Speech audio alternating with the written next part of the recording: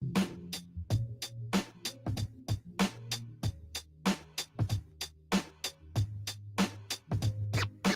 now, we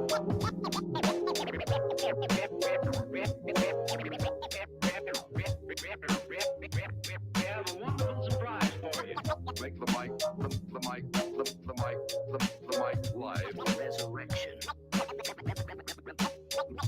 Make the mic live. It's funny how the music put time's perspective. How the soundtrack to your life is perfected. Whenever you are feeling blue, keep walking and we can't get far. It's funny how the music put time's in perspective. How the soundtrack to your life is perfected. Whenever you are feeling blue, keep walking and we can't get far. Wherever you are, like a movie that you can't predict. Like a book that you can't resist. A sing-along song that's so sensual. Bring along sex to make it all so sexual. Verbally that is, make you love to the music means vibe to the beat at night.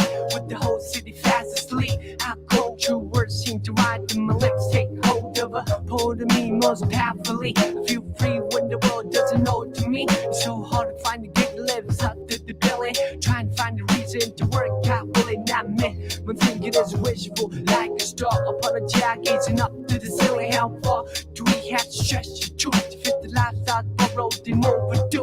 We can take it all back to the register and start all over from the canister. Just break it all down in a piece of right. Moments that pass by like you need it, alright.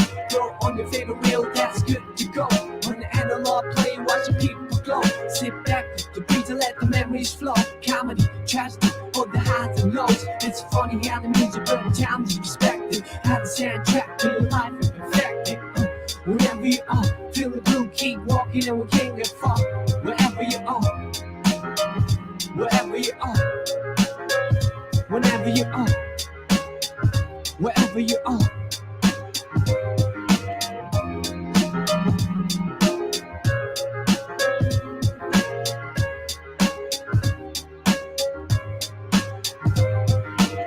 Like a move that I can't predict.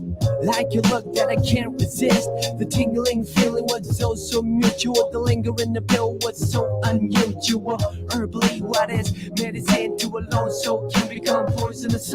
With the whole city fast asleep. How cold true vision seem to come to the eye. Take hold of a prophet in me most visibly. I see clear when the world doesn't show it to me. It's so hard to make sense in the cycle of. Step into Wix Studio, the web platform for agencies and enterprises, where creative freedom meets absolute efficiency. Billy, trying to find a reason to quit.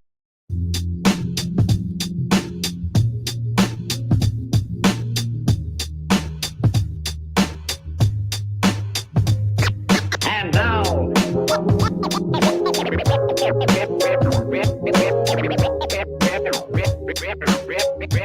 have a wonderful surprise for you. Make the mic live. Resurrection. Make the mic live. It's funny how the music put time's in perspective. How the soundtrack to your life is perfected. Whenever you are feeling blue, keep walking and we can't get far. It's funny how the music put time's in perspective. How the soundtrack to your life is perfected. Whenever you are feeling blue, keep walking and we can't get far. Wherever you are, like a movie that you can't predict. Like a book that you can't resist. A sing-along song that's so sensual. Bring along sex to make it all so sexual. Verbally that is, make you love to the music means vibe to the beat at night. With the whole city fast asleep. How cold true words seem to ride to my lips. Take hold of a part of me most powerfully. I feel free when the world doesn't know it to me. It's so hard to find a gig that lives up to the billing. Trying to find a reason to work out, will it not me? When thinking is wishful, like a star upon a jar, gazing up to the ceiling. How far do we have to stretch the truth to fit the lifestyle borrowed and overdue? We can take it all back to the register and start all over from the canister. Just break it all down in a piece of right. Moments that pass by like you need it, alright. Throw on your favorite reel, that's good to go. On the analog play, watch the people glow. Sit back with the beat and let the memories flow. Comedy, tragedy, all the highs and lows. It's funny how the music put time's in perspective. How the soundtrack to your life is perfected. Whenever Whenever you are, feeling blue, keep walking and we can't get far. Wherever you are, wherever you are, whenever you are, wherever you are.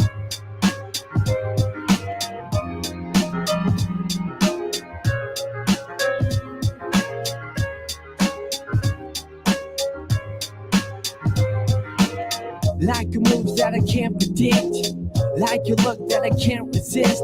The tingling feeling was so mutual. The lingering appeal was so unusual. Herbally, what is medicine to a lone soul can become poisonous.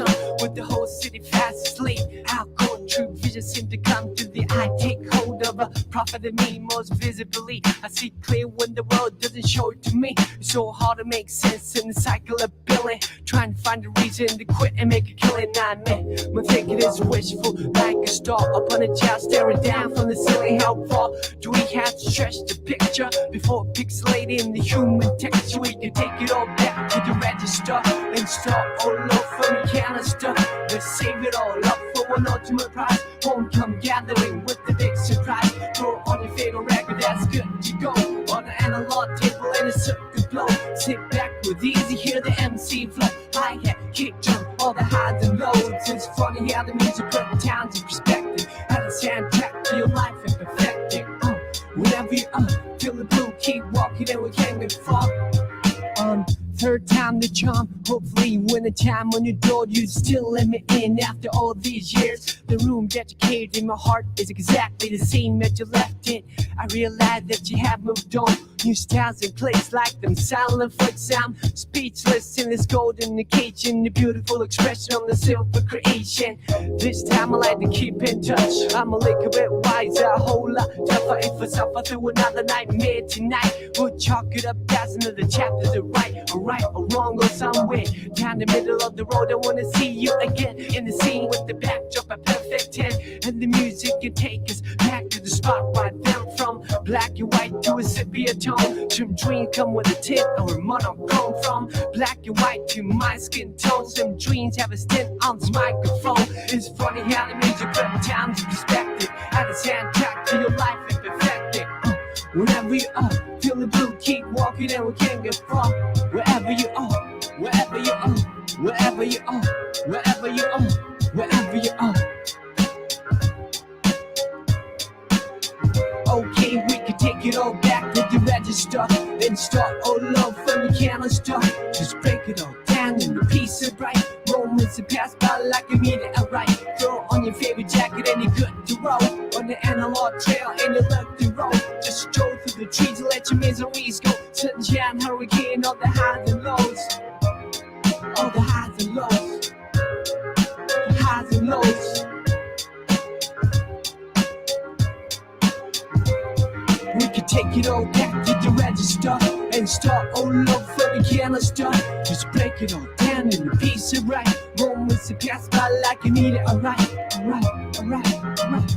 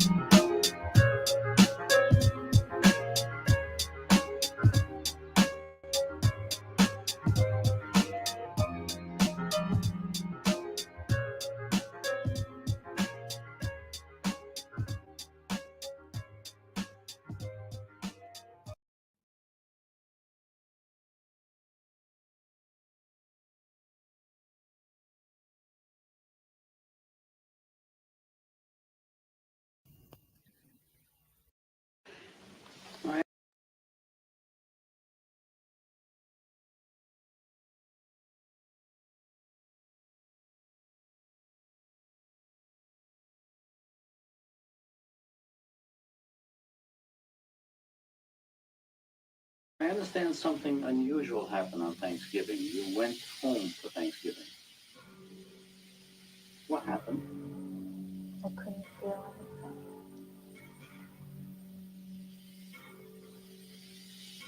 And And my son and I were in my bedroom, in my son's bedroom, I realized that I was the devil.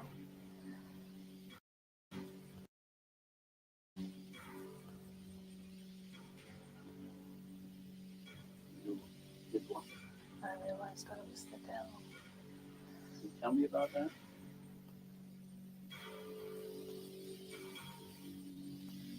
When you say you were the devil, did you feel something unusual? Like I couldn't get back. Couldn't get back to where? Back from where? From everything I thought I loved. When I realized I probably didn't love anything ever.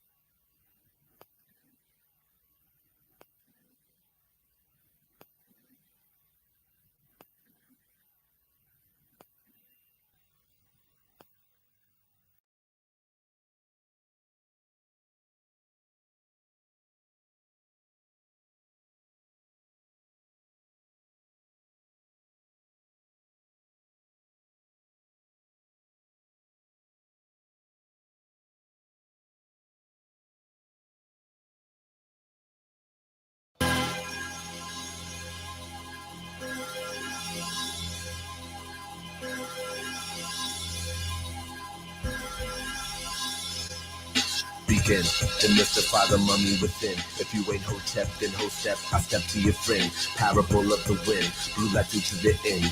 In this night's kicks and fights against time and the friends. Slowly day and night blend, twilight takes home and then. Open sky sprouts and eyes, solo singular sin. Downward glance up a grin, half the women and men. Children born of the morn, go until daylight's in. Children born of the wind, take the night as their friend. Starlit sky, many-eyed, wonder of the within. Fear original sin, death nowhere near the end. Once upon, break a door until the light paper thin. Know where my hopes and my fixes. I don't see those kids just for the good. I know my children move one way, and beware of the lyrical gunplay. Know where my hopes and my fixes. I don't see those kids just for the good. I know my children move one way, and beware of the lyrical gunplay. The coroner, I smoke for weeks. Deadpan like dead man through chimney peaks. I streak the skyline, I blew through birds. High notes, I stay slow, I'm lost for words. The storefront preacher, the Sunday best. The dangling cross between legs and chest. The country farmer, the hold down champ. The rhythmic armor, the cosmic dance. The buck and gully, the native son. Bigger and deafer, the freshest one. The soul increases, the flavor drills. The confidence loaded through dollar bills. The fuck I care for, the bold-faced lie. The been there and done that, the do or die. The dirty, the filthy clean. Sucked out and nerdy, no in between. Know where my hopes and my fixes. I don't see those kids just for the bad. I know my children move one way, and beware of the lyrical gunplay. Know where my hopes and my fixes. I don't see those kids just for the bad. I know my children move one way, and beware of the lyrical gunplay. The black is berry, the sweetest juice. A complex nigga born a simple truth. The solar polar, the chosen side. The black face mammy of the bluest eye. The battered woman, the dream deferred. Now caught up and paid in full, that's my word. The jungle brother, the flying stone. The rock hard nigga give a dog a bone. The marrow's morrow, the newest breed. The headline merging between word and deed. The search for balance, a quest for peace. A tribe called nigga, what the chief. The distant lover, the close-up clown. The iced-out grill with the screw-faced frown. A wealth of violence, a violent wealth. You caught up, nigga, better watch your health. Know where my hopes and my fixes. I don't see those kids just for the bad. I know my children move one way, and beware of the lyrical gunplay. Know where my hopes and my fixes. I don't see those kids just for the bad. I know my children move one way, and beware of the lyrical gunplay.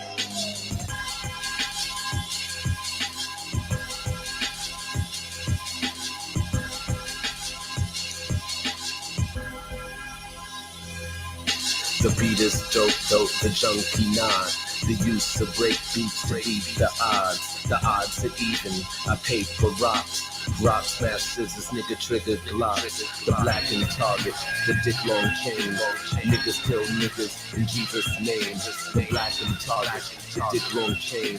Niggas kill niggas in Jesus' name. Niggas kill niggas in Jesus' name. Niggas kill niggas in Jesus' name. Niggas kill niggas in Jesus' name. Niggas kill niggas in niggas.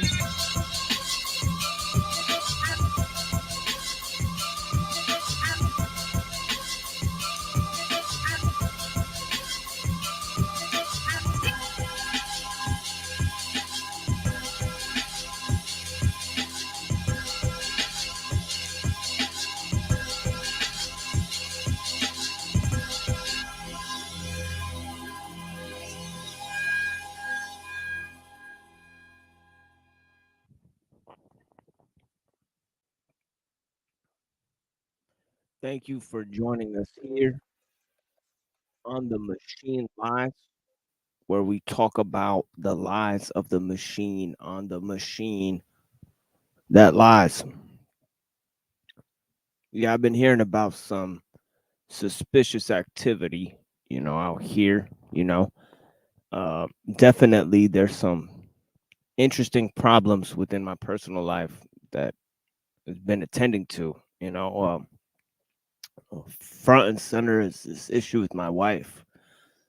A long time ago, me and my wife separated. It seems like a very long time. It's been about 6 months.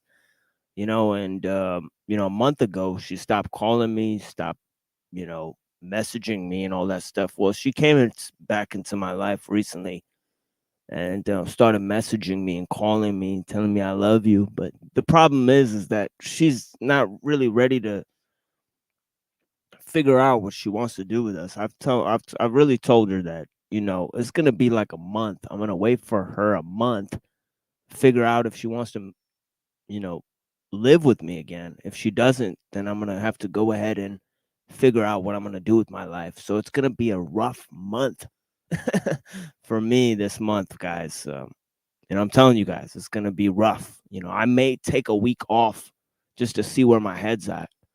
I know a lot of people are taking a lot of time off, but yeah, it's very emotional, trying time for me.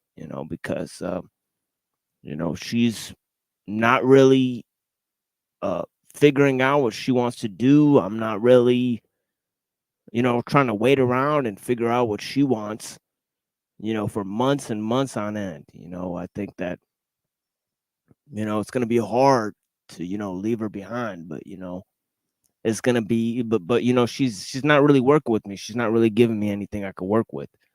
So, she keeps fucking me in my head. I'm gonna just have to, figure out what my path is here. You know what I mean? But yeah, I noticed. I told her here, come up here in the chat. Maybe she fell asleep. I don't want to give her the benefit of the doubt, but she's not even here to watch my show. It's rough, man. But nonetheless, we're facing lots of opposition online as well. It's not just in the time that we're going through in our personal lives, but it's also the metaversal life, isn't it? Last time our video was mass reported. We're going to have to clean it up today, guys. And we're going to have to keep it tidy today. I might even stop people from cussing and shit. The reason is because, man, people are trying to mass report stuff, porn bomb. They've been out here today. And a lot of the metaversal cowards, are afraid to talk to the machine lies. And none of these channels want to come around here anymore. They've had enough of this shit. I had some of my buddies here last few times kind of tear into the worldview, and they didn't like that very much, even though everything was cordial. Nobody liked it very much. And I think that a lot of people will not be returning to this channel. We've severed our relationship with a lot of the online groups, okay, that venture these parts. All right. Okay. So coming up, we're going to do some important presentations, but then we might take a break for a week. All right. Well, we'll see what happens. All right. But yeah, bless you guys, man. You know what I mean? Yeah. Yeah. Thank you guys. I'm going to be here for you guys though, email me, call me, do whatever you need to do. Bless you guys, man. Yeah, that's right. I'm your brother. I'm your brother, Lex. You know what I mean? That's how it is, man. And I love you guys, man. You know what I mean? Pray lean. Yeah, thank you so much, man. You know what I mean? Yep. Now I'm looking for some answers now. I'm tired of the questions. You know what I mean? And sometimes you don't need the answer. Don't ask why if you know it's wrong. You know what I mean? Yeah, thank you guys for being here for me, man. I see you guys, man. Raccoon City, I see you, brother, man. Arpol, I see you, man. Thank you, man. Yeah, some of our buddies, we had a bad argument with the brother Talcott. I don't think we'll be working with the brother Talcott in the future. The reason is because he has made some personal insults and even lied on his show today and said that we kicked him off the show. We had never done such a thing. It was a complete lie. Lying with Cynthia. And a lot of these online groups, we got to figure out the answer, what these people actually want out here. You know what I mean? I contributed so much to his show. I did a presentation on time. The guy says, "Oh, you gave me so many good answers. I almost started crying, and stuff." And he's saying he's crying, and then he turns around and says I contributed nothing to his show. So, people who are in that state of delusion, who are willing to take back their blessings, just complete arrogance, it's just, they need to figure out what's good for their emotional health first.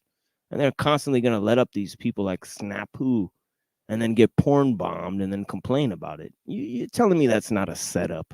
Come on, man. How stupid are you people? I mean,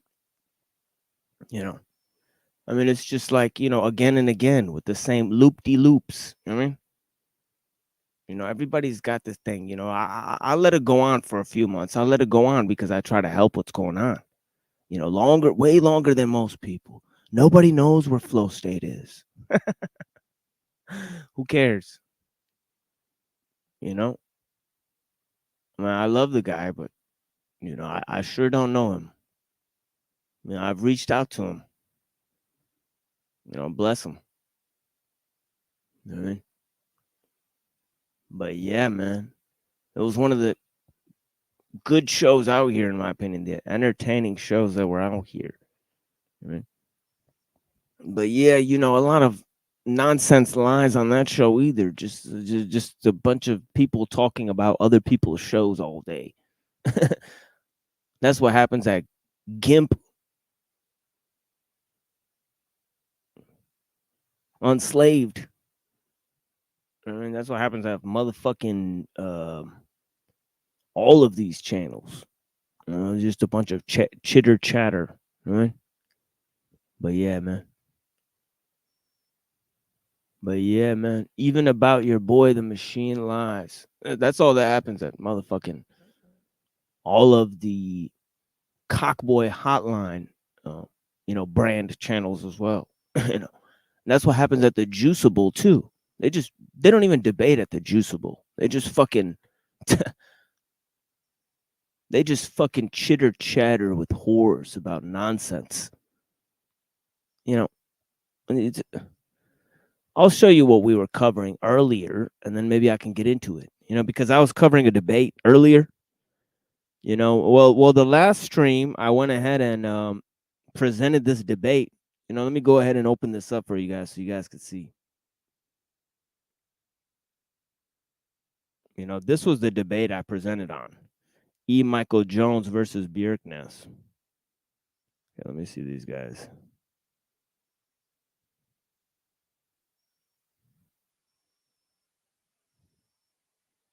Where are they on the screen together? Yeah, this Bjerknes debate with E. Michael Jones. And if you guys see, where's the coverage for this? It's in the last episode. So you guys see this episode, but then I didn't get to do my reading at the end of the episode. That's how it goes, guys. So. Wrong when I said that Logos is defined as the Father, as God. Not defined as the Father. And that specifically that's wrong. says that Logos was Theos. That's not. Okay, so we had a whole debate. Okay, then we had Sarah from Mindful Exposures come on. Okay, she talked a lot of interesting information about our electronic devices and the way they affect our sleep cycles.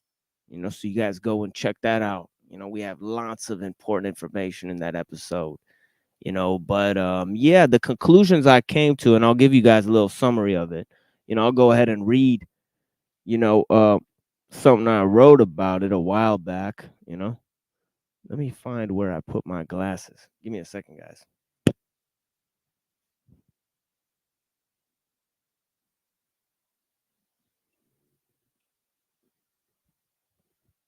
And we're going to slowly get back into the material here. But yeah, let's go to this, and then we'll look at a presentation by John Swin.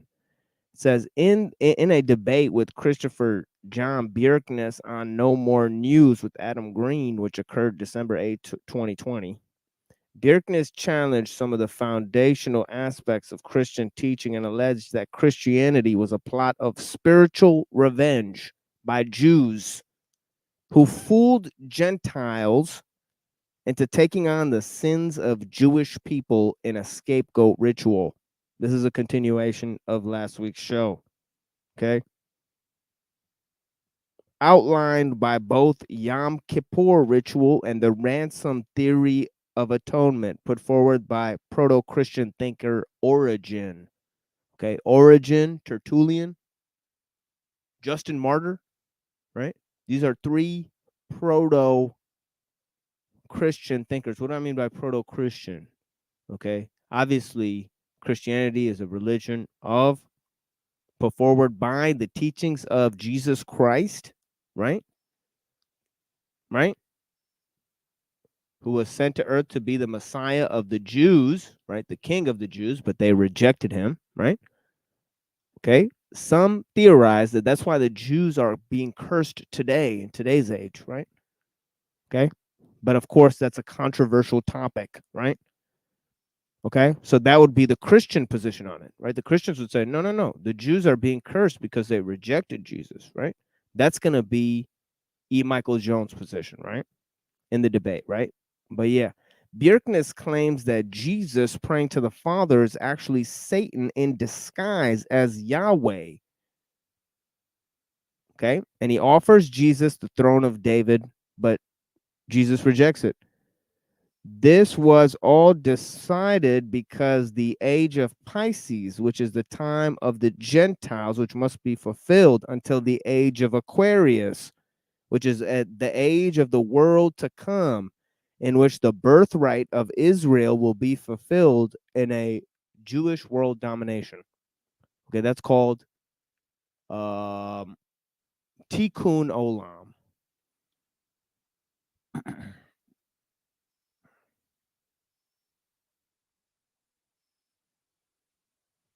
Yeah.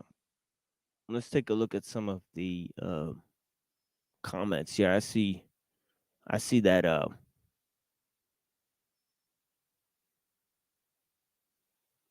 am I not audible? Can you guys not hear me?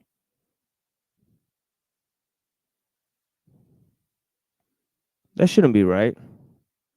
Can you guys not hear me?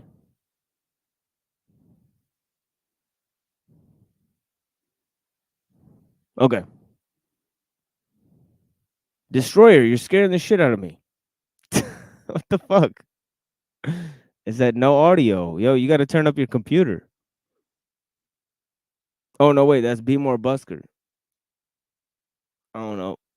Yeah, Be More Busker and Destroyer. I always get their icons mixed because they kind of look, it's like the black and white thing. But yeah,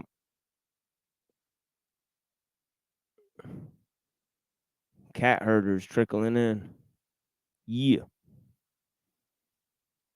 Take a break, fast and pray. Yeah, that's what I'm thinking of doing. You know what I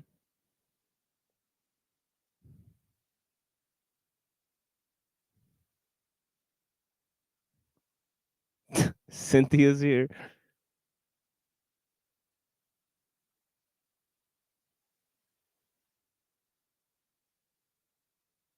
Yeah. Cynthia's spurging out. Machine lies. Peace and love, brother. Thank you, brother, man. Bless you, man. Thank you so much for that message you sent, Just Frank, man. That was the real deal, man. Bless you, man. I'm glad you're enjoying the book there, man. You know. Yeah. Okay. Jones versus Bjerknes. It was fucked up. Be More Busker. You got to turn your computer up, son. Do you read Arabic? I can read it, but I can't speak it. You know what I mean?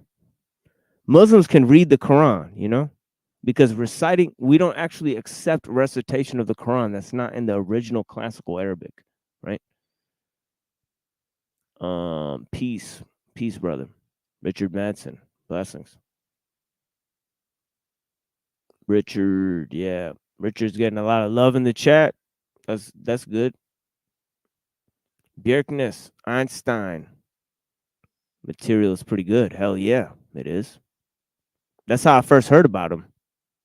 So Einstein was a hoax. Christianity needs to be true for Islam to be true. Maybe Aryan Christianity, right? Maybe the Christianity that Saint Arius practiced, right? Which rejects the Trinity, right? Maybe that one. You know. But yeah, Islam rejects the Trinity though, you know. But yeah, put forward Christ Jesus, not really Christianity.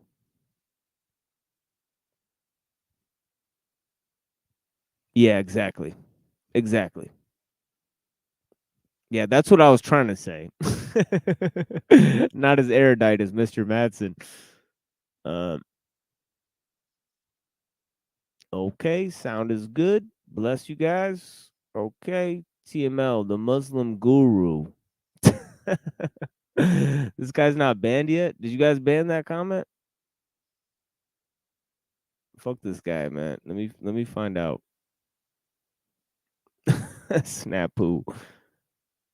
Oh my god. You guys didn't ban Snapu? Ban that cocksucker. What are you guys waiting for? Thank you, mods. That little bitch. Snapu yaps. The dickless castrato got his dick blown off. Oops. He's from the dirty part of India, man. He's one of those poop guys. Rubs poop on himself. That's why he's brown. They brown from the poop. You know. I mean, look at me. I'm Pakistani. I'm not dirty like that. I don't look like that. You know, I don't look like Toilet Bowl Earth and Snapu Snaps. Soylent Troll. I don't look like these little faggots. I'm tall and handsome. It is what it is, man. How the fuck switch account here? All right.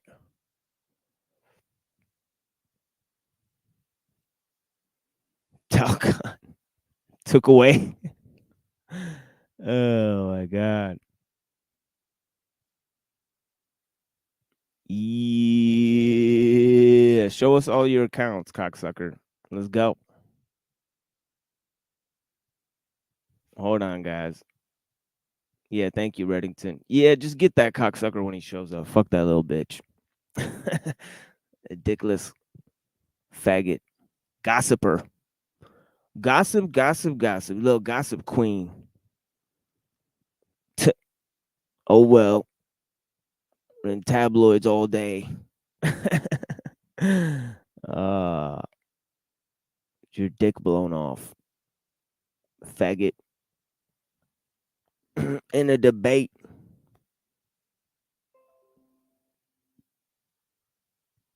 With Christopher John Barkness. All right. Yeah, Jewish world domination. That's Tikkun Olam, right? World to come, right? The age to come. Kingdom of heaven, right? Kingdom of God, right? Right? Some have mistaken it to be a earthly kingdom, right? Is that what it is? All right. Okay, to this end, Greek themes were employed to fool the Gentiles, right? Elements of Orphic Pythagorean religion, which was seemingly a hermaphroditic cult, existed within Christianity, according to Bjerknes. Okay, I'm not saying this, it's Bjerknes, all right, as well as the heretical concept of the logos, borrowed from Heraclitus and developed in Neoplatonism of Plotinus. Bjerknes says that logos is the belief in the monad of panentheism. And such a belief precludes belief in the emanations of God and is fundamentally derived from Gnosticism. Okay. That's why we're coming into mythicism. That's what this show is going to be about. Mythicism, dismantling mythicism, right? Okay, which is the belief that Jesus Christ did not exist, that Jesus Christ was a myth. I wholly reject that view, right? I think that Jesus was a historical figure, right? Okay. As historical as any historical figure is, really, you know? Not a myth. Okay. Bjerknes says that logos is the belief in the monad of panentheism, and such a belief precludes belief in emanations of God and is fundamentally derived from Gnosticism. Okay, which is the same as the views of the mythicists. That's what the mythicists believe, right? The mythicists, okay, believe that Christianity came from Gnosticism and astrotheology, a la Orphic Pythagoreanism, right? Which itself is a mix of Zoroastrian and Greek mystery cults, right? Anyways, the debate breaks down when Bjerknes misidentifies the logos of John as the Father when Jones corrects him, okay? And says it is the second person in the Trinity. Apparently, Bjerknes does not do well in terms of understanding Christian doctrine on its own terms. Instead, relies on radical theorists like Walter Bauer and others influenced by the Tübingen school. The Tübingen school is such a influential school in terms of radical views of Christianity. Right? Right? I think there's truths to astrotheology, but I think to say that Jesus Christ was a myth, I think that's a little bit taking it too far, in my opinion. You know, because it's a misunderstanding of the methodology of the historians, right? But anyways, Bjerknes is, of course, reflecting on the line, the word was God, or logos was theos. Okay? Okay, seeing all three members of the Trinity, okay, not just the Father. E. Michael Jones further alleges to say that Jews created Christianity and is preposterous, and that Christianity was born out of a conflict between Christians and Jews. By rejecting Jesus, Jews became a new religion. Okay? The Gospels and St. Paul reject the fact that what makes Jews chosen is because they are descendants of Abraham. Abraham existed before Moses and did not follow the laws of Leviticus or anything similar. Bjerknes instead says that Jesus never existed, contrary to the thesis that we employ, right? Okay. And the majority of scholarly opinions, as we'll see, right? The scholarly opinion, right, is that Jesus was a historical figure, right? Mythicism is rejected by most scholars. Okay. It's wholly rejected by most scholars, right? Right. Most historians say that Jesus was a historical figure, right? Okay. Okay. And if you're thinking of why we're talking about this, go ahead and click on the previous episode. You can still leave this tab open, leave it playing, you know, but open up a new tab and go and look at the different definitions, okay, that I employ there, because it's a kind of a recentering of the show material into a new, and I'm also telling you guys what's coming up next on the show, you know. So I'm having a presentation on Buddhism, presentation on food politics, presentation on the history of feminism. We'll do some, and a presentation on the philosophy of history, right? So we'll do some presentations here, you know. Thank you guys. You know, but yeah, let's take a look at some of this. Bjerknes says that Jesus never existed, okay, but that he was based on Phanes Protagoras of the Orphic Pythagorean hymns. Jews made up a religion to make Romans worship Saturn. The Jews had already broken their covenant before Jesus and did not need to reject Jesus in order to lose God's covenant. And besides, the Jews still believe they are chosen, and is shown by them about themselves, and yeah, they say that about themselves in the Talmud and the Zohar, which contains a unique interpretation of the verses in Isaiah 53, Psalms, and other places that mention a quote-unquote suffering Messiah. He says, in the Talmud and the Zohar, traditions of the Jews like Isaac Luria, there are two Adams, two Eves, and two Messiahs. as well as a dual nature of God that includes a feminine aspect that is labeled the Shekinah. The Shekinah, all right? While the Jews represented vessels of light of the tree of Sephiroth, the Gentiles represented the polar negative Kalipat, or the inversion of the universal order. Gnosticism led to the Kabbalah. Bjerknes alleges that Christianity came from all these forms of Jewish mysticism, but does not explain why the Talmud does not show up until after Gnosticism, or the Lurianic Kabbalah until the 15th century and beyond, and furthermore claims that the plot to exterminate the Gentile is located in the plot to eradicate Edom, or Amalek, which is the ancient enemy of Israel represented by Greek or European culture. This not only does not explain why Greek attitudes were used to construct the Gnostic views, or why such views did not appear until the 2nd century, and seem to present some sort of reaction to Pauline epistles, which appear much earlier.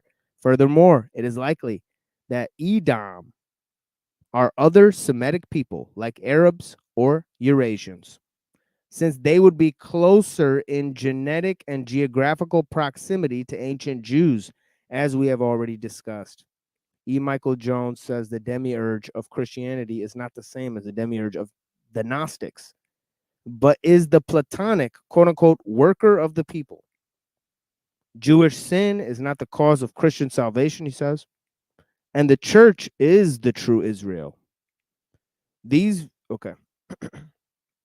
So that was some of their views, all right? So we have mythicism versus the traditional Christian view, okay? Then I started to look at the other views, okay? Okay, so this is the hoax thesis that Christianity was invented.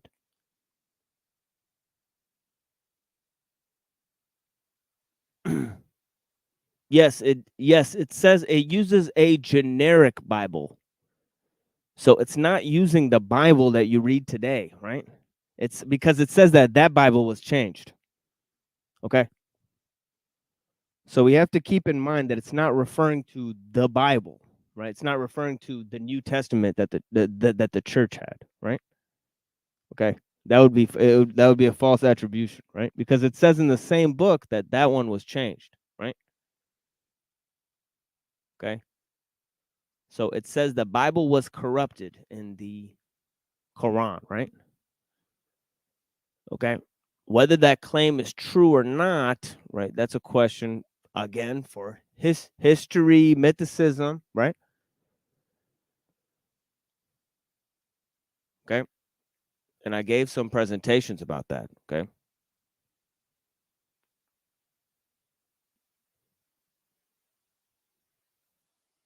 Yeah. Yeah. Donate to us, broke niggas. Bless you guys. You know?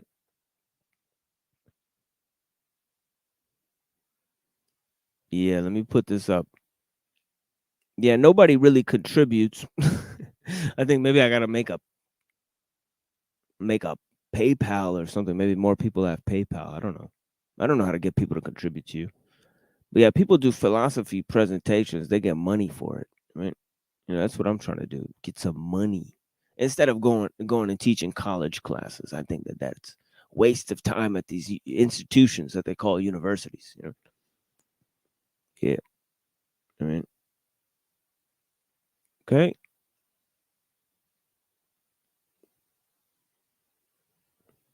Blessings, Yellow Cake, man. Thank you. Thank you for being here. So prior revelation was false, but the later is true. Yeah. Yep. If the old revelation were still true, then why would you need new revelation? You just say go read the old shit. Right? No. The Quran says it's sent as a correction, right? To the other revelations, right? And again, You don't have to believe that. That's just a claim that the Quran makes, right? You know, and I'm just here to elucidate the claims that each of these religions is actually making and what people have said about them. Okay, what the astrotheologists, the Gnostics, the Christians, the radical New Age thinkers, right? The the Jews, any of those groups, what they say about these things, right? To clarify their viewpoints, what the Muslims say about it, right? Right? Just to clarify their viewpoints so that we can take a look at each one of those views, right? And analyze and examine for ourselves. Then you guys can come to your own conclusions. I'm not going to hold your hand. Okay. All right. Right in the second surah, Surah Baqarah. Right? Right? Surah Baqarah, it says that the Christians claim that God has taken a son for himself. Okay? That is false. Right? And it says that the Jews wrote in the book with their own hands. This is in the second chapter, Surah Baqarah in the Quran.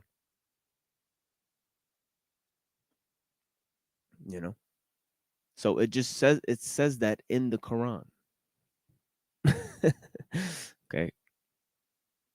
All right. All right. I believe that. Yeah. Yeah. Those are Muslim beliefs. Those are mainline Muslim beliefs. Should be, If there's there's probably hundreds of Muslims online and on YouTube saying that the Quran agrees with Christianity. All religions are one, and the Sufis and all this bunch of horse shit. Go read what it says in the Quran. You guys got to read it on your own. Don't listen to YouTube videos. All right. This is important stuff. All right.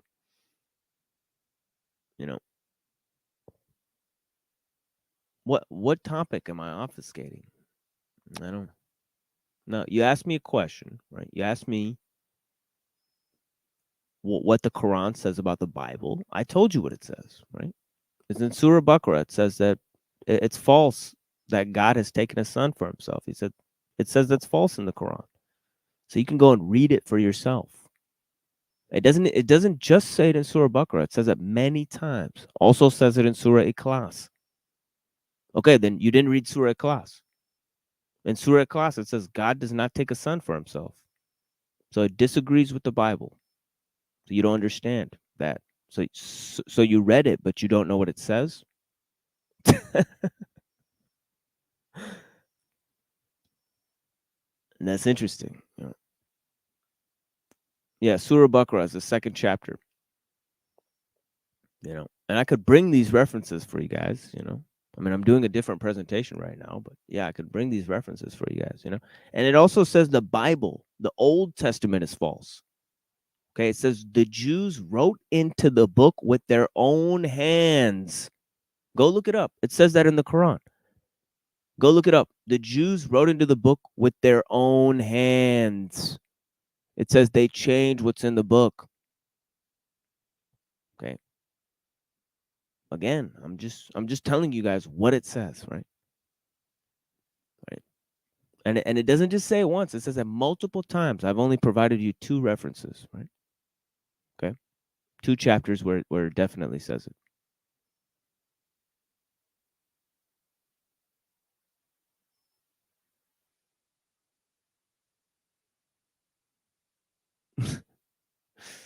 Mr. Minor Spurging. There's no idea what the fuck he's talking about. Now he's just gonna make up things that it says in the Quran. All right. All right, buddy. Yeah, but everybody can go and look it up. So all right. Go read it for yourself, guys. Don't listen to people in YouTube chats and online YouTube videos. That's all right. All right. Thank you. Anyways, let's take a look at some of this presentation here. Yeah, because we got to move on. If people aren't going to bring the heat there in the chat there with the good questions and the analysis, we got to just move on. People just spurging in there.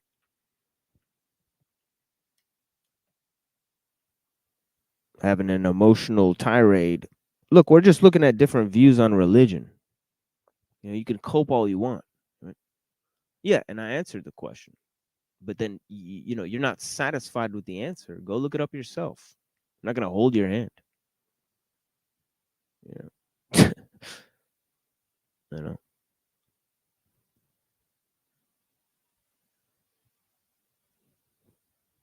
Okay, let's open up this presentation. Right, and then you said that there's a lying God. Yeah, that's called spurging, my friend. You start insulting people when you figure out you're wrong. Tisk tisk. Well, people will get it one day.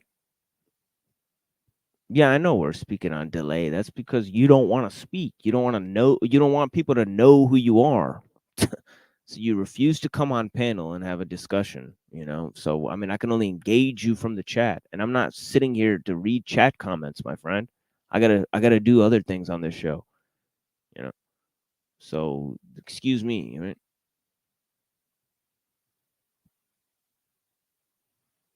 So yeah, if you want my full attention, come on panel sometime. I mean, what can I say?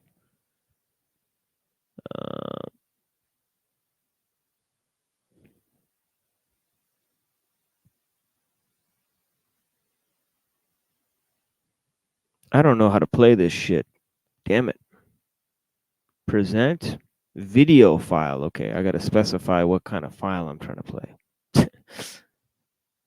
Son of a bitch. Fuck it. I'll do it live. All right. On your rights and freedoms and principles. Hello there, this is John Swin. I hope you're all having a wonderful day. This video will be covering information regarding Paul E. Vallely and his role in PSYOPs, Delta Force, his role at Fox News, the Iraq War, the Tea Party, and alternative media. Paul E. Vallely, born November the 29th, 1939, is a retired US Army Major General and senior military analyst for Fox News. He served in the Vietnam War and retired in 1993 as Deputy Commanding General, Pacific Command. In 2004, together with retired Air Force Lieutenant General Thomas McInerney, Vallely co-authored the book Endgame, The Blueprint for Victory in the War on Terror. So an interesting note to begin with is, in 2007, Alex Jones released a documentary film called Endgame, Blueprint for Global Enslavement. As far as the General Vallely co-authored book goes, I guess we should listen to the guy who helped lobby the public into supporting the Iraq War, with the narrative of being an effort to combat terrorism, on how to end the quote-unquote war on terror.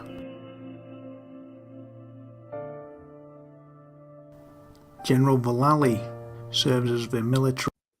That's true right there. Yeah, basically, yeah, it's kind of the same thing. And I apologize to Mr. Miner if they're talking about putting him in timeout. I did not ask anybody to do that. So, the only person you put in timeout so far that should be put in timeout is Snafu. But it's okay if you guys did that. But yeah, I'm sorry, Mr. Miner, if they did that to you. But yeah, Paul is the Christian Muhammad these days. Yeah, that's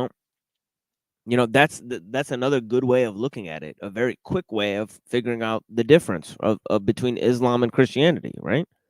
Whereas, say that if you had a Christianity that skipped over Paul and just went straight to Muhammad, instead, well, that is basically what Islam is, It's like a Christianity that pretends like Paul never showed up to be apostle to the Gentiles. It's actually saying the role of apostle to the Gentiles is basically given to the Prophet Muhammad, because Islam is the one that spreads to the Gentiles, right? Because I think when it's talking about the Gentiles, in the Bible, it's referring to the neighboring Arab tribes, right? In my opinion, right?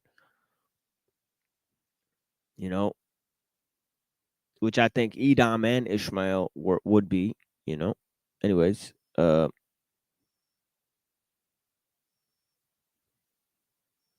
yeah, I think Muslims are a scapegoat in today's world. We looked at some of that, but the problem is that Islam is also being weaponized through being made a scapegoat. So there's lots of ignorant Muslims around the world, right? You know, that don't really understand the problem. And then they're being perpetuated by these kind of groups, right? Frank Gaffney was famous because he wrote the book that Obama is a Muslim. You know, so he tried to scapegoat Islam and say that Sharia law was going to take over the country. That was one of the first instances of the QAnon narrative going on. Right? You know what I mean? You know? Yeah, the Disinfo company, yeah. Tied to Joe Rogan and Alex Jones, right? Okay, let's go on with this. Committee chairman for Frank Gaffney's Centre for Security Policy. The Centre for Security Policy is financed by major military-industrial complex corporations such as General Dynamics, Northrop Grumman, Lockheed Martin, Boeing and Raytheon, as well as big foundations such as the Sarah Scaife Foundation, the Bradley Foundation and Templeton Foundation, as well as Zionist billionaires such as Nina Rosenwald.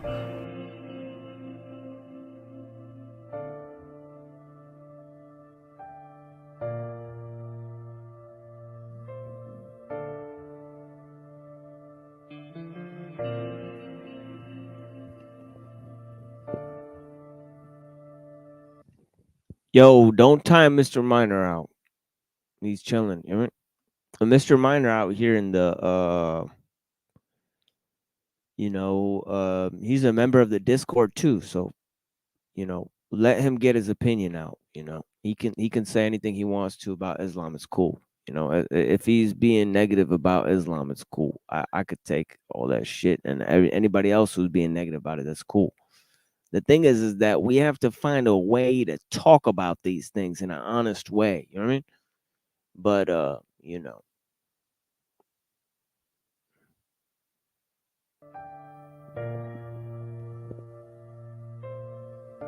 Frank Gaffney and his associates, an extended group such as the Committee on the Present Danger China.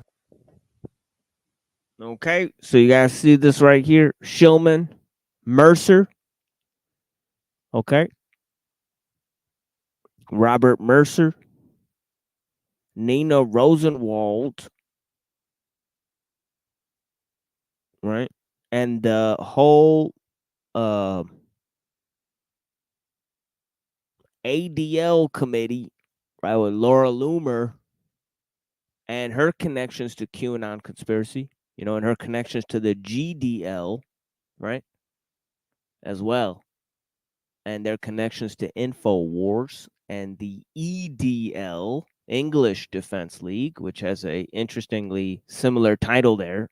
You know what I mean? Right. Okay.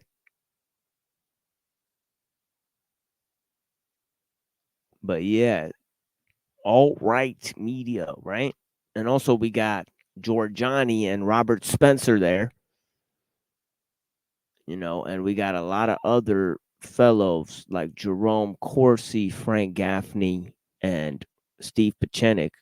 And I wish that I would have brought certain other people into that, because we have some interesting connections now with some people that know a lot about these topics. So we'll be bringing them on soon to talk about more about the QAnon conspiracy, what they know about it. But yeah, I wish Islamophobia network. I wish Krakow was still here. Rest in peace, Krakow. We were going to work with Krakow, but he passed on. But yeah, bless him for bringing what he knew forward about the QAnon conspiracy as well. The likes of Daniel Pipes, David Horowitz, Robert Spencer, and Pamela Geller served the interest of the financiers. General Vallely is no different in that respect. Working for the Centre for Security Policy, Vallely would occasionally write articles and give lectures on the war on terror. Some of his public statements have caused controversy, such as proclaiming that we are not going to permit a Shiite victory in an Iraqi election, and claiming that the war on terror is a war. Okay, you guys see this? You guys will see Ben Shapiro using this term a lot. Okay, you guys will see Jordan Peterson using this term a lot, right? Okay, Jews and Christians use it, right? And evangelicals, right? They use the term Judeo-Christian. Okay, this chimerical term. You know what I'm saying, right? You know what I mean?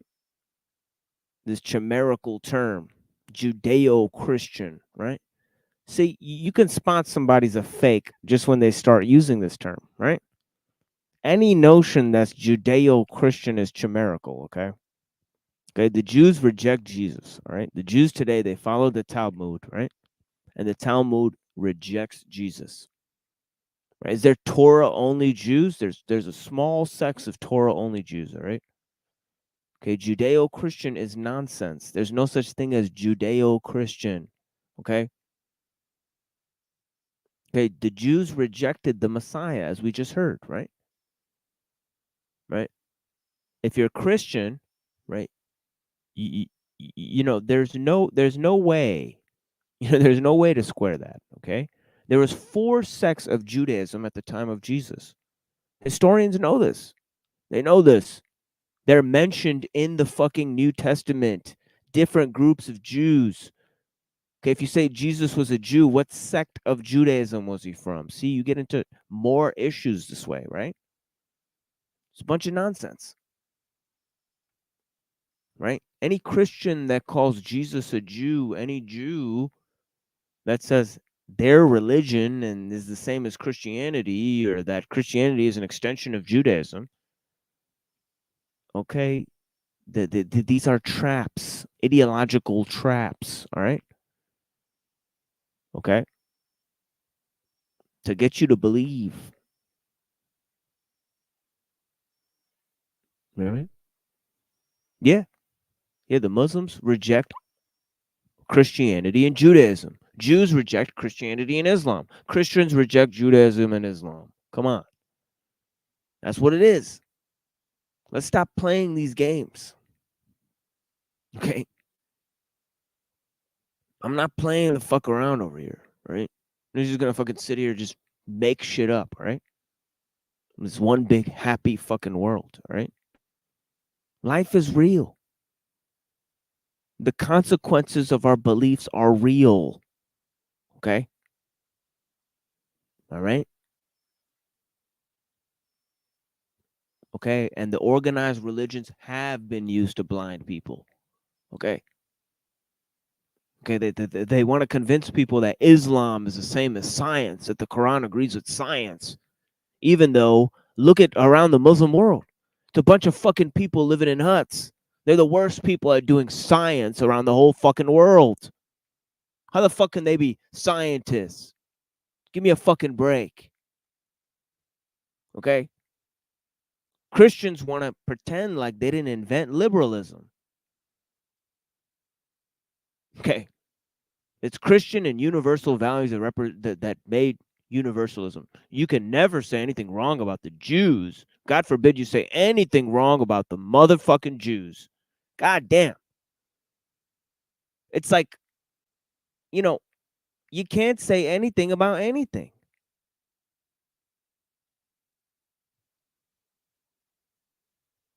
Well, the solution. Happy Valentinism Day.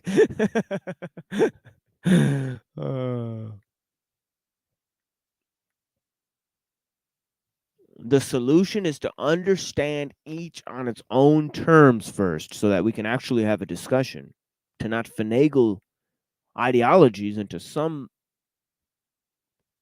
unlikely median and then force that upon people. How's that going for everyone? Judeo-Christian. What do you get for that? You know, Judeo-Christian means nothing, especially when it means nothing different than European or Western. And it also means Greek somehow. See the problem?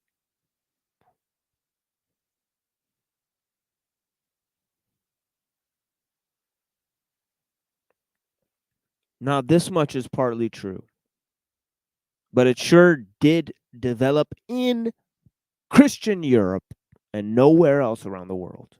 Right?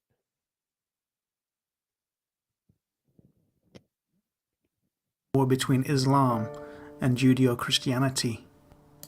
That's what's going on. If you don't understand that, then you don't get it, said General Vallely. Vallely's religious war ideology is one similar to Eric Prince's religious crusade rhetoric, held by many of his close associates during his time operating the private military group Blackwater, who received government contracts to operate in Iraq. The slaughter of civilians for sport, weapons smuggling, destruction of evidence, wholesale corruption, and finally murder. In our third story in the countdown, a full-fledged criminal enterprise executed by the military contractors known formerly as Blackwater. Yeah, thank you for joining Raccoon City, man. I know exactly what you're feeling, man. I feel sick too, man. Sick in my heart. You know, man, I hope that we do get some, I feel like there is a bright future for us, man. We're going to make some money in this world, man. And you already know if I get a little money, I'm going to break you off with some of it, man. You know what I mean? So stay up, man. You know what I mean? We on the come up, man. Bless you, man. Thank you for being here, brother. I pray for you, man. For real. And, you got a whole family out here, man. Don't think you got to struggle on your own. You know what I'm saying? Don't be shy, man. I mean, you know what I'm saying? Bless you, Raccoon City, man. According to the sworn testimony of two of its employees. The Nation's Jeremy Scahill, who broke the story, joins us in a moment. The details come straight from two sworn affidavits filed late last night by persons whose identities have been sealed to protect their identity, men who have previously cooperated with federal prosecutors in the criminal inquiry into Blackwater. From John Doe number 2, a former member of Blackwater's management team, quoting the affidavit, it appears that Mr. Eric Prince, Blackwater's founder, and his employees murdered or had murdered one or more persons who have provided information or who were planning to provide information to the federal authorities about the ongoing criminal conduct. On several occasions after my departure from Mr. Prince's employ, Mr. Prince's management has personally threatened me with death and violence. John Doe number 2 also stating that Mr. Prince, pictured here, smuggled unlawful weapons into Iraq, including sawed-off semi-automatic machine guns with silencers and illegal hand grenades. And the affidavit also says that Prince, quote, views himself as a Christian crusader eliminating Muslims and the Islamic faith from the globe. To that end, Mr. Prince intentionally deployed to Iraq certain men who shared his vision of Christian supremacy. Many of these men used call signs based on the Knights of the Templar, the warriors who fought the Crusades. Mr. Prince operated his companies in a manner that encouraged and rewarded. Yeah, but that gets too convoluted right there. Call them heretics. I mean, who am I going to call heretics? The Jesuits say the Protestants are heretics. The radical Protestant groups say the Jesuits are the fucking heretics.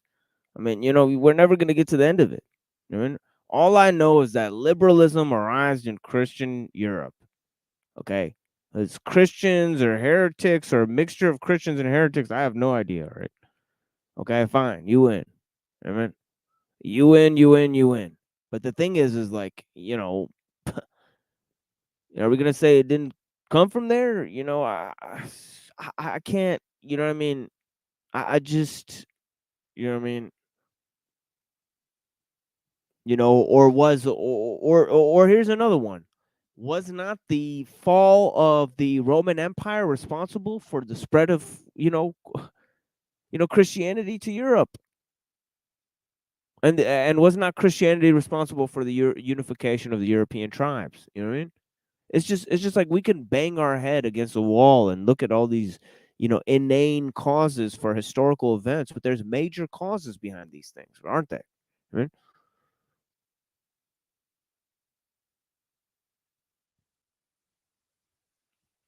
yeah, there's whole books written on the subject, and I'm somebody who's written a whole book on the subject. So, check out the book. Email me get a copy of the book and tell me what you disagree with in the book, right? Because I've elucidated these things, right? You know, and I didn't say it just came from one group, right? But yeah. The destruction of Iraqi life, going to Iraq to shoot and kill. Man, me and Mr. Miner are doing this show together today. Much love, Mr. Miner, man. Bless you, man. It's all good. Iraqis was viewed. We having a little impromptu debate here, which is all good. You know, it's all fun. You know, Muslim versus Christian. We did that before on the Juiceable.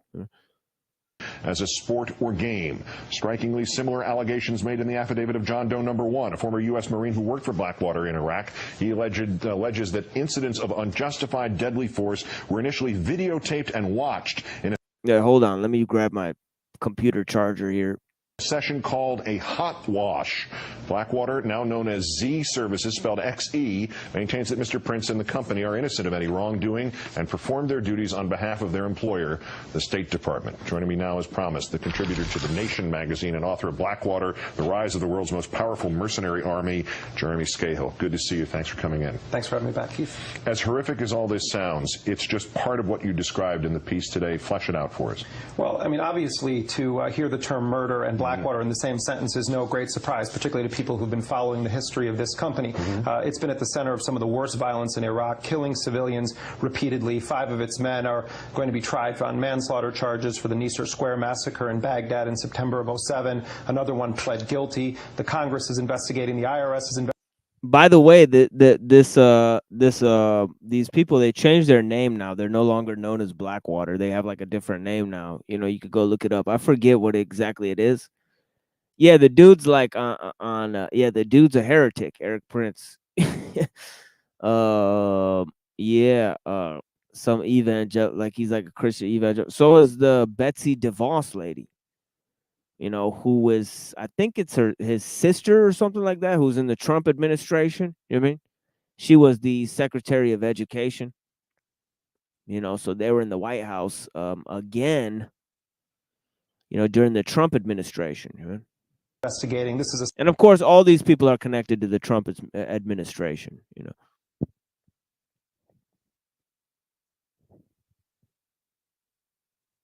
Scandal-plagued company. What is explosive about what's happened here, and you just went through some of the most explosive of these details, is that you have 2 former Blackwater officials. I have learned from sources that John Doe number 2 was actually in Blackwater management and was privy to some of the inner workings of the company. Eric Prince, the owner of Blackwater, remains the sole owner of the company no matter that he stepped down as CEO and the founder of the company. He micromanages every aspect of Blackwater's operations, and that's been well known. On the Christian supremacist angle, let's remember that Eric Prince viewed Blackwater as a neo-crusader force and has from the beginning. This is a guy who comes from one of the powerhouse families of the radical religious right. His father was a major bankroller and gave the seed money to Gary Bauer to start the Family Research. See, there's these cocksuckers right here. Shabbat. Council, James Dobson, Focus on the Family, and then we have his forces deployed in Iraq as part of a war against a Muslim nation that George Bush characterized as a crusade. What we have here, Keith, is a confirmation from insiders at Blackwater that in fact Eric Prince did have a neo-crusader agenda and most explosively may have murdered. Yeah, see, you fight a war for basically for, you know, being the lapdog of the fucking Israelis, you know, and all of a sudden you're going on a crusade. well, yippee-ki-yay, motherfuckers. All right, jeez. Yeah. Or facilitated the murder of individuals that were intending to or did cooperate in the federal government's criminal investigation of Blackwater. This is deadly serious. All right, to the murder in a second, but you mentioned something in here that strikes an obvious question. How could the Bush administration, State Department, have missed this crusader element here, or was that what they were looking for? Missed it. I think it was considered a plus in the Bush White House. Remember, Keith, what we had here was the Bush administration essentially create a force that acted as an armed wing of the administration, not subject to the military command, not subject to the Uniform Code of Military Justice, that reported directly to George Bush's Secretary of State and then to the president. These were his men, his private force in Baghdad, and the allegations that they were running around shooting Iraq Iraqis as part of a war to eliminate Islam globally, as is actually what one of these individuals said, is extremely disturbing to anyone who believes in any semblance of constitution, law, or human rights. Some specifics, what you know about this is a strong term, murder in court documents. This is under oath. This is not somebody throwing something up against a wall to see if it'll stick. Are we talking about something related to the 2007 Baghdad massacre, or something here? It's unclear, but this is what I'll tell you what I do know about this, Keith. The fact of the matter is that these individuals in these sworn depositions provided those depositions to lawyers, Susan Burke and the Center for Constitutional Rights, that are suing Blackwater on behalf of Iraqis killed by Blackwater operatives in Iraq. They're suing them in civil litigation. What we do know is that these same individuals say that they gave this identical information to the federal government, one of them in grand jury testimony, as part of the ongoing criminal investigation. When I called the Justice Department and asked specifically, are you investigating Eric Prince on allegations that he was involved with murder, the Justice Department interestingly said that they would not confirm or deny any actions that they may or may not be taking against uncharged individuals. Eric Prince, according to the lawyers suing Blackwater, could be eligible for murder charges in both Virginia and the state of North Carolina under existing law. That's the argument they're making in their motion that was filed late last night in the Eastern District of Virginia. Jeremy Scahill, who has been the watchdog on Blackwater, now Z of the Nation, who brought this story to everyone's attention today. Great thanks for doing so. And great.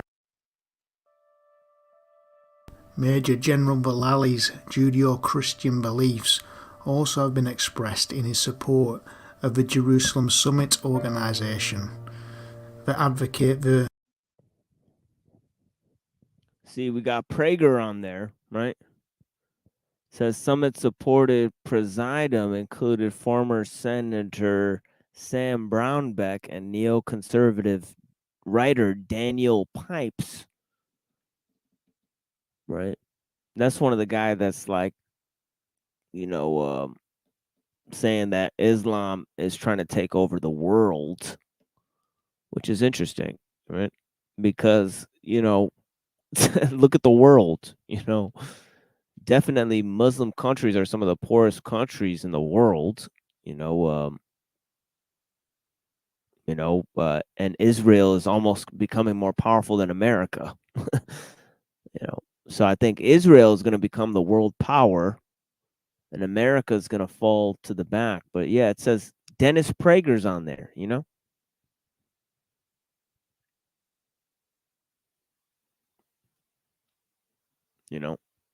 Michael Cheney. Resettling of Foundation. all Palestinian people to other surrounding Arab nations as a solution to the Israeli-Palestinian conflict, and to bring about the organization's belief that one of the objectives of Israel's divinely inspired rebirth is to make it the center of a new unity of the nation. Okay, and this is what I was talking about, that it was actually predicted by Ben-Gurion, the first president of Israel, and he actually referenced the Bible, right?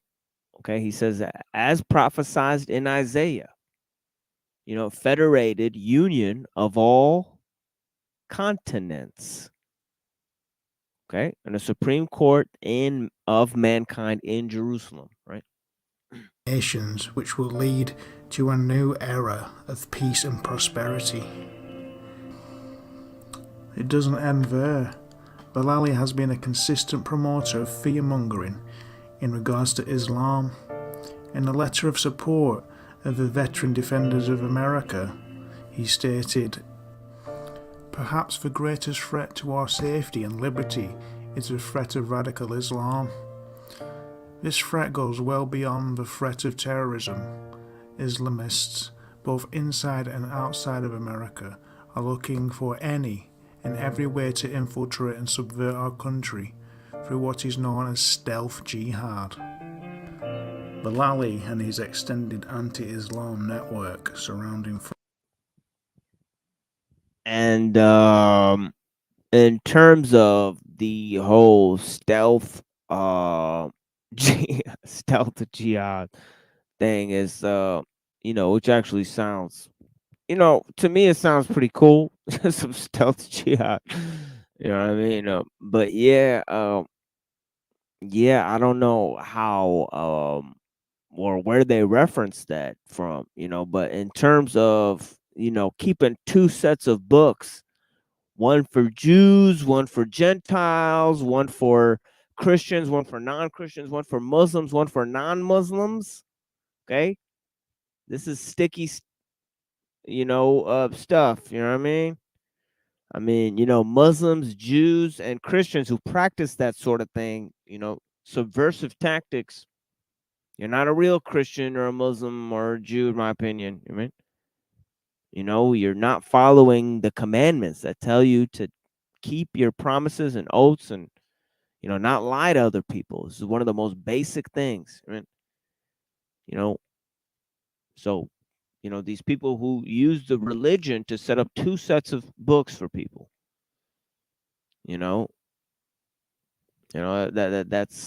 that's completely, the same standards that you apply within the group should apply outside of the group. Okay. You can't just be a Jew with a Jew and a Roman with the Romans. No. Okay. What you got to do is you got to be open, but you can't be,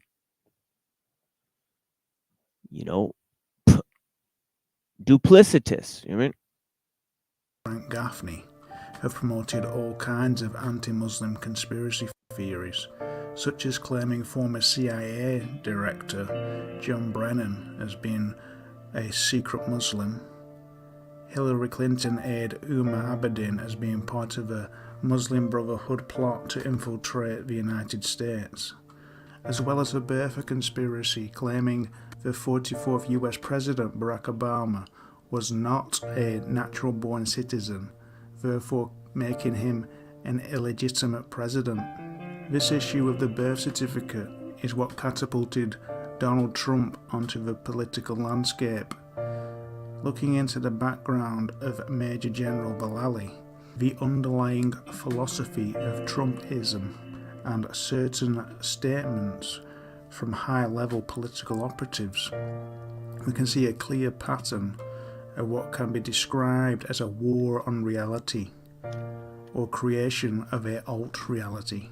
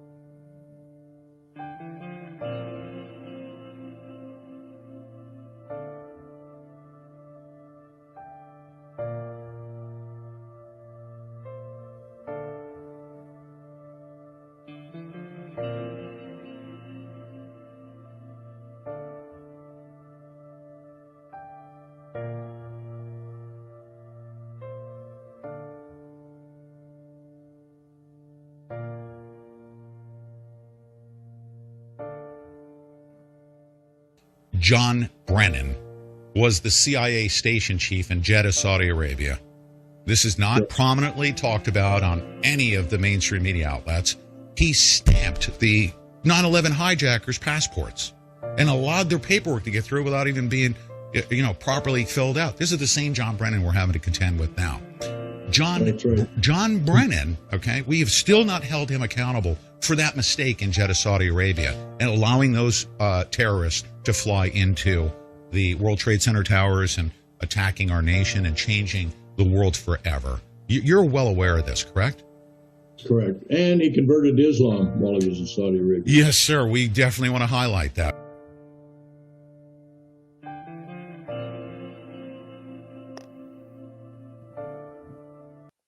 Yeah, at least somebody's awake out here. Yeah, I'm not aware of that. You know, I did happen to catch some of that episode before Snapu Yaps ruined it. You know, but yeah, I'm aware of his Nisor Square. No, I'm not aware of that. But I seen you put that information there. I'm glad you're awake, my friend. And you know, look at this. Truther Cop coming out with all types of information out here, you know, helping the show along. You know, bless you guys. You know, I mean, Nisor Square Massacre. Yeah, I'll have to look into that. You know, it's fascinating stuff. You know, this is the security detail of McAfee. You know, Truther Cop had him on his show, you know. And I'm sorry I didn't call you back, brother. I'm actually getting into a bunch of bullshit in terms of my marriage and stuff, so I got depressed for a little while, but I promise I will soon. You know, bless you guys. You know, for all you guys waiting to correspond with me, you know, I'm gonna be there in a minute. You know, Bluebird out here, bless you. Thank you so much for being here, dear friend. And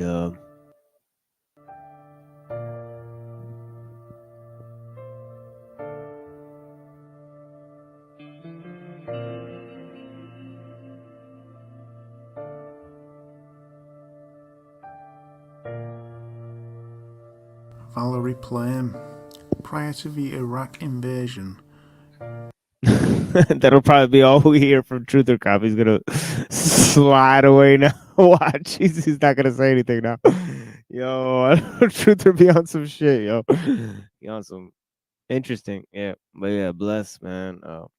Yeah, thank you for being out here, man. You know, I always appreciate you, man. You're a great friend.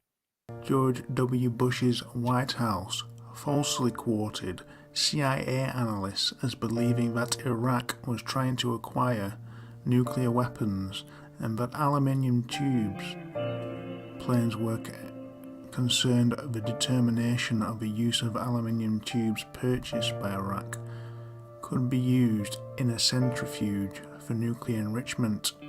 David Cohen and Michael Isikoff argued that the undercover work being done by Plame and her CIA colleagues in the Directorate of Central Intelligence Non-Proliferation Center strongly contradicted such a claim. After Plame's conclusions didn't fit into the narrative that George W. Bush White House and Wallstetter Network in the Pentagon wished to push to deceptively provide justification for an invasion of Iraq, she was publicly outed as a CIA asset as punishment. On July 14, 2003, Robert Novak, a journalist for the Washington Post, used information obtained from Richard Armitage, Karl Rove, and Scooter Libby to reveal Plame's identity as a CIA operative in his column. This affair further undermined civilian intelligence. In response to Plamegate, Vallely made public statements defending Novak and claimed it was known that Plame was a CIA asset, arguing that she wasn't working covertly. Vallely made contradictory statements regarding when and how many times Wilson, Plame's husband, supposedly mentioned Plame's employment. Vallely initially claimed that Wilson revealed his wife's CIA employment over the course of at least 3 conversations beginning in spring 2002. But Vallely changed his story days later, saying that Wilson told him about Plame's work only once in the summer or fall of that year. In response to Vallely's claims, Wilson said, "This is oh shit, this show might get more interesting in a minute out here, yo." For sure, dude. You know, I'll hold the panel. But yeah, man, you're welcome to come up and present. This is your show as well. You know what I mean? Bless you, man. Slanderous. Wilson We're wrote, gonna be doing it in 30 minutes or so. Bless you guys. I'm gonna take a little smoke break in a minute here, but yeah. I never appeared on TV before at least July 2002 and only saw him, referring to Vallely, maybe twice in the green room at Fox. Vallely is a retired general and this is a bold-faced lie. Can we sue?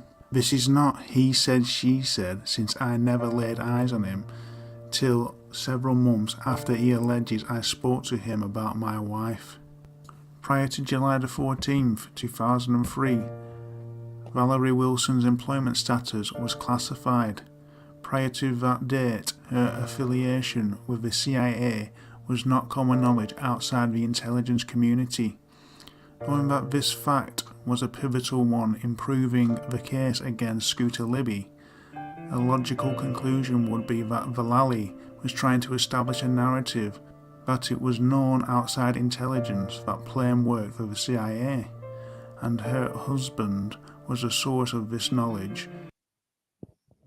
Yeah, one thing I do know is that United Arab Emirates and these other countries, the GCC, Gulf Cooperation Council, these oil-rich Arab countries like Bahrain, United Arab Emirates, and some of the other countries, they actually employed Blackwater against the Arab Spring uprising in those countries. So it's very interesting stuff. You know what I mean? They employed Blackwater against their own citizens. You know what I mean? So yeah, fascinating stuff. But yeah, more on that in a minute. As an attempt to undermine the charges against Scooter Libby.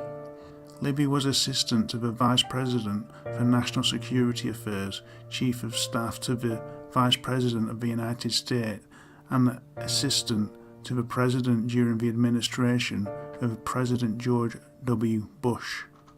Libby was convicted of 4 counts, 1 count of obstruction of justice, 2 counts of perjury, and 1 count of making false statements, making him the highest-ranking White House official convicted in a government scandal since John Poindexter, the National Security Advisor to President Reagan in the Iran-Contra affair.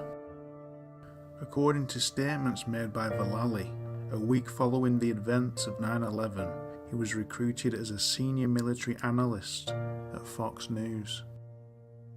But those that are listening to us are all of a sudden going to start calling us Islamophobic. I say I'm not against Islam per se. I'm against global Islamic terrorist, which I consider that he was assisting that in many ways, especially by letting those hijackers in. So 9/11 was never really fully properly investigated. We never held people accountable for the mistakes that were made. You had whistleblowers in the FBI that were saying, "Oh my goodness, you've seen all the signs, all the intel reports. This stuff was covered up. For what purposes do you believe? Was it for profits of war?" There were a lot of conspiracy theories. We have the same thing going on today, and we sort of have to stay away from any of the conspiratorial things. Yes, sir. Until we can establish those, as facts. And, talking about John Brennan, he's got to be one of the first one. Durham and Barr have to indict. Yes. Along with about 6 others real quick. That's what I would do if I was Barr. Comey, Brennan, Clapper, and it all tracks back to the Obama White House, too, by the way, just like that. We got 50 people here. 50. I don't know about y'all, but I'm about to take a little break here, smoke some weed, do what I got to do. You know what I mean? But yeah, we're going to continue our presentations today and on Friday morning, we're going to be opening up the panel soon. And yeah, thank you guys for joining us. Just, we're getting back into the content here. I'm going to drop some huge major presentations on you guys. And then I'm going to take a break for a week to deal with my broken heart here. It is what it is, guys. You know what I mean? It's rough doing these presentations out here. You know what I mean? But yeah, the thing is that I've done so much content. I've done over 100 videos. I just started maybe 6 months ago, less than that, so there's been a lot of stuff going on. I gave over 40 presentations. 40 hours of presentation on the historical setting of the Middle East. You know what I mean? And yeah, man, what you guys want to do? I'm going to play some songs here. You know what I mean? You guys go ahead and listen to some songs with me. You guys want to listen to some music with me?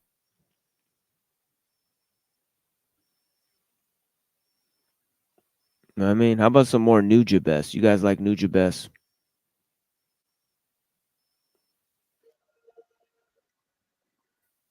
I love Nujabes, man. How about this one, guys? Let's listen to this song. This is a good song. Sound Network by Nujabes.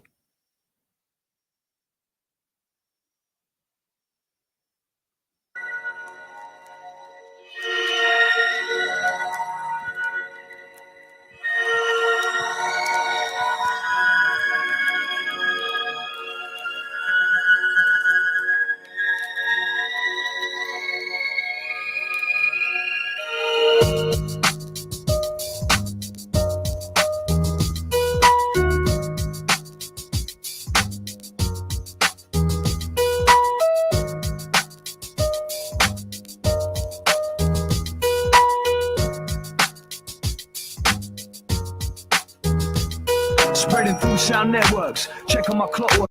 Taking time to complete artwork, cause we're gonna look down below, lost the sound. Waiting for the lunar eclipse to move ground. Now have a look around, unison in front of gates to open. Say my lungs stop smoking. Now we're ready to explore oceans. Play on sand beaches, islands, remain low-key. Once there's money flowing, who's gonna turn hungry? Follow this experiment, check where my footsteps sway. Pure nectar to collect, there's no jewels on my neck. We're leaving out the fake effects, just music connects. And letters were composed to protect. We'll style survivors, defending shapes. What's left is my personal state and lost tapes. Reflecting stories from work to leisure. Unison's got 360 angles to measure, bringing pure pleasure. Took time to develop my pictures. Took time to develop my pictures in dark rooms. Took time to develop my pictures. Took time to develop my pictures in dark rooms. If sounds overcooked, it doesn't taste right. We're leaving competition down below waist-high, getting raced by and chased by. Wanna be images that pretend to float high, so we're gonna be running it down to the bottom line. It's unnecessary to fake the fun, cause we're living in galleries, meeting relatives, pentax and lavatories. Pure fatness, why you saving calories? Unison got triple trademarks of quality, cause I'm the one talking. It's my voice that you're hearing, directions I'm walking, my choice of steering. What drinks have been running, all our crews watching. At all times, we're gonna try cause we're aiming to be on point in every single situation. I woke up the next morning and dried out patient. Plus don't give me any of that vital information. We're getting lost like radiation and we're still staying patient. Took time to develop my pictures. Took time to develop my pictures in dark rooms. Took time to develop my pictures. Took time to develop my pictures in dark rooms. I spent hours doing this, planning, ramming into walls to let it twist, adding in some special liquids, running it through mechanics. Machines and valleys, only them valleys. When the proofs will be solid, tested to be the freshest. We're leaving crowds restless, ladies senseless and soldiers defenseless. Harmless range of weapons, something to step on. Time to bring that vibe that's long gone. Still that bubble gum and it's sun dried. Like walking streets late July, hit by the glorified, I can see through my two eyes. Straight from my nerve center, something to remember. Let's sing with all the way, down to December. Unison's got charisma, enough to trap up. Now we're mixing combinations like sweet and sour. Still arising, out of self-made structures. Up in thinking kitchen, mixing liquor. Took time to develop my pictures. Took time to develop my pictures in dark rooms. Took time to develop my pictures. Took time to develop my pictures in dark rooms.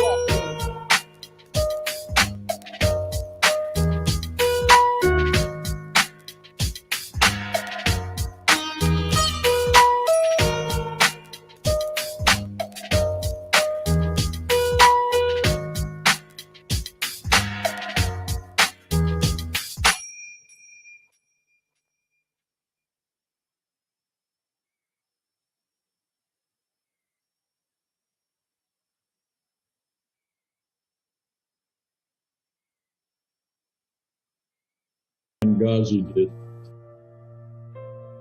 The week after 9/11, Fox News hired me to be their senior military analyst, and I formed the military analyst team at Fox News up until 2008. But and then I've been in the intelligence business for a long, long time. My last 20 years in the Army was in special operations. In April 2008, documents obtained by New York Times reporter David Barstow revealed that Vallely had been recruited as one of over 75 retired military officers involved in the Pentagon Military Analyst Program.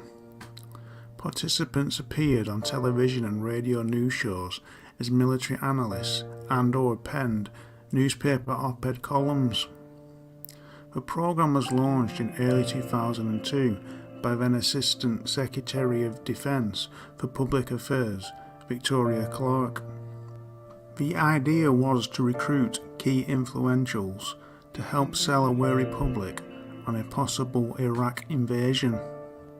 Under the umbrella of the program, Vallely asked the Pentagon for input on an April 2006 Wall Street Journal editorial defending then Defense Secretary Donald Rumsfeld.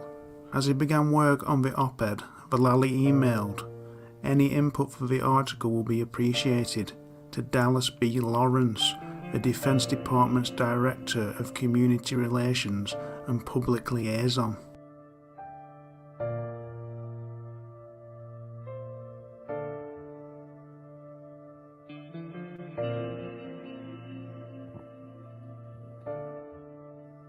Yeah, I think Truther Cop met the guy from Newsmax. You know, I don't know if Truther's still in the chat. I hope he is, because I want him to explain what he's talking about there, you know? Said I got to get into Nisour Square. I want him to get into it for us. You know, if he's able to give a clear presentation on it, you know what I mean? I would love to hear him present on it so that he can take the credit for it, and then I could promote his channel and all of that type of stuff. But yeah, bless. To talk more about it, we welcome in retired United States Army General Paul Vallely. He joins us from Newsmax, New York. He's also the chairman of Stand Up America. Paul, it's great to have you here. Ask you something else that the president brought up during that interview with Jon Stewart is he kept saying that no one is offering an alternative to the deal that he has presented. What's your reaction to that? Well, there's been several alternatives. The first of all is no deal. That's a solution that we all believe in, as Bibi Netanyahu does in Israel, who is the prime target over there, with the United States being the... Oh, okay, I see. You got to go soon. Yeah, no worries, yeah. We'll do it some other time. We'll plan that shit. Fucking plan it off. No worries, bro. You know. The next big target... And speaking of grave concerns... Anyways, if anybody else wants to come up, go ahead and come up. You know? Concerns, Paul, you have said in the past, you have written articles saying it is your belief that Iran already possesses a nuclear weapon. That is ominous indeed. What leads you to believe that, Paul? Well, over the past year, JD, my intel analysts have taken all the evidence, hard evidence, facts, intel reports coming from inside Iran and from the Middle East, and they have, for the past decades, have gotten the support from Russia, from North Korea, and from China. So it's a cabal that's been set up to support the Iranian nuclear program. They have the launch systems, they have the guidance control system, they have the detonation system, they have the warhead. And guess what? Russia and North Korea has tested everything for them. All they have to do is put it together, JD, like a tinker toy. And that's why they have the nuclear capability now. And this agreement is really a moot point. The only reason Iran wants to do it, to get released some $150 billion from sanction money they can take to use to further their programs.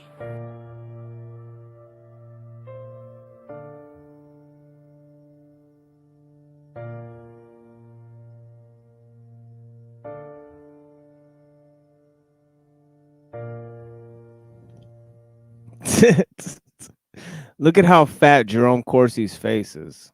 He's got like the fattest face of all time. It's crazy. Yo, Busker, is that you? Yeah, how's it going, my Yo, friend? what's up? What's up, homie? Yo, what's going on? Peace. Good to Yo, see hold you. on. I gotta go pin that link. But yeah, well, how you doing, my dude? I'm doing pretty damn good, man. Yeah, man. Not me, man. This shit is fucking harsh, man. But yeah, man. If you know, Well, it I'm is what not. it is. I'm probably just acting like a little bitch. It's not like I have MS or anything. You know what I'm saying? You know? I'm doing good only because I've had some drinks tonight, which I haven't had in about a Oh, good month. shit. Huh? Yeah, good. Yeah, I haven't had a drink in a month, and it feels good just to have a Yeah, drink and I feel like, know. oh, Drinking is really the solution. I mean, if I could drink right now, woo! I mean, no, ain't I nothing mean, like, like, dude, ain't just, nothing like drinking with a broken heart. It solves all the well, I mean, problems. like, for me, like, I used to do that, like, fucking all the time, like, fucking drink Yeah, after drink after drink. me too. Yeah, But yeah. I can You already only know. drink like once every 3 weeks, and that's the only way I can drink. That's the only way I Yeah, can drink. yeah. Once every 3 weeks. Yeah, Yeah. that's actually pretty good, dude. Like, you know what I mean? I wish I could get up on that. The problem with me is when I start drinking, I just gotta drink all the fucking time. You know, I know, man. Like that's the way I was I get too. into the thing. I get into Exactly. like just yeah, Yeah. and that's no good. You know what I mean? And Once you pop, you especially can't stop, man. Once you pop, you can't exactly, stop. exactly, dude. You know what I mean? Yeah, You know, dude. it's a fucking just a runaway, you know, freight train with outrageous cargo, you know, they're just fucking just spilling shit and fucking off the sides and shit, spilling over and shit. The best Motherfuckers case running. scenario is to stay off the hard liquor and just like drink some beers. I mean, like I know that sucks, but when you're used to liquor, like beer is like nothing. But Yeah, it doesn't suck if you like drink a 6-pack, yeah. like straight to the dome. But then the problem is that you wake up like just fucked. So Yeah. that's the problem is like you could drink a 6-pack, but like how many farts and burps until you fucking explode? Like it's just it's bad for your body. You know what I mean? That you're gonna take like a nasty shit. So Yeah. it's just horrid. Like the whole thing is horrid. I mean, you can't just you know what I mean? I Yeah, the get thing is, it depends on what beer you're drinking, I guess. you But just then gotta again, what beer you is just gotta good yeah, nowadays? you just gotta either drink once in a while like you do, or just smoke weed like I do. I just smoke Yeah. weed. I do mushrooms. It's fine for me. I don't have to do any pills or no alcohol or no shit like that. It'll lead to some bad shit. I mean, I used to snort these pills and drink. I used to snort Adderall and then just drink. It was a I fucking used to strategy. snort fucking I took Xanax for a couple years back in 2012. And then I moved on to what's it called? Shit. It's the bluest, thickest shit pill. Oh my god. And I'm on it every day. We got Truther out here. Let's see if we got Truther out here. I gotta verify this Negro. Okay, here he is. Yeah. Yeah, We this got is the red. getting to be a problem.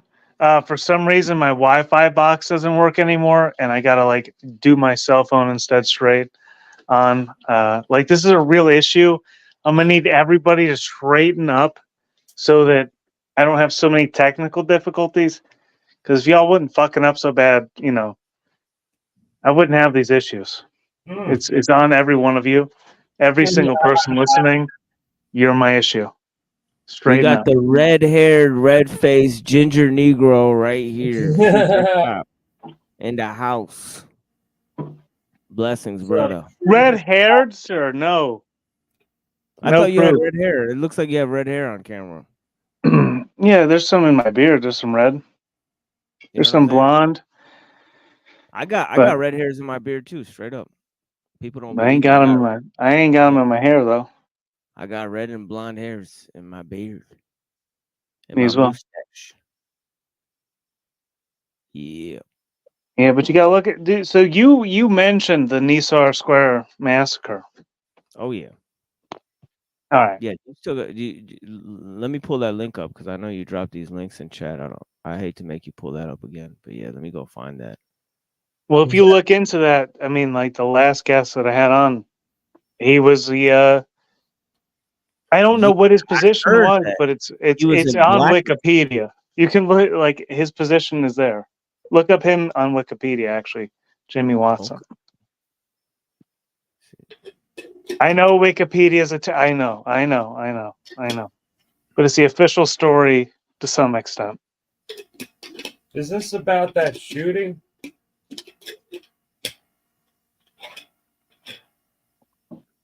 TC. Is that about the shooting that just happened recently? No. Is this about another one? This is about the event that basically, according to Jimmy Watson, the first interview I had with him 4 years ago, basically destroyed the narrative that established the Iraq War. Like, it was such a bad incident, but he was also there, and he, this is the first conversation I had with him. But the second conversation I had with him was just a couple weeks ago. And then Netanyahu dropped the WMD on all of everybody who got killed, and it wasn't a WMD, and that makes me so sick. Man, I thought I traveled through time. This guy's all over the place.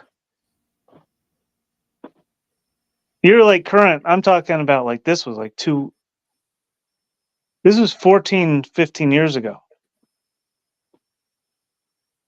This is the Iraq War. Yeah, I'm thinking about that too. It's all big bullshit.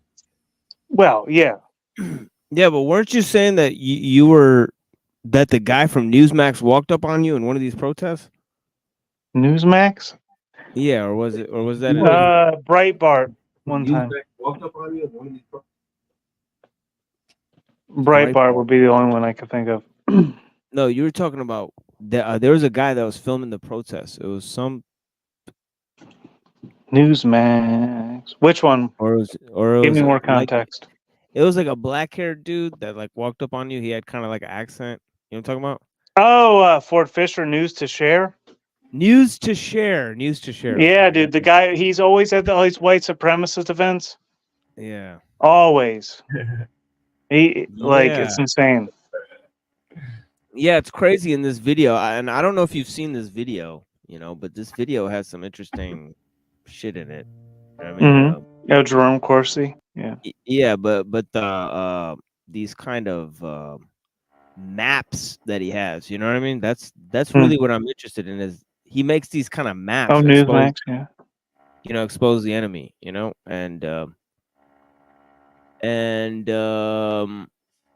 Yeah, these are such interesting, like he's got like these interesting maps where he's got one with Maxwell too, you know what I mean? Robert Maxwell, connecting him to all these networks too. But it's very interesting how like the Shillman one is fascinating because they got a lot of the key players. Maxwell is above all of the media, all of the mass media, right? Robert Maxwell. Well, there's all these stories about him like being like suspected of being an Israeli spy. So he was related to the media though. He was like the top dog, right? Yeah, but this another Maxwell. Yeah, this is such an interesting map here. You know what I mean? Where it's got. Oh shit! It says Renaissance Technologies. Is that you? Is that you, Truther? Could be. Oh shit! Renaissance Technologies is Cambridge Analytica. Look out! Healing laws all up in that. What's that? Oh snap, son! Oh snap! Frank Gaffney. See, these are the proto QAnon people. you know, Gaffney and these and Jerome Corsi and these guys, right? And I was trying to get and I might email Dr. Lestat, get him on the show and talk about some of this stuff because he was talking about some of this shit too. But yeah, obviously this guy Paul Vallely, you know, and his weirdness, you know, this guy Jerome Corsi, and it's interesting that he wrote the birther book, you know. You know about that, B-More? No, what is that? Like, is that about like abortion, like shit? No, it's like that Obama was born in that he was born like that he's like a Muslim, a crypto Muslim, right? Which is interesting, you know. He was just a fraud. That's all I know. Obama's a fraud. I hate this piano shit, but it is what it is, right? It sounds nice though, man. I like it.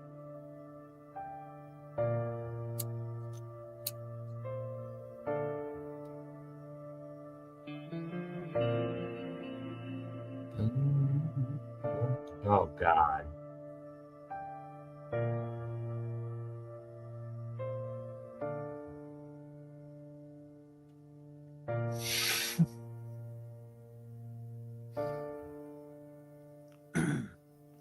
Yeah, when this guy appeared on the Alex Jones show, do you remember that, Truth or Cop? I probably, well, I mean, what? I mean, jeez. You gotta give me a specific episode there. There's, it's had to be years ago. He's been on there many times, Jerome Corsi. Yeah. Yeah, but in this specific episode, he said he got a message from above the Mossad, and like they told him that like they love the work that Alex Jones is doing, and he's like, yeah, I just got a message from like above like Mossad level. Was this in the last 2 years or so? I've never heard this one. Yeah, it's crazy. It was on Adam Green. He like reported on, like he like had this clip of like Jerome Corsi, and he played it like 100 times on the show. You know, it's very easy to find it on that show, but it's like a clip of Jerome Corsi just saying on Alex Jones. He's like, I just got a message from above Mossad. I don't even know what that means. I've never heard this clip now. And he's like, and they just told me that, you know, they love what you're doing, Alex Jones. They said, keep up the great work. It's like, and Alex Jones is like, wow, that's a real honor. And it's just hey, bone broth. And it's just like, yeah, it's crazy. That's some high. That's some high Mossad esteem, man. That's weird to put that out in public. It's wild shit. And Strange then things afoot. yeah, and then Alex Jones, just his whole thing, how he went from just hating Israel, you know, all day he would talk about Israel's evil, you know, and you know, they probably caused 9/11 and all this shit, and then he went to saying it was Saudi Arabia and the Chinese government somehow that caused 9/11. And like I was like, okay, this is fucking real. Just sitting here scratching my head, like how the fuck are the Chicons, you know, involved in this? You mean? And then the fucking dude says one, like he used to talk about how evil Putin is. Putin's this evil dictator. There's hundreds of his shows that where he was like, you know, Putin's, you know, he might be the most evil man on earth, and then and now he's like 100% in for Putin all the time. You know, he's like one of the, you know, greatest supporters of Putin. And so is like Nick Fuentes and all these people. They have this weird obsession with Putin, you know? Well, yeah. The rhetoric, yeah, carries through. That's who pays them. I mean, it's really simple. Like, it sounds so subtle. It's like the information, the reason they're pushing forth the same narrative is because they're being paid by the same people. It's rather simple. That's what North said too. He was like, hey, like this fucking Esalen shit is from the fucking Russian shit. So he's like, it's probably like Joe Rogan's like some type of Russian intelligence thing because they're trying to push MK Ultra again. you know. So it's like the Yuri Bezmenov, because he was with that line of like Yuri Bezmenov and all that type of stuff. Yeah, but it's organic. It's organic. When somebody meets somebody who will share and tell their lies and back them up in order to make more money up to a certain point, that's what they do. This whole system's based on putting our faith into false systems of ideology that are corrupt, based on lies and falsehoods that we ignore through the process, even to the point where we're just working for $9 an hour at McDonald's and ignoring certain practices just to keep $9 an hour coming in. I mean, it's worthless money. They got us trained, man, on all different standards. It's wild. But it's all the source of how they keep us conditioned is distrust, specifically with ourselves and our relationship with others. That's where they really get people. So they keep degrading us till we submit. Yeah. Yeah, all the time. For the past 5 years, man, that's been the game plan, it seems, right? Divide and conquer. Yeah, divide through distrust. Yep.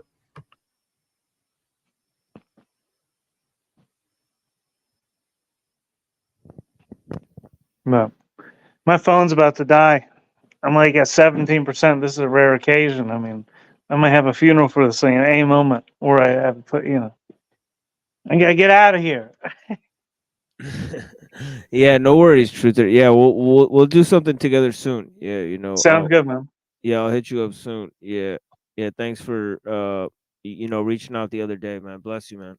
Yeah, talk man. to Good to talk to you. Be well. I'll talk to y'all later. Yeah, thank you. Yeah. Thank you. Be well. See you. Yeah, we're gonna cover more of that stuff soon with the Nisor Square Master. Truther, obviously, wild experiences. We're trying to set some stuff up with Truther. We'll keep it coming out here.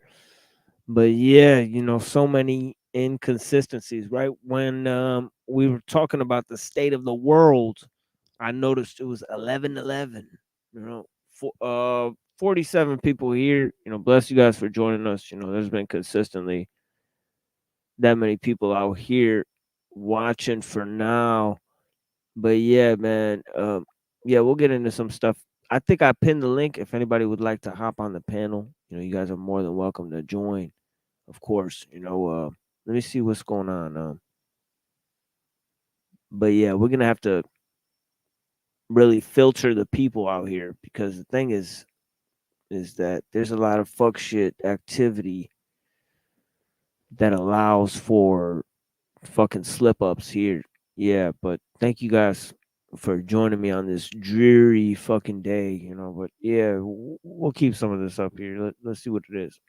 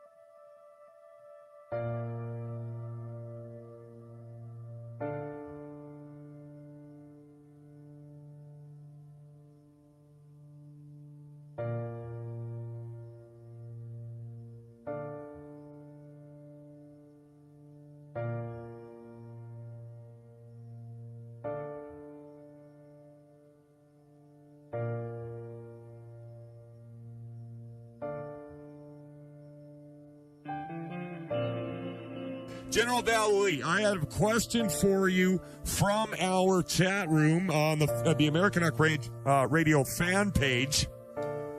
Do you know who the individual calling himself or themselves, if it's an organizational effort, Q.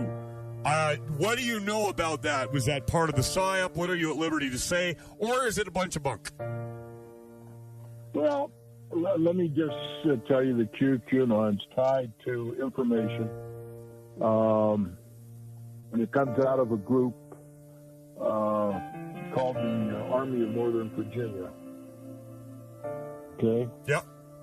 Now, this is a group of military intelligence specialists of over 800 people that advise the president.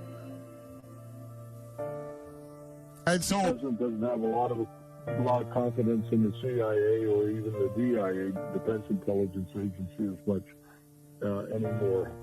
So he relies on these real operators. Most of them are special operations type of people. Yep. And so this is where Q picks up and gets some of their information, as I understand it.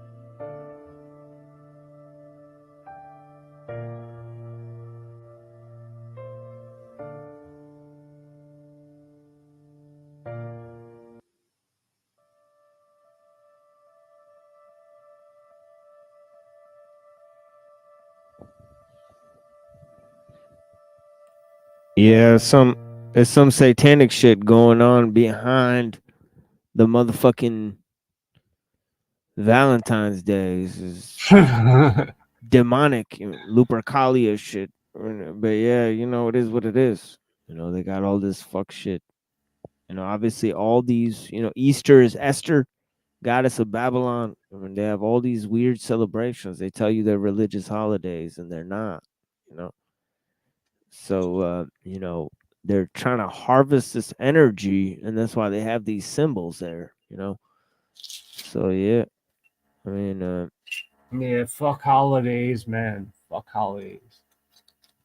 Yeah, it's where these satanic people who run these corporations, they harvest energy from people with these fucking fake And- rituals. Yep.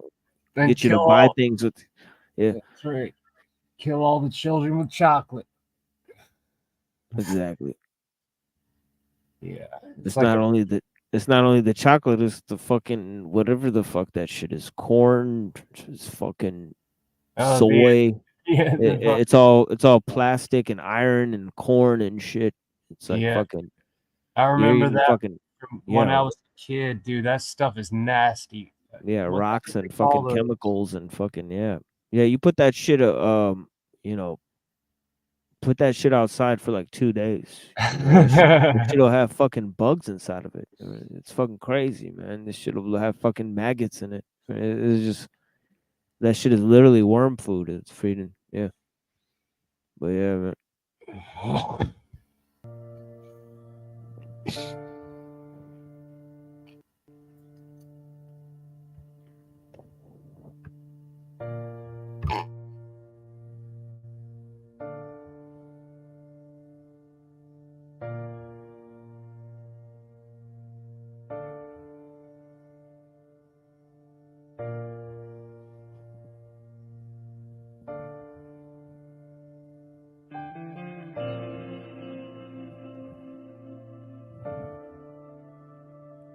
The tip of the spear.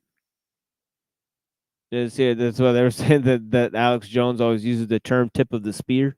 So they're saying he's a Fed, you know, because he says he makes allusions to the symbol for the Army of Northern Virginia. You know, Oh, he's certainly co-opted. yeah, he's got some interesting. I mean, he, obviously the J6 thing, is like crawling with Feds, and it's just interesting. That him and Nick Fuentes, I call him Nicky Fufu. But yeah. The Gen 6 was fools and feds. That's all it was, man. Prefrontal cortex lobes shut down. Exactly.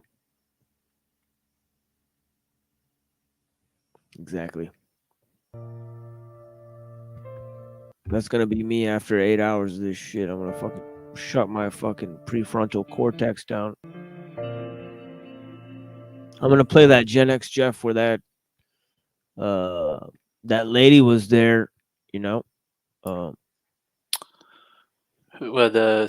Leslie. Yeah, that like, she was definitely well lotioned and all that. But yeah.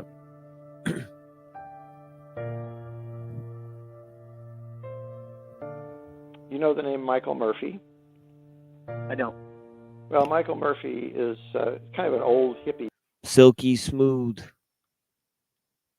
Michael Murphy. You guys ever see Michael Murphy's silky smooth? You guys ever see Michael Murphy from the Esalen Institute? What year? Like 70s or some shit.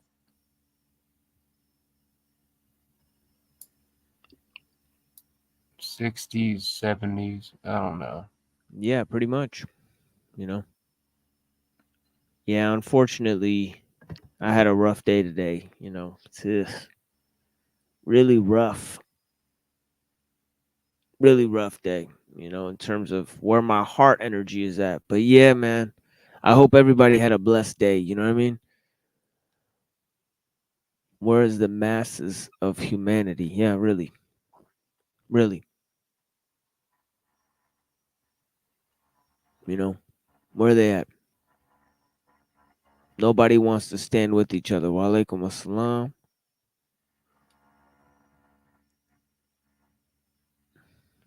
You might say out here, Bless but he you. was the founder of the Esalen Institute down below Big Sur, which is a kind of a place where you go to open up your mind and your brain and schmooze with other people. How's it going, bud?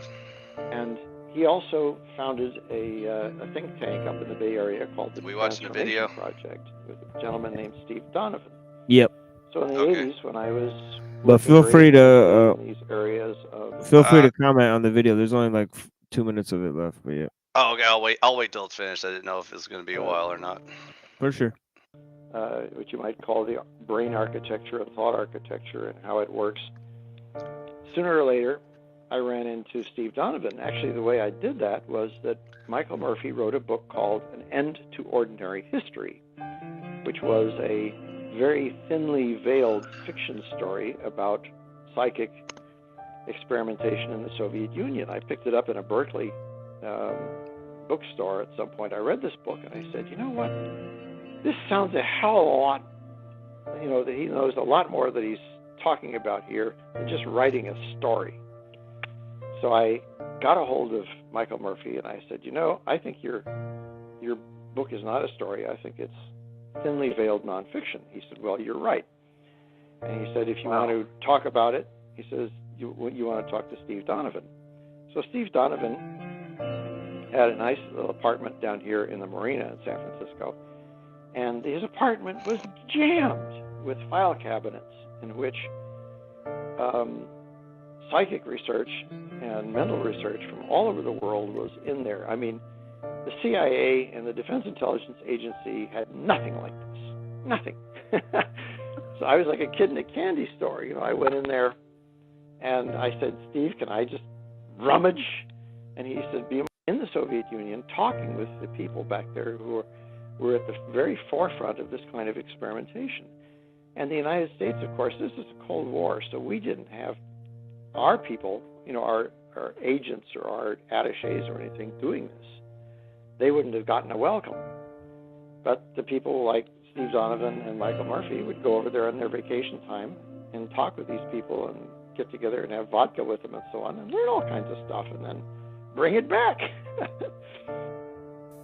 I got to ask you, General, this is another question that I talked about with another fellow that I was talking with just the other day. Do you personally know or have you had interactions with General Michael Flynn? Yes. You guys know each other pretty well?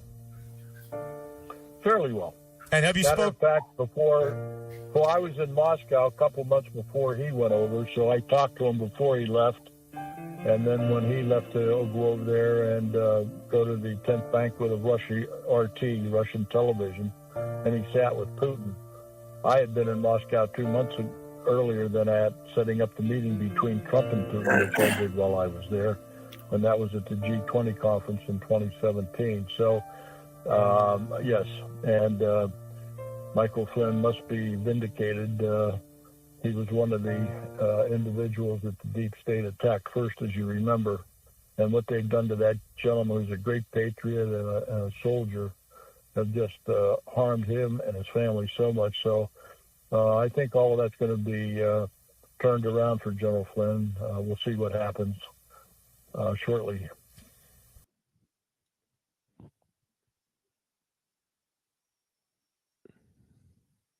Thank you guys so much. Bless you guys. You guys are a lot older than me, so the wise elders, it is what it is. I think this is over. The piano stopped playing anyway. Yeah. Good Lord. That piano is destructive, but it sets the mood for the anti-Valentine Day that I'm having. Fuck Valentine's Day. Yeah, I'm not feeling a lot of love. Flynn was definitely involved with QAnon, if I remember right. Fuck QAnon. Yeah, Flynn. He was a centerpiece for the whole thing. He was like the white hats. That hyperstition kind of thing. The white hats in the military. And you see a lot of that in a lot of these groups. You see that in kind of like the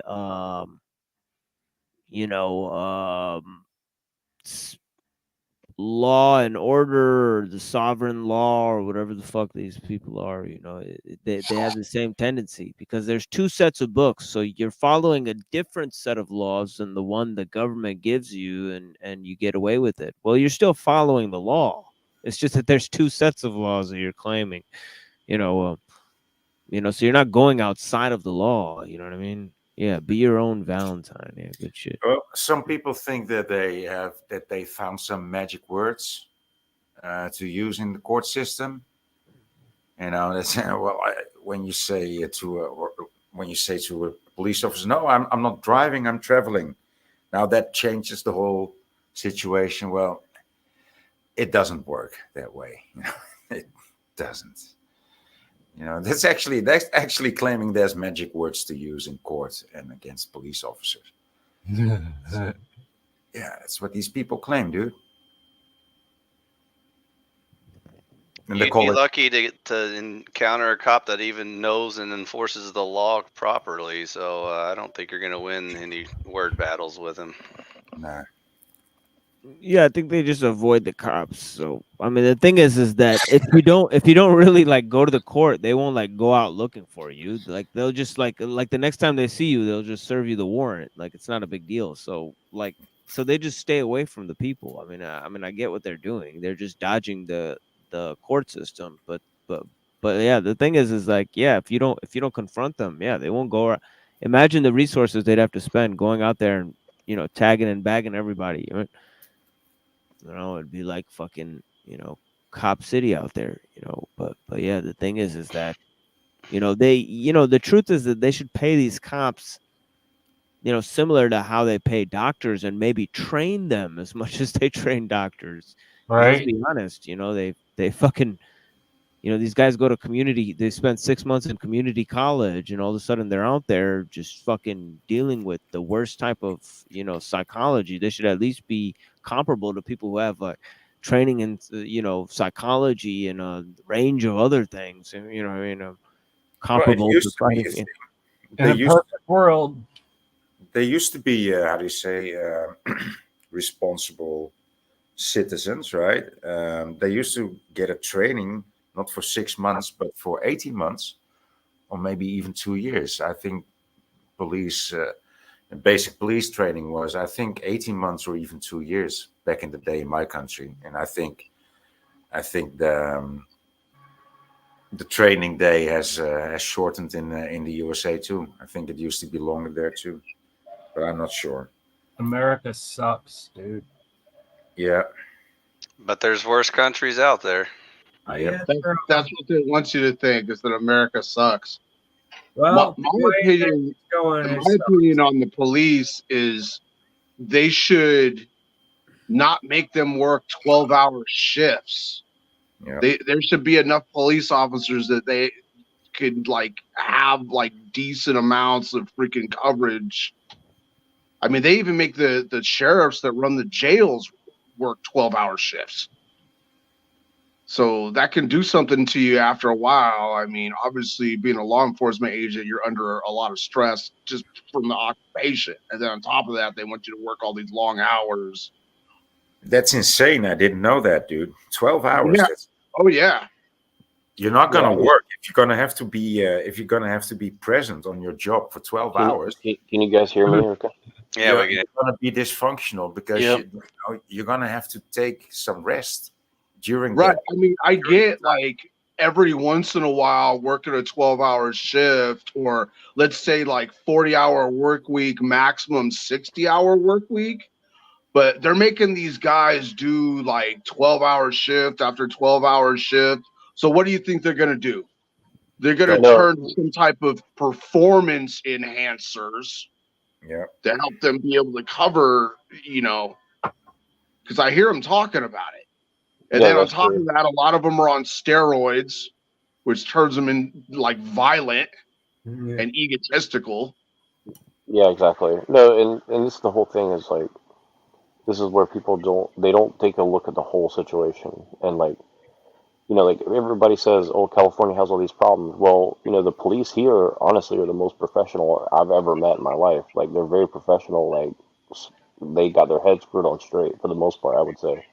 But the truth is, like, they can't really do things the way that people want them to do it because they're not allowed. You know what I mean? So that's frustrating. Are the politicians professional in California? Yeah, they're professional at managing 40 million people without turning into a riot. Okay, Bullshit. so They're like so, causing most of the problems in California. Oh so yes, but they're Governor also Newsom, that's but true, but I it's don't mean to cut controlled. you off, Neuro, but Governor Newsom is Yeah, that's what basically I was talking about. that dude's a communist, and they have him slotted to basically run for this in this next election. If Sleepy Joe gets, it's supposed to be Newsom and Michelle Obama running. Look, I have to say this here since I do this at other shows, but communist is part of what they do, but I think really you have to be honest and like we're looking at a corporate fascist state, and they may use elements of communism and they may use elements of capitalism and other things, but it's really a corporate fascist something. I mean, I don't know if you can And really then call it a add that state on anymore. top of what you were just talking about. It's all a bunch of shit pile. Also, what good does it do to be a professional cop if you're not even allowed to do your job, California? Right. It's just like New York and California. They're gonna be at this stage. They're gonna be international cities. They're not gonna be like Yeah, it's I one mean, big. yeah, California is hardly They're port American. cities. Yeah, they're port cities in the international market. So I mean, what they're gonna be is they're gonna be like not supporting one or the other. At this stage. What's up, Yeah. Firestarter? What's up? So, Voynick, what country are you from? Voynick, can you hear me? A little loud. Voynick. Is that how you pronounce your name, Voynick? He's Dutch. Yeah, but anyways, he might have stepped away, but yeah. Oh, okay. Yeah. Oh, sorry, what's that? Yeah, I was just curious what country you're from. Oh, from the Netherlands, dude. Netherlands. Oh, interesting. How's it going there? Dark, but I'm okay. Dark. Literally and metaphorically, right? Yeah, no, it's 5:30 in the morning. No, I meant like quality of life, politics. Well, he meant racially. He meant racially. Like, are there a lot of dark skinned people there? No, I didn't even mean it like that. No. There's no diversity in your country? Oh, yeah, there's plenty in Netherlands. My friend lives there. He said it's like international as fuck. Yeah, and especially, of course, in the urban areas, there's less diversity, so to say, in the rural areas. But that's a common thing. But you guys have like no-go zones in The Hague, right? Yeah, see, I don't go to the cities, not particularly for that reason, but I don't like any city vibe. Even when it's let's say if it's a white city or a mixed city or a black city, I don't care. I don't like the city. Well, okay, let me ask a question just to get a perspective out, because I haven't really had a chance to do this much in months. Like, how do you think it's going with the native Dutch and the immigration going on?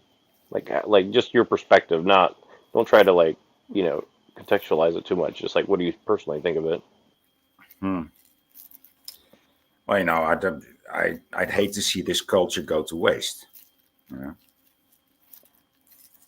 I'm quite happy, and I wouldn't say proud Dutchman or a nationalist, but I like this culture. There's nothing wrong with it, and it's being destroyed. But that goes for all Western culture. That also goes for Slavic culture. Right, man. That's exactly right. But they're banging down very hard on the UK and on Germany, especially. These last few years. And to be honest, when you talk about that policy, that top-down policy, that diversity policy that's being implemented on the people. Somehow the Dutch government knows how to handle it better than most of the other ones. Maybe because we have such a small country, we cannot take in that much. So, well, if it's any consolation, even though many people's cultures are dying. At least we're all becoming the same blob at one point, where it's just all immoral, all Well, authoritarian I saw that. socialists. I saw this meme yesterday, and it said, and it gave numbers for 2017 up till now, and basically I counted it up. The United States, according to this statistic, which I don't know if it's true or not, but I assume it's pretty accurate, if not worse. But it said about 11 million illegal aliens that are admitted uh, since 2017 till now. Yeah. Like that's people say, well, that's only like whatever they would say. I guess that's 1% or No, less. that's 2% because 3. that's 3%. Yeah, because there's 335 million. And growing. Yeah. Right. And people say, well, it's only X amount, but it's like it's not even just the amount. It's like,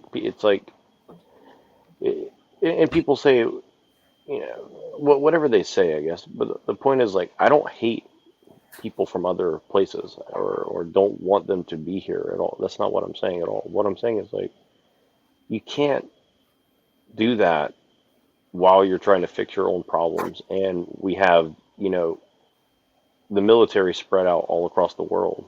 You know what I'm saying? It's like, Yeah, but what are we? it What is are we just doing here? well, what are we doing? We are not doing it, but it's the Kalergi plan, right? Kalergi, Koudenhoven. I think Mohammed will know about that. This plan, this I Zionist know plan, what the Kalergi plan is.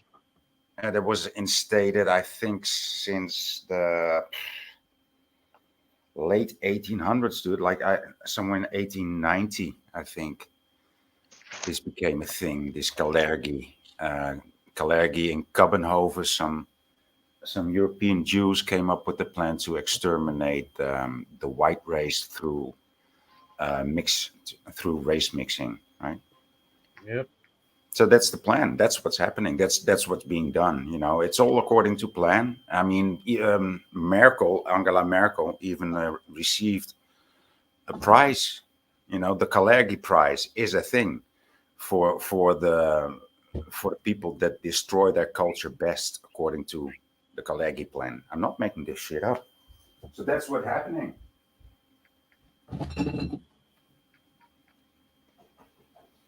And, Well. I guess here's my question then, and this is the question I ask all the time, and it's annoying. But why are people betraying their own culture, their own race, their own Guilt, religion, their own Money. guilt and shame. Yeah, Money. shame and shekels. Yeah, well, I'm sure a lot of these politicians are bought off also, but it's and threatened? usually your time-honored leftist approach of pointing at something in the past and trying to shame somebody in the present for something. Right. Right. Yeah. Yeah. Come It's on that now. simple, Cecil. It's that simple.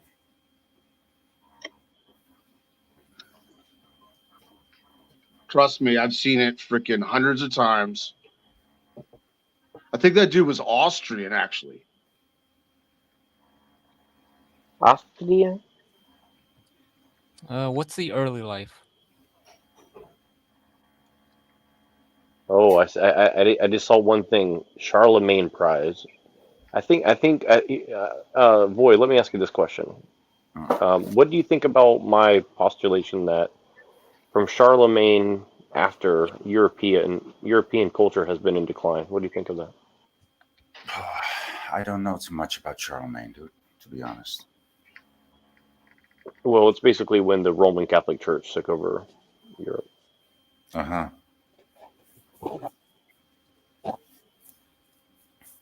To be simple.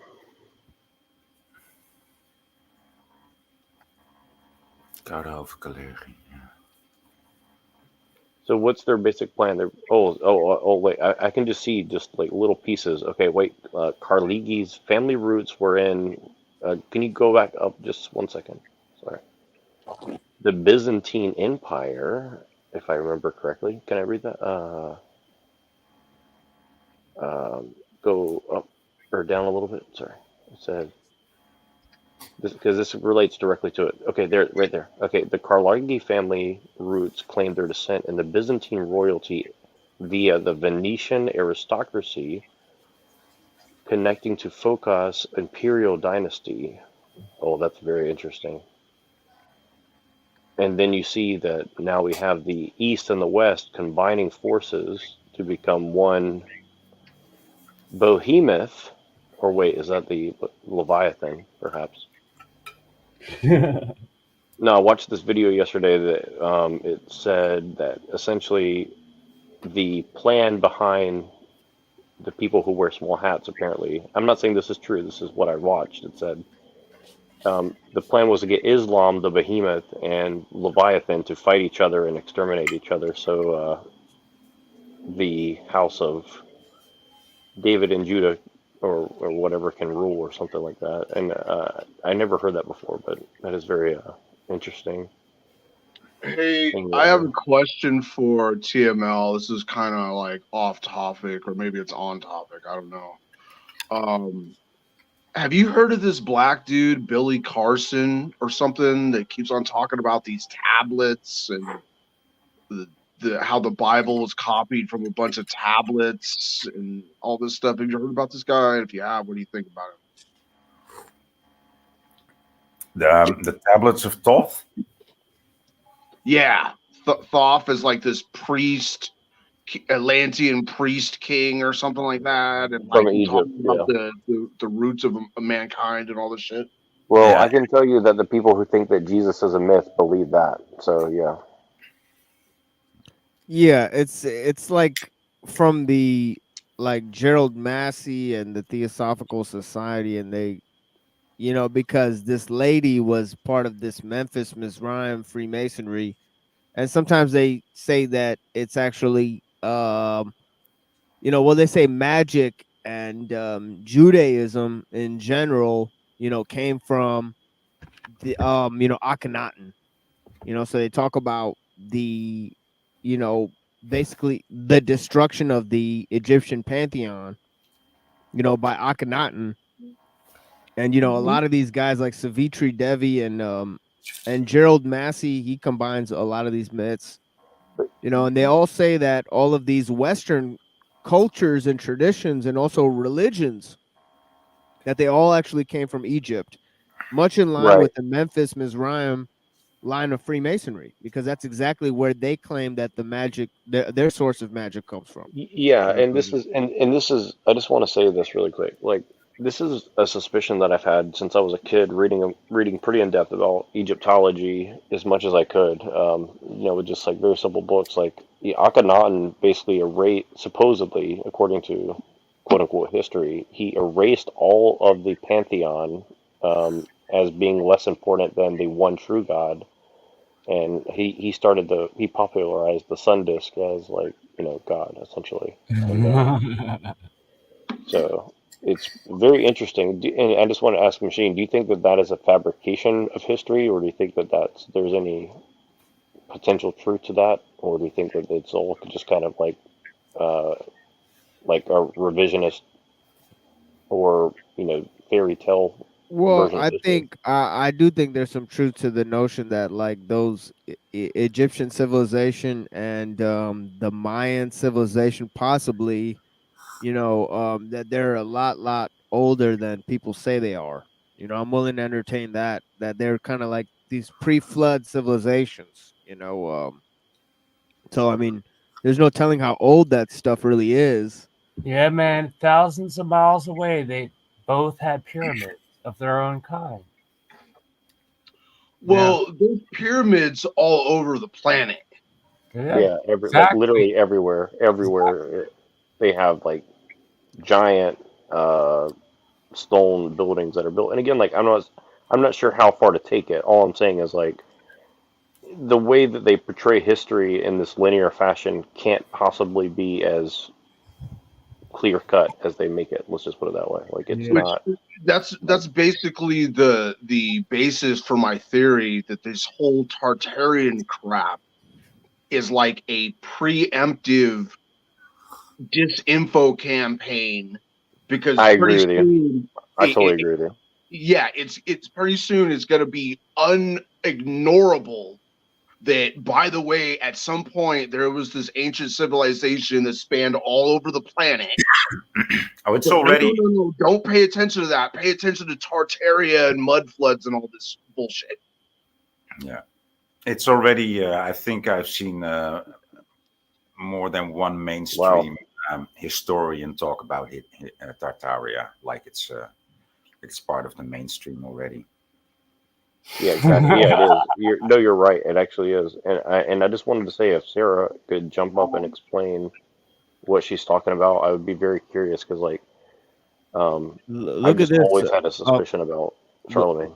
Yeah, but look at this right here. And I promise I will get to Charlemagne too. But it says here, Coudenhove Kalergi published his work Crusade for Pan-Europa in 1944. His appeal for unification of Europe enjoyed some support of Winston Churchill, Allen Dulles, yeah, who's in the CIA, and then Wild Bill Donovan, who started the Rockefellers. To quote our gay Satanist friend, you're just making connections that don't really mean anything. And look at this. This is also an important connection. At the him and Ludwig von Mises are connected. Like, shit. And I'm gonna go over this in my in my presentation on libertarianism. The whole libertarian school and philosophy and hyper-capitalist kind of arm is connected with the Kalergi plan. So I'm gonna go over that. I'm definitely interested in that one. Machine, if I don't really like those little drops that people do where they show that little clip that comes across the screen. But if you are to add one, can you add the ending for what's that Larry David show? Look at this. Look at this. This is what he was talking about. Race of the future, Eurasian Negroids. Anyway, it sounds so good, dude. Isn't that what Khazarian Jews are? Hey, crazy. Anyway, go ahead, Jack. What are you saying? That is what Khazarian Jews are, dude. It's just funny that Eurasian there's a Wikipedia Negroid. article that literally says "quote unquote" Eurasian Negroids. Hey, in the future, can we like when we say what's up, instead of saying my N word, we can say what's up, my Eurasian Negro. There you go, Neuro. My Neuro. No, I was gonna say what's the we'll just shorten it to Enigma. Exactly. My Neuro. What's up, my Enigma? Pretty much. I mean, you're already there with your name, with Neurojack. We're just gonna call you Eurojank. No, Neuro J, man. Neuro. Yeah. Well, I got accused of being a white nationalist, so I got to insert Euro somewhere in my name, right? So cool. Me and Neuro got accused of being like every horrible thing. Like we got accused of it, like so far we've been like feds, like Gnostics, like and also just unsavory people, everything except for Luciferian or whatever. they saved that for themselves, but the funny thing is I was gonna say, if you do any drop, that Larry David show, what's the name of that show? Curb Your Enthusiasm. Yeah. The Jewish music. If you could just add that on, like every time we come across something like that, you just play that little clip. That would be great. The dun dun dun dun dun dun, the Jewish music. Yeah. What's up with this? They have two parts of this word, Eurasian Negroids. So there's a article for Negroid, but no article for Eurasian. But there's no article for Eurasian Negroids. Step it up, Wikipedia. Let's have an article for all of these things. Come on. Right. It says to replace the diversity of peoples, so they don't believe in diversity at all. Yeah, that's the thing. Is like, just like America. Yeah, assimilation and assimilationism and universalism and cosmopolitan shit and fucking perennialism. I mean, that's the ultimate discrimination, isn't it? I mean, it's crazy. It's like subsume everything into one sect. That'll solve all the problems. Well, yeah, except for you've eliminated everyone else. So it's obvious. That the subsuming of all is the exclusion of all. Machine, I just have one small favor. Can you just play the link for 10 seconds? Just 10 seconds of audio for me. This quotation has been misrepresented by conspiracy theorists. Yeah, that's a telltale sign that it's on to something. That's so weird. So it actually says that it wants to mix all races, but if you say that it wants to mix all races, then it's a Right. conspiracy theory. Right. Like if it's like literally white replacement theory, but then if you say it's white replacement theory, then you're a Then you're conspiracy. wrong. Yeah. It's like literally you have like It's insanity. academic papers. It's complete. It's like legalized. It's trying to legalize insanity. Well, it's funny you say that. Like we had this whole I don't know what you would call it experience earlier today with Gen X Jeff, where it's like you talk about conspiracy theories and you contextualize it to make it not a theory but like fact, and then they say, well, you're mentally ill because you're bringing up. Oh like, my god, the thing that was going on Gen X Jeff was so ridiculous. Like I'm actually thinking I didn't understand why he backstaged you that time. That was kind of retarded.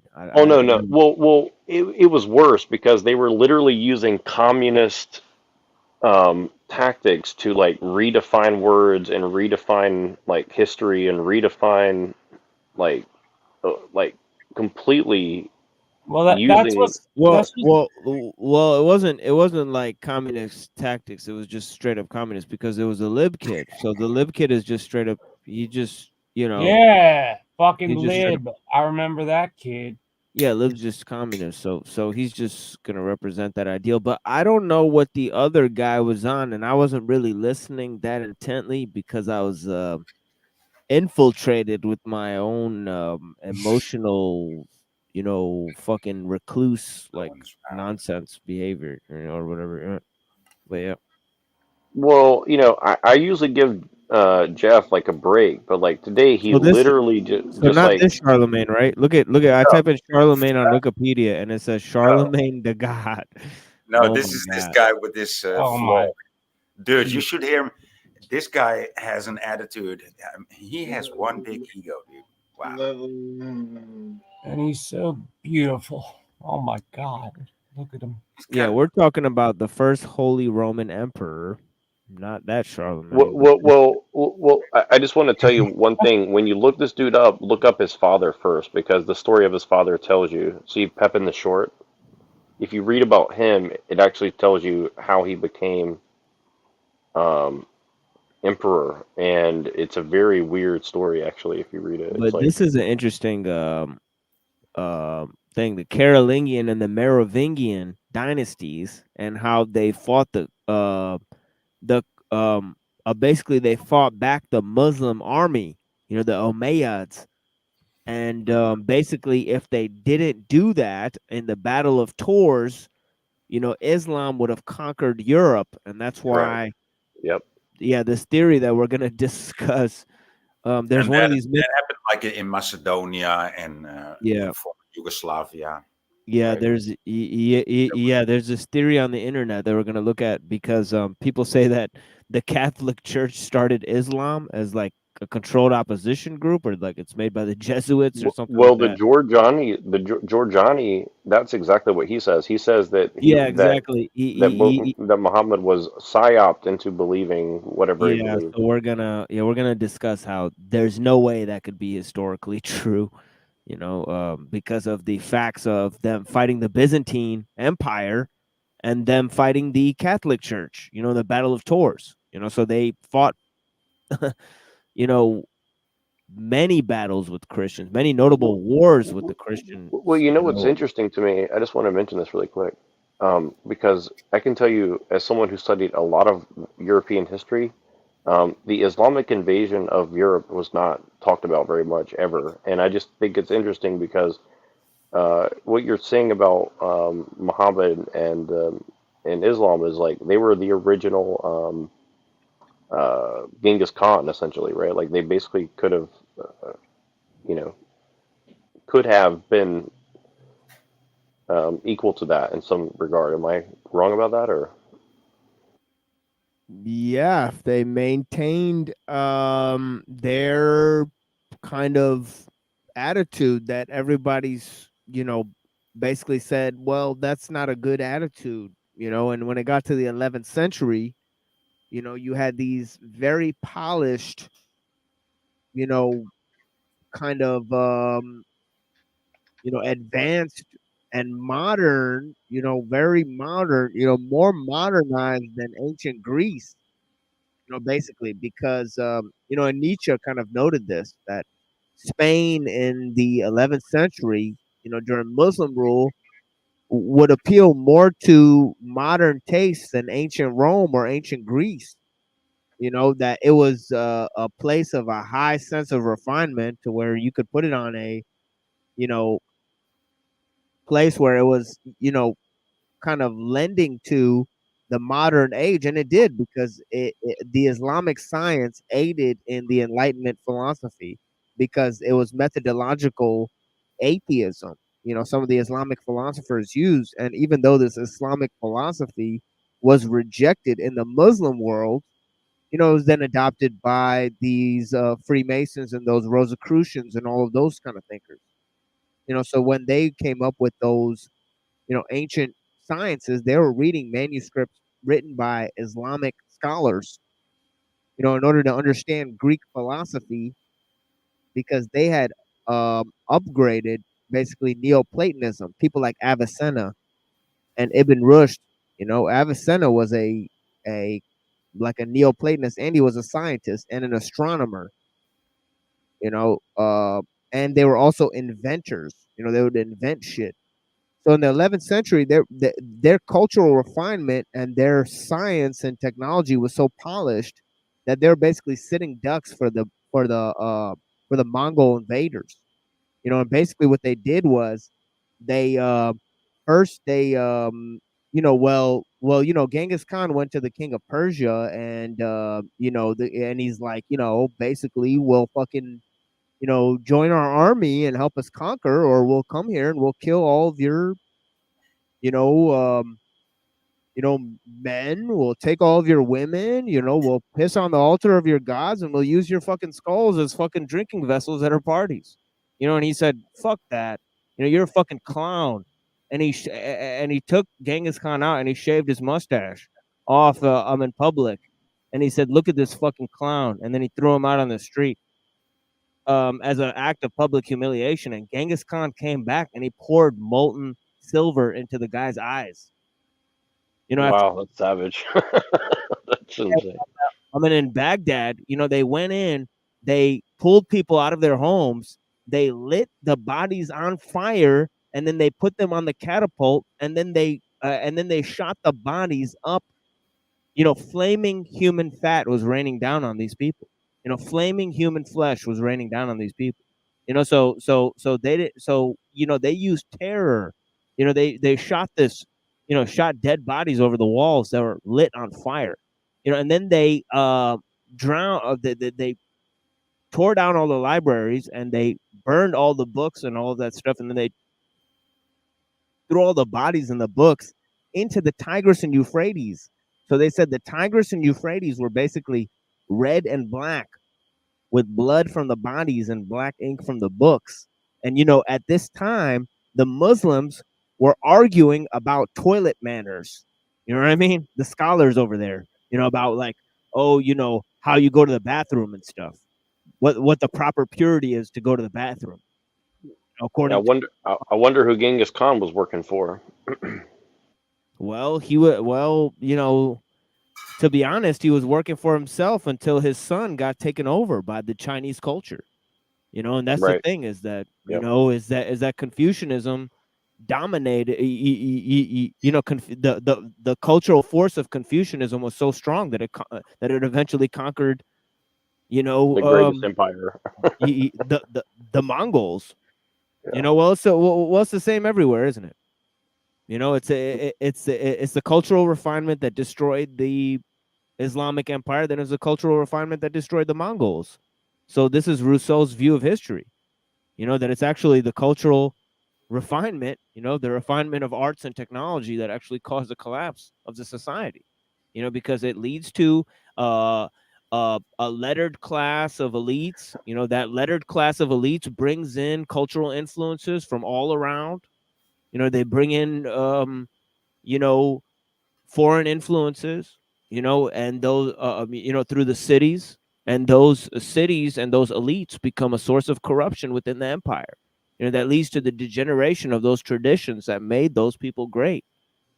Well, this kind of goes back to the conversation I was trying to have with Jeff, and then why I did my own little stream just to kind of talk about this. But it's like everybody's trying to fix things and say, oh, well, we need to do X, Y, Z, and make this better, and this, and mental health, and all these things. And really, when you look at it, it's like the struggle is what makes you strong. And this is what I was trying to argue with Rant last time he was on too. Is like the struggle is what makes you strong. So if you make it where there's not enough struggle, you become very weak. And if you get too strong, then you become weak from comfort. So it's kind of like you kind of need to like level up and level down, level up, and like there has to be some sort of balance, right? And I think that people in the modern world, we're advancing so quickly with the comfort, we don't realize that the comfort is and the convenience is like it's an existential threat to you as well. It may not seem that way, but it really can be. And I think this is also the balance with being anti-technology is like if you give up technology and everyone else doesn't, then you put yourself at a disadvantage. So it's a really difficult situation that we find ourselves in because you basically, like you say, often it's like you've opened Pandora's box in so many ways.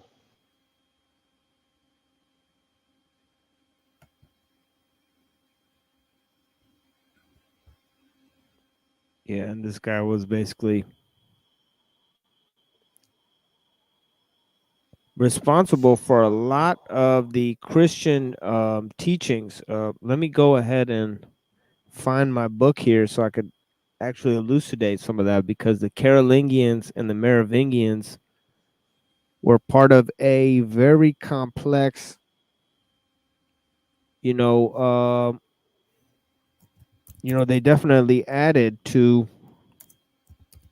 Christian teaching in several respects because of their scholarship that they had there, Let me try to find my book here. Shit.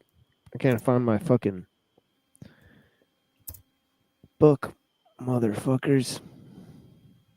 Okay, here it is.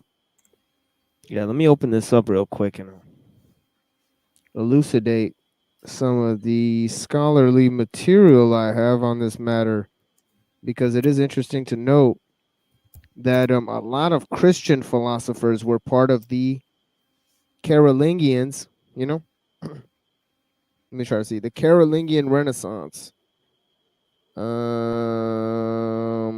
Okay, let me look this up. 123. Sorry to interrupt. I just want to ask you one thing, just a offhand comment. Do you think that, like, remember when people say like unite the clans and shit? Like, isn't that kind of what Charlemagne did? Like, basically, he was trying to unify basically unify different tribes in Europe under one thing, essentially. That's kind of what. First German Reich, baby. Well, Okay, was it German or Catholic? That's the question. Look at this. Look at this. This guy, Theodore of Tarsus, a Greek monk, arrived in the country as Archbishop of Canterbury, and along with Abbot Hadrian, developed the school of Canterbury. Okay? So the position of Archbishop of Canterbury actually came from these guys. Like I think St. Thomas Aquinas was Archbishop of Canterbury, wasn't he? Yep. You know, so yeah, and it said that they popularized the trivium and the quadrivium.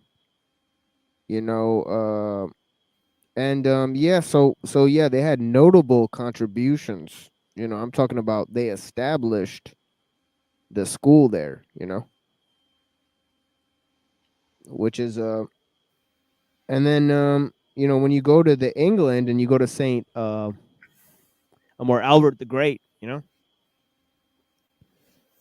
Well, in the first real literature of England that was really in like in English in any real sense, other than maybe Beowulf, was like Chaucer. And if you read Chaucer, he was writing all about like uh, you know, what was going on in the ruling powers, like social circles and shit like that. It's very weird stuff to read. Honestly, it's like it's actually very detailed about what was kind of going on in these circles of you know, the ruling class. It's very strange. If you ever get a chance to look at it, it's like proto Shakespeare essentially.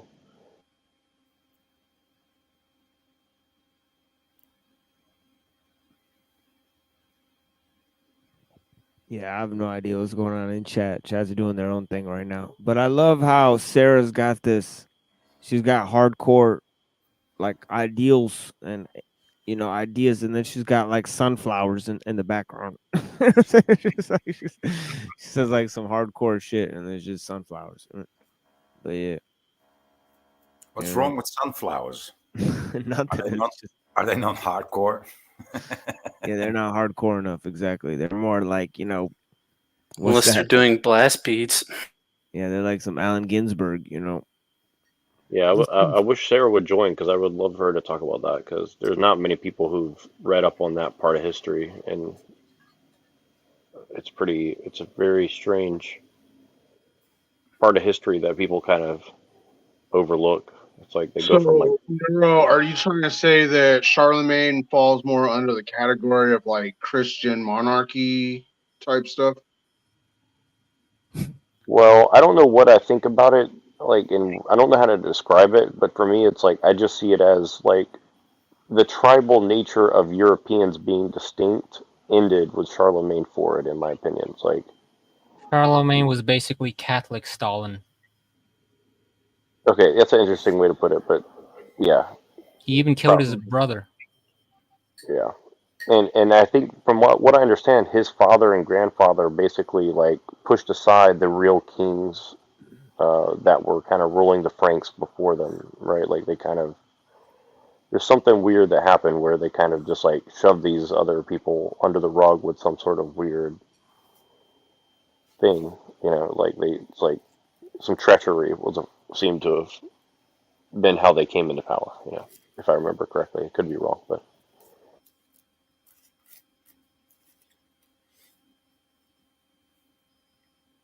Yeah, these are like soft coups and infiltrative actions over years and decades instead of a war, you know, instead of taking over a castle. Oh, there's plenty of war.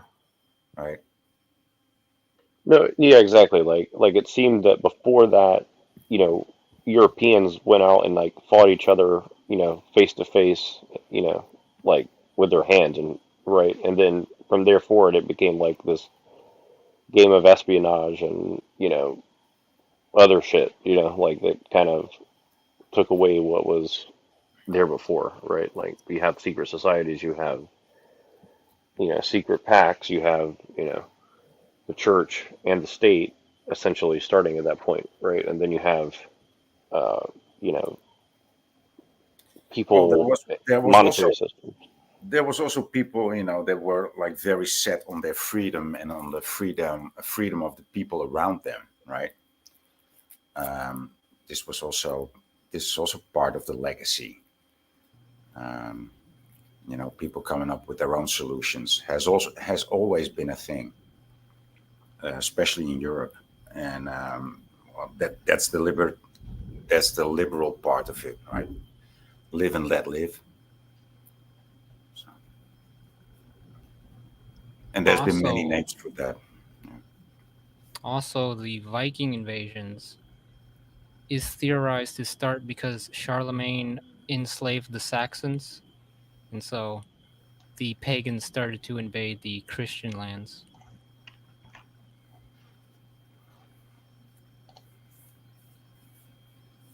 Hi, Sarah. Hello. Hello.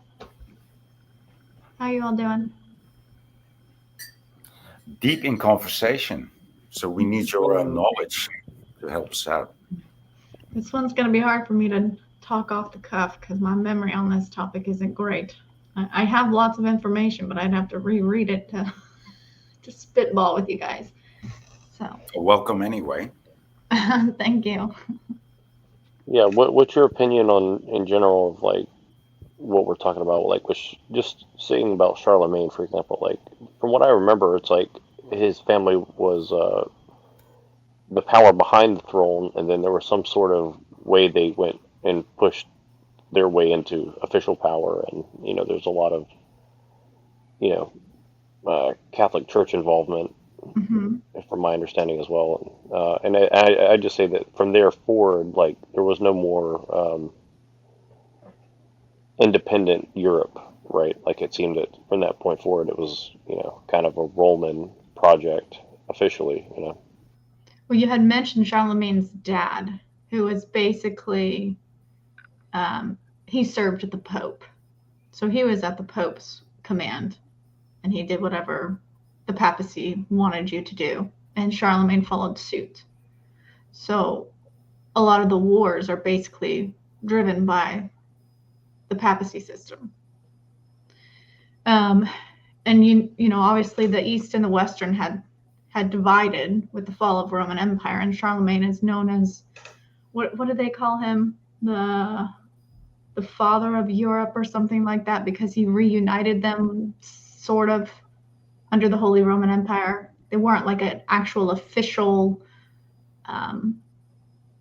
kingdom of any sort. Like it was just a bunch of individual tribes and areas that all worked together but weren't actually officially a unit. And I don't remember how he got the Byzantines to really get on board, because at the time they were still divided with the schism and everything in terms of Catholic and Orthodox. See, I think this is kind of a hidden thing, and I don't really know how it's related, but I think that if you look from Charlemagne up to the point of, let's say, the Reformation, right? Like, the Reformation was based on, or I'm sorry, no, I don't want to say exactly what the Reformation was based on. Other people can jump into that, but just take the King James Bible, for example. They took Slavic Byzantine stuff and merged it into the Western thing, into the Western, stuff essentially. And it's, you have the Rosicrucians and all this, and it's like I don't know exactly what it is, but there's this kind of weird Byzantine merging with the Roman, merging with the whatever England had become and France had become and Germany had become, right? Like there's this kind of weird project that seemed to take place. I don't know how to really say what it is, but like I think you see it even now with like the whole Russian Orthodox Church thing going on right now, and you have like the Roman Church, and I grew up Protestant, so I didn't really understand a lot of this stuff until recently. But it seems odd to me that it's like, the Orthodox and the the Orthodox and the Catholics don't really seem to have that much of a disagreement. I mean, they really don't. They're basically one church, right? I mean, they try to deny it, but The biggest thing that created the fallout was the filioque. Is that how you say it? It was the difference between, the Holy Spirit and Jesus and Christ. Which one came first? And that was their biggest issue. Oh man. What I can remember. You think the Holy Spirit would come before anything, right? Yes, the Holy Spirit is actually the Word of God, not Jesus. That's right. Hmm. Wait, what does that mean though? Like, tell me what do you mean by that? That's an interesting comment. Well, most people misread John 1, I believe, where they talk about in the beginning was the Word, and the Word was with God. And that verse and that whole section, honestly, they misinterpret it because they translate it to he, and then they have this automatic association that he is talking about Jesus. It should really be she, because the Word of God is Sophia. It's the Holy Spirit. It's the feminine aspect of her, of God. So it should be she. And Christos is the light, which is created by Logos. It tells you in John that first you have Logos, then you have the light. And Jesus Christ was a witness to the light. And John the Baptist was a witness of Jesus being the light. Well, I certainly know people who agree with you on that, and I don't know exactly what it was intended to mean, but I definitely understand the argument that you're making. And Yeah, the Gospel of John is a very fascinating kind of gospel, because if you really look at the Gospels, it's 80% different than the other three Gospels. So it just contains almost none of the material of the other three Gospels, combined, which the other three Gospels, they draw heavily from each other. We're talking about Matthew, Mark, and Luke. They're almost the same stories. That's why I stopped reading the Bible. That's one of the reasons I lost interest. I was like, come on, this is just repeating the whole story. I don't want to read this. I read this. But I think that sorry to interrupt you. There was a little delay. That's the weird thing. It's like there is something unique about John and Paul. Like it's very unique take, and the thing is, like, who interprets it, and how do you know that your interpretation is right? And the thing is about Gnostics, which people always accuse me and Machine of being, it's like, well, if you actually look at what the Gnostics supposedly believed, and you take into account that understanding, when you read the Bible, it starts to make a lot more sense as to why there's so much confusion, right? Like, it doesn't mean that I totally agree with either side, but what I'm saying is, like, you know, Yeah, I hear the what people, you're saying. Yeah, the Gnostics had that some it is important. interpretations. It's important to have an interpretation on it, right? Yeah, and the Gnostics seem to be drawing on other things, and like my understanding of the Bible, and I'll stand by this, is the Bible makes sense in context of what was going on around it, right? Like, you have to understand, like Machine said, like, what were the different sects of Judaism, and who were the real quote unquote Jews that weren't heretics. I mean, that question alone totally changes the context of the Bible, right? And that's just one aspect.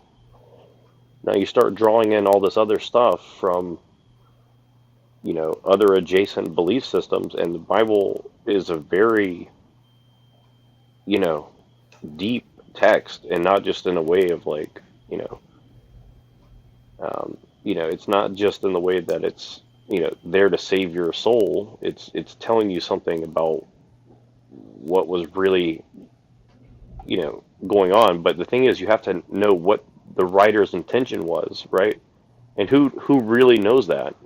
Like, who has the authority to say they know what the author's intention was of what they were trying to convey? That's a very difficult question. It's not an easy question, in my opinion.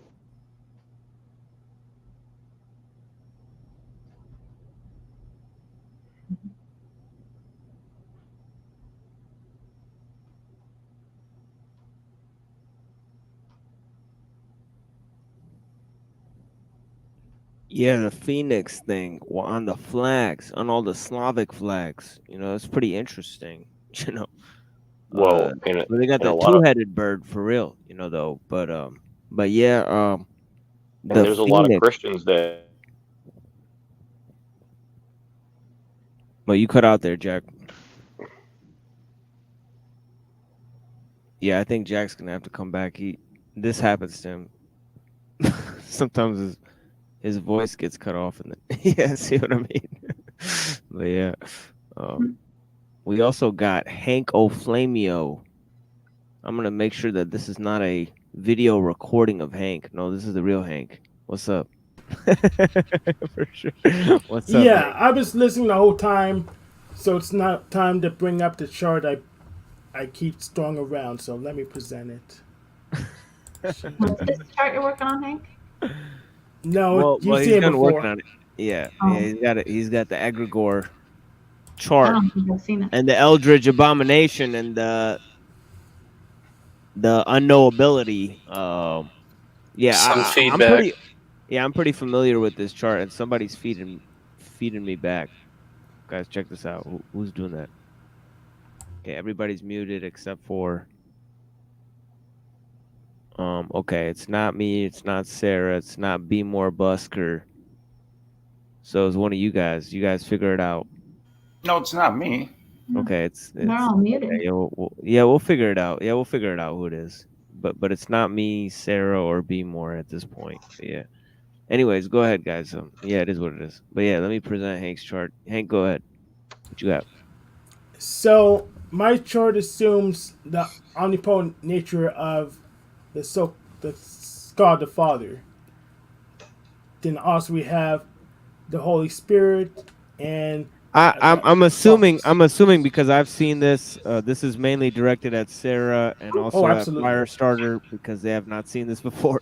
So it's directly right at Sarah.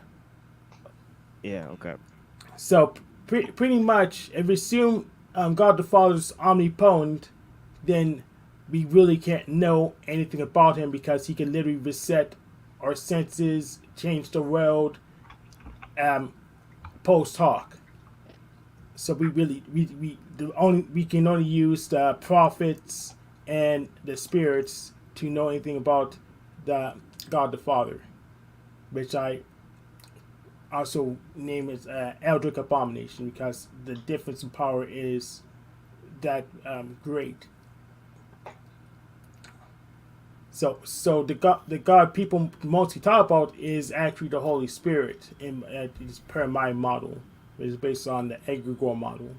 I can actually agree with this, Hank. I like the idea. I don't like it to be. I mean, again, these balls. It looks like planets, right? I don't agree there, but yeah, I get the idea, and I think I'm with you there. But so you say only the prophets can have a direct knowledge of God the Father? No, I'm not. No, I'm saying the prophets usually have knowledge via the spirits. So they're controlled by God the Father, but so is everything else. What's the Jesus character's role in this? So Jesus is the one who tells you about the Holy Spirit, right? Yes. Which people say is God, but the real God is God the Father, right? Yes. So what is the knowability barrier? Is that the barrier between the material and the immaterial, or yes? But the immaterial pretty much contains the material, so we kind of under control of God the Father, assuming omnipotence, but we can't really read or interact with it other than being controlled. Yeah. Other than being controlled? Yeah, we can't really interact with God the Father because of the difference in power. Okay. I'm assuming omnipotence. I'm assuming it's omnipotence. But if we do assume omnipotence, that means anything we think we know could have been wrong. Or could just made wrong later. Okay.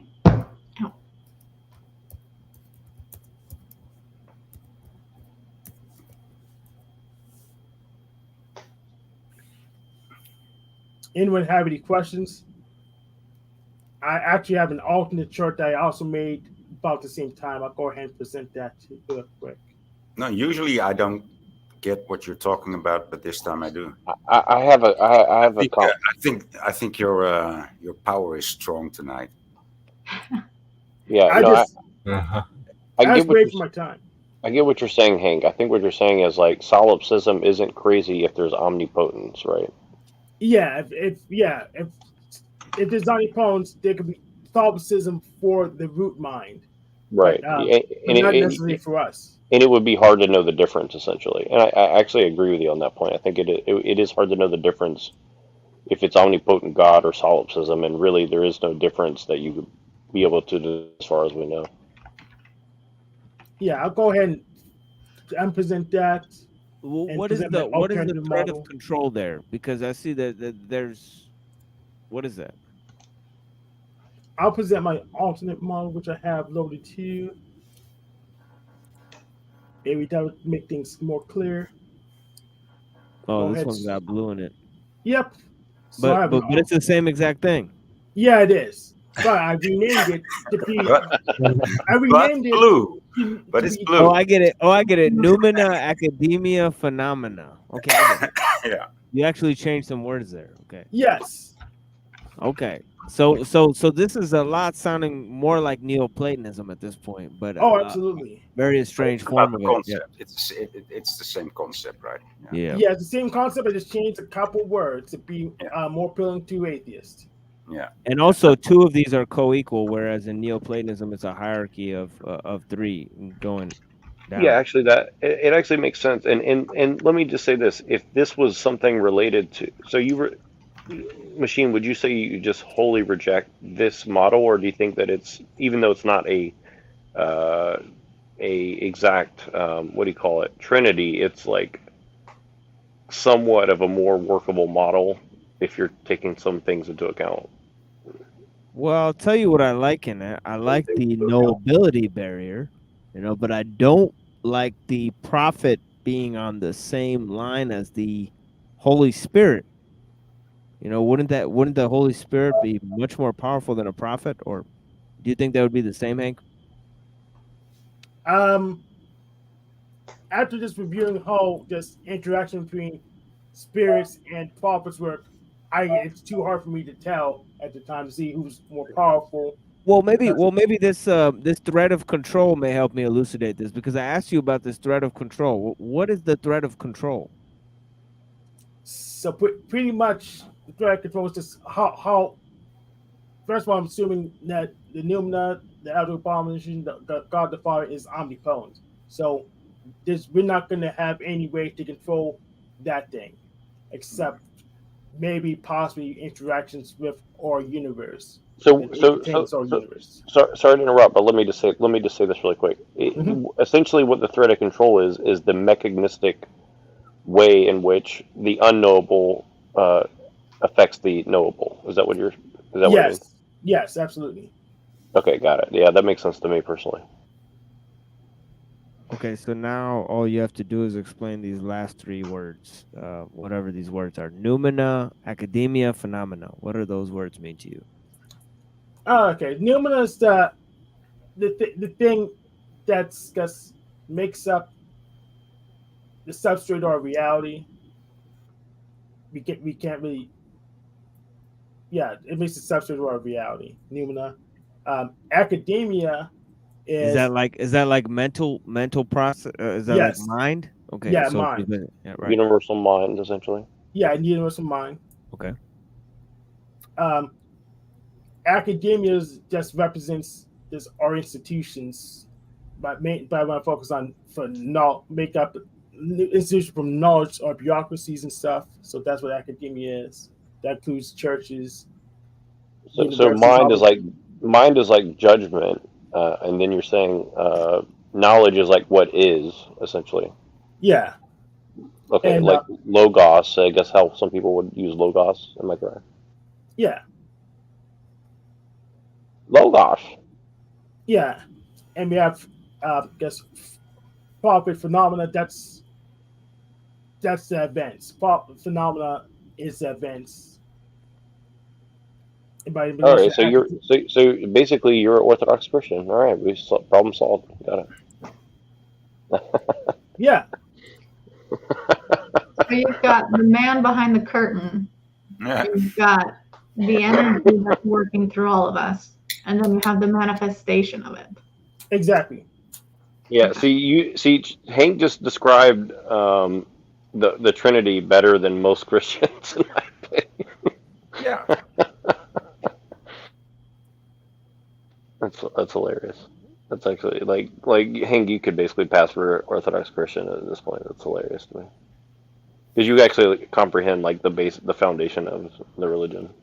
Yeah, and I didn't even take any RE classes. This I did this months ago. Made this start. So.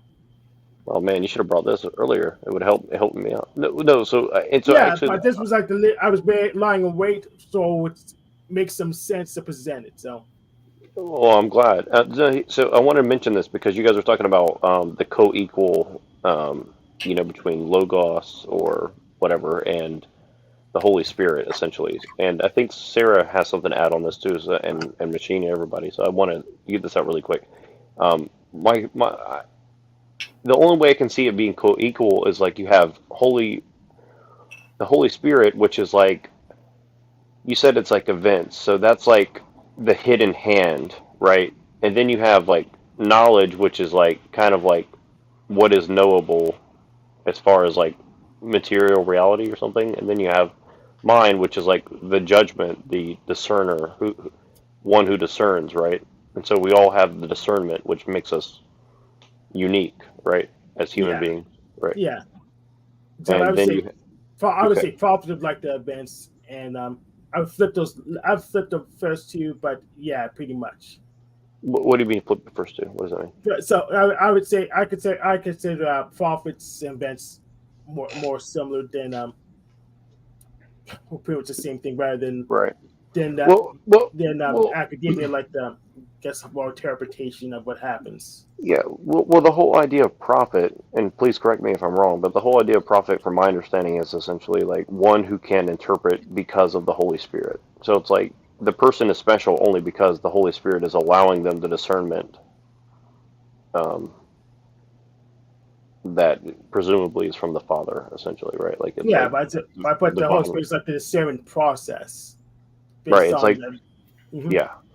So it's like the divine revelation is, gifted via the Holy Spirit, right? Yeah, but that doesn't.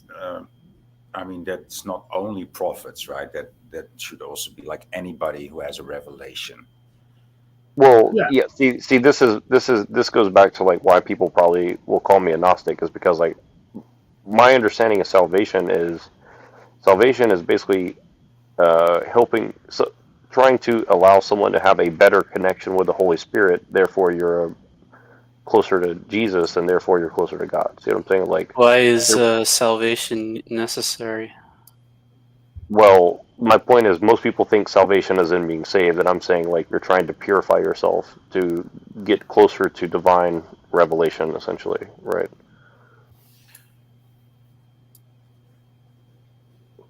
Like you're trying to cultivate a connection versus like you're going to be thrown in hell if you're not saved. Like I think that's a wrong.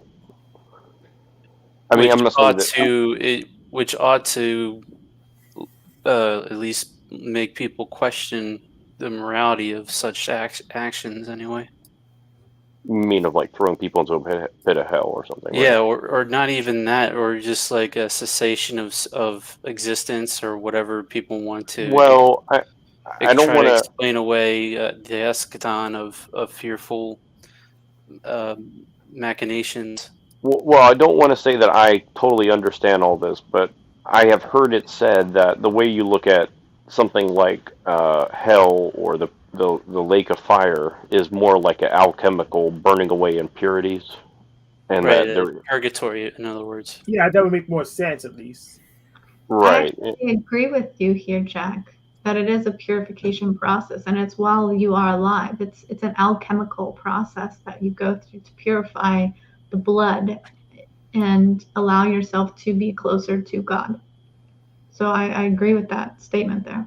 Right, yeah, and again, I'm not saying I'm right on this, but I'm saying there is a way to interpret that's what it means, and it does relate to Orthodox Christian theology to some degree because they believe that essentially virtually everybody can eventually make it to quote unquote salvation, and they also don't think that this life is the end of the journey. Essentially, like there is going to be an afterlife beyond this, and we can't know that it's immediate hell or heaven, right? There could be something else beyond this, and so I'm not going to sit here and say things that are going to get me probably attacked, but I'm just going to say like it leaves the door open to many possibilities of what happens between this life and quote unquote, whatever Well, eschatology is. there ought to be other options than a false dilemma.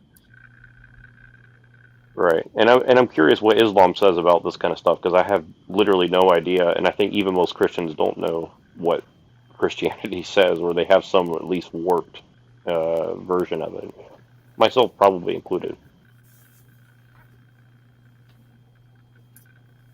That's where I was basically was at the end of my path with Christianity was universalism, but that just begs the question of what was the point of it to begin with? Oh, yeah, I'm a universal. Not only a universal, I'm a Unitarian Universalist. So I would actually read in Islam as well. So pretty much, it only makes sense that we're all saved. Otherwise, there's no reason for us to be here in the first place, assuming an omnipotent God. So. Right, like some of us may advance in a quote unquote better or faster or more efficient way, but it doesn't mean that we're necessarily quote unquote better, in a spiritual sense, because that's the thing is we don't know, but of course we can only judge by what we do know, which is here. Like we don't know exactly what's beyond this, right? I mean, other than God, right? But we don't know exactly what that is, This is where I disagree with Christianity and align very much with Eastern religions in terms of having multiple lives, that we are going through multiple reincarnations to continuously purify ourselves. So to the point where we no longer have to be reincarnated. So if you don't reach that level that you're supposed to get to, that purification process, like you said, we don't actually go to hell forever, for all of eternity. You're just reincarnated into a new situation to put you into, obstacles that kind of put you through hell on earth, that allows you to be burned by this fire through these obstacles and tragedies and events that put you in situations to overcome them. That if you can still find that compassion and unconditional love, even through the detriment of it all, that's part of the purification process. And it's basically we're hell on earth. And this is the burning. Right. And I think, yeah, right.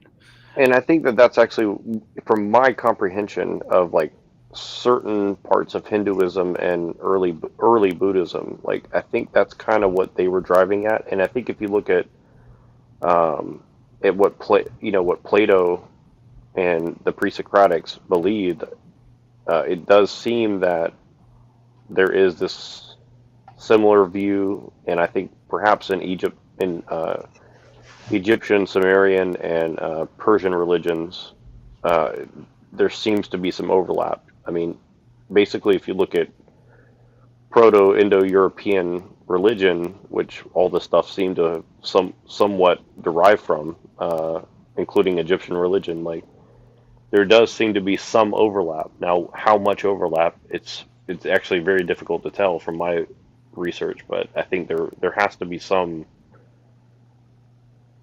some connection. But then you have to be careful because then you have like Blavatsky and these people who make, they probably take a kernel of truth and they just stretch it for who knows what end, in my opinion, right? And so that's why it's very difficult to broach these subjects without getting misled, in my opinion, No, I agree. I think everything is like that.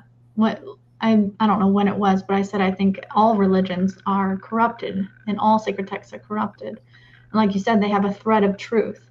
And I usually use like a really good piece of steak that has that good marbling of fat in it that gives it all the flavor. The fat's the truth.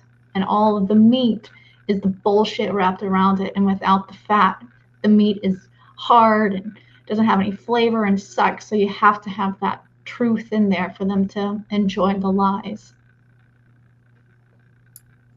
Right, which is why it's mostly exoteric religion for the masses and esoteric for the initiated.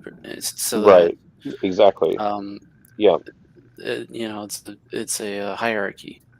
Right. And this is one thing that I think a lot of Christians are mad at me for, because I'm trying to say, like, keeping esoteric interpretations of your religion hidden from the layman is a very dangerous situation, right? Like, I understand there may be reasons for it, but I think that's, in my opinion, it's probably the cause of a lot of terrible things that have happened, is because you're trying to hide, certain things from the layman. And I just think that that's again, there could be cause for it, but I just find it that I'm not totally convinced that the reasons for hiding those esoteric interpretations are. Here's the thing, Jack. We're on the internet. We're nobodies, and we were able to find it. It's not hidden per se. It's just the churches don't emphasize it because that doesn't make them money. Well, the hidden isn't absolute.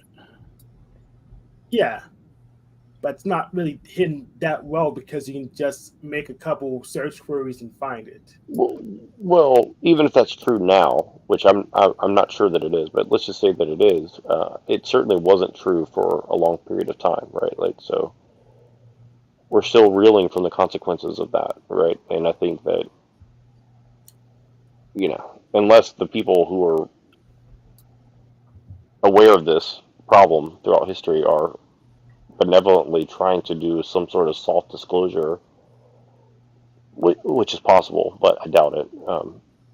Then you have to start thinking, well, what is the motives that it's available now, right? Like, are they trying to initiate people, or are they, what is the cause of that, right? Yeah, well, the nerds just initiate themselves because they just stumble upon the information, and everyone else just keeps on but keeping on. I mean, the churches are focused on money, so they'll say whatever gets people in their seats. So I think it's part of the harvest. It's part of the plan. They have to reveal the truth and lift back the veil. And people have to know what they're getting involved in so they can knowingly take the mark or not. Well, they don't have to, but they're just nerds like us. They'll just won't shut up about it. Well, I want to get into that specific thing about the mark and the Book of Revelation, but before I do, I just want to see if Machine has any thoughts about, like, the major, I guess, eschatological differences between quote-unquote Orthodox Christianity and Islam, for example. And I was going to ask before, like, what is the most cohesive form of Christianity to Islam as you see it? Not the bastardized version that we're but like what you would say is quote-unquote Orthodox Islam. Islam. Would you say that it's Arianism? Because I heard you mention that earlier. I'm curious because this is a question I thought about. I wish Mr. Miner was still here, because he's into this stuff, and but yeah, I want to read two parts just for the edification of the audience, if I can find them really quickly. And one is from Colossians, if I could find this really quick. I think it would be useful to read this, because Colossians and then Corinthians 1:15, those are two really essential passages really that we're working with here. So, because it tells you what's going to happen there, So I think it gives a pretty solid explanation there, of what's gonna happen. So here's Colossians. Let me see.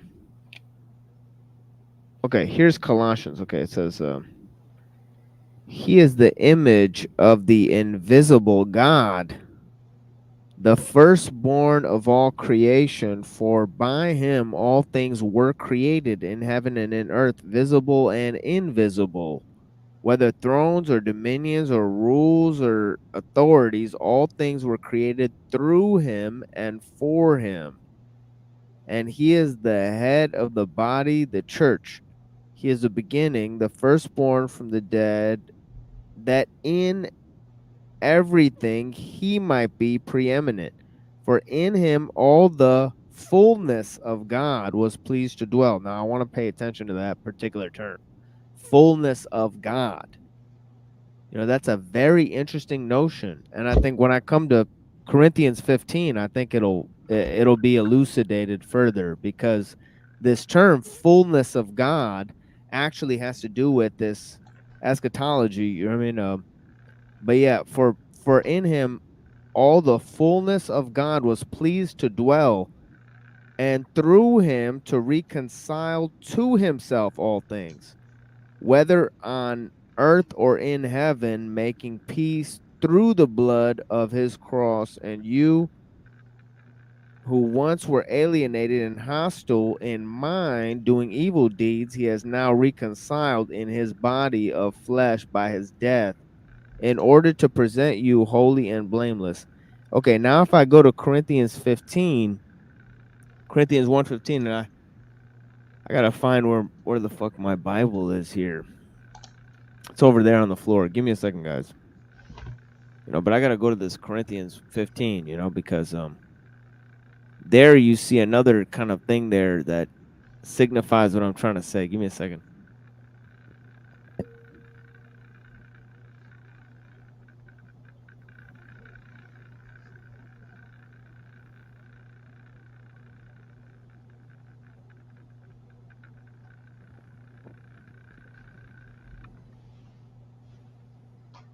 And I do think there's also a role for the Holy Spirit, but I think that's really in Ephesians. You see the role of the Spirit more in Ephesians.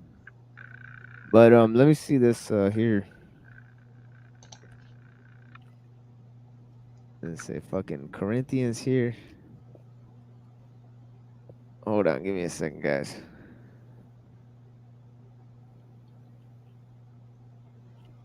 Okay, Romans, Corinthians. Okay, here we go. All right. Now, let me tell you guys here, when we get to this later passages here,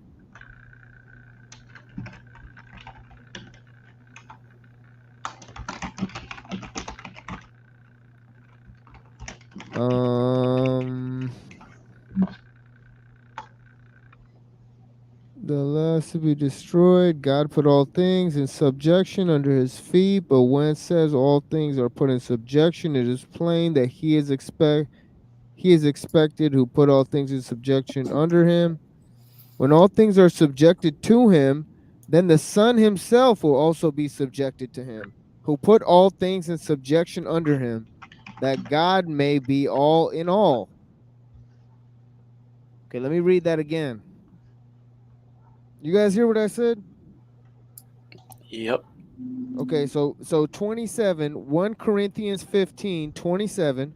For God put all things in subjection under his feet. But when it says, quote, all things are put in subjection, unquote, it is plain that he is accepted who put all things in subjection under him. When all things are subjected to him, then the Son himself will also be subjected to him who put all things in subjection under him, that God may be all in all. Okay, that be the fullness of God. Get it? God Yes. becoming all in all. When Yeah, I got it. Jesus is subsumed into the Father. You know what I mean? because Jesus is the invisible. Jesus is the image of God, which is the God the Father, which is the invisible God. You know, Right. yeah. And I just want to mention this real quick because I'm going to forget before we go off into another subject. But so because you mentioned, because you and I asked you about this, and I'm curious. So is that similar to Islam understanding that we'll basically return to the one, or is that something? Am I wrong about that?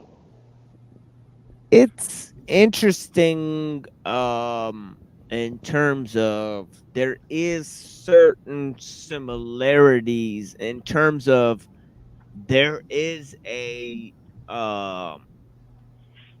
sort of link from the beginning to the end, you know, as you've seen there, you know, that everything was made through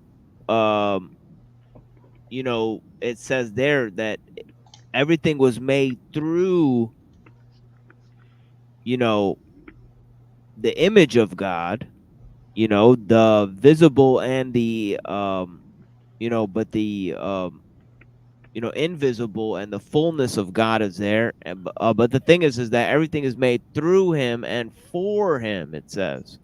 You know, And so it's talking about the beginning and the end. You know, and the alpha and the omega, you know. So Right. really, you know, so it's talking about both, and it's kind of similar in Islam in terms of there is a cycle, you know, so that kind of appeals to a kind of, because in Isaiah it says the heavens and earth will become renewed. So it doesn't say that everything's going to end, really. It says that it's just going to be a new Exactly right. beginning, you know what I'm saying? Exactly. Yeah, So and I've always that's wondered why why sometimes, Christians say everything ends or something. That's a very yeah, that's strange. why it goes sometimes with, you know, the you could almost fit in Plato or fit in Hinduism right there. Then, you know, a lot of people just fit it in on top of there because they just go, well, if it's just going to begin again, then, you know, here we go again. You know what I mean? Right. and It's kind of showing you the plan if you know how to look. and to help correlate it, I dropped a verse in the chat, Hebrews 13:2. Be not forgetful to entertain strangers, for thereby some have entertained angels unawares. This is the part about the thing, something has already ended, and we have to manifest something new. And in order to do so, we have to do right from the beginning ourselves by treating each other as angels, seeing the God in others, seeing our own alpha characters in others, our own omega characters in others, our own qualities in others. Just like Paul says, I'm you, you're me. No, that's you. Okay? Don't you get it? It's all circular, beginning to end. That's what circulation is. It's the currency, and the currency is electrical. You get to elect the tri bond that you choose, the electrical. It is a tribal thing, a trilogy, a trinity, a triplicate, a tri. That's another thing. If you read Romans and you read the arguments there, they're extremely tightly packed. I'm talking about St. Paul is using rhetoric on a high scale. Like he's using like full levels of Yeah, I agree. like he's I talking agree. about Jews and like he's switching between Jews and Gentiles like so fast Yeah, that it's very Taoist in my opinion. It's yeah, very that by Taoist. the end of him explaining this shit, you're not gonna know what the fuck a Jew is and what the fuck a Gentile is at all anymore. Like it's just gonna Yes. be In terms because of the gospel, that is. yeah, it's crazy. If I could just open up Romans 4, you know, here. Jeez, if you guys haven't read this, this is some. First of all, let me just say it's some good ass writing. You know what I mean, right? But yeah, I mean, we're talking about a very underrated writer just because people go like, oh shit, like, oh, this is from the Bible or whatever, so it's just whatever, you know. But we're talking about a dude, some bald ass motherfucker from Turkey that's just writing this shit. I mean, can you believe that shit? I mean, this dude is like a fucking genius at this level. Well, You he's know that he could allegedly trained, so. It's like Yeah, Dao De Jing. It's like Dao De Jing shit, in my opinion. there's no way he wouldn't have been trained because he's chopping it up. You know what I mean? Let me go here. When you're done, I would like to give a very different perspective on what you're saying. Of And, course. And real quick here, that's an interesting term, being trained up in something. Training. Were you trained or are you learned? Did it come naturally or did somebody have to impose their ideas and theologies and stuff? This is the thing about philosophy. I think everybody should develop their own philosophy, not theology, philosophy. That way, the more people that have a more conforming or objective, similar philosophy, the closer we're going to get to this idea or concept of both truth and love. Yeah, I agree. I actually totally agree with you, and I think that's where I get upset when people are, initiated into somebody else's philosophy and they take it as if it's true, correct, and their own. But yeah, go ahead. Yeah, that's just basically the description of individualism, right? Which was like a thing that was more or less an idolizing, a popular belief. It's I gonna think take like me a while to find that. 1600s. That's fine. Take your time, brother. the And that's where I actually agree with you too, Voynich. It is an individualism, but again, it's only through the individualism where we come to a closer or more greater truth by collectively discerning the same thing. It's really funny. So this is rooted in like European culture of like a liberal culture, right? Yes. Freedom is a very big thing. Well, here I want to mention this before I forget because I had. There's going to be like many people that want to have this unifier, want to go down in history as this unifier of all the free people, right? But what actually happened is they hunted down all the righteous kings, and then got rid of those people, and then I agree with you. and then unified what was rest of the Europeans, right? See, this is what I was thinking. I actually was thinking directly about this today, and it's a thought I had many times, but it's kind of stuck in my head today for some reason. I don't know why, but it was about. For me, I see that you can achieve collectivism through individualism. Through individualism, but people have it backwards, and they're trying to get to individualism through collectivism, and that doesn't work, in my opinion. Right? Yeah, that's a very basic and that's a very basic truth. Well observed. Yeah, totally agree with you on that one. Yeah. Okay, Sarah, go ahead. Sorry to hit you with that. Yep. Okay, I want to go back to the alpha and the omega, where in the constant loop, like the Ouroboros symbol, the snake eating its tail. Oh yeah. Yeah, you're talking about the time thing, right? Mm-hmm. Yeah, the alpha and the omega, right? Yeah. Yes. So I usually, every time I see anything about alpha and omega, to me, I connect it to Lucifer. It's a Luciferianism, and I associate it with pride and being I am the first and I am the last. And it's also a reference to morning star, to Venus, the false light, which is the first light in the day and the last light in the day, but it's the false light because it rose before the sun and it went down after the sun. It's the false light. And the twilight. To me, yeah, I see a lot of Egyptian and Greek influences in the Bible. And if you go through the history of the alphabet and how we get our language, the letter A in Greek is alpha. That originally in the Egyptian hieroglyphs was the symbol of an ox, and it was associated with Osiris. And that ox went to the Canaanites, which became a slightly different form of an ox, and they called it the Aleph. And then it went to the Phoenicians, and they kind of remolded it a little bit, and they called it Aleph. And then it went to the Greeks, and it became Alpha. and then it went to the Etruscans and it became Ah, and then finally to the Romans it became Ah, as in the letter A that we know of. And I don't see, even though God is the beginning and the end, he never has to proclaim it. He just is. The one that has to tell you they're the alpha isn't the fucking alpha in the room. That's the false light. That's my understanding when I see this.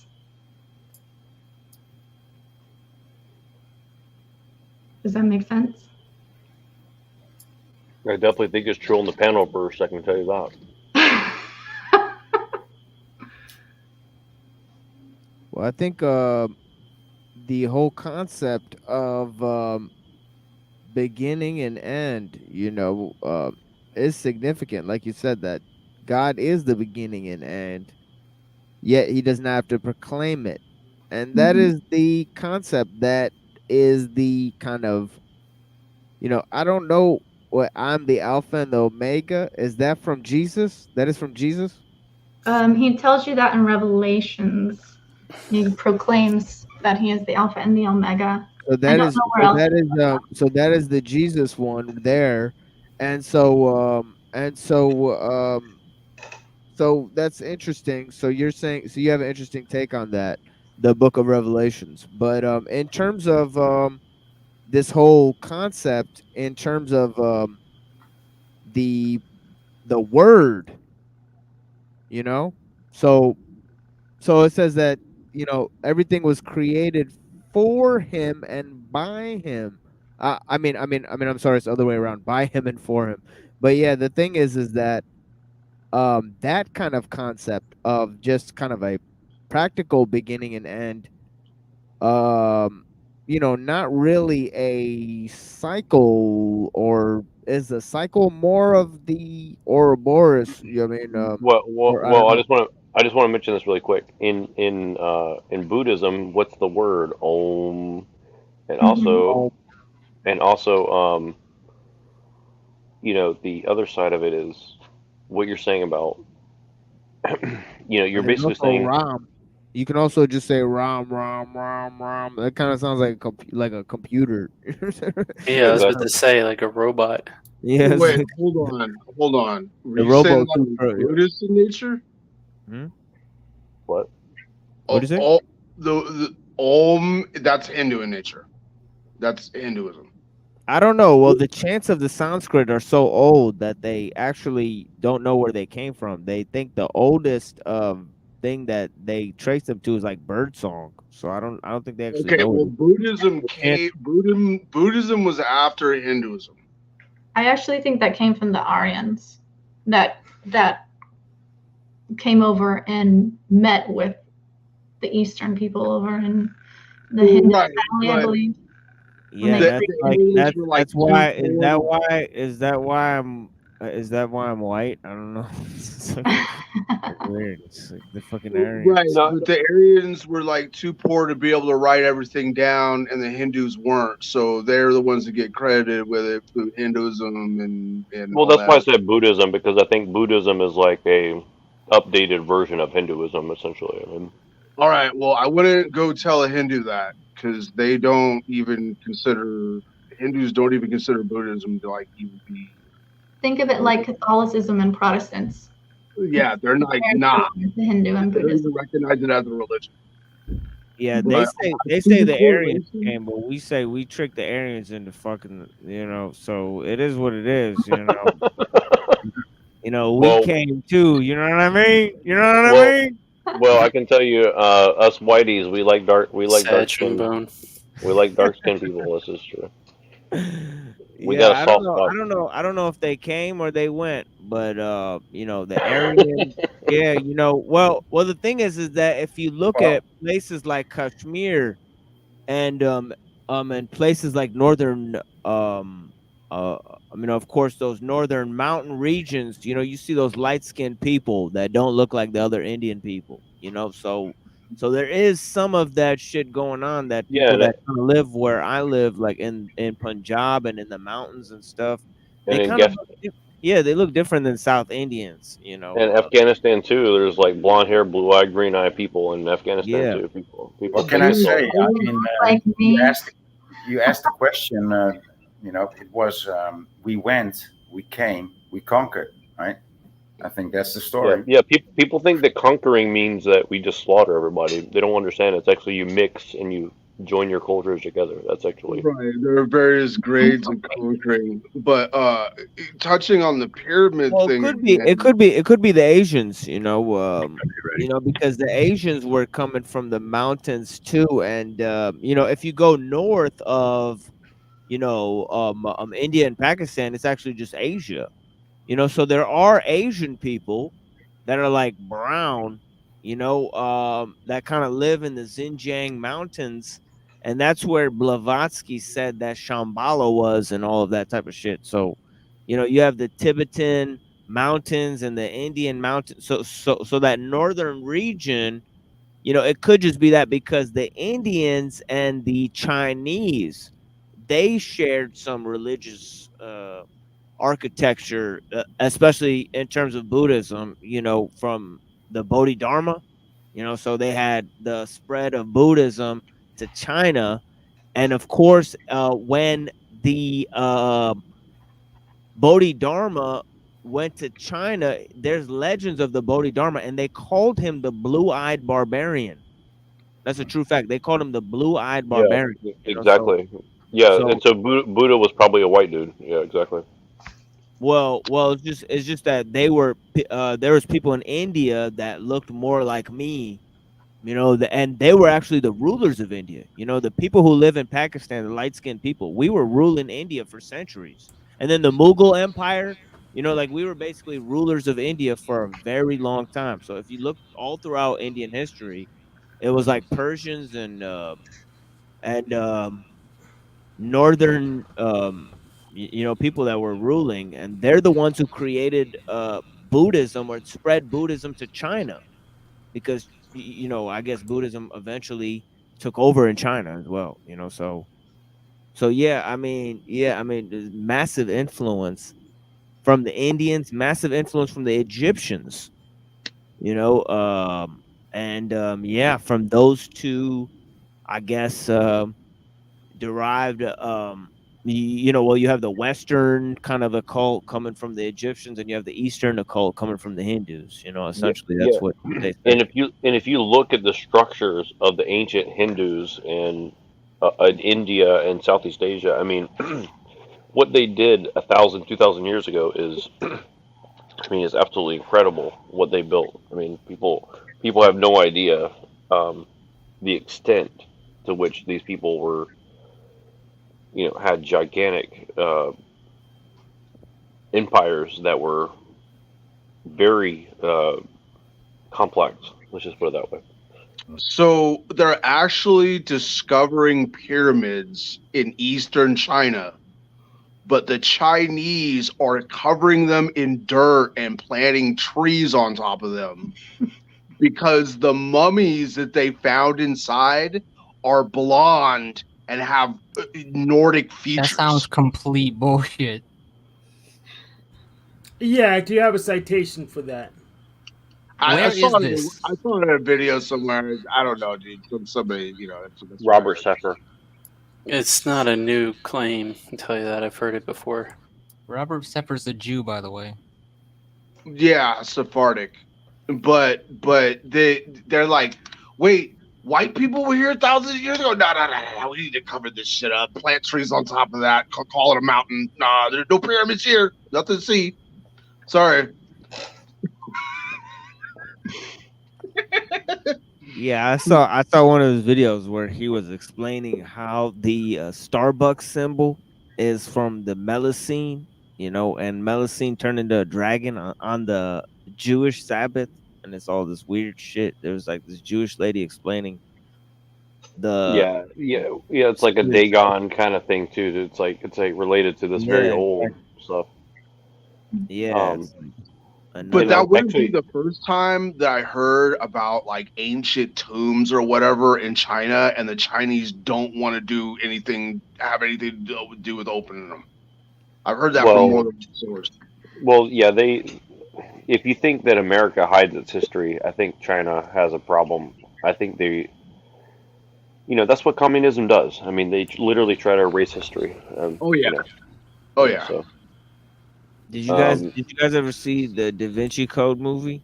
Where they have those kings and mentioned in there. They talk about the Merovingian dynasty and how it started by Mary Magdalene and how yep. they came on a boat with Jacob of Arimathea with the bones of Jesus. They came to Britain. This is actually some of the Freemason sects actually have this story. They're just Yes, that's it. hiding That's it in the actually what. movie. Yeah, Correct. yeah, No, correct. yeah. Because Mary Magdalene continued the bloodline of Jesus through the Merovingian kings. That's what they say in the French kings.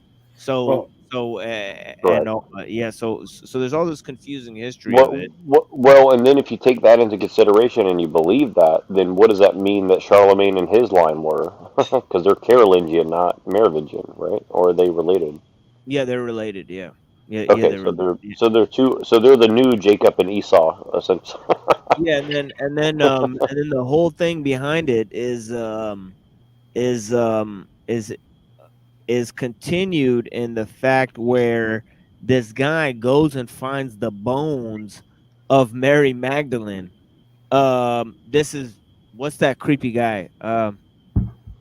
Tom Hanks or whatever the fuck it is. You know what I mean? Yeah, Tom Hanks. Yeah, and Creepy guy.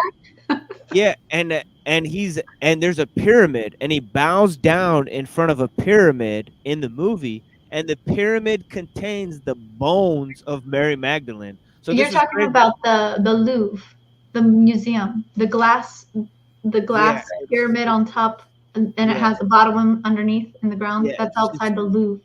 Yeah, but it's just ridiculous. The image of this man bowing down after what he's learned, that this story is completely about some guy who totally died, and then they're just continuing his bloodline, right? He then bows down to the bones of a dead Jewish lady. I'm like, what the fuck is? I'm like, what?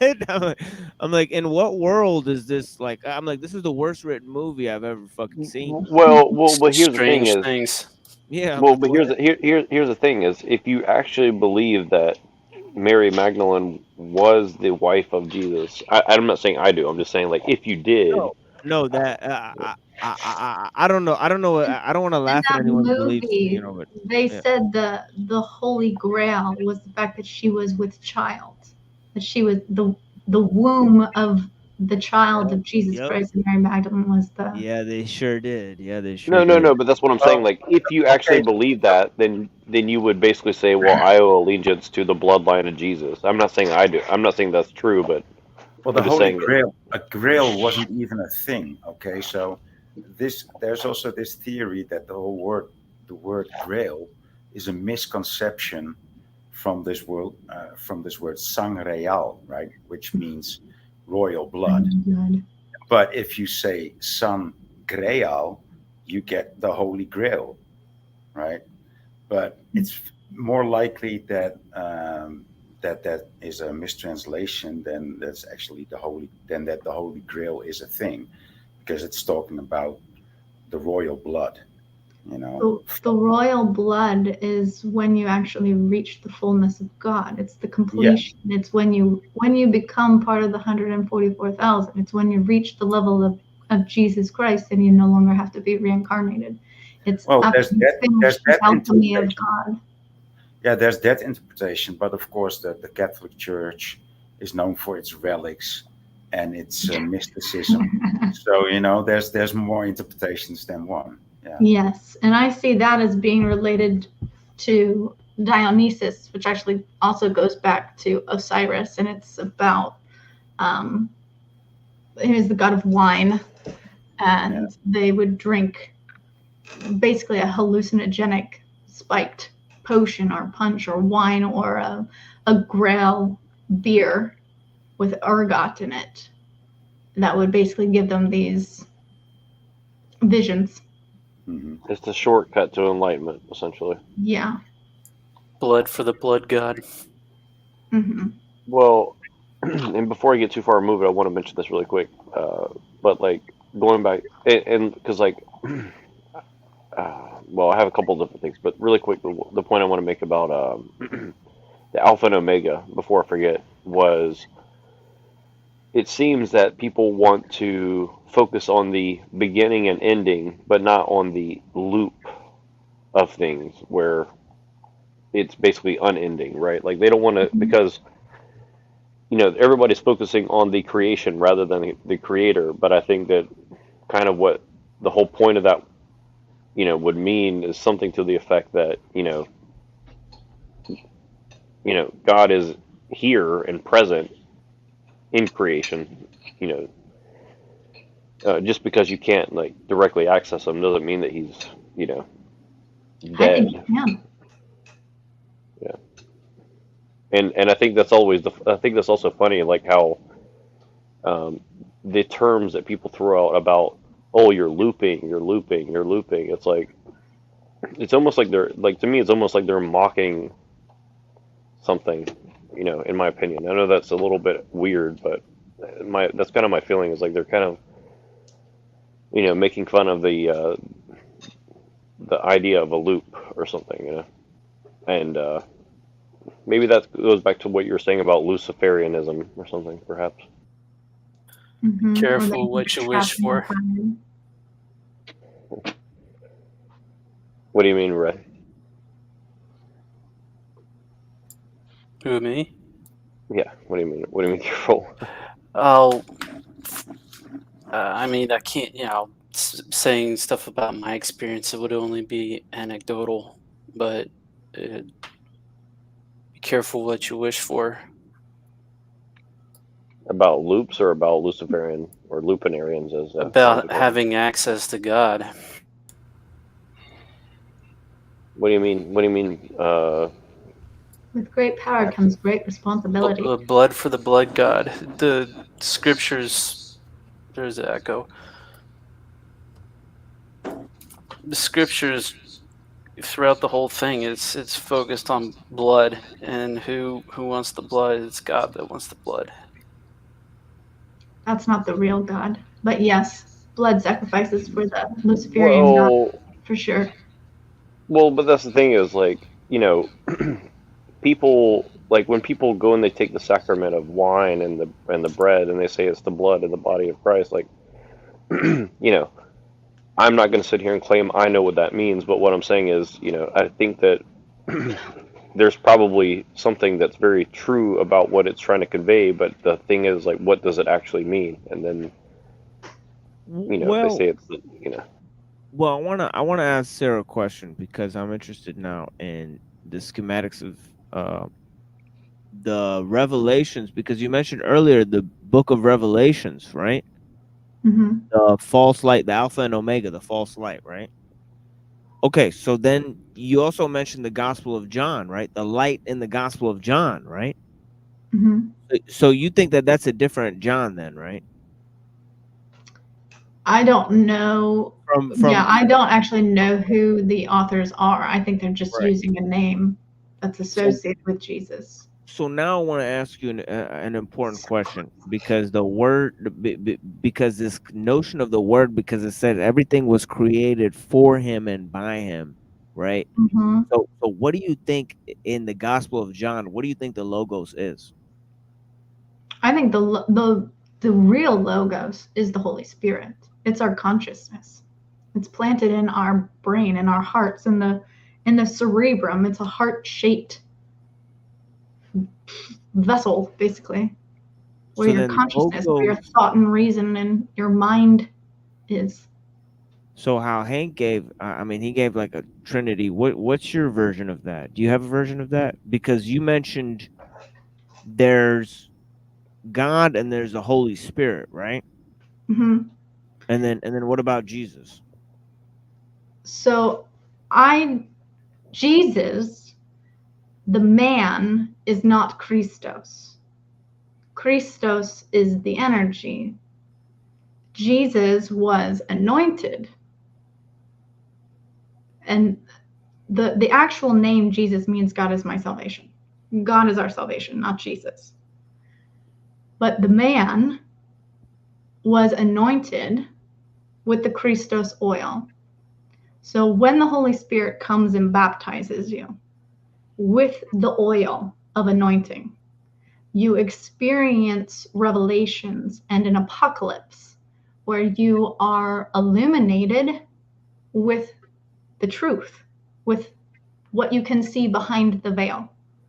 And then you are instantly tested to see whether or not you have the faith to remain in the bridal feast, in that bridal reception. So are you wearing the proper clothing to stay there? And you're instantly tested. And Jesus was instantly taken into the wilderness by the Spirit, where he was tested by Satan for 40 days.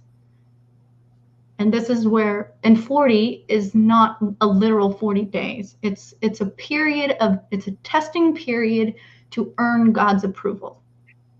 That says, you have passed these tests, you now are welcome to stay in the kingdom of God.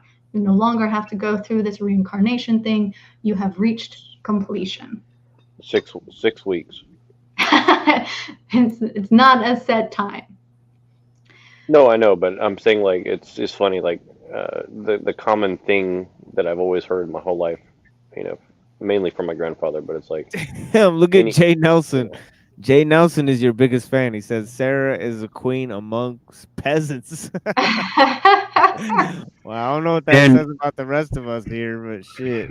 Well, in correlation to that, Bex and I were just having a conversation in lower chat about stem cells and bone marrow. Stem cells generate from, or the blood cells generate from the stem cells that are located in the bone marrow. And in adults, coincidentally enough, the blood cells that stem from that bone marrow that are generally generated in the bone marrow occur mainly in the spinal column, where the Christos fluid is. Mm-hmm. well, and I want to mention this really quick, so basically I understand what you're saying. So, Machine, based on what you heard about her idea of Jesus, what do you think of that, as far as it fitting into your, I guess, cosmology, perhaps?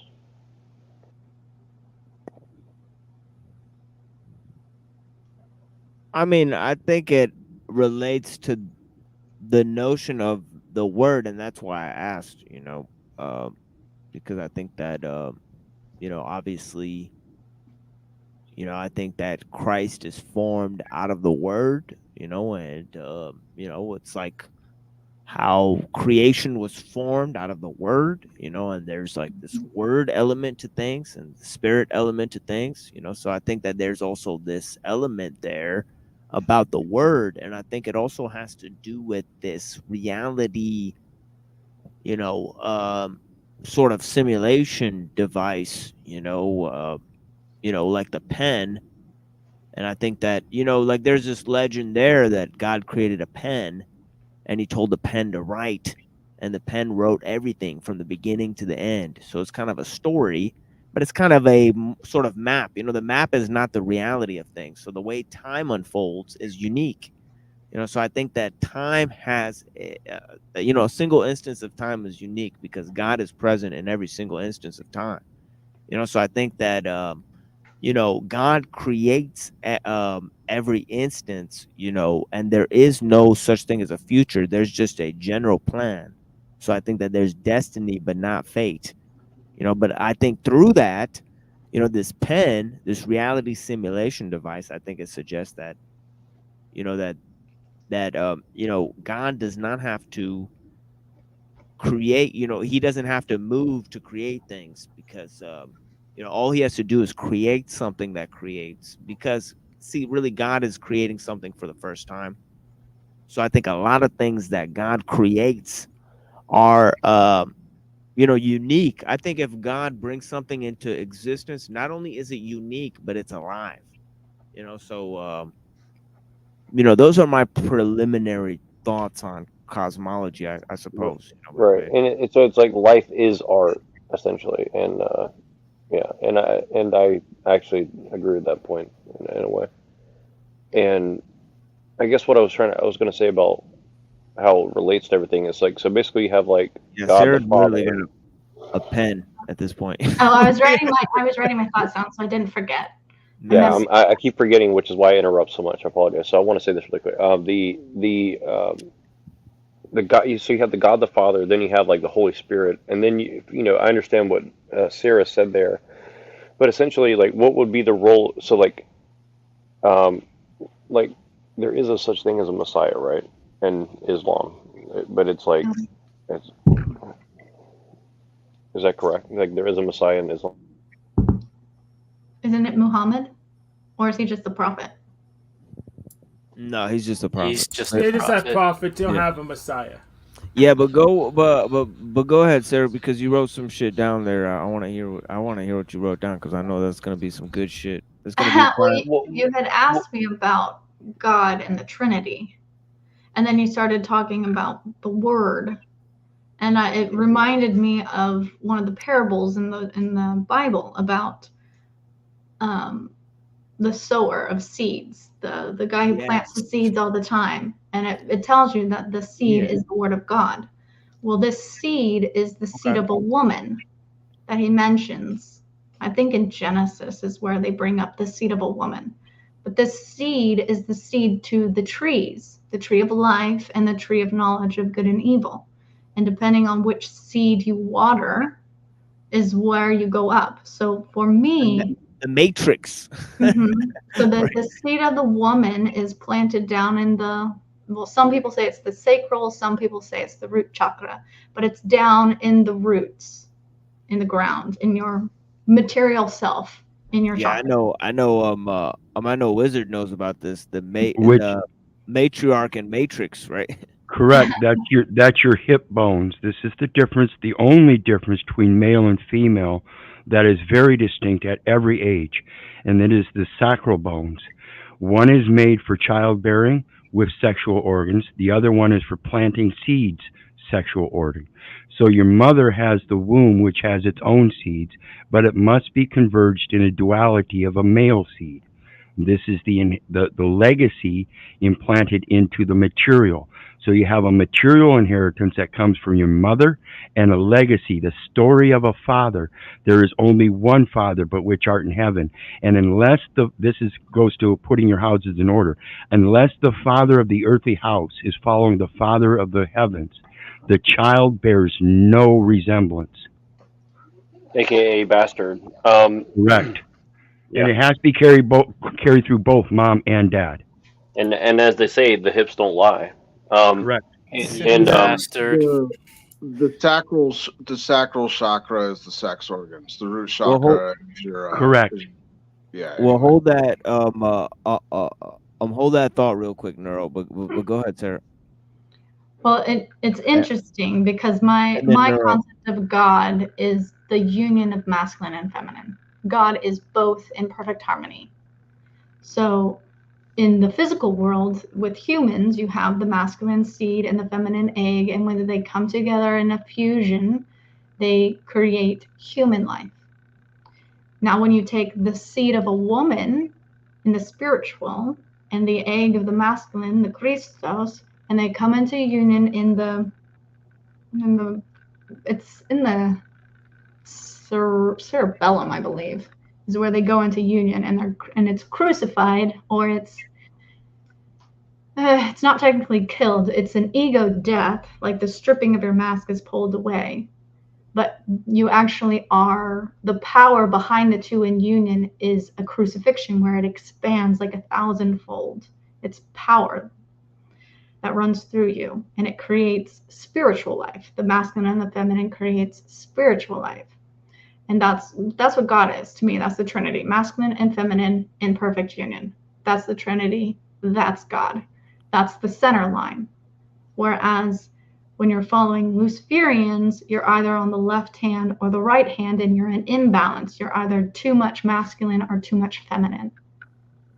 Have you ever read any books by Joseph Campbell? By Joseph who? Joseph Campbell. Yeah, you know Joseph Campbell. You know the guy who did that Power of Myth special. You know what I'm talking about? I'm not recalling it if I am. Okay. Because he's like yeah, he's got some interesting, because I have a book by him, and he shows like the 1,000-petal lotus thing. You know what I'm talking about? Mm-hmm. That you were talking about, the 1,000-petal lotus, right? Mm-hmm. Yeah, he's got like the whole explanation of that thousand petal lotus thing, but yeah, he's a fairly common scholar. You know, if I find your thing, yeah, I'm gonna send you some shit by this, but the power of myth. You know, Bill Moyer's Power of Myth. You know, with Joseph Campbell. Okay. You know, that's such a good resource because he talks about a lot of those things in there, and he talks about these Hindu stories and but I think he was on the set of Star Wars. You know, too. You know, he's like very popular, but he's one of those Jungian guys. You know what I mean? Yeah, Yeah, I follow Young and all that stuff. And I would yeah, say that I went through this experience before I did all the research behind it to understand it. yeah. He's a master of that Jungian stuff. You know, so I was looking at Mm. some of his, but yeah, he's got a lot of explanations of that kind of stuff too. But yeah, and And can I? also this the Vajrayana. You know what I mean? The Vajrayana is an interesting kind of extension of these things. But yeah, go ahead, Neurojack. Well, actually, if I could interject real quick before we get too far beyond it, back to the Islam idea of Messiah. It's not that they don't believe in a Messiah. It's just that they reject the idea of Messiah as we've considered it so far to this date. And correct me if I'm wrong, TML. But I believe the Islam concept is that they do believe in Messiah, but it's a double two Messiahs. What is it? The coming of Jesus, the son of Mary, as well as brain fart. Mahdi, is that it? Mahdi? The Mahdi. Yes. Yeah, the thing about the Mahdi is that he is actually essentially chosen by Jesus. So the thing about the Right. Mahdi, so he's a successor himself of Jesus. So the thing is that in order for Mahdi to be a thing, there already has to be apparently a Jesus figure there. Right, As far as I know. I believe the concept isn't that they're separate, but that they arrive same time within the Oh same yeah, time. yeah. Okay, yeah, Yeah, they do arrive at the same time. and But only that's why one of them is that's why they dismiss the concept that Jesus was the Messiah as they state in the scriptures, because evidently Islam doesn't believe that he came with the Mahdi. It's never been stated, and that's Well, they their basis, I believe believe. that basically that he was the Messiah of the Jews that the Jews rejected. So basically, Right. that is what makes Judaism null and void. But the Right. fact is that Jesus will return in order to kill the Antichrist and to select the ruler of the Muslims, because the Muslims will Okay. be basically Okay, so there's a second coming of Christ. Okay, got it. They're Right. just interpreting the first coming of Christ was just a beginning, and that the end will be the second coming of Christ when he comes that's with his why they brother say Mahdi. that. Yeah, that's why they say that Christ never died, because they said Okay, got it. Yeah, Which they say he's technically, yeah. which technically Christians actually, I think, do agree with that point, that even if Yeah, he died, that he yeah, he's still alive in some basically, sense. yeah, Exactly. exactly. In some sense, he was never dead, essentially. But go ahead, All right, Noro. and You've been then holding up for a long time. No, you're good. No, well, that was actually related exactly to my question, which is that essentially, like, Islam is messianic, but it's just not in the way that Judaism, Messianic Judaism is, and Christianity is. right, And right. the reason I bring this up is because, the idea of the term Christ is a,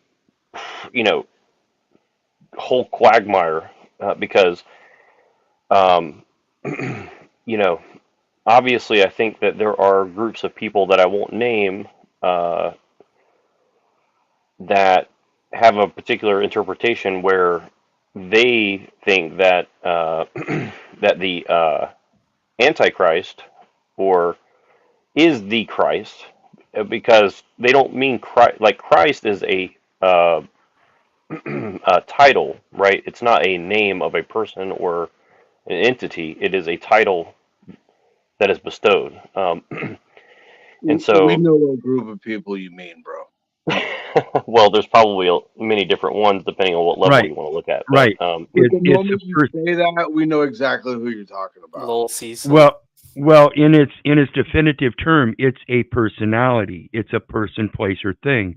And again, he's absolutely correct. It's a title, meaning an entitlement. Nobody is actually entitled. So the Antichrist, as he's speaking of in correct terms, I believe you're absolutely correct. Right. And I think what I'm trying to say is like I don't know enough about Islam to comment, but what I'm saying is I think that there's a misunderstanding among many Christians because they, they probably, they correctly say Jesus is Christ, but the problem is like a lot of people use the term Christ and Antichrist, and they use it in ways in which Christians are taking a very specific interpretation of something like the Book of Revelations, and it is certainly possible that people that are talking about about their religion are speaking in terms in which they are initiated into a different comprehension of what is going to happen. And I think that Christians should know that the first person who comes back and claims to be Jesus must be lying, because that is basically what the Bible says, right? So it tells you right there that you're going to have someone pretending to be Jesus, and people are going to fall for it, and then afterwards you'll have the real Jesus come. Now, I don't know where Mahdi fits into all this with the Islamic thing, but I am curious to say, because because again, it goes back to also like, is there an ending or is it just like a new beginning, right? Like, if we go to a changing of reality, or we go to heaven, whether if it's a separate reality or it's just this reality becoming quote unquote pure, I guess, is beside the point. I guess what I'm trying to say is we should be on the lookout for people or things or entities or groups of people pretending to be of God, when they're we're specifically warned that people will claim to be things they are not, including in the name of God, Jesus, and the Holy Spirit as well, right? Like, so and this is one thing that it shocks me to no end, is like when I try to say to Christians, like, we have to be very careful, that people call themselves a Christian or people say that they're of God, like that, we can't just take that at face value. Like we were talking about Eric Prince earlier, right? Like, this guy thinks he's literally a crusader for God. I obviously suspect that he might not be what he claims to be. You see what I'm saying? And I think that that should be kind of the default position of people who are concerned about these kind of issues, right? And it seems that Islam also talks about this as well, if I understand. But it's like in Judaism, I'm not sure, because I'm not really sure what Judaism is. I don't know if we really know what Judaism was at the time of Christ, right? Like, I don't think we really have a clear picture of what that is, personally, but I could be wrong. It seems like most Christians believe that the Antichrist is going to be like this one person a lot of the time. And what you're saying is it's more like a general category of people. Definitely. And I think a lot of times people say you have the Antichrist spirit in you, but you don't know which Christ they're referring to, because they're saying Antichrist, but they're not saying anti-Jesus. See what I'm saying? They're saying Antichrist, and you can't just conflate those two things, because to a Luciferian, Christ might be the son of the devil, or whatever their equivalent thing is, right? And like you said earlier, that the guy claiming to be a crusader, you have to learn not to conflate the terms. A crusader is a military faction. So if you're a crusader in the word of the Lord, that would be blasphemy. Vengeance is mine, saith the Lord. That's not a delegation to any man. Exactly right. Yeah, I agree with you on that point as well. And this is why, like, specifically around like war issues of war, I think that it's shameful to me that Christians are so ready to claim holy war when they are not, in my opinion, able to make such determinations. In my opinion, right? Like, yeah, and Jay Nelson makes a perfect comment. If you want to pull that up, they smoked Koresh in Texas just for claiming to be descent from King David bloodline. That was the only claim that man made. Leave us alone. We want to educate our own children, have our own life. Polygamous, even under the law of spirituality that this country is formed under, which is Israel, and that is Jacob's ladder. And Jacob had 12 sons by 4 different wives, 2 wives and 2 concubines. Exactly. And you notice that all these Christians are like totally against biblical lifestyle, and it's like, well, how can you make that argument? It's really bizarre. Professing their interpretation of Christianity without realizing the foundation of Christianity is polygamy. Starting to sound like Southern Israelite, dude. Well, he had some points. I will give it that he did have some points. I'm not saying I agree with everything the dude says, but he did have some points that are obvious for anybody who studies this stuff. Like, I mean, it's like I'm barely looked into the Bible, to be honest with you guys, and like it's apparent that the modern Christian is so confused about anything pertaining to like what kind of things the Bible is telling you that you ought to live like. Okay, like it's pretty clear that it's people are not comfortable addressing what the Bible is actually trying to explain to people. Yeah, I think that's kind of the like model, if you will, or whatever, of your typical like touching on how you don't agree with everything the Southern Israelites was saying. That's kind of like the Alex Jones model of he'll like say some stuff that's the truth, and then he'll start flying off into freaking left field on some crazy talk like freaking Earth shape or whatever the hell. And the stuff that he's saying could be completely and totally legitimate, but because he also believes in this other crap, it's designed to make you think like, oh, well, this guy believes in this, he also believes in that. A lot of people aren't intelligent enough to bring the discernment to bear to understand, to break up their arguments into pieces, and a lot of people are going to go, oh, freaking, it's a disinformation tactic.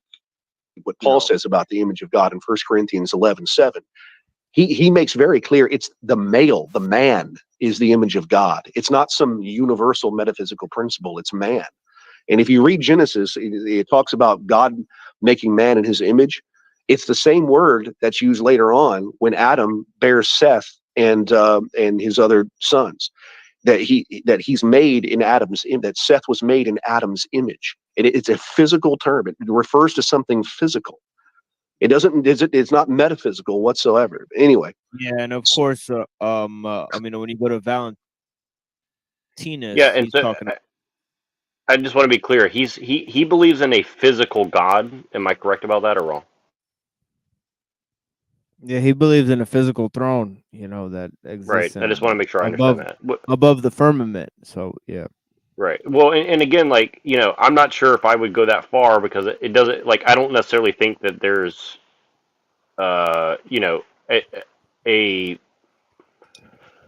discernible difference between the metaphysical and the physical. There's Muslims who say that about the physical throne,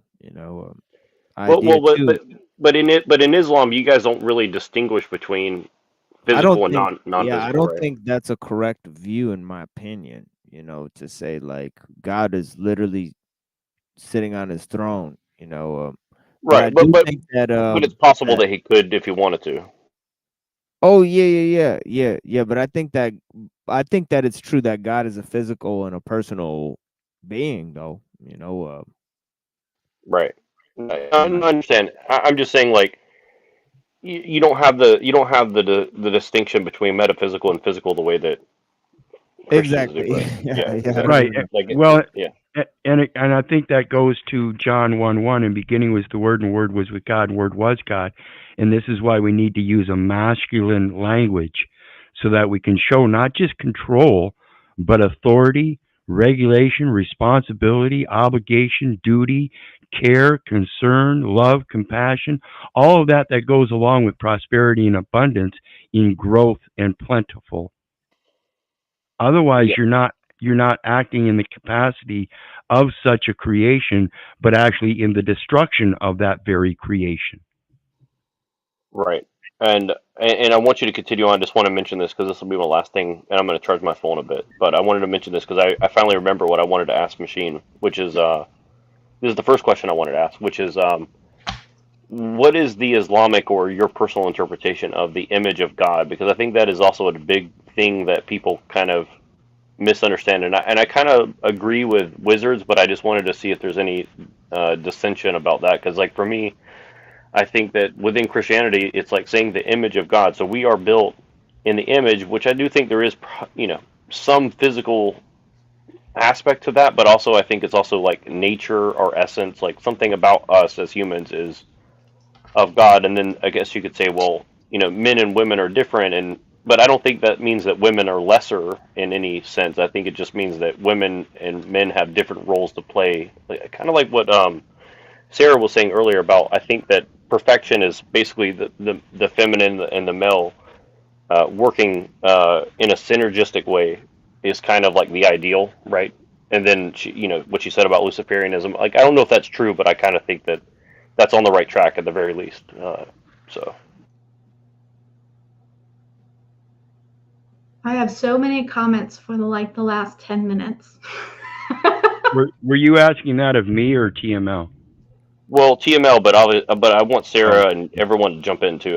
That was specifically for him, but I just wanted to get his take, and then Sarah, please say all your comments because you have to interject because we're all going to keep going. Well, if I could take that first, then I'll just make it real short and sweet. You use the perfect term, image, but I think people are mispronouncing that. If you look at it, it's two words, I'm age. This is the age of majority that they call in the legal form, but in reality, in the spiritual form, it would be I'm age of discernment. I can discern the word and its truthfulness or its righteousness. Yeah, I mean, I can just say, like, from my personal understanding of Christianity, I think that that's the whole point of it is, are you getting to the level of discernment where you can, Exactly.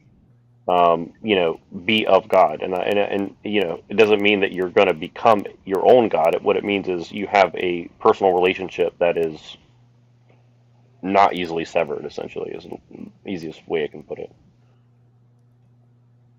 Okay, now I guess I'll just say real quick. I think that it's about the qualities.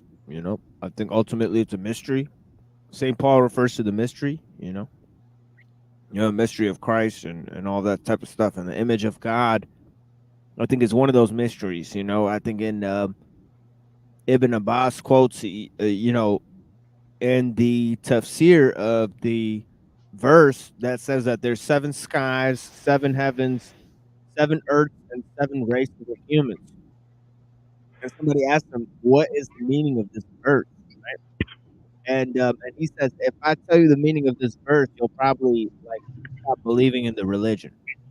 So some things are hidden from man, to preserve his sanity in this realm.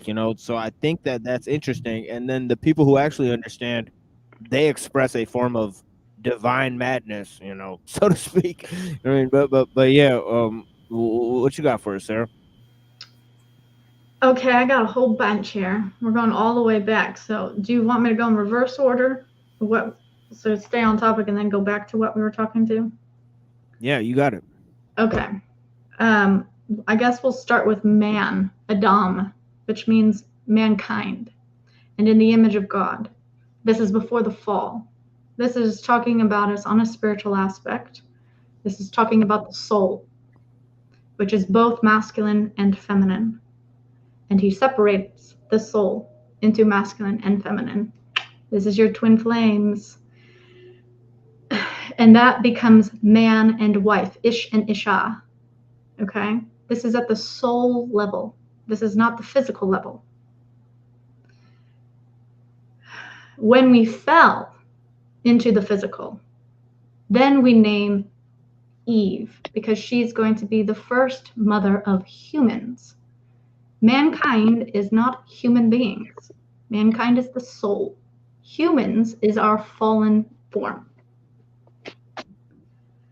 When it comes to masculinity and having control, control is the masculine lacking the feminine. He is completely stationary, has zero movement, and controls because his feminine is wounded or lacking. True masculinity is order. It is orderly. It is according to a system. It is systematic. A feminine lacking the masculine is complete fucking chaos because she doesn't have the masculine to put the movement of the feminine in an orderly fashion. So she's chaotic. When you have masculine and feminine in union, you have orderly movement. And it's like a waltz where the masculine and feminine dance in a perfect harmony. When it's just the masculine, you have a fucking wall. When it's just the feminine, you have this fucking modern dance lady who doesn't fucking know what the fuck she's doing. You need both. Oh, where else do I have? Sorry, guys, that was a little bit of a rant. We also talked about the man is the head and the woman is the body. When it comes to masculinity, he decides when to move. The feminine decides where to move. So oftentimes, men who are very, very logical think they're going in this direction and they don't understand why shit keeps coming at them. It's because they aren't incorporating their feminine. They are literally looking here, thinking they're walking where they're looking. But the feminine's going over here because she's all intuition and following her senses. And he's looking at this, freaking out when all this shit comes out of nowhere, and he's always on fight or flight mode because he's not paying attention to the feminine who controls the body. You have to incorporate both because we work together. We are partners. He created a companion. He didn't create a submissive being to be your little toy. Also, God wasn't promoting polygamy, but that was humans' choice, and he allowed us our free will. God made man and wife to be in union, to be husband and wife, to go into union, as when a man marries his wife, he leaves his mother and father and clings to his wife, and they become one. Let no man divide what God has joined together. This is a spiritual union. That is a true marriage of the masculine and feminine souls in union, married through the threefold cord of the heart chakras, where they are married together in the spirit. The fucking marriage we got down here with a fucking contract is not marriage. It's bullshit. It's a property agreement. That's not a marriage. Okay? Women were treated as property. That's not God's law. That's human's law. Jacob's ladder. We were talking about Jacob. Jacob means heel catcher. This is referring to the signs, okay? Jesus said he will be with us until the end of the age, and he's talking about the ages of the zodiac. In the Bible, they're referring to the age of Pisces, the fish, which was symbol used for Christianity. We're talking about Serapis here, not Holy Jesus Christ. Christianity will be here until the end of the age of Pisces. And then we will remove this age and go into the age of Aquarius, where we worship man as God, and we worship fucking machines, and we worship aliens, and we worship everything that isn't actually God. And it's no longer Christ that we're worshiping, or Jesus, or Christian. Basically, Christianity will fall at the end of this age, and we are right fucking there. In the old ancient times, Jacob, the heel catcher, he was a man bending backwards, catching his heel in the center of the zodiac wheel. Okay? The 12, really 13, because God is a baker, and a baker's dozen is 13. But the Christianity patriarchy removed the feminine from everything. They removed women from the churches. They removed women from any kind of head of authority at all, which women used to be the ones in charge of spirituality long before Christianity came in. Okay, and they removed the feminine. So they removed Ophiuchus, I believe is how you say it. I'm not sure. The 13th symbol. They removed Mary Magdalene as a disciple. They removed Dinah, Jacob's 13th child and his only daughter. They removed that tribe. So all we had were the males left. The only female remaining in the zodiac was Virgo, the virgin, the true virgin of the Bible. Jesus was born of a virgin. They're telling you his sun sign. He was born during the time when the sun was in the constellation of Virgo. This is how the Magi, the wise men, knew he had been born. They were looking at the constellations. They were looking at the stars. And based off of Regulus and Jupiter in conjunction in the constellation of Leo, which is the symbol of the crown, and a birth of royalty being, a king being born, all of this symbolism was representing the beginning of the age of Virgo. The entire age of Virgo is the tribulations, because after Jesus died, that marked the end of Libra, which was really the end of the age of, well, it's really the end of the age of Libra, but people think it was the end of the age of Aries, which is where you sacrifice the lamb and spread it over the doorway for Passover. And then he gave us the laws of the 10 Commandments for the age of Libra. This lamb that was sacrificed represents Atum Ra. He was basically reincorporated into Horus through the Eye of Ra.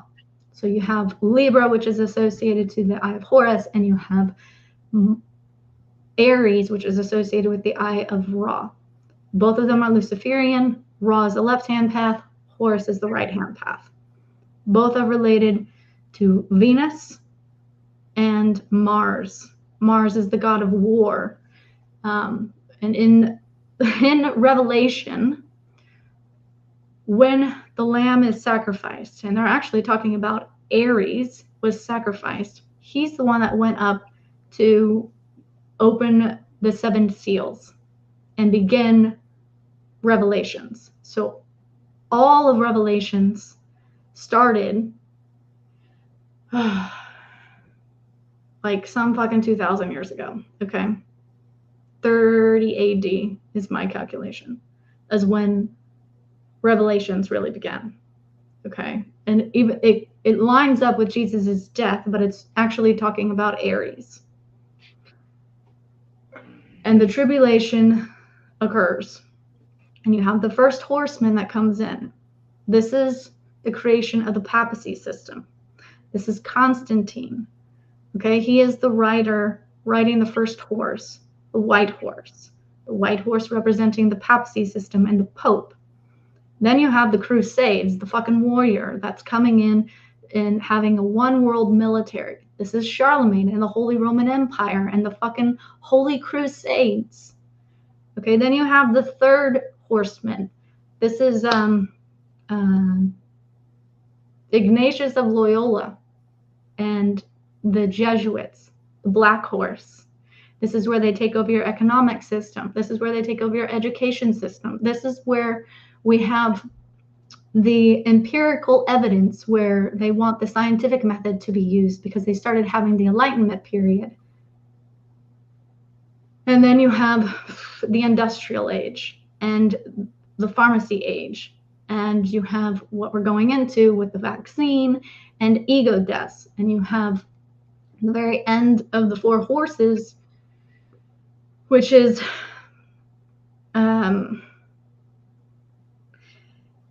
basically this year is going to be the end of what we know of the United States.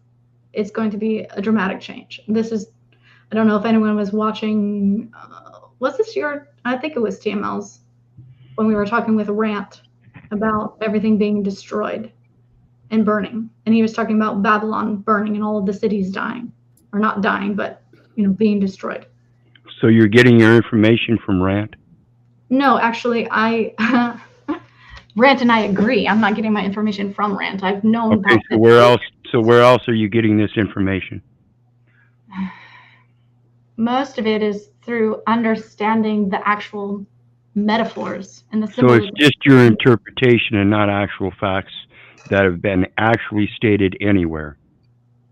I would say that it would be the Holy Spirit working through me so I could actually understand what the Bible is truly saying. And no, I'm not listening to other people tell me what the Bible says, as that is the problem that we've been in this entire time, is people listening to someone saying that they Well, are what the I authority. what I'm getting at is that the words you're using are rather strong and seem to me, in my opinion, to be fear mongering. Just saying. Okay, well, I'm not trying to fear monger. Well, I'm that, just that might passionate. be. I will try and change my tone so it's not fear Well, mongering. Sarah, it actually confirms what I had a vision when I was young, and I had no. Do you have a drawing of that vision, Voynich? I mean, we got this Wesley guy. He got his. I just want to see if it matches. I just uttered 5 words and you came through. Can I please just? So I had a vision when I was young, when I wasn't thinking of these kind of things at all, of America splitting in 2 or in 3, which was like a very dramatic thing to see, right? And so I wrote it down on one of my artworks, on the back of one of my artworks, and it always stayed with me.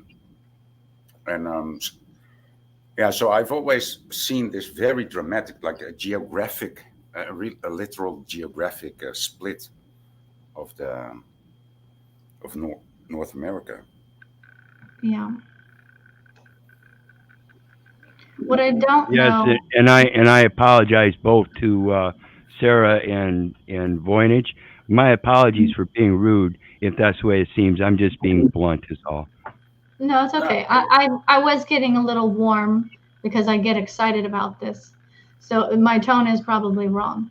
And I believe it strongly, very, very strongly. And it's very frustrating sometimes when you've been, for me to come to these conclusions has taken years to get through everything to fully understand it. And I have like 40 pages written of all of the details explaining this process. And I'm trying to create a video so I can go step by step by step and give you all of the empirical evidence. Because me just, talking about it in 5 minutes. That's why I asked earlier. And that's why I asked earlier where you were getting your information, and then you explained that it was interpretation. Now you're saying it's empirical evidence. This is why I say I don't understand inconsistent and contradictory statements. I'm sorry. Well, okay. The evidence I have is historical information. I don't have evidence of what I've seen and how I came about understanding this. That came from God and the Holy Spirit. But I had to go through and find things to help people explain the metaphors and the symbolism that's written in the Bible. So what I've been doing is finding this evidence to support what I'm talking about so people will actually understand what I knew without any of this fucking evidence. And again, you're stating that your evidence is your interpretation of the symbolic languages that change over time again. I'm not really changing. I'm trying to rephrase and make myself clear because I don't. No, I'm saying again, your empirical evidence seems to be your interpretation of what is already known to only be symbolic. Wizard. Maybe I don't understand what you're saying. Wizard. I can't. Wizard. She's a fucking redhead, dude. Leave her alone. Okay? No. My Stop evidence waking up isn't Cecil, Wizard. evidence that I'm right. It's evidence basically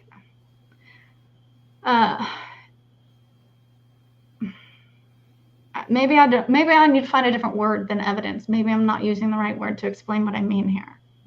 Well, it doesn't matter. It doesn't matter what other word you find as long as it matches with evidence or interpretation so that you have a conclusive source of where you're getting this, quote, evidence.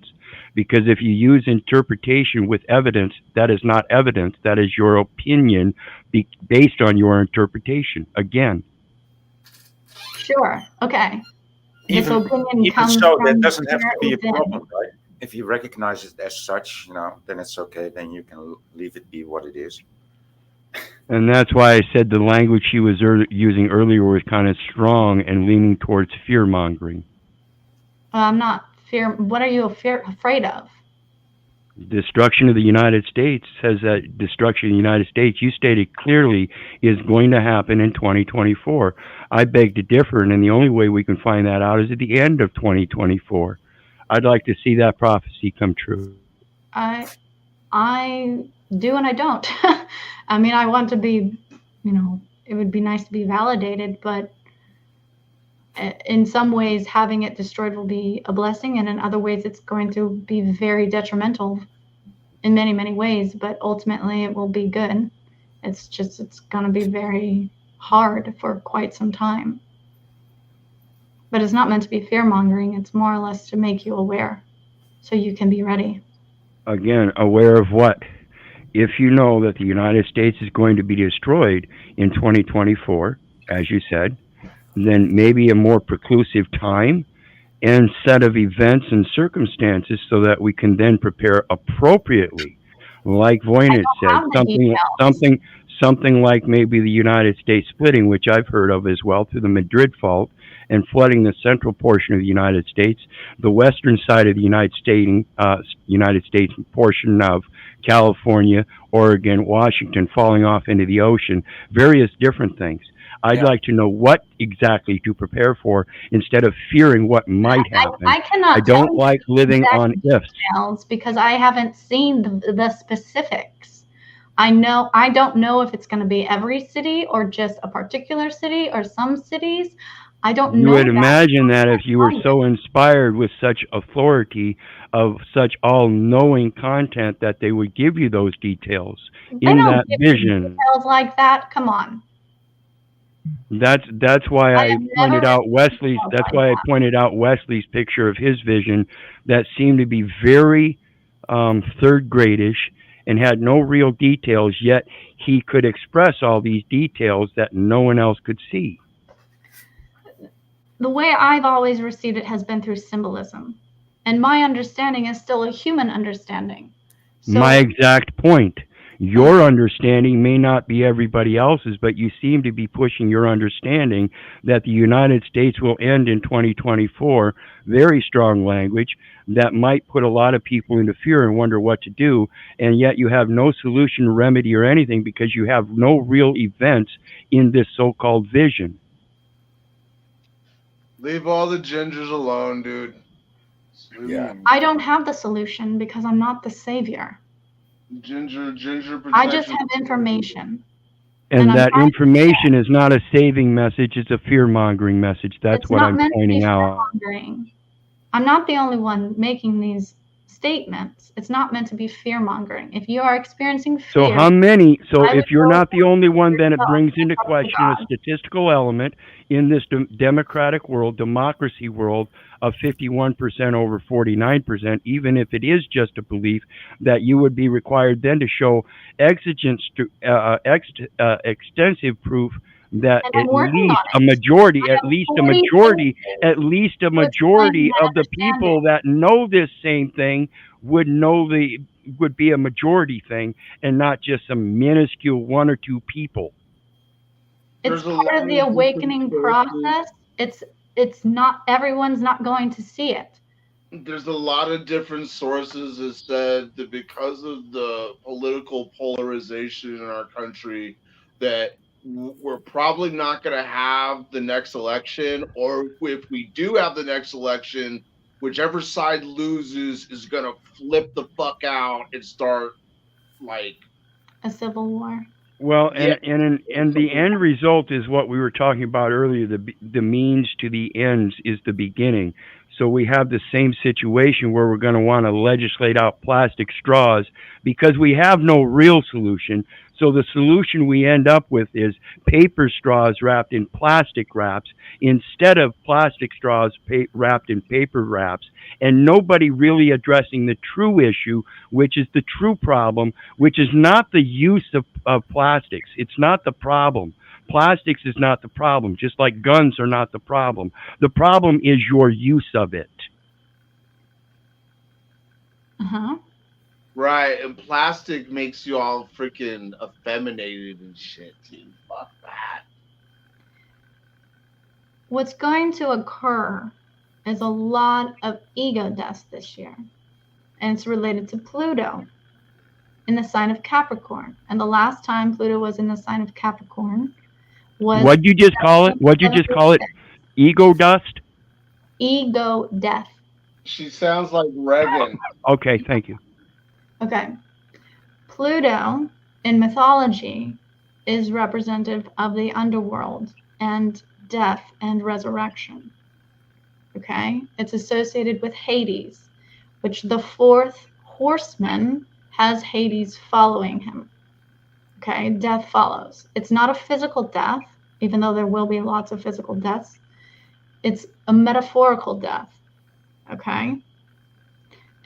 And in this, everyone experiences their awakening. We're going through spiritual awakening. That's the great awakening. Okay, we are exponentially, people are waking up, more and more and more and more are waking up, and that is the only way that you're going to be able to knowingly take the mark of the beast or reject it. Okay, and the mark of the beast is worshiping these demons, and the actual mark are sigils. Okay, and you can see these sigils on people that actually worship the beast. If you have clairvoyance, it's an energetic seal, and it looks like the mark or the sigil that you use to invoke them. That's the mark of the beast. Now, when you are awakened, as I said earlier, you are tested immediately by Satan. And a lot of people are deceived, and they end up taking the mark of the beast because they are deceived by the Satan masquerading as an angel of light.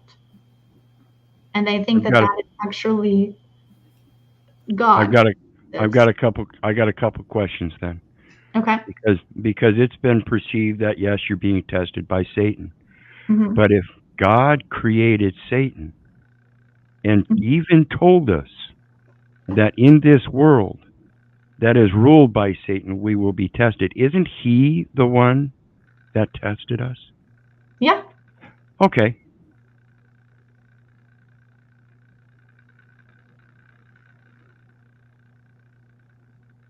That's part of being burned in the fire. You're going through the testing. Wait a minute. The burning in the fire is the second death, and this is the spiritual death of the man that doesn't follow the word of God and fails the test. So he dies materially, and then his spirit dies in the lake of brimstone and fire. The second death. So we were talking earlier about alchemy and God's fire of burning us through purity. The second death is not what I'm talking about here. I'm talking about being reborn, not the second death. So you're talking about the spiritual watering where the well floweth over in the material baptism symbology. Mm-hmm. Yes, what we go through today of Spirit and anointed with the Christos oil, and you are born again into spiritual life. That occurs first.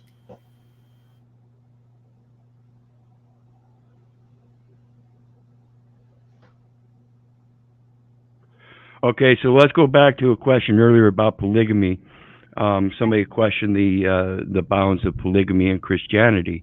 It's not that it's a rule of Christianity, but if you understand the houses, we have the house of Judah, which is Judaism. It is the foundation of Judaism when the Israelites were freed by Cyrus, the king of Persia and Media, where we get the person in media. Okay, this is the personality, where the Israelites were allowed to go forth among the world and create their polity, which is a religious set of rules, and speak it out unto the world. The house of Judah is the speaker, the roar of the lion, the house of Judah, the lion of Judah. This is the extension of Israel, Jacob and his 12 sons. So we have Judah and the other tribes. They're all born of polygamy. Judah or Jacob and his two wives and two concubines. like she mentioned earlier, a 13th child, not necessarily the 13th child, but the only daughter that was born. Her name was Dinah, which is where we actually get our today's commercial term, dollar. That is why it is this. That is symbolic of the separation of not continuing Dinah on as a tribe, not because that was the intent of her name, but simply because she is a maternal daughter and not a patronymical daughter. We have no maternal tribalisms on this planet for a reason. Polygamy is not a rule of Christianity. It is a base of Christianity.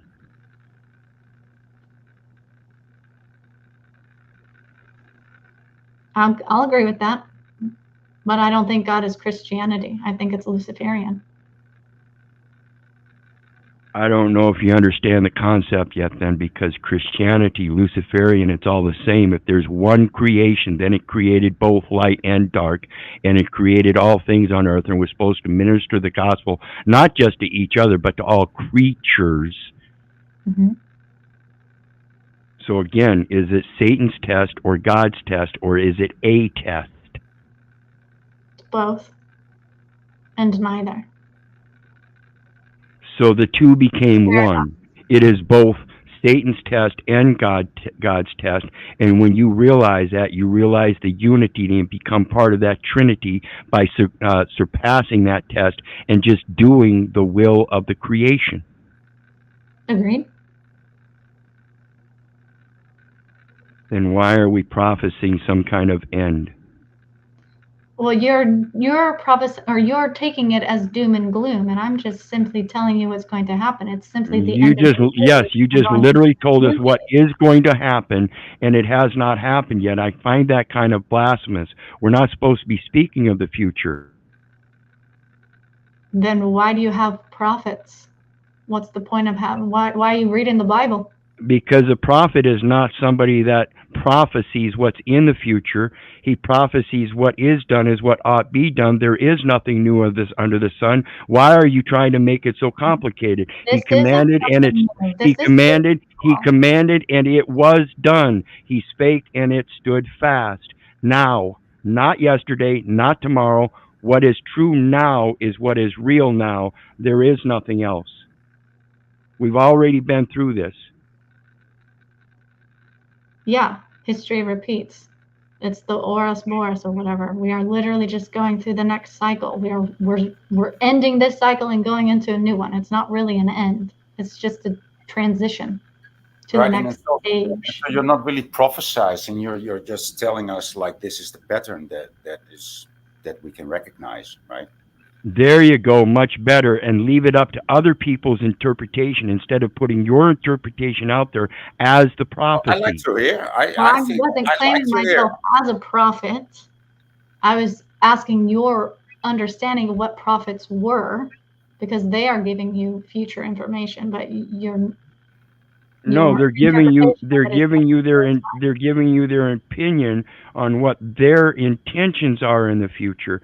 And if you don't read them correctly, you won't be prepared for them. This is why I say you're not supposed to prophesy your interpretation or what you think their intent is. It's to prepare everybody for everything.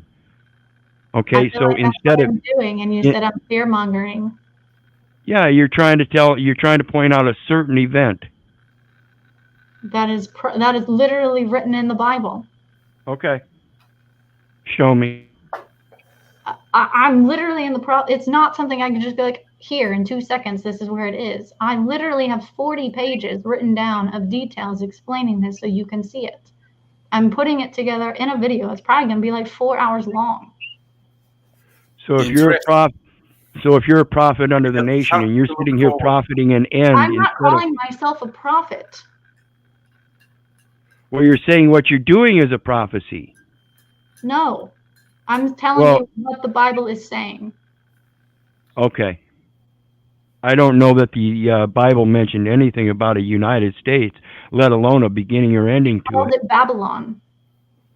How is United States Babylon? Washington, D.C. is technically Babylon.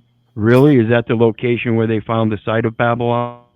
There's a lot of scholars that believe that the mystery Babylon that's spoken about in Revelation is America. And what is America? So, and if it's America, then how do you fine tune it down to Washington, D.C., which is not America, but actually property located on the soil of the Americas, continental, that is rented by a corporate faction? District of Columbia. The United States of America Corporation is going to crumble. Whether or not the actual physical land and the people in the United States of America are going to be destroyed, that I am not sure of. I find that Washington, D.C. is what's going to burn. The rest of the cities, I'm not sure of. Yeah, it's very conceivable looking at the way the world and the United States is in now, right? In the shape it's in now, momentarily. I mean, it's not going, it's not going up, and the only way is down. It's gotta, it's gonna have to go down, like you say, one way or the other, socially, economically, financially, that's gonna happen. Is Washington, D.C. is like a city-state that's in control of America, just like London is in control of Britain and Rome is in control of Italy, but their influence goes out past that, right? The city of London, anyway. Yeah, well, yeah, but they're corporations. They're corporate like capitals. Right. They're corporate entities that operate on what's known as long-arm statutes to implement home rule for at arm's length contracts. That's all. Contracts. It has nothing to do with spirituality at all. Nothing.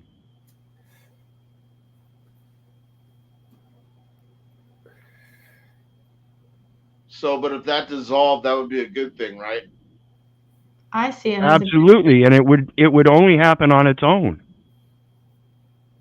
Listen, even if America fell apart as a landmass, the corporate structure of the United States is at the UN, and it will remain. I don't know why you would prophesy the end of the United States, particularly when the United States, through its gross domestic product, is the biggest, largest contributor to the UN and its International Monetary Fund, and that is why the United States dollar is the base foundation dollar around the world, despite any petrodollar. Yeah, that's what you focus upon, and Sarah focused upon the thing that she was explaining, and I think I'd like to hear more about Sarah's. Well, I have the UN as the scarlet beast that the great whore, the prostitute, rides, which is the UN. Yeah, you're talking about in Revelation. Mm-hmm. The beast with 7 heads and 10 horns. Yeah. There's also a lot of Bible scholars that have said that the beast with all the heads is the United Nations. That's a pretty common theme. Yeah. Yeah, Babylon falls. Babylon has fallen. That's in Revelations 18. But it's Revelations is in chronological order. We're still in chapter 3. No, chapter 4 hasn't happened yet.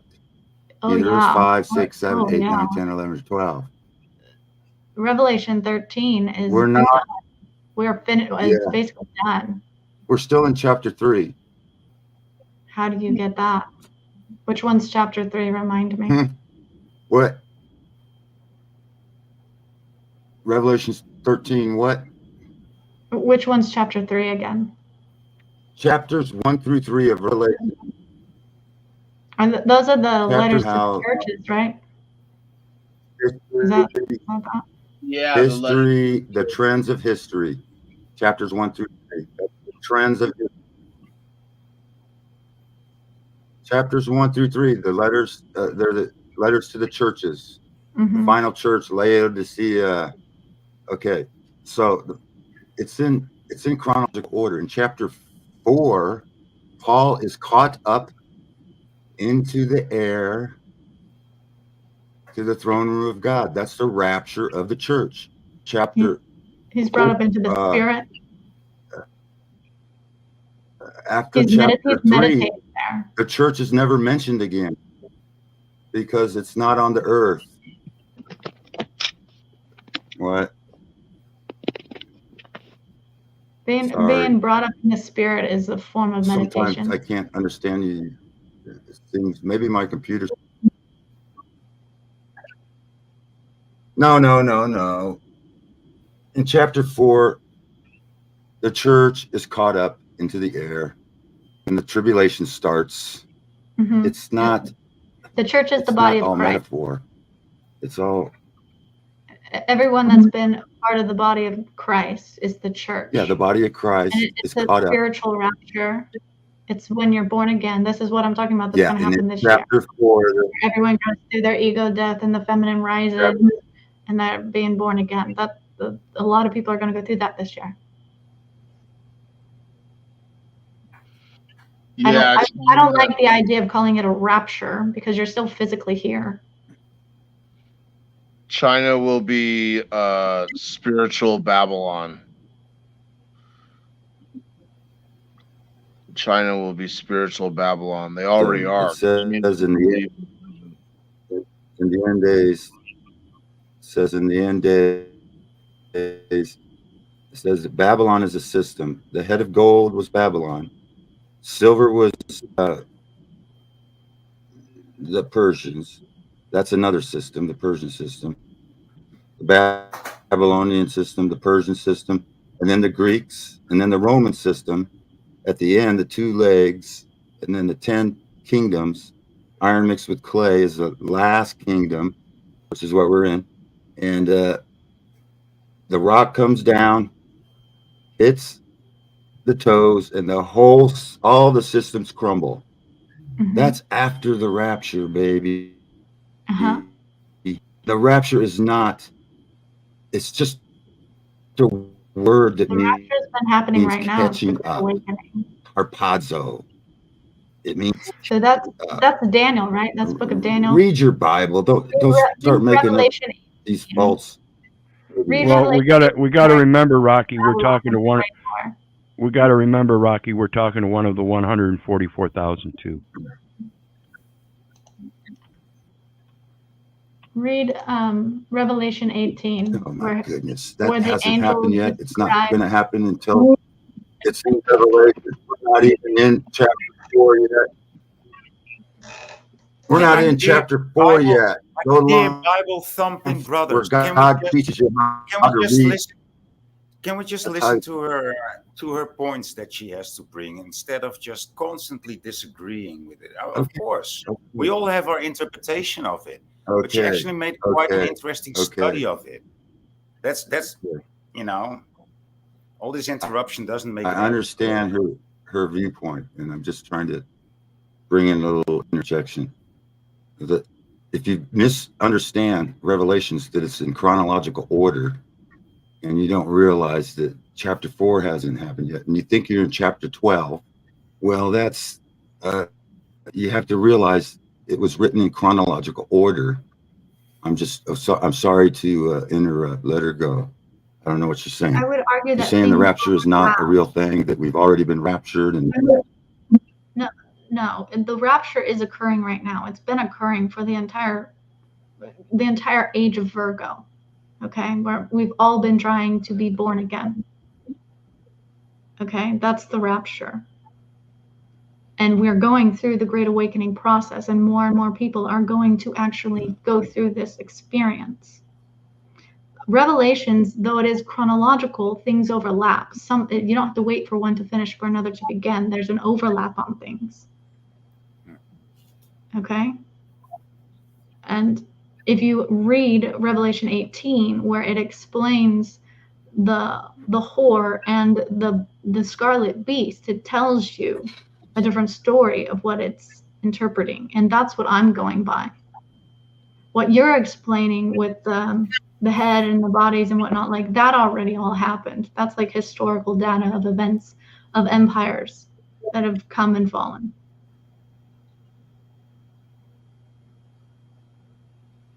Are we on agreement with that? So who's the Antichrist? I don't know. He hasn't announced himself yet. Who's the Antichrist? My Because in theory- chapter 5, the Antichrist is revealed. I have Well, my. and we're not theory. in chapter 5 yet because he's already revealed in chapter 5 and 6. So if you don't know who the Antichrist is, how can we be in chapter 6? Because he's already revealed. And the mark of the beast, you can't, if you take the mark of the beast, you know, you can't take the mark of the beast until after the rapture. The Antichrist has to be Exactly. revealed. When you The mark of the already, beast can when be you are born given. again and you go through this awakening process where you're brought up in the spirit to actually meet God and have these revelations, you have your own personal apocalypse. You are instantly tested. Okay? And you can be deceived and go off path and start worshiping someone that isn't God. That is you taking the mark of the beast. The mark symbolizes who you worship. It's a branding. It's an energetic sigil that indicates who you are truly worshiping. Yeah. And that occurs. We don't know after exactly what it is. It's something, not, you know, it's probably nanobots or some kind of shit that they put in your body and it's, you know, something. Okay, so, but before you can take the mark, you have to know who the Antichrist is because it's his mark. And if we don't know who the Antichrist is, can't be in chapter 6. Okay, so we're not even in 4 or 5 you're yet. We're using still the in 1 and Antichrist 3. in this way as when I think of the Antichrist hasn't revealed himself, I'm thinking of the actual person, the incarnated version of the Antichrist that's going to announce himself. That's who I think of. That has not occurred yet. But other beings that represent the Antichrist are the ones that have all of these marks and sigils. They are part of his demonic system. And there are many antichrists, but there is one antichrist. Comes the Satan possessing I don't know a human being, the Antichrist, and he has not been revealed yet. I know, yeah, I agree. Minions, I don't know his minions that identify themselves all day long with their covering their eye, their 666, their sticking out their tongue and all that shit. Okay, but that's not the Antichrist. There are many Antichrists, but the Antichrist has to come before the church has to be gone before that happens. And so we're in chapters 1 through 3, lady, and we're not in Revelations past 4. Okay. That's the Orthodox belief in the Bible. You are teaching I'm not unorthodox I don't even claim to be Christian. beliefs. That's all I'm trying to say. What makes you guys so sure that Revelations is a prophetic doctrine? Orthodox. Will you say that again? What makes you so sure that the Revelations is that might be the wrong word. I don't. I still didn't catch the second half. So what makes you so sure that Revelations is a prophetic document? Because of my experience that I've gone through thus far and my interactions with holy beings. Okay, I mean, I'm not trying to beat you out either. I respect you, Sarah. I'm not trying to like be a dick. I'm just I also have spent like 15 years researching this kind of shit. I was obsessed with the Book of Revelation since I was a small child, and through a lot of research and everything, I came to the conclusion that it's a coded history of the world and instead of a prophetic. Chris, I'm glad you're here, and I'm glad that you're going to get into your presentation because I think that it will fit nicely into this discussion. I'm 5 minutes behind, so if what I say right now is we can see the day approach. Interrupting, I just want to say this really quick before you guys get into it. Sorry, Rocky, your voice cut out. Hold on, let me just say this really quick, and I'm going to jump off again and charge my phone. I just have a question for Sarah, but it's actually for all of us. Sarah, would you say that this is your interpretation, or that you're finding clues that are left for you, and you're constructing an interpretation that fits with the clues that you have found? Number 2. Okay, and I just want to make that clear, because when we say your interpretation, is it your interpretation? And I'm not saying this directed at you.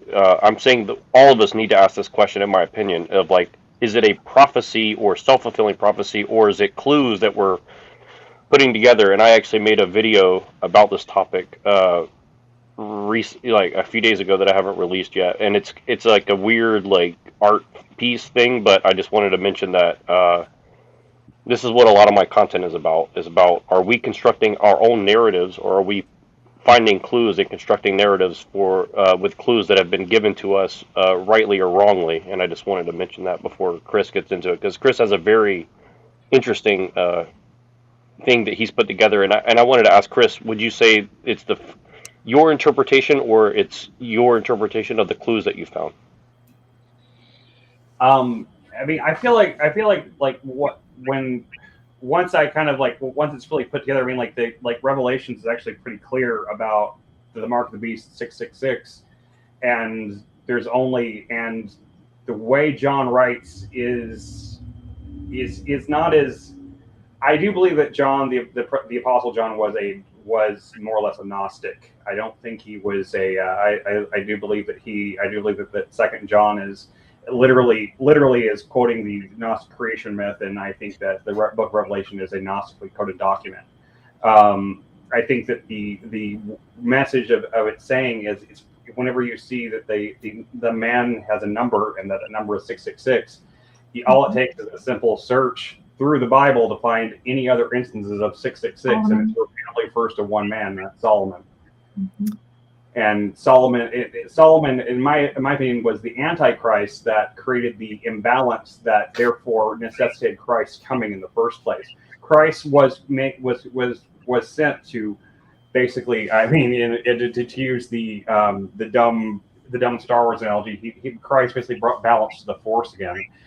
He rebalanced the imbalance that was created when the Antichrist was created in Solomon's temple, because Solomon's temple was meant to create a kind of a savior for the Nephilim and the Nephilim and those that were created outside of God's specific plan. I think that Sophia, it's very complicated. I don't want to. I'm sorry. I didn't mean. I like everything you're saying so far, though. I'm right on there with you. Yeah, because like I think that prior to Christ there was Sophia. I think that the first emanation was a duality. There was the Logos, and there was Sophia. There was wisdom and understanding. And according to the Gnostic creation myth, the Logos saw itself in the reflection of the ether, and it merged with that, and that's created the physical world.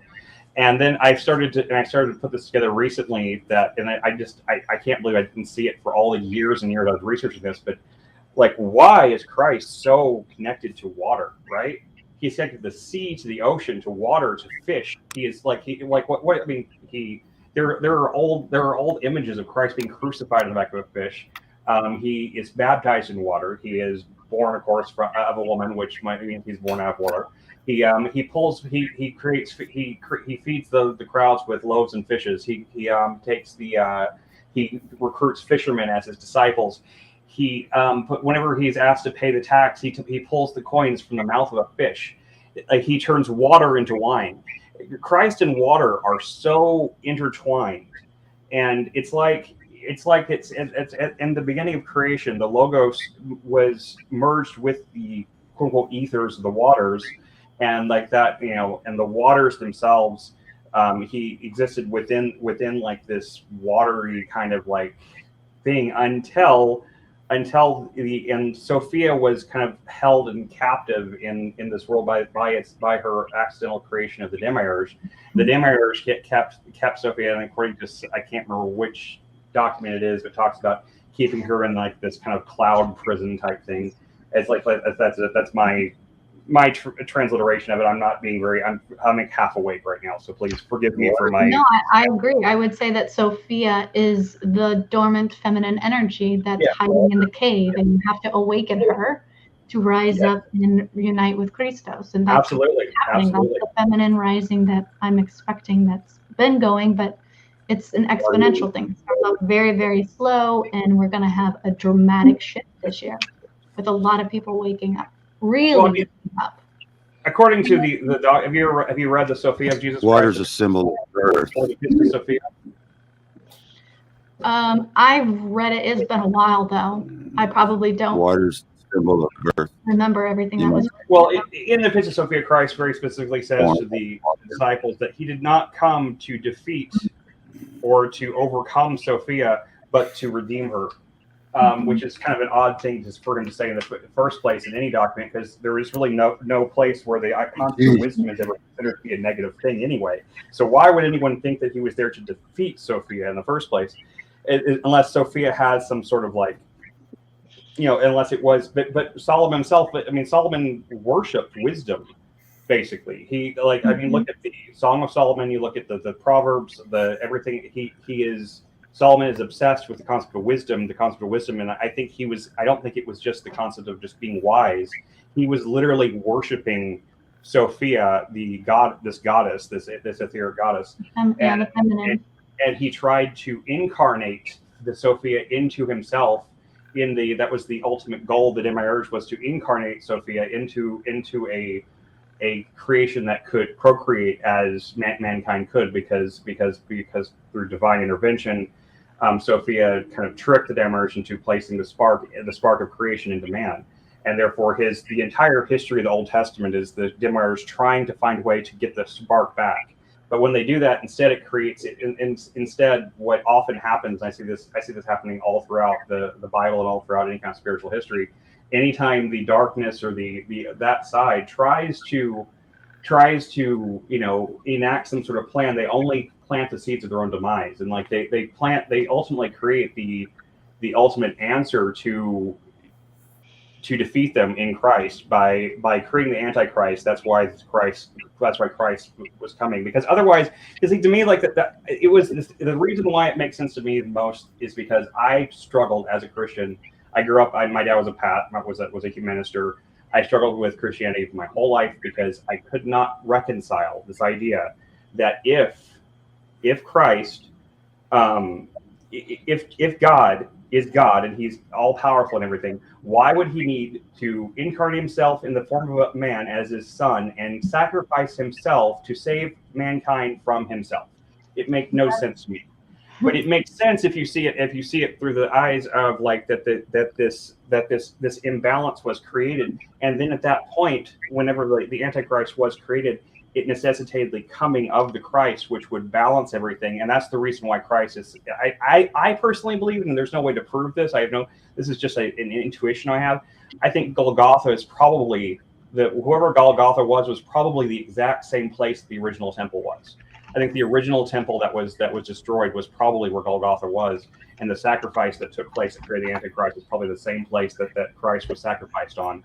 And so it'd be in the Holy of Holies, huh? Go ahead. I have 2 comments when you're done. Go ahead. Okay. First comment's going to be on Golgotha. The other one's going to be on the spark that they're trying to find. Golgotha means place of the skull.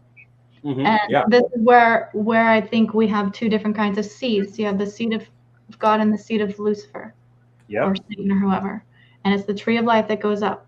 And the place of the skull, where you have the masculine and feminine in union, where we are crucified, where the Ida and Pingala cross, and they meet at the top of the skull, and where the cerebellum meet, where Christus resides. And you're crucified in the place of the skull in Golgotha. Oh, yeah, you know your shit. You know your shit. I'm thoroughly impressed. Okay, cool. The other thing about the spark, that the followers of Solomon, those that are trying to get it back, Luciferianism is what I'm going to say, or demonology. Yes, that's exactly what it is. Yes. Yeah, the mark of the beast are the sigils that represent the 72 demons of Ars Geisha. This is in the Lesser Keys of Solomon.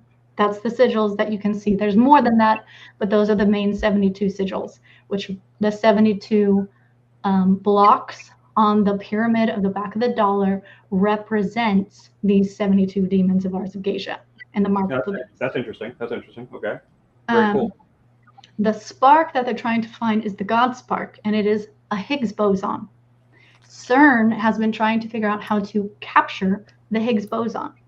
Right. And they do all of these Shiva rituals and all of this stuff around there and everything. They are literally trying to capture the God spark, the Higgs boson, the very basis and fundamental foundations of creation, so they can truly become God and actually create rather than just counterfeit, manipulate, clone. Yes, exactly. Because when they lost that spark, they could, like, the Demiurge could only take pieces of himself and create these little gods out of himself. He could not actually create new life or new spirits. He could only take pieces of himself, and he can only have there's only so many pieces that it could before he was nothing left, and that's the reason why. Yeah, that's the reason why. Yeah, we're actually, like, I mean, you're the first person I've talked to that's actually, like, that's kind of like on that level that I've been researching. I've been researching this since I can't even say how long. I mean, like, I'm 42 now, and I probably spent more than half my life, like, trying to figure this shit out because like I couldn't let go of it. The conflict I had in my mind about the whole conundrum of, like, why would God need to sacrifice himself to save us from himself, kind of thing, like, bothered me so much that it led me down a path of, like, agnosticism and atheism to a degree, but I could never get away from it. I could never get away from Christianity. I never could get away from the fact that I felt that Christ was a real thing. There was something about it that rung true to me, but so I just kept digging and digging and digging, and I kept reading all these documents and everything. I don't personally think that this common belief that the Gnostics all believe that the physical world is evil and everything. I don't think that's actually accurate. I think it is accurate for some Gnostics. Definitely did believe that, but I don't think that's actually the case. I think that we are on a path that God created us. God created us because in the way he did, and we were created the way we were on purpose. The Demiurge, it wasn't an accident. It wasn't anything like that. It was divinely inspired in order to place a separation between God and us, so that mankind could become as he is. Because if he is directly involved in our creation, we could not be as he is, because he was not directly involved in his creation or his existence. I mean, however he came to existence, we would be no different than angels in that sense. So he wanted to create something that had the potential to grow into something that was actually on the same level of the creator. And therefore, I think that everything is a progression towards something. And I read through Revelations, and you can really see, like, the whole thing, the whole mystery of the Whore of Babylon and all that stuff like that. It all actually the Whore of Babylon, I think, is Sophia, personally. I think that, I mean, that's the reason why she is portrayed as such, is because she wasn't like a whore by choice or anything like that, but she was turned into that because of the Demiurge, and because of her mistake, quote unquote, of creating without understanding. Because once she was separated from the Logos, she was lonely, and therefore she spoke to try to create something. She no longer had her other half, and therefore when she created something that had without understanding. She had only knowledge with no understanding. Therefore, what she created was this monstrous type thing and then she was able to whisper into the Demiurge's ear in order to create mankind and led this whole create this whole march towards what we're heading towards now. I do think that there is, at some point, we will have there is a way. I don't know how exactly we get there, but I do believe the intention is for us to maybe not ascend, maybe isn't the right word, but to become greater than what we are. I think we have within ourselves the ability to I think when Christ said that you with the faith of a mustard seed, and I think faith is something much more than just like belief that a lot of people think. I think whenever he was saying that faith with a mustard seed, you can tell a mountain to take legs and walk, I don't think he was just fucking around. I think he was being quite literal. He was saying that it with only that much. I think faith is the combination of knowledge and understanding. The faith is the Logos and the Sophia combined. That's my my take on it at the moment. That's where I've come to right now. And so I think he's saying that with knowledge and understanding, with just that much knowledge and understanding together, you can you could literally reshape the physical world as you saw fit, and which is a very scary thing in itself. Which Gnostic is this? Is this Thunder a Perfect Mind? I love Thunder a Perfect Mind. It's such a fucking amazing fucking. That's exactly what it is. Yeah, Thunder a Perfect Mind is like one of the most amazing documents ever written. Yeah, I know. That's where you were going with. I know that's where you were going with it. So I just. It's the most badass title of anything too, right? Isn't the most badass, most metal sounding title Thunder a Perfect Mind? It's just like it's. Yeah, I just went ahead and put it on the screen there, but yeah, it was because you were basically quoting it, right? Yeah, basically, yeah. Yeah, because this is from the Nag Hammadi Codex, which you could just go to the website.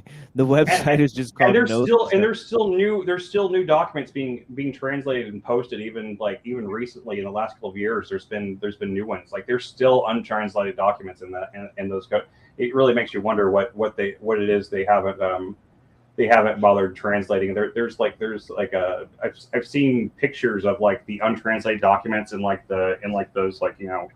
those hermetically sealed chambers and stuff like that, so the paper doesn't degrade anymore and stuff like that.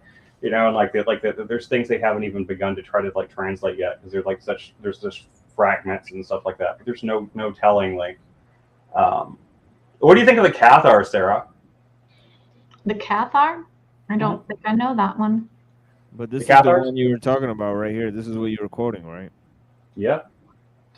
I didn't realize I was, but I'm quoting it until you put it up on screen, and I was like, oh yeah, that's exactly what I was quoting. Yeah, right. Yep. I'm the first, I'm the whore and the holy, the wife and the virgin. Yep, that's it. Yep. That's it right there. I see that as Isis. Well, I think Isis and Sophia are the same thing, probably. I see Isis as like the false light version of Sophia. I can see that. Yeah, that definitely could. I mean, that definitely could be the case. I mean, I'm not confident in saying that I think it's the exact same, but I do. I think Sophia was worshipped in a pagan sense that she was not meant to be worshipped in, and she didn't even want to be worshipped in. She was turned into things that she did not want to be. It reminds me of Dionysus, Persephone, and exactly. Demet and Demeter as well. That's what it reminds me of. Yeah, that's all. It's all the same thing, just different names. Yeah, and I wanted to mention this before. I'm trying to stay off here and let you guys just talk, but I wanted to mention this really quick because. But look at what else. Real quick, I just wanted to say before Neuro says that is that look at what else is in Codex. The same Codex here. As the one I just showed. This Codex 6 is an excerpt from Plato's Republic. Yep. So that's very, very, very strange addition there. I think it basically, talks to a Hellenic influence. But yeah, go ahead, Neuro.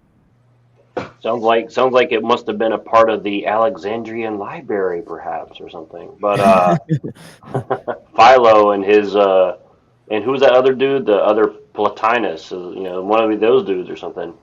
Yeah. So I mentioned that for a reason. And I'm going to jump off again and just try to stay out of it. But I want to mention this, a lot of this stuff comes down to how much do we believe the Theosophical Society? How much do we believe the people who say they've found the Nag Hammadi and the Dead Sea Scrolls, and that we can trust their dating capabilities and their handwriting analysis and all this. Now, I'm not saying that we shouldn't, but what I'm saying is, there has to be a prioritization of how we give, I guess, credence to the narratives that we've been given about the different texts that we've been getting, up to and including the Bible and all other religions. Now, I'm not saying we throw away history, but all I'm saying is, if you look at the stories of the Nag Hammadi text and perhaps the Dead Sea Scrolls as well, I mean, it's a dubious story.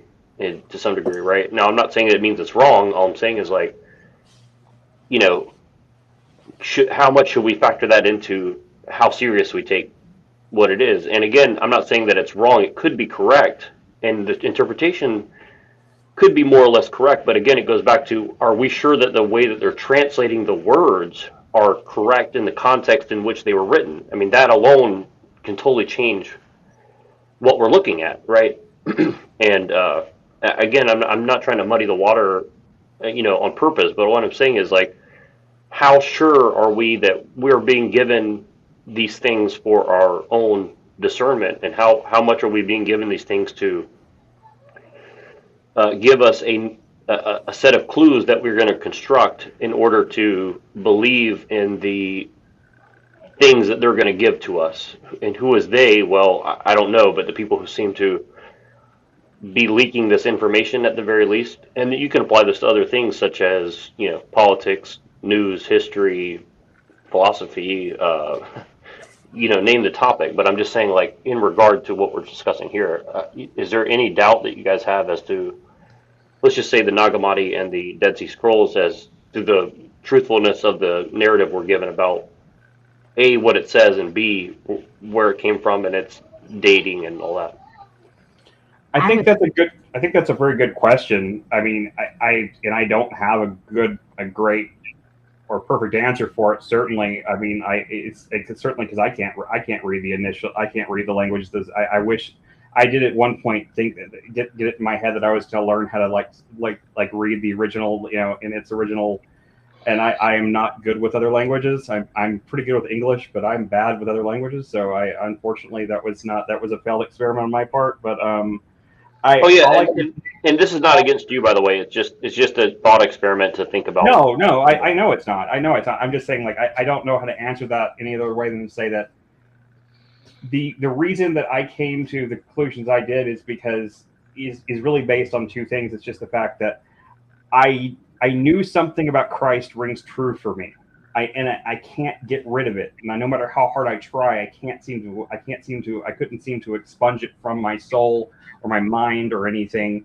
And so I mean, you could see it as just someone who's just desperately clinging on to whatever. But whenever I finally put all that together, it finally made Christ make sense to me. And maybe that's a shitty version to believe something, and I'll totally take credit. I'll totally take responsibility. Well, I want to give you credit right off the bat, because I think that it's better than just saying, well, I'm just going to give the exoteric interpretation I've been giving of the Bible as if there's no reason that I shouldn't look any deeper. Like, I think that's the mistake that Christians are making, is like, they'll hear you and say, well, you're a Gnostic and you're a heretic, rather than say, well, there are reasons why you believe it. Now, you can get into those reasons and discuss it and take it on its own merits, the way that you would probably do the same for them, right? And I think that this is where people get confused when you see people like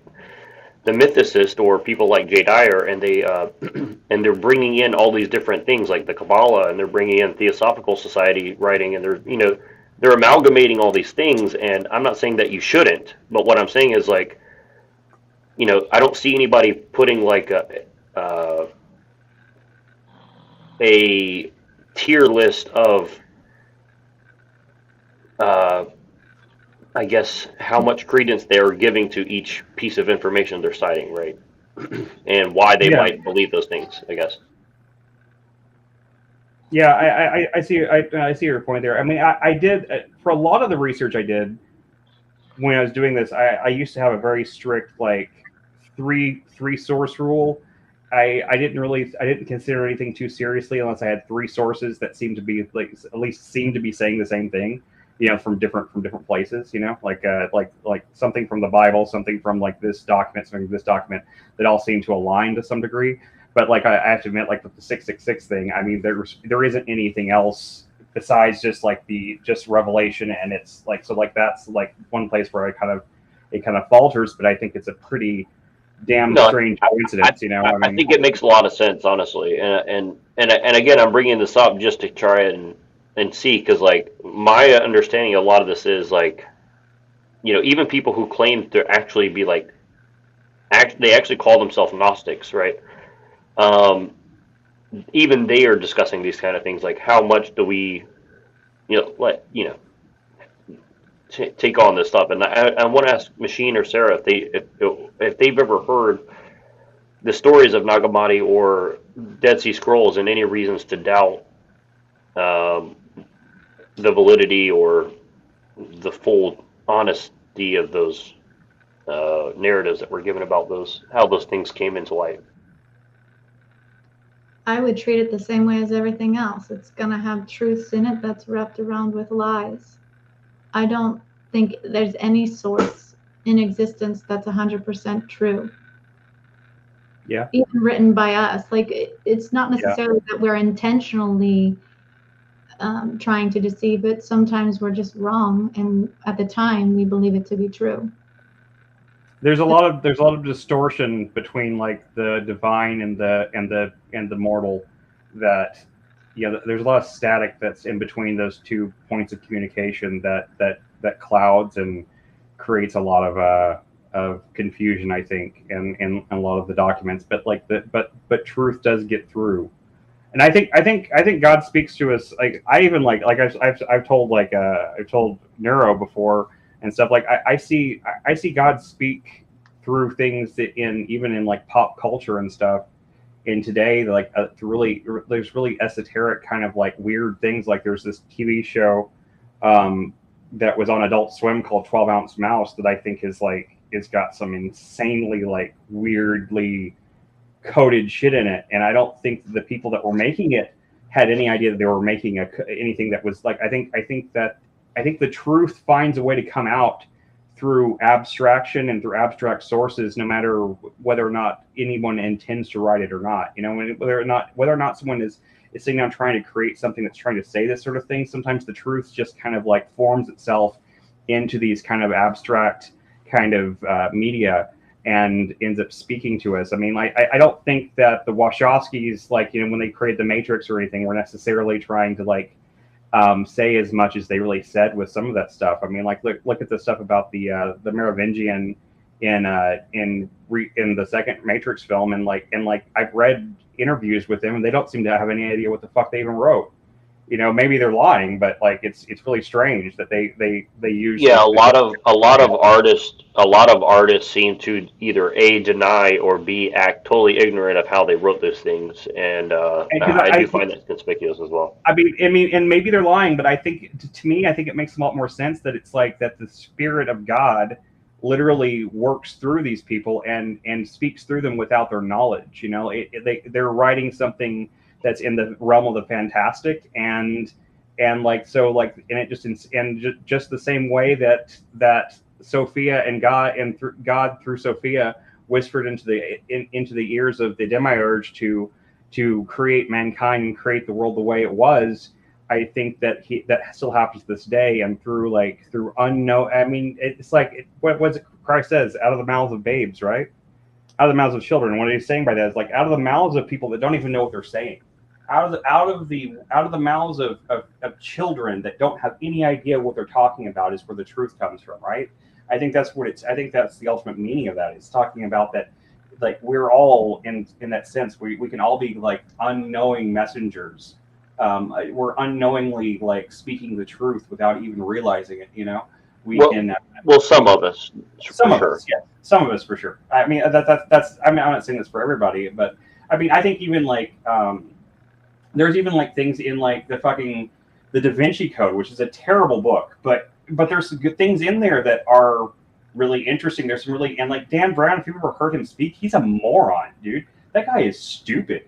He is not a smart person. I have marveled at the idiocy that comes out of that dude's mouth, and yet there are a lot of things in the Da Vinci Code that are really quite astute in terms of if you were trying to write something about Gnostic beliefs or something like that, you'd have to think that somebody would have to have a degree of intelligence that I don't think he has to write. I mean, now you could say he just ripped it all off from Holy Blood, Holy Grail, which is probably true, but still, I'm just saying, I think that God speaks even through idiots like Dan Brown and through people that make dumb cartoons on Adult Swim and things like that. I think that there's truth in those things that come out that are, it's for those that have ears to hear,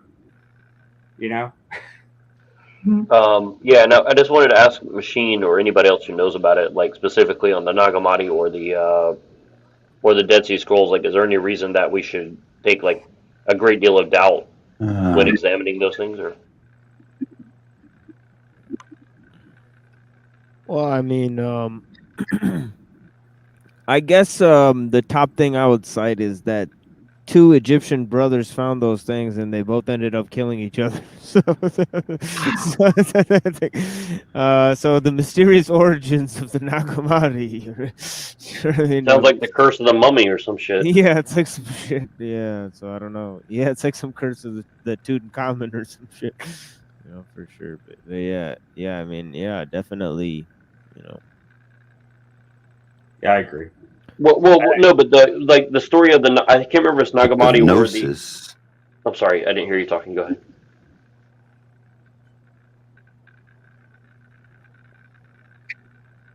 I don't know who you're talking to. It was me. On your guys' theory of gnosis, knowledge, Gnostic. So you're saying you're Gnostic. So Gnostic means knowledge, which comes from reason and logic. But there's in the scripture, there's a thing called epignosis. Epignosis, that's Greek for above knowledge, which only comes through the filling of the Holy Spirit, which you might call Sophia, if you want to say that, which is wisdom, which is identified as a female Sophia.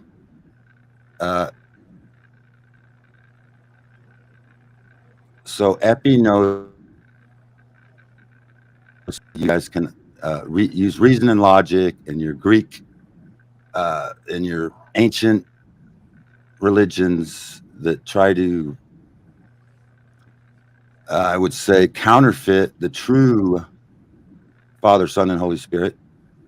And you guys think that, so you think that the true one is false, and the gnosis, you get your real knowledge and wisdom through gnosis, Gnostics, which is, it's not epignosis, it's just knowledge.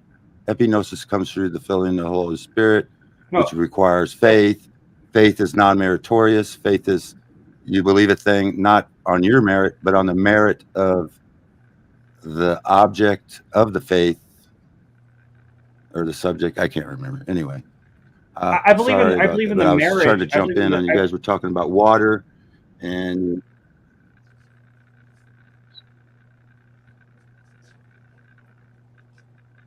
I believe in the mystical holy hey, marriage water. Why between does Logos and Sophia, and like I think that is in where it's the path of salvation. I think that was the way that Christ, the people, the way as Christ, as the original church was. I think that's the reason why, like, the Holy Spirit was incarnated upon them after Christ, after Christ, and as it talks about in Acts. Water represents like we all have to. We're all baptized in water. The Bible teaches we all have to pass through the water.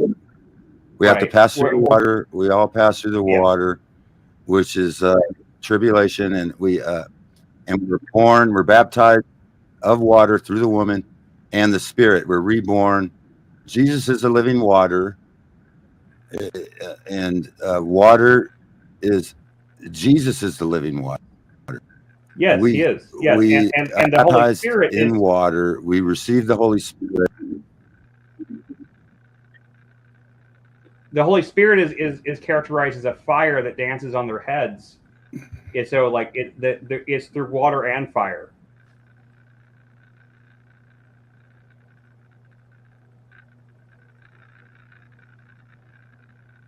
According to Acts. The Holy Spirit is identified in scriptures as wisdom.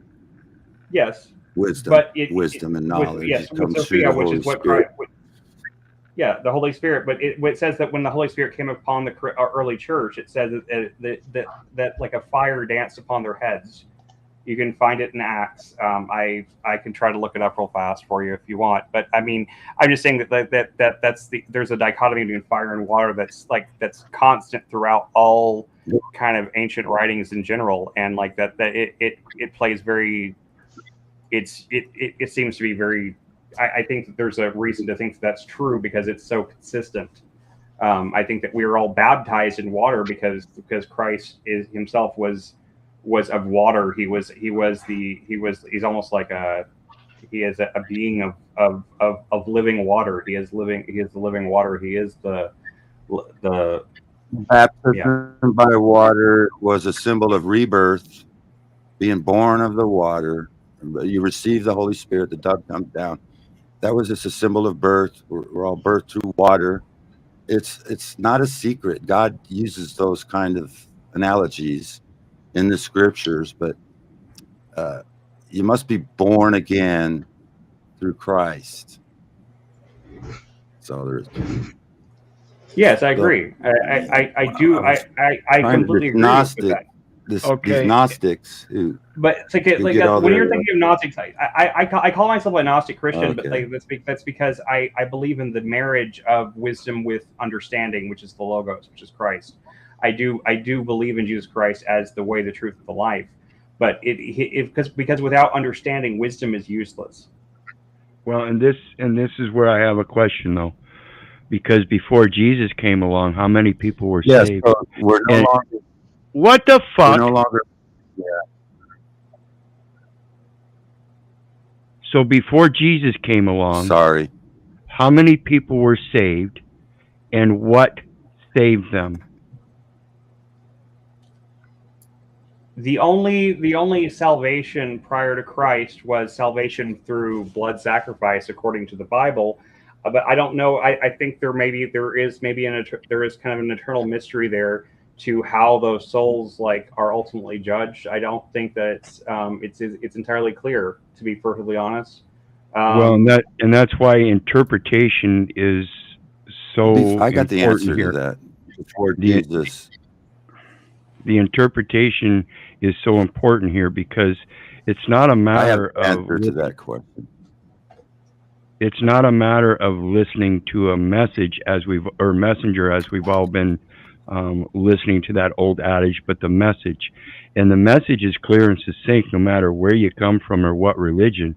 All faith is extended from God.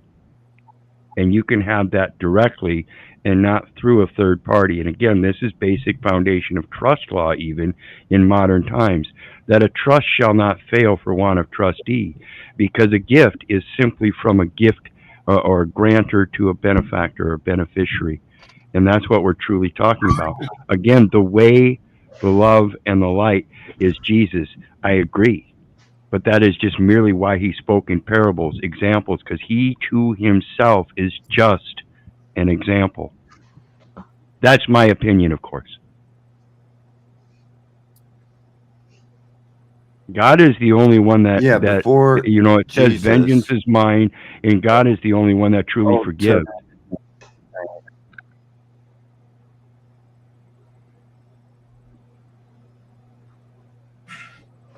This is why I posed the cross. Before the cross, people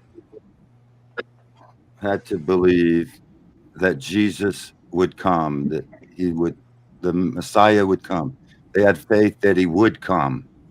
And then during the time Christ was on earth, they had to have faith that Jesus was who he said he was.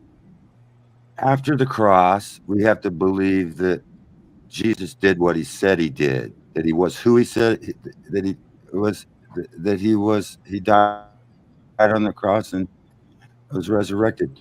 But before that, the people of God were waiting for him to appear. They had to have faith that he was coming, and they were accounted under righteousness because they had faith that he would come. And when he was here, they were still in the Old Testament. They had to believe who he was. They didn't believe in the cross because he hadn't happened yet. But Jesus says, "Do you believe who I am? Who am I? You're the Christ, or the Messiah." And then after, and that's my point. Is before Jesus came along, There was a faith, but that faith was only held between yourself and God because that event had not supposedly occurred yet. So that's why I mentioned Solomon. King Solomon in 1 Kings 10:14 talks about the wages that he made in a year off of his people, 606 score and 6 talents of gold, millions in 1 year in gold. And he did this off the sweat equity of the people. This was considered a sin. The people got very angry at him. Then when he realized his sin himself, he repented and gave it all back to the people. This is why to this day King Solomon is still praised, because he repented even without Jesus. So again, it's vengeance is mine, saith the Lord. And so if he really committed those sins and God wanted vengeance on him, he would serve that vengeance. Instead, Solomon, without Jesus even being there yet, asked for forgiveness, and that's where it belongs. No one else. It even says in other scriptures that we're supposed to pray in the closet, in private, without mentioning Jesus. Remember the Lord's Prayer. It too mentions the Lord, our Father, which art in heaven, as above, so below, without mentioning Jesus. So Jesus, again, in my opinion, is just another example. I mean, I don't really see that. I mean, Solomon, after that point, maybe he had repented at one point, but he went further and further into paganism and started and built altars to many different gods after that, after the consecration of the temple. He didn't really redeem himself. He actually destroyed the kingdom of Israel, if anything. Again, the point is that even if you do through Christ, you still have to, the intent purpose is to reach God. And my point here is that you can do so without Jesus. And if you do use Jesus, it's still all glory goes to God. I don't believe so. I do believe that Christ is the way, the truth is the only way. I think Christ stands as the bridge. He stands as the as our arbiter, that basically that gives us the bridge to God that we need. I do not believe that there is any. He says himself that he is the only way. I guess you can doubt his words, and that's fine. But I mean, I'm just saying. But like according to his own words, like he is the only way to salvation. Then that would dismiss God's supposed words if we believe the Yes, words are the biblical scriptures are the word of God and therefore are true. I don't believe that. You're talking the Old Testament? Because I don't believe the Old Testament is the word. The God of the Old Testament is not the God of the New Testament. It's not the same God. It's the demiurge. The demiurge was the false God. Solomon. Okay. Solomon. So let me see if I let me see if I in the Greek. Hebrew. So let me see if I can bust that. Let me see if I can bust that premise.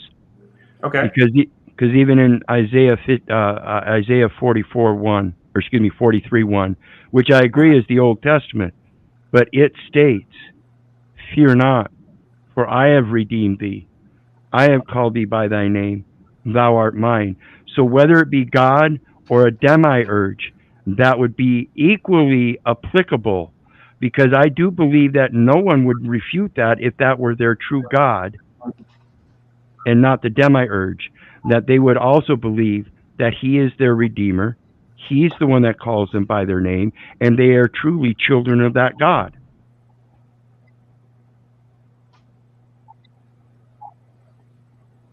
Okay, I respect your position. Solomon, even if I don't agree with it, I respect your position completely. Well, again, if you agree that your God is that God that we're looking at here in the scriptures is so almighty and powerful and the creator and even created the demiurges,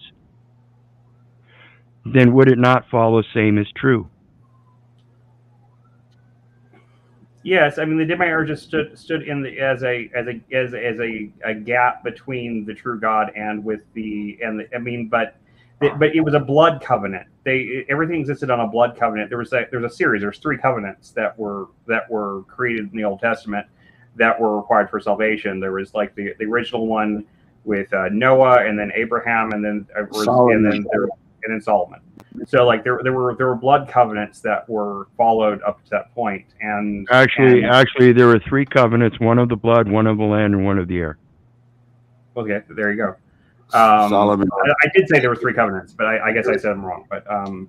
But nonetheless, I mean, the covenants were the Solomon was a reversionism, a believer in reversionism. And Christ says himself that he did not come to. He wrote Ecclesiastes. He came to fulfill the covenants, is what he said. He came to fulfill the law, and that's what he says with his own words. That he came to fulfill the law. Right, and that was to owe no man anything but to love one another. For to love one another is to fulfill the law. And again, it's about the message and not the messenger. So why again would we need the name of Jesus? Because he was the incarnation of the Logos, which was necessary to redeem redeem wisdom, which is the Solomon wrote, which is the Ecclesiastes. Because otherwise, what is the point of Christ at all? After his experiment, he did an experiment. A realization in self. Ye are God. Ye are God. Listen, women. Ye are gods. Ye shall do greater things even than I. Yes, exactly. He went against his father's advice. I mean, but that creates this problem where that for all those years and all the Old Testament time, right? It means that God, being the all-knowing, all-seeing, like the God of all creation, just didn't figure it out for all that time. He didn't see that coming. He didn't know that was going to be something that was going to be an issue at some point. Why would he wait all those thousands of years to send his son if that was the ultimate goal? The only thing that makes sense to me is that there was a reason that there was this gap between us, because the day marriage had to exist, that the God of the Old Testament must have been a different entity. Yahweh was a different entity. I did a lot of research on the term Yahweh itself, which if I'm not I'd have to like pull out all of my writing and notes, but I mean, you can break the term Yahweh down into a way that basically means just censored. It doesn't mean anything. It's a placeholder word for just basically saying that it's not saying the real name. Well, and that's what I'm posing, is that maybe Jesus is a placeholder as well. Isn't the story of Jesus quite similar and repeated throughout history through other cultures? Jesus, they call it Adonai Echad, the unique person of the universe. They realized who Christ was way before he hung on the cross. They identified him as Adonai Echad, which means the unique person of the universe. I really wish you wouldn't drink, brother. They didn't pronounce it Tetragrammaton, so they called him Adonai Echad. What does that have to do with Our Lord is this? unique. Adonai Echad. That's what they identified him as. The unique person of the universe. And the God-man. He came in the flesh. He used only his human attribute. There you go, conflating he did interpretation. Not use his divine attributes. There you go, inflating. The same we do. There you go, inflating or deflating interpretation again, saying when again it's an example of a Christed being that has been told through other cultures through similar stories, like Buddha's. No. Yeah, I guess I'm a little confused. I guess anytime I tell my version of this with the 666 Christos, you're Christ. I always get a little confused by people's like resistance to it, because it doesn't actually counter or it doesn't invalidate anything in Christianity and regular Christian philosophy. So I guess I don't understand where you guys are coming from. Like what is your guys' ultimate, what is your belief really? Because I thought I was under the impression you guys were more like traditional Christians, but like I don't see like where the conflict is right now in this debate or conversation. Well, I most certainly am embody the concept of spirituality, but I do so over the manual aspects, which are the written writings and literal things that we take in observance through our life through this modern society of symbology. So I remind everybody once again, the first book of the Bible was the book of Enoch. And if you read chapter 69, verses 8 through 11, it tells us how man is conscripted just like the angels. And so just like the angels, we're not in need of those instrumentalities through the tree of knowledge of writing and reading and such, which was the teachings of the angel of Penemu. And that was the very downfall of man. So again, in beginning was the word. Where is it written? In your heart? Or is it an interpretation through your mind, through what you read and observe in symbology? In the beginning was the word means the logos, and it means in the beginning was Christ. The logos was Christ. That is what that means. That is the right, which is the principal concept of ascension that needs no words. Don't get No. on you. You're conscribing that consciousness. You believe in the Christ consciousness. That's the Hindus. Right, we're talking about the subconscious. Right, we're talking about the subconscious. Well, there's not. Right, it's about the subconscious but we're not. ability to observe. Not Christ the subconscious ability to observe and interpret what you observe.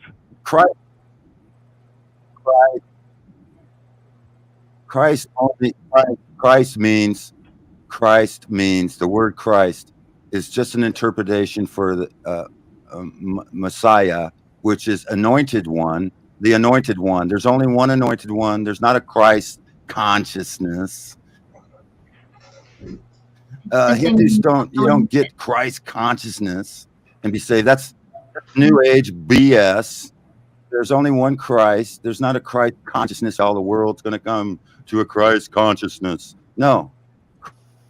Christ came, died on, and came in the flesh.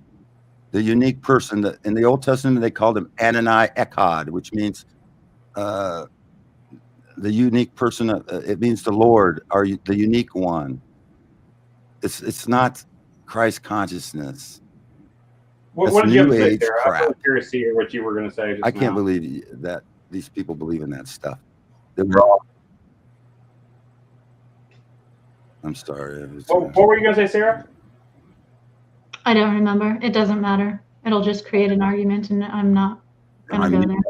I'm curious to hear what you have to say about because I genuinely respect you and your research and your intellect in this issue. This is you and Neurojack and the Machine Lies are probably are the people are probably the only people I've ever spoken to that seem to actually get at all what I'm trying to say at all. So it seems like, so I'm really curious to hear what you think about some of the stuff, because I think you seem like you have a really unique take on a lot of this stuff, and I think you probably, I think that by conversations between people like ourselves, maybe there's real truth that can really get told. I feel like the real story is in between between all of us, we actually maybe can come to something close to one actual truth. Yeah, I am not that well versed, honestly, in terms of what I've read compared to other people. I haven't read very much. I've only been doing the reading in the last 4 years, but I have. Yeah, it's a long time still. Well, it's because I was trying to understand what the fuck happened, because me too. The experience, and I didn't know exactly what all happened. So basically, I've been piecing together my experience by reading things and seeing the archetypes and the metaphors and the understanding that I never saw when I read it before.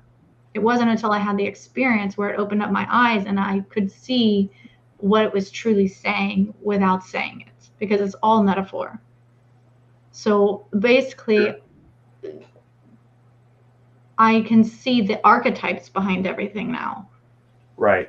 And pretty much everything. And that you can see that they're all saying the same thing, just calling them by different names, using slightly different metaphors, but they're all saying the same basic story.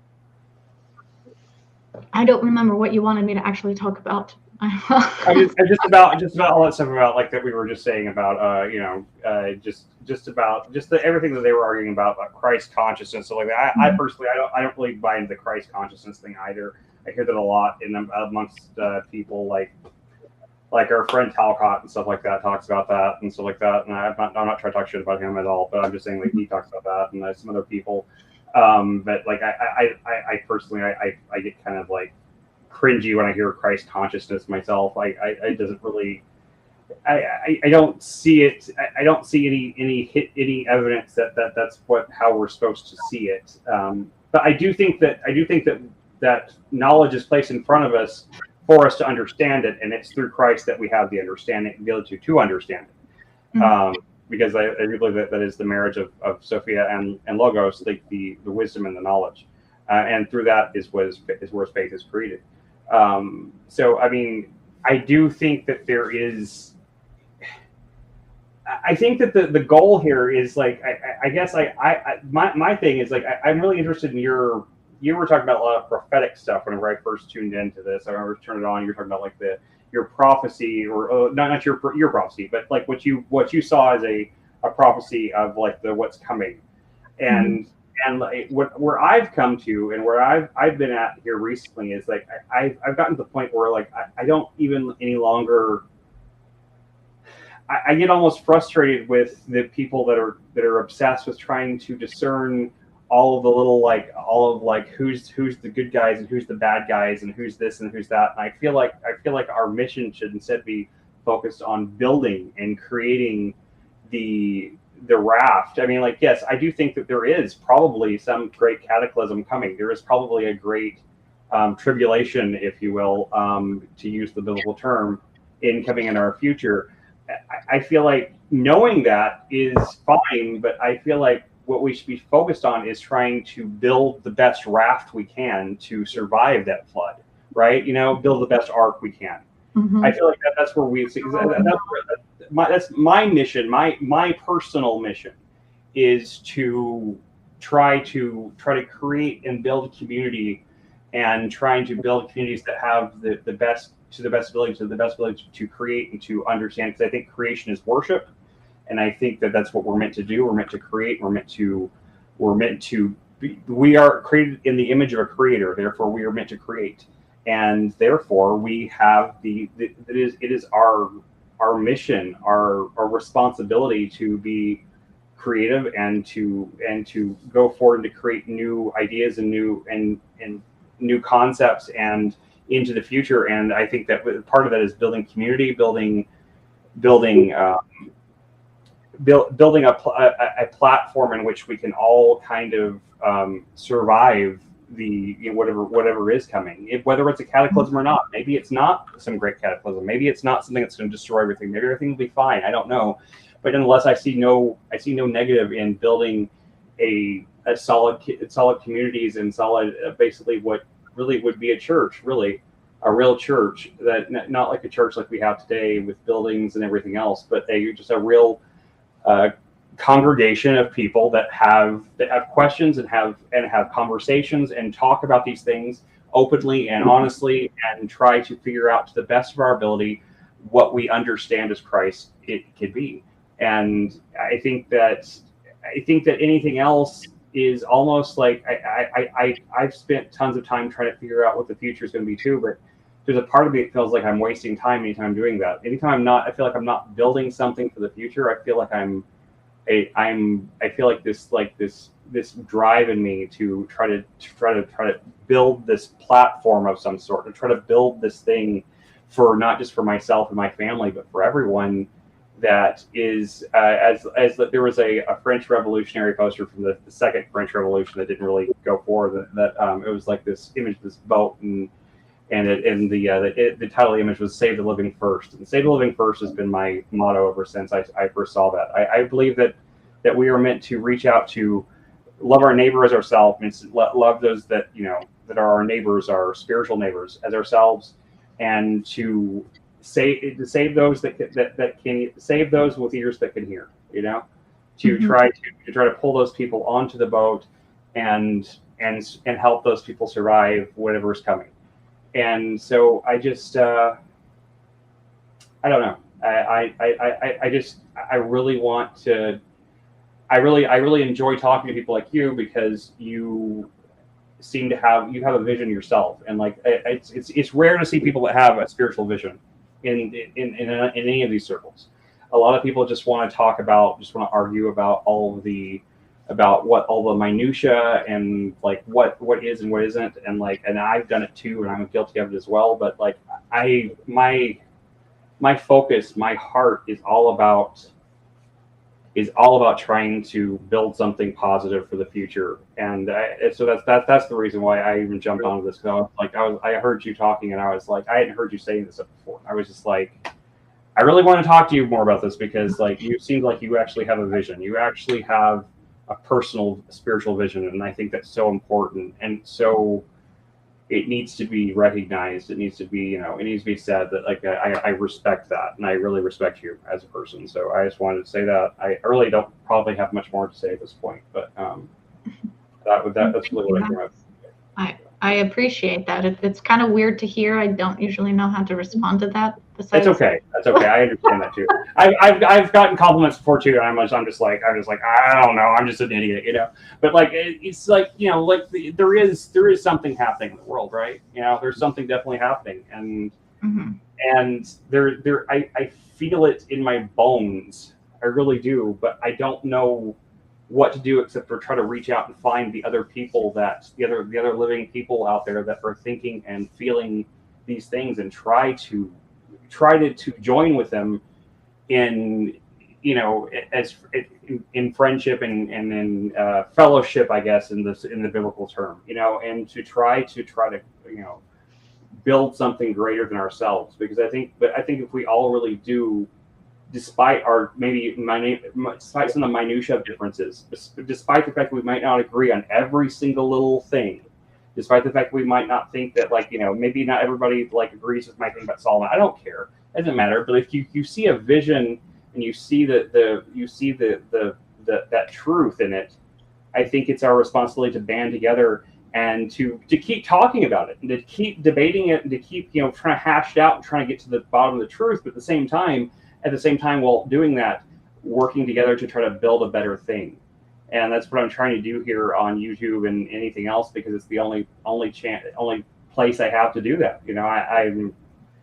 I've been somewhat disabled the last couple of years. Like, I have this stupid vertigo thing. I can't get around like I used to. And I have 2 daughters. I want to build a better world for too. But I have the same drive I've had since I was a child, and it's just becoming clearer and clearer to me by the day that what it is what I feel like we're supposed to do. And I don't know what I'm saying anymore. I'm just ranting at this point. I'm going to stop and let everyone else speak. I'm sorry, guys. I apologize for my ranting. I enjoyed the discourse though, and I might jump in again if I hear something I need to say. But I think I've said enough. So. Well, I think what you're saying is right.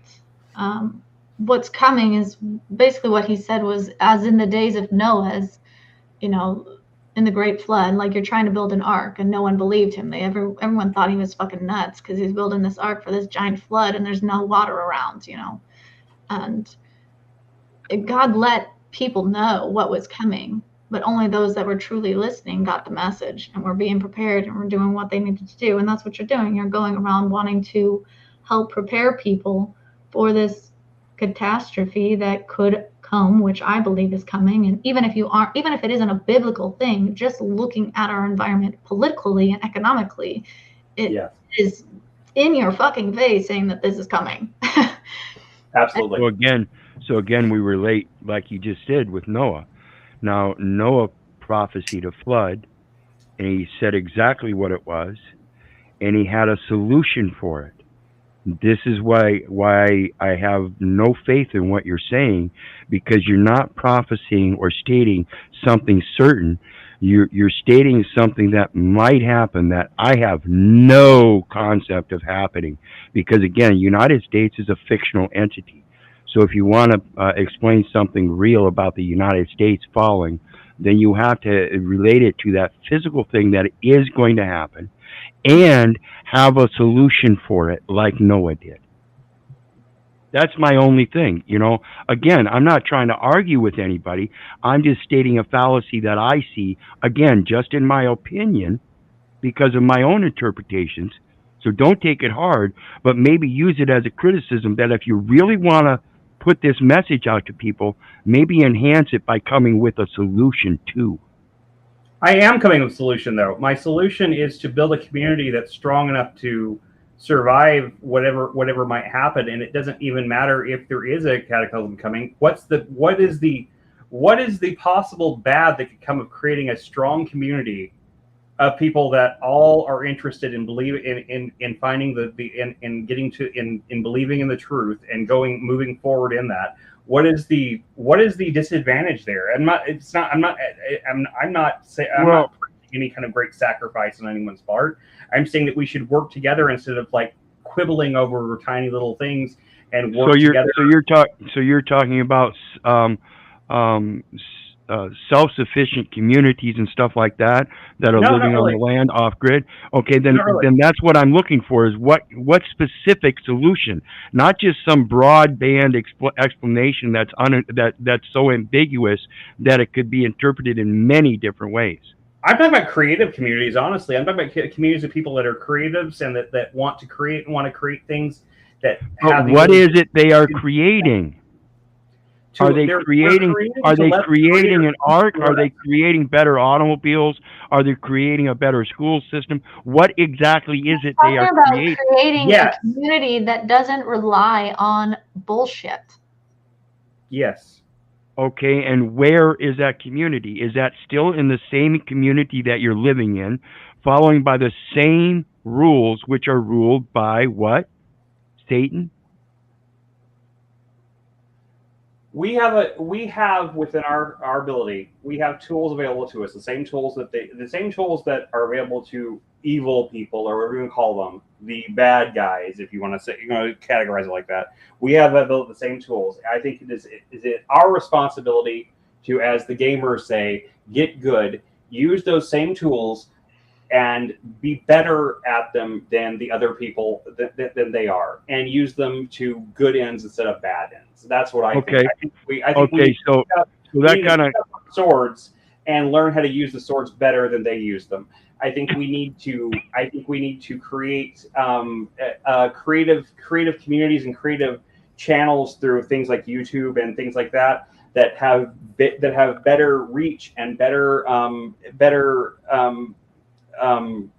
content, better things that people aren't. And instead of us working together to create those things, we're all off on our own little things, and we're all doing our own little thing here and there, instead of and we can all be individuals and still work together. It doesn't mean you have to be a communist or you have to be some sort of communal type person, but we can work together to create something that's greater than ourselves, and actually create actual change, and actually try to maybe change hearts and minds in the world, instead of just trying to quibble over who's right about what little thing about the scripture and this and that. And that's the stuff I get annoyed with. Is just that we quibble over these tiny little things, and we get all we're just as bad as the leftists do whenever when leftists get all on their high horse about this and that, and they go through purity testing, and everybody's you can't be a real leftist if you're this or that. I'm not a rightist either, but I'm a centrist at heart. I see all these people that have all this great power of mind and spirit and creative energy, and they're wasting it. I get so frustrated because I see all this waste. They're wasting their time and their effort, their energy, when we could be creating something great together. Instead, we're just bitching about shit. And I just want to see us do something good. So what have you done that could help support or improve and bring a greater profit unto each of us? I'm trying every day. We do a stream every day. I do a stream every day with Jeff. I do a stream, and it's not the best thing in the world. I myself, being somewhat disabled, I can't do as much. I hope to one day be able to create places. I want to create an establishment in my future. My personal goal, my personal actual stated goal is to create not just channels or content on YouTube or something like that, but to create a place that actually it would be called an open source studio where anyone could come in and create together, could communally create things and help each other and create communities in real life in addition to just on the internet, and also on the internet, and try to build from there. That's my stated goal. That's what I'm after. That's what I'm trying to do. I want to create something that actually gives people a platform to stand on and be heard and have it mean something. And I'm trying to, I'm trying to do everything I can to make that happen. But it's frustrating whenever I end up getting into constant arguments over tiny little things that I don't think really should matter that much. I think we should be able to work together and actually get along, because we all kind of want the same thing. We want to make the world a better place. So let's do it. We really can. And I'm not trying to be like Jack Talcottian and trying to say Well, that's what you sound like. It does sound a little bit like that, but I'm talking about. Yeah, it does. It sounds a lot like it. But what I'm talking about practical things, though. I'm talking practical things we can do. Well, me too. That's why I asked, what are you doing? And I even specified like a off-grid community, a self-sufficient community. You said no. Listen, let me finish. You not only said no, but then turned around and in your statement just now, admittedly that in and off or on and off this cyber network, you wanted to create communities. So once again, I ask, what kind of communities, if not remaining within the same community that's already there and run by Satan? I'm saying yes. We have to. I'm saying we have to be in the world, not of it. Even though I hate Paul, but that's one thing he said that I do agree with. I do believe that we have to be in this world. I don't think that isolationism is a good choice or a good move. I do not think that creating self-sufficient communities is a good idea. Oh, you don't? I don't. No. You don't believe in the power remaining within the local decision. We should be creating communities within the cities and the towns we live in. Not trying to create. No, those are communities already established by a commercial venue known as city limits. Sure, but we can still create our own communities within them. We have the power to do that. But you have to abide by those commercial restrictions. So what? Oh, okay. So you're willing to remain in that enslavement by holding one of those community IDs. I don't consider myself enslaved at all. Well, you may not consider it, but look at that license or that ID you have in your pocket. It says specifically state of in all caps, and then the next name is going to be the last name, comma, first name. That's a military style, and that is an entitlement. That is not a name. That's a title. It's all uppercase. Ask your second grade grammar teacher. Well, Christ said, give to Caesar what is Caesar's, and I'll stick with that. Yeah, so you're holding on to what is Caesar's. Why are you not giving it back? Give to Caesar what is Caesar's. That's what he meant. That's Caesar's. Why are you holding it? Dude, come on! It's silly. No, you have to go through a third party for credence. It's not even a big deal. Again, this is my question of why do you need to mention Jesus? This is why I question, why do you have to mention Jesus as a third party? Because again, it talks about give unto Caesar what belongs to Caesar, give unto the Father what belongs to the Father. Again, without mentioning Jesus. Well, dude, all I can say is that you and I are not going to agree on this stuff. I can say that's just like that. We're going to have to disagree. Yeah, because you agree to be enslaved by that personality when he is respecter of no person. Good luck with that. Okay.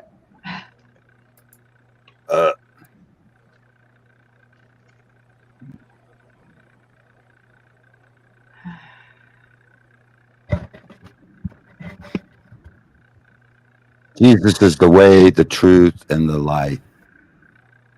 No one comes unto the Father except through Jesus. Amen. Yeah.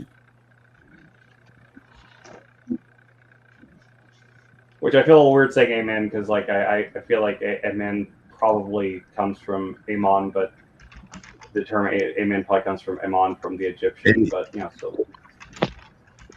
And Amen yes, comes from, it means acknowledge. It means and yes, Reddington, you I am acknowledge. still You I am acknowledge what still is in said. I am still in a physical body, and yes, I am enslaved by this body. The spiritual is enslaved by the manual, and it even says in those scriptures, "Yea, ye shall even hate your own life." For if you don't follow the way, the light, and the life of Jesus, ye shall not enter the kingdom. So again, now we do have agreement with that, but it is not Jesus that you follow, the name, it is the message, the way, the light, and the life. And you can find that, and you can find that without Jesus, just like you could find it before Jesus. I wish you all the best, brother. Daniel lived in fulfilled. Babylon. I have the best of He all lived in worlds at my Babylon, but choice. he was not a part of Babylon. As long as he was free to worship his God, he was doing fine. And you can live in Babylon and not be a part of it.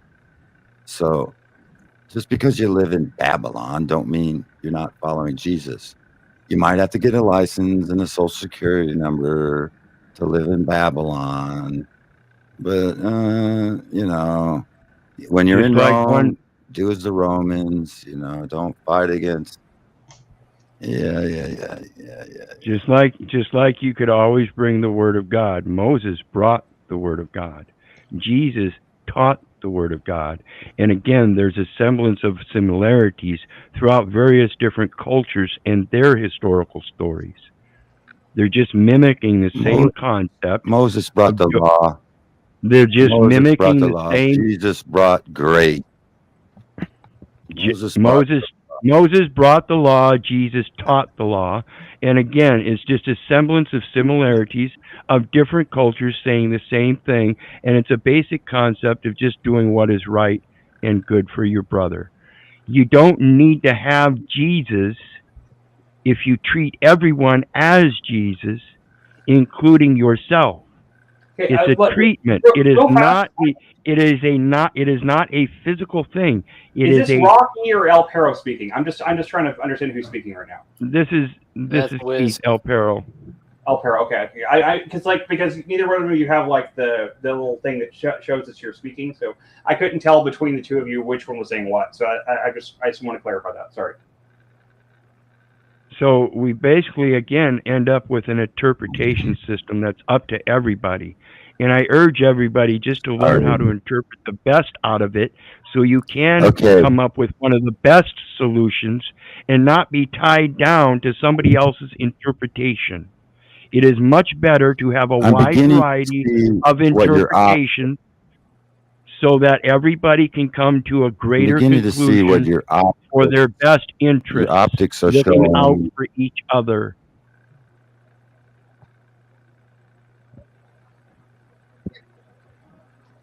I'm beginning to understand your optics, El Puro, wizard, and your of course cross you are. And the all-seeing. Of course you are. Please have another beer. And your zero. Why? Yeah. You're the one displaying the optics, not me. Why are you doing that? Well, Why just are have your another optics beer. Just have another beer, brother. Fucked The more up? beers you have, the greater the possibility. Yeah, that's what you always do, don't you? Oh, that's what they always do. Whenever you talk about someone, they always call you drunk and shit. Yeah, I've been thrown off channels called drunk. I'm not drunk. I'm just viewing the optics. Why do you have those optics? You are. Why Of are course those you your are. optics? Just of course you are. Asking a question. You can't answer. What? Just give me an answer. Use Go ahead English. and keep trying to bind everybody down to your interpretation of those scriptures instead of letting them express their talents of their own discernment according to their own firsthand experiences. I mean, that sounds a lot like what I was saying. I don't even understand. Like now I feel like you're repeating basically Why what I I was don't understand. That's why I don't understand why you can't see Isaiah 43:1 is actually in agreement with your comment about a demiurge. Okay. God created Satan, so any test that Satan puts you through is in fact a test of God. That's where it comes from. All glory goes to God. I give praise to God and glory to God for every test I've had in my life. I'm still alive. I'm still accepting His gift of life, the very breath that I'm using to speak today. Good. I think that's good. I don't understand where we have disagreement. That was my point in the first place. I get The frustrated. disagreement is the binding of your interpretation to other people. A man is bound by his word. You're not saying binding your anyone to my interpretation of the scripture, along with many others, is that the only way to God is through Jesus. Yet the scriptures tell us about multiple ways of attaining the path to God. Many that came before Jesus. Why does the concept of of Jesus being the way to God? Where we disagree, that's where we disagree. Why does it upset you so much? Because everybody's taking it as a literal interpretation that you must have Jesus in your life and therefore speak the word of Jesus or the name of Jesus, when it's nothing about the word that is written or the name. It is what is in your heart, however it is scripted. And if it is scripted by a demiurge, your actions will prove louder than any words you put forth. I get what you're saying. I mean, I'm not going to try and explain it right now just because I don't want to detract from the conversation and the point I want to make now. But I kind of understand what you're saying. And I just want to You ask understand the part about Jesus being on the cross and the guy next to him that was a sinner and asked for Jesus for forgiveness? No, tell me. At the very end of his life, after the rest He didn't of ask humanity, for forgiveness. He identified who he was. Exactly. He identified who he was. He believed who he said he was. And therefore he took upon the same shame and guilt for his own actions, despite the fact that the rest of humanity qualified him as guilty of any crime. It was what it was in his heart at the end that mattered the most. That's what you're supposed to recognize. Come out of her means come out of those written words that everybody else has you interpreting, which are known as symbolic. Learn how to discern for yourself despite any words or symbols. That was okay, man. Like, what I'm literally saying is, like, I think we should stop quibbling about things like this. You believe that? I can respect your views. I can respect your beliefs. Well, I think you guys are talking past each other because I understand both sides of it, and I want to return to this, but I want to first I want to say, Granger Man, that's a very interesting quote that you put about the God from Egypt. But second of all, I want to ask this to Wizard really quick, just because I've been meaning to ask him this. Like, so you heard my theory about staying in the cities and trying to convert them, and I think you disagree with me, and you said something about let's make it clear. I'm not distinctly controverting you or disagreeing with you. I think the concept needs to be enhanced, that there are certain variations of conversions that you can have that would in fact be beneficial, but it has to be made very distinct and clear what those actions are and be a solution that can have an effect. This is why I don't like interpretation. Sure. And that's actually what I wanted to ask you. I want to ask you specifically with the idea that I brought up, from your view, mechanistically, what would you suggest? Like, and I'm asking this because it seems like they have this like flight or fight response that is being triggered in spiritually awakened people. And I think that my solution versus their solution is having the problem of what you just said. So I just wanted to see, like, if you were to take on my project of saying, let's stay and try and convert the system as it is into a more godly system rather than of Satan. Right. And that would start with, like, the public education system would be my first recommendation. Of course, this is not legal advice, medical advice, or anything. This is my opinion and formed from basic interpretations variously from my own life experiences and the scriptures and other things. and that is that the public education system can be converted, and they can still use it, but it would only apply to those that wouldn't want to actually homestead their children and teach them what they need to live within that society, and supplementally other arts and talents that they could use externally outside of that community, such as the agricultural development of gardening and things like that, so that they could learn to either be self-sufficient or live within the community themselves. This would help those outside communities develop through a small merger of that concept within the community, to help people get out of the community through a set of phases. I quit all the banking and commerce and stuff 7 years ago, shut down the bank account, sold everything I had, and went out to the mountains for 7 months. Then I turned around and went down to the Ozarks for a couple of years. Now I'm back home in Waterloo with my companion, and I'm telling you what, it was one of the best experiences in my life to let me know the true value in life is, again, giving all glory to God. And so that's, again, the interpretation that I get from the scriptures is how we're supposed to develop these communities. We have to allow them, but they're not supposed to be these huge, magnanimous, fucking huge concrete scabs that are condemning the earth and destroying it. Smaller communities is where you get your power. Sounds like you're in agreement with Chris. Yeah, I agree completely.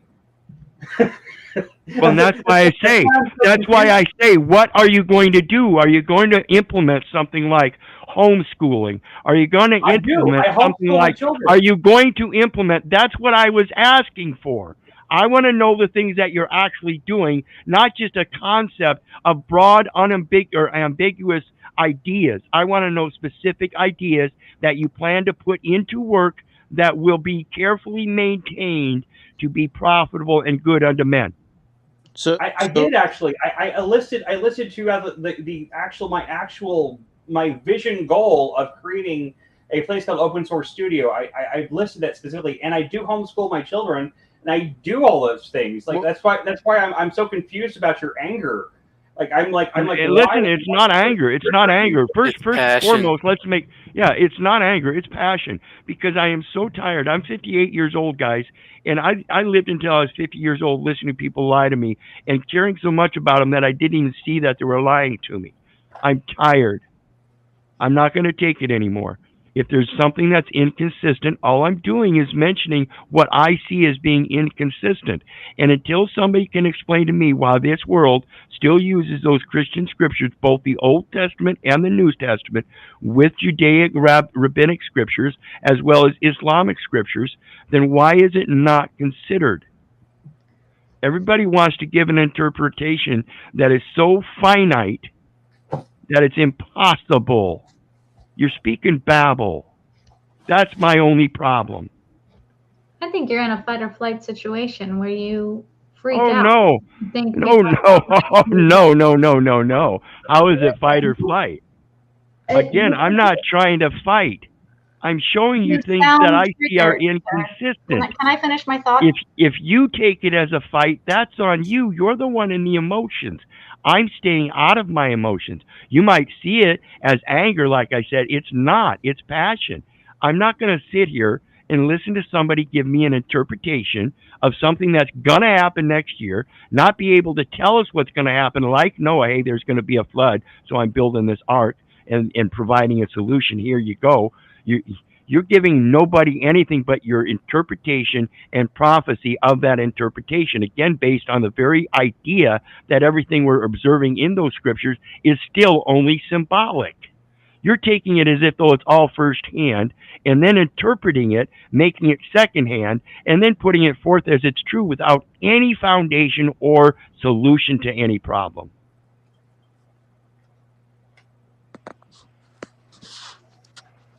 Sarah, go ahead and say what you're going to say, and then we'll. No, there's no point. I'll just remain silent. Jesus is the solution. I really want to know what you were going to say, Sarah. I personally would like to hear what you had to say. Yeah, because I understand where Wiz is coming from, and like I understand it seems contentious, but I don't think it's as contentious as you guys are taking it, in my opinion. I think Wiz is coming at it from a very specific angle that you have to listen to him for a while to understand his angle. I can only say that Wiz needs to be a little more diplomatic. Then he sounds like he's like yelling at everyone. Well, he like, studied a very legalistic interpretation of a lot of the stuff, and he understands that the governments that we think are, you know, purely a corporate entity, you know, it's a little bit more complex than the way we think of it, and he's trying to, you know, they merge legalism, spiritualism, and political action, and interpretation, and word magic, and a lot of shit. So he's looking at it in you know, multiple levels at once, and it's kind of hard to explain, you know, in a brief way. What I was going to say is that he mentioned for 50 years he was lied to. And every time someone gives an interpretation that is of their own understanding, and he thinks he sees contradictions, which may or may not be true, but whenever he experiences it or observes it. Oh, wait a minute. I didn't. The only contradiction I pointed out is you relegate. Let her finish. You relegate your story to Noah after the fact that I destroyed that you have no solution and are posing a problem that nobody else even realizes. I didn't provide the solution. Doesn't mean I don't have a solution. I just haven't said it. Okay. So we got to wait. Like, did Noah wait? No, Noah didn't wait on anything. He professed the problem and started creating the solution. Dude, well, you my solution is specifically for me, and I've been trying to help people go through this process, because when they go through the awakening process, if they don't know what the fuck they're going to be up against, they're going to lose. And I'm trying to help people know what they're going to be confronted with so they can maintain their balance and overcome it. I'm also very aware that we're going to need to have this communal living that Chris is discussing. That was the whole reason I even went on Jack Talcott's show, because I actually thought he was legitimately serious about helping people, but he's nowhere near there. No, he wants what Jack seeks is reverence. He wants to be irreverent. He wants to guru. But he doesn't have a reason. He just wants to be somebody's, you know, as much people's idol as is possible. And so again, we have Sarah that says she doesn't have a solution, and then turns around and iterates the same thing as this other guy has a solution. So she does have a solution. So again, I find another inconsistency and the unwillingness to just state a goddamn solution. Yeah, but I mean, and then to find out we're all in agreement of a solution. So, but I mean, talk about inconsistencies and contradictions. I mean, I don't feel like I ever said that I don't have a solution. Pretty much filled when did I say I don't have a solution? You didn't, Sarah. You didn't. I will witness. I will be a witness. Hey, you better go rewind this. Let's stop talking past each other. Try to comprehend. Jesus is the solution. Let's try to understand. No lying. I'm not lying. Gravity. Jesus is the solution. And I'm not drunk either. So let me restate something then. Let me restate it this way, guys. Again, I'm just passionate. I'm not angry at anybody. But I get confused because of the language that's being used. So let me restate it. Why don't we just say the solution is to be able to create better communities outside and inside the current communities by establishing a diversity of solutions to the various many different common problems that apply or don't apply to various different cultures that are interspersed with each other in these communities. I will sign off on that. I will sign my name. Great. To that And with that, I'm done. We finally come to an agreement then. Again, I'm just being passionate about the inconsistencies. I would say that is the solution on the physical world in terms of actual basic human survival. But my focus, main focus is spiritual aspect of things. And so that correlates with the homeschooling. So that correlates with the homeschooling, that while you're still in these communities, you still can do some certain conversions that will take place over time by converting your children back to the spiritual presence of the true education of mom and dad. My people are destroyed for lack of knowledge. And if you are not going to be a priest unto my children, then I shall deny you. And if you do so, I must deny them too, because they didn't hear my message through you. I was specifically talking that about dandy? the events that's going to occur this year, the spiritual awakening, the Well, people Jesus that gave us the are going to go solution. through, Jesus and told helping us to them, come out of Babylon. with, that's great. But you didn't talk about that spiritual awakening. You talked about the fear of what what was going to happen in an event, and didn't explain the event except to say it was going to be the destruction of the United States. I was talking about Pluto and ego deaths. I was talking about the real awakening. This is all spiritual. I'm not talking about the physical planet Pluto, even though it is technically in the constellation of I Capricorn. raised 7 children, I'm speaking in abstractions and homeschooled. archetypes and metaphors. And I what am Sarah, talking what about Sarah's saying is very important, because like we need people like Self-reliant, Sarah self-sufficient. Sarah has her role. You see, Sarah has a place in the community. Like that's her mission. That's her goal. That's what her place is to like speak to that spiritual thing. And one of us might be meant to speak to this other thing. We have this conflict because we all think that we're all supposed to be on we're all supposed to do the exact same thing, but we're not. We all have different roles. We're all different parts of the body of Christ. Exactly, dude. If we're all doing the same thing, we're going to have a lot of blind spots. We need every role taken care of. Exactly. Yeah. Are you guys seeing this chat? It's like nobody. It's like fucking Barrett. It's like the same 3 motherfuckers. It's just Lanza It's like at this point. yeah, it's like Lanza, Arpole. It's like my mods are there. And this shit is fucking hilarious, dude. Who are the 50 people that are watching this? It's fucking hilarious. But yeah, go on, guys. Well, I hope they're getting something out of it. I really do. And you seem to have some attention retention because you've had like 45 Well, viewers what? since the start. 25 years ago. I've had the same number of viewers the whole I was- time. It's ridiculous.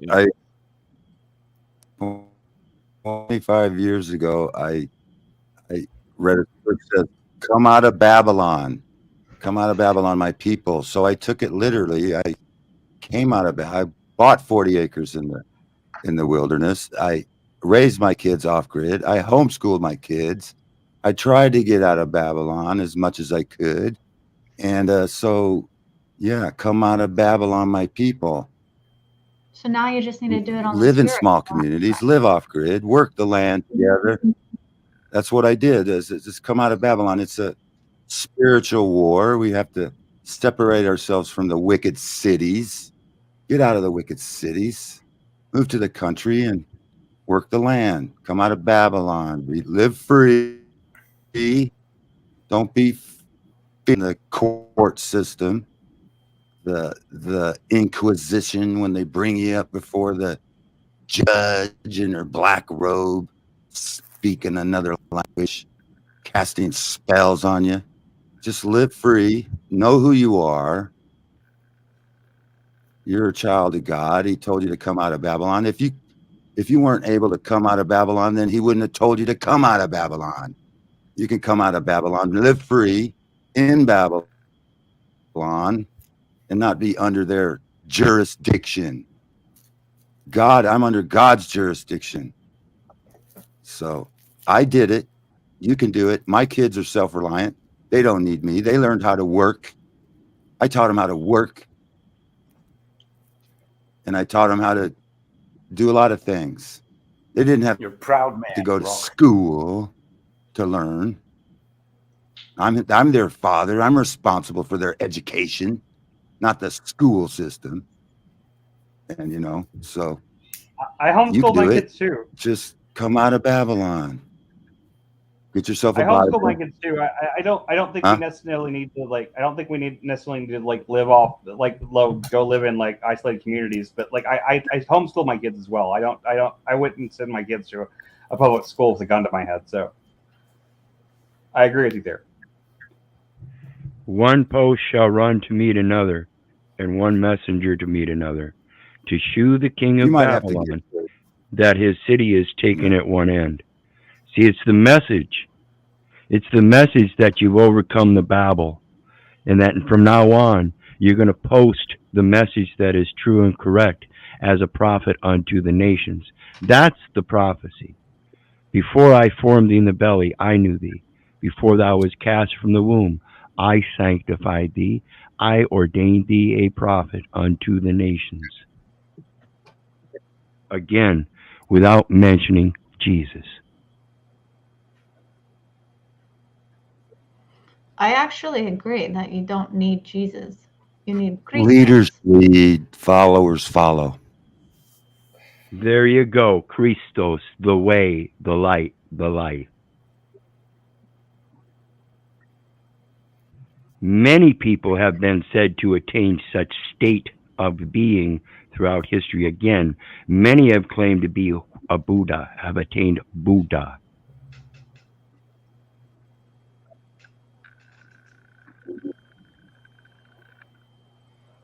And that's just one culture, and that's just a repeat of the same story of Christed beings.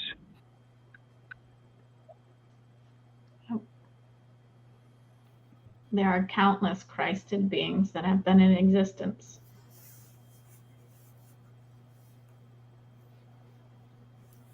Jesus is not the only one. He's just the most famous one. Oops.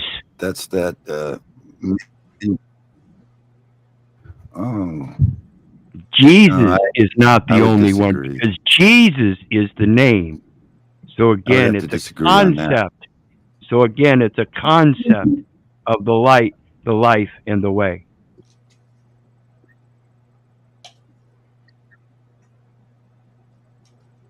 Believe on the person of Jesus Christ. Jesus was a person, not Right, just a a name. right, a We set believe of on the person. characteristics. That's a Right, which is a mistranslation in the Greek. It yeah, says believe on the person. It doesn't say. And he's a respecter of no person. Okay, so it's now a you're set going to of talk about that characteristics. corporate. So again, it's not about the name. Yeah.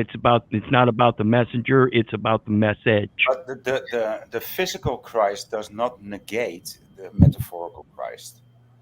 Okay. No, and I'm not saying that. And I'm not saying that, boy. Both What may be I'm true, saying is independent and codependent of each other. right. And what I'm saying is you can't be dependent without showing the codependent part. It's codependent on what? The concept, not just the being, not just the manual, but the spiritual. It's And not like therefore black we are and led white. by the spirit, It's not not like by black the and white. man. Even if it was black and white, black is only something to contrast with. Otherwise, you won't see it. Same goes for white. If you only have white, you won't see anything. If you only have black, you won't see anything. Absolutely. So and it's a matter of knowing which is supposed to guide the other. The metaphorical Christ does not contradict with the physical Christ. Say you got a black piece of paper. Nor does it with the historical one. Right, but say you got a black piece of paper and you want to write on that piece of paper, you have to change your options, and therefore Darkness you have is the absence of light. So you have to create a remedy in order to be able to write on black paper with something other than a black ink. You have to have something very bright that will show up on that black. It works both ways, I agree. I do think that there is validity possibly to the idea that there are multiple Christ Darkness is figures. just the absence of light. I do think that Jesus Christ is a specific and important entity in the terms of like Antichrist and Christos himself. I do believe that. However, I don't have a problem with anyone who doesn't believe that. I don't think that someone not believing that like necessarily makes them like my enemy or makes them like someone who I couldn't work with and couldn't consider my brother. I don't think that those things have to be. I don't think we have to be in absolute agreement on those things in order to be in basic agreement over our goals and what we're trying to achieve. I don't see it as being so as being that. I mean, like I do believe that like that my particular understanding that I have is what works makes sense to me. But It's a matter of understanding there's a polarity, and you have a choice in the polarity. Polarity. I'm not sure That's what a I bit meant. polarizing to state. That's per You have a definition. polarity and choice. You can do that as which is good or that which is wrong. I've seen you debate, or or your addition to the panel version. That's mainly a thing, right? Polarization, opposition. That's your thing. Well, yeah, if I see something that's inconsistent, it's hard for me to let that inconsistency ride because that creates a false polarization. Yeah. It's supposed to be about a balance in life. And as my brother's keeper, I want to point out certain inconsistencies. And again, if I do it with passion and you take it as anger, that's on you. I love you all, and I'm not doing this to try to be hateful or anything. I just see inconsistencies, and I'm very blunt about it because I'm a folk road boy, and you are all folk road boys and girls too. Such a nice thing to say. What do you think, Machine?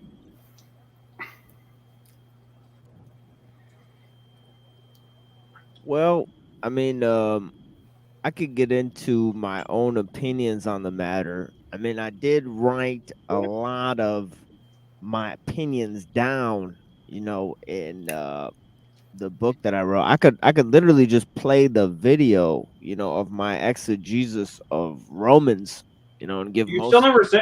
never sent me your book, so I Oh, read really? it. Oh my God, you're I in need line mine of like too. maybe 15 other people that. Oh, did you send me an email too, Sarah? Sorry. No, I didn't know that. I sent you a message on this fucking thing we're on right now. Oh, on 'Cause I YouTube. tried to buy it on Amazon, but it doesn't deliver to Hawaii. Oh. Well, it's on other Uh-oh. book things too. It's on like other websites too. But yeah, if you email me, I'll just send you. I'll send you a PDF. You know what I mean? So no worries. You know what I mean? Just Okay, what's your email? here. I'll You, put it on you can the type it in the screen. back. Yeah, I'll put it on the screen. Okay. Yeah, because it's just written on my channel anyways. But yeah. Oh, okay. Yeah. So it's not Just like it's a DM it to secret me or in anything. Discord, man. Yeah. Well, I don't think it's too big of a file to send on Discord. You know what I'm saying? Really? Okay. Yeah. It's like 400 pages. Yeah, I've sent pretty big files in Discord. I didn't know. Yeah, That was, it's a pretty big book. It's lots of footnotes, lots of pages. It is what it is. It probably could be more footnotes. I still have to write a second edition, and I'm gonna probably source that. Go to a library and get primary source. More primary source material to do more footnotes and stuff. But so far, I just kind of sploshed it together and just kind of fucking put footnotes from wherever I could find on the internet or whatever. But yeah, I'll have to adjust that. But I just wanted to get it out there for now. But yeah, you guys send me an email. I'll send you guys a PDF, or you guys go online and buy it. It's available on different websites. But if you want a hard copy, if you live in the Detroit area, or if you come to this area, I have like a pile of copies. I just give you one. But I don't know how to send it to people without. dude, if I had money to buy it, I already would have bought it. But I don't have any money. Maybe if I get a tax return this year, I don't think I will. But if I get a tax return, maybe I'll buy it. No, I've given away many free copies of it. The knowledge is free. It is what it is. I'm more concerned with people knowing the stuff than actually me getting rich or anything like that. I mean, I'm generally pretty poor. Absolute. It is what it is. But yeah. Yeah, same here. If I ever write a book, I'll be giving it away. I mean, like the only reason anybody would be paying for it is to get a physical copy of it, like just because like that costs money to print it. But yeah, I'm writing. Yeah, I mean, I'm writing another one now. So I mean, this book, it's over. Whatever was there. Maybe I'll write a second edition. I'll probably just write a second edition to change the footnotes and shit. But yeah, the thing is that, I'm moving on to a different book. I just write a different book. I mean, it doesn't matter how much money I have. I just want to teach people. I mean, it is what it is at this point. I mean, I saw Dr. Skrbina, go from university to university with his radical views. And these people who teach the curriculum, they don't really take these views seriously. They put you in a corner there, and you're the token radical professor or whatever. I mean, it's just kind of stupid. I mean, the whole setup is a sham, and they want you to teach only certain subjects. So I thought of a long time Hierarchy. ago that I'm not gonna be in that fucking be a college professor. I rather just teach people for free. It is what it is. I'm not gonna live that long. I don't think so. Dude, I've said before. I think I've said this to you before too. Like my dream, not just the open source studio thing. The whole the goal of that would be to basically make it like an educational, like a school type thing. Like the one thing I want to do more than anything is just teach people how to think. It's not. I don't want to teach people what I think. I want to teach people how to think. You know what I mean? I want to teach. I want to teach the ideas, and I want them to create their own. That's and I think we both agree on that. Like I would. If I could open a college, I would have you as professor in a second, just because I know that would be like a class that anybody would get. Great. Well, I have a good feeling. Of developing a course based on this book. I'm writing a second book now, and I could probably develop a second course based off of the book I'm writing right now. But I'm thinking to develop a course and maybe go to a mosque and maybe get 10 kids together and maybe have them be a class. So I'm thinking about doing that maybe in the when Ramadan comes around, because I get to spend a lot of time in the mosque in Ramadan, so I just go over there. And there's always a lot of kids there that are learning, and they want somebody to teach them something about history, or Islamic history, or even Western history, or anything about history. So honestly, this book is it works as an introduction to philosophy. So if anybody wants an introduction to Western history, philosophy, political science, it's really is just a good resource just to go through those different aspects of the development of these things. So I mean, you go like a brick by brick analysis of basically Western philosophy, and the Romans and the Jews and the Christians and Europeans and all of that type of shit, and obviously the Enlightenment and all those types of things. So that's awesome, man. It's awesome. Yeah. Much respect. I have not. I have great ADHD problems keeping me from writing a book myself. I have huge depression right now. I have all my things in boxes in 2 different houses right now. I'm not sure if my wife is gonna live with me again. So Yeah, I'm just I'm in a total I'm total in a sink of depression. And then I have piles of my notes. So I don't know when I'm gonna start writing. I already have half of the book written. So I mean, the second book is I mean, it's crazy. I mean, because it's about philosophy of technology, which is the other subject we cover here. Actually, most of the show's been about philosophy of technology, at least the main episodes. So I mean, it is. I mean, this is just because I only have 2 episodes for the religious side, so I've developed a lot of material to deal with the religious aspect of things, and Right. also I guess to promote my book. I mean, I don't. It's not much of a promotion. Nobody is. It's you get $4 for every copy you sell, anyways. It's not really you make a lot of money, unless millions of people would have bought it or something, But now you gotta go the way of what's the Chuck Tingle? You gotta write weird porn to make money on Amazon. Yeah, you gotta make Bigfoot porn and shit like that. That's the stuff that sells on Amazon, unfortunately. So the irony is that I'd probably be fucking great at it. I mean, I thought about doing it myself. I just can't. I can't do it. I like that. Have you ever looked at Chuck Tingle before? This guy, like, No, I've never heard of that. just look up Chuck Tingle. I promise you, it'll make your night. He writes. It's not even really porn. I don't even know what to call it. It's like he has porn that's like about getting like fucked in the butt by the existential concept of getting fucked in the butt and shit like that.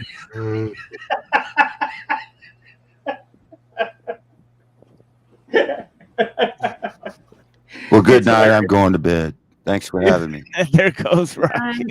Yeah, bless Good night, Rock. Yeah, that's a good. And I want to that's a say, good- like, that's a good Mr. time to exit Babylon with the Sodomites. The Sodomites arise. It's like, let's- Mr. Voynich, I have a Jeez. question for you, real quick, fast. Like, what is your opinion on the Voynich manuscripts? And that's your namesake there. Good night.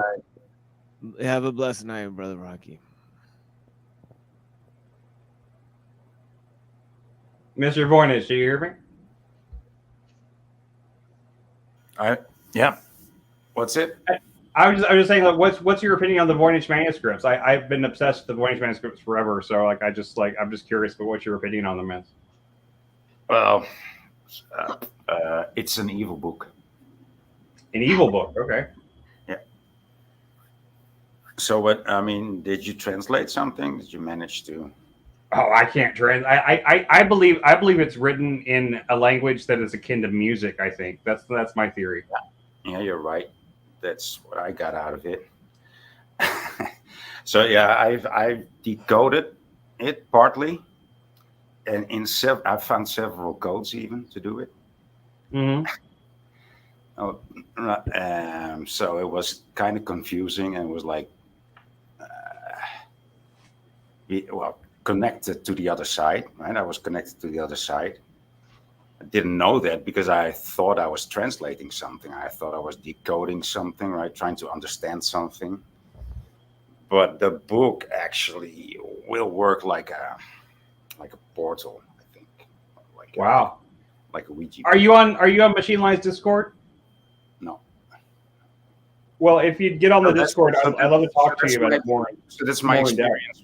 So that's my experience with it, and I came to the conclusion. You know, of course, I wanted to share with everybody. Look what I can do. What the fuck? Like I can actually translate this language that nobody knows what it is, and I can interpret it, and it works. And so I was very enthusiastic, you know, and it told me I shouldn't do that. You know, you shouldn't do that. Yeah, But I have a fear of dropping the Discord link right now with this very strange chat. I feel like there's gonna be like 20 people hopping in my Discord that I don't want in there at this point. But yeah, In the private chat. Yeah. Just yeah, in the private chat. Yeah, I'll drop it in the private. Yeah, for sure. Yeah, private, or Voynich, you can email me at playaveros@gmail.com, and I'll get you a link to the Outliers Discord or something. I just like to talk to you about it. I don't like Discord. I don't like to go on there. Oh, okay.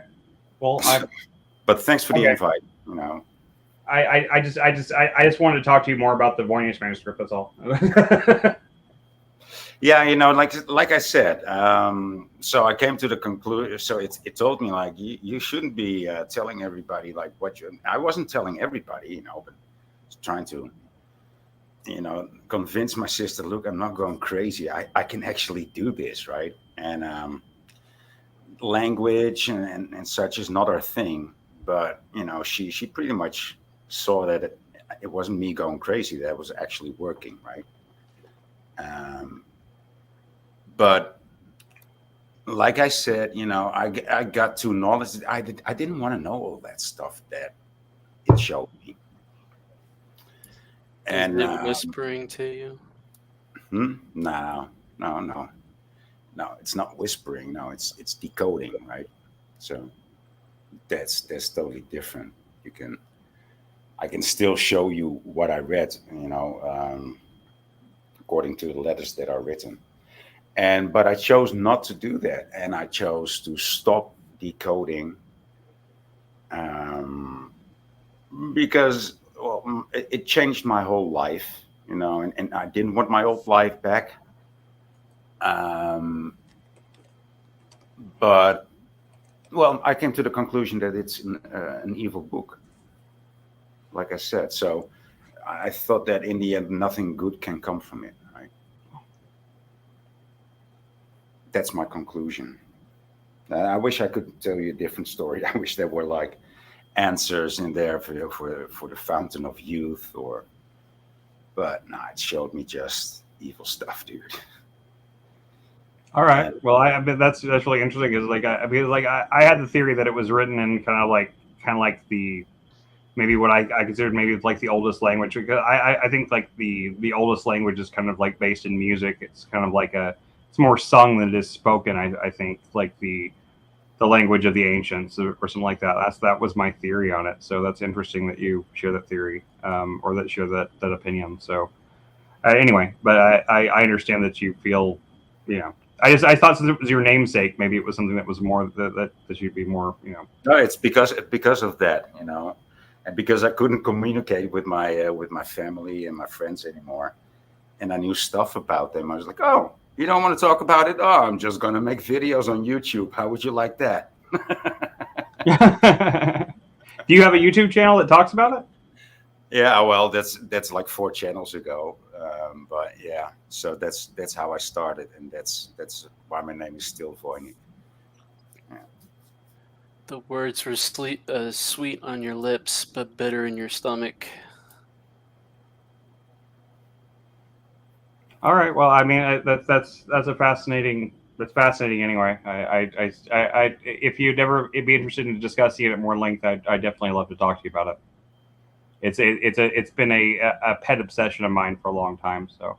So did you find out something, like, were you ever? I mean, did you find out some letters or?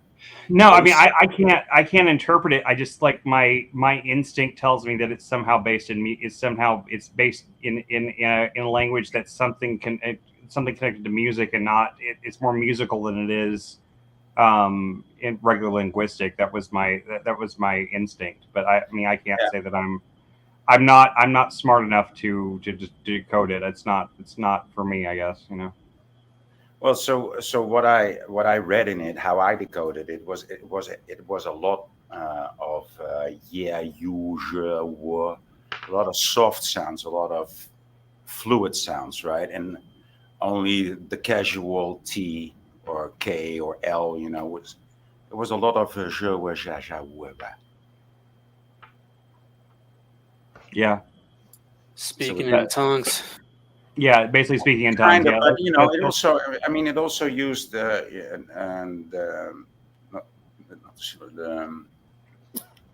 vowels and the consonants. It also used the consonants, but less than you would think of. Less than you're used to see in the language. Right. You say it's an evil book. You think it's like a grimoire or some sort of it's like a conjuring type book? Yeah, that's what I got from it. I just studied it by myself. I was trying to look for help, like an apprentice that would be interested, and but I couldn't find it, and I wasn't interested in cooperating or relating my findings to other people's findings, because I looked at the videos and the studies, and they were all like, I was like, nah, not even close to what I see and what I find. And it wasn't complete either. What I saw then, a couple of months, Cage showed me a documentary about the Voynich manuscript, which had some points that I also would agree with in my decoding. It was certainly not completely my coding, but yeah. Like I said, I found 5 codes. I found codes like where I could cheat a whole story just by changing the code and just read a completely different Voynich manuscript, like several. And then I also found a code in which I could, just change a few things and not give away everything, but give away half. Yeah, it was very, how do you say, fascinating, obsessive. And I wasn't obsessed with it, but totally fascinated. Yeah. I was very busy during that year with work and travel and other work projects, and also the Voynich manuscript. Yeah. 2017. Oh, the before times.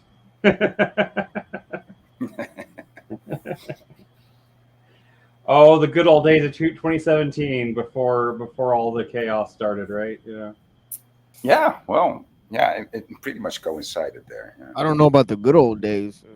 Like in a haze of fucking drug fueled, fucking That's shady misplaced memory. religious rage.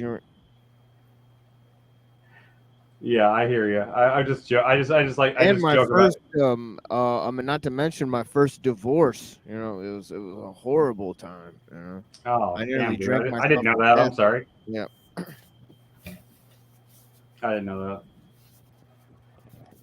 Yeah, it was one of the most terrible times of all time. That 2017, and then things. I don't know. I'd say like things have just gotten progressively better for me. Like I've just gotten more finesse. Like I've gotten quicker, like smarter, like better at praying, like better at talking to motherfuckers. Like it's crazy. Right? I don't know. Like I'm better at like yeah. I don't know.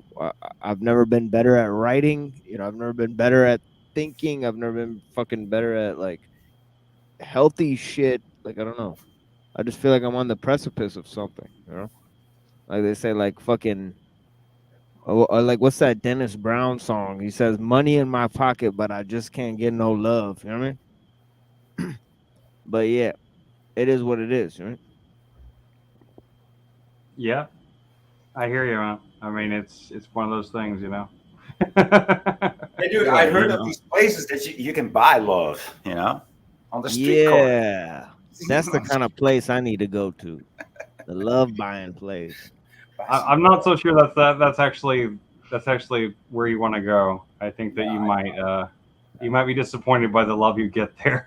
No, but remember, the money is a metaphor in this. I don't actually have money. It's Right, of course, yeah. Neither do I. Neither It's do not I. physical money. It's another type of money. Value. Another type of value. Penis? Sorry. Sure. Oh. Sure. These 40-year-old bras over here. Yeah, That but is what she yeah, said. but it That is what is. she said. Yeah, but that's what I said in the chat earlier. I said, I said if Sarah, just adopts me, I'll be a little, Indian Mowgli boy, so I can live my dream in Hawaii. You know? Adopt me as a little Mowgli boy. I'll be, quiet as a titmouse, you know, as they say. I would say have a that long couch. Hawaii sounds nice. I'd say that. Yeah, you know. There was a reason he brought me here. It was a very expensive move that I didn't want to do, but I'm here. Yeah, Hawaii. What brought you to Hawaii? What brought you there? That seemed like the top place. This goes into a bunch of my twin flame shit that I don't think you've been around. My wife, who I'm having problems with now, she came at me with the twin flame stuff, and now she doesn't even want to live with me. So I don't know how real it was, because she was coming at me with all this twin flame stuff. You know? So I was just like, so I started to believe in it. Like now I watch all that shit. I watch like all these tarot girls. Like there's like 6 or 7 like tarot whores that I watch. Don't get trapped in that. Many of them are deceivers. So don't get pulled into. Well, I just watch them more for fun. But like, yeah, it is funny that they say different things. You know what I mean? But yeah, I just look at them because I don't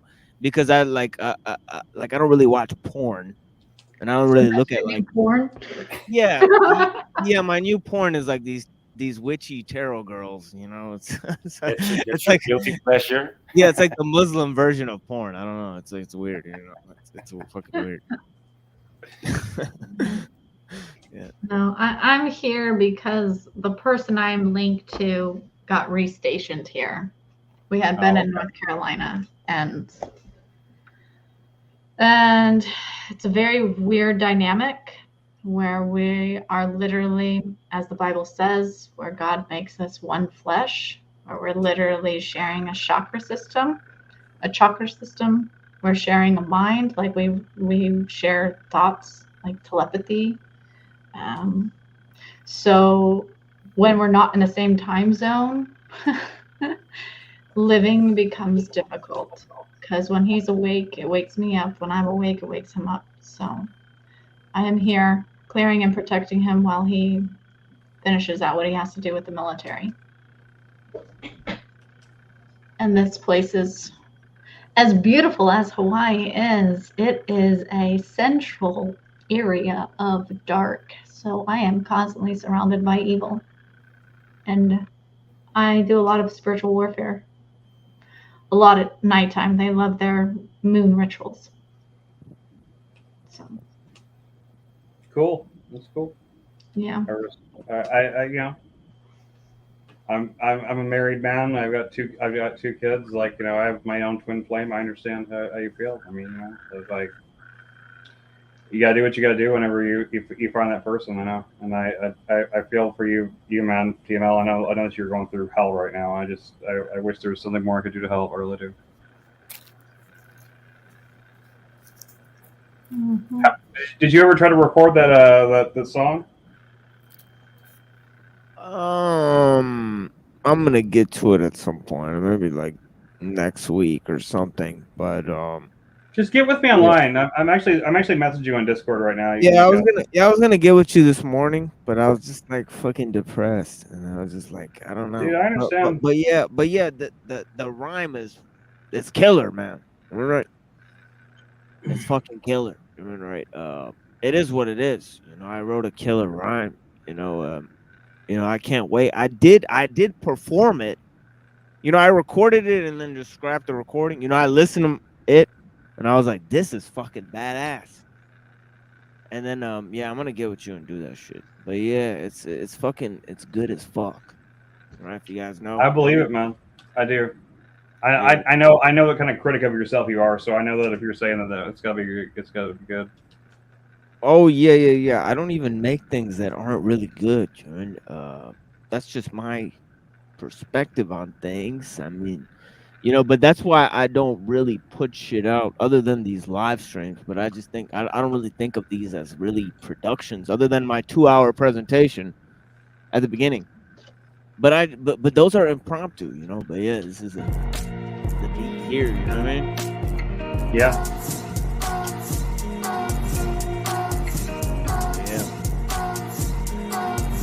Well, guys, I'm gonna go to bed. Yeah, bless you. It was a wonderful evening. I actually think we had a really good discussion for like 99% of this time. So. Oh yeah. I'm refining the space here, but yeah, I'm gonna be closing it down soon too. We got somebody here. We got Sterling out here. Here, hold on. Let me see. Let me add Sterling out here.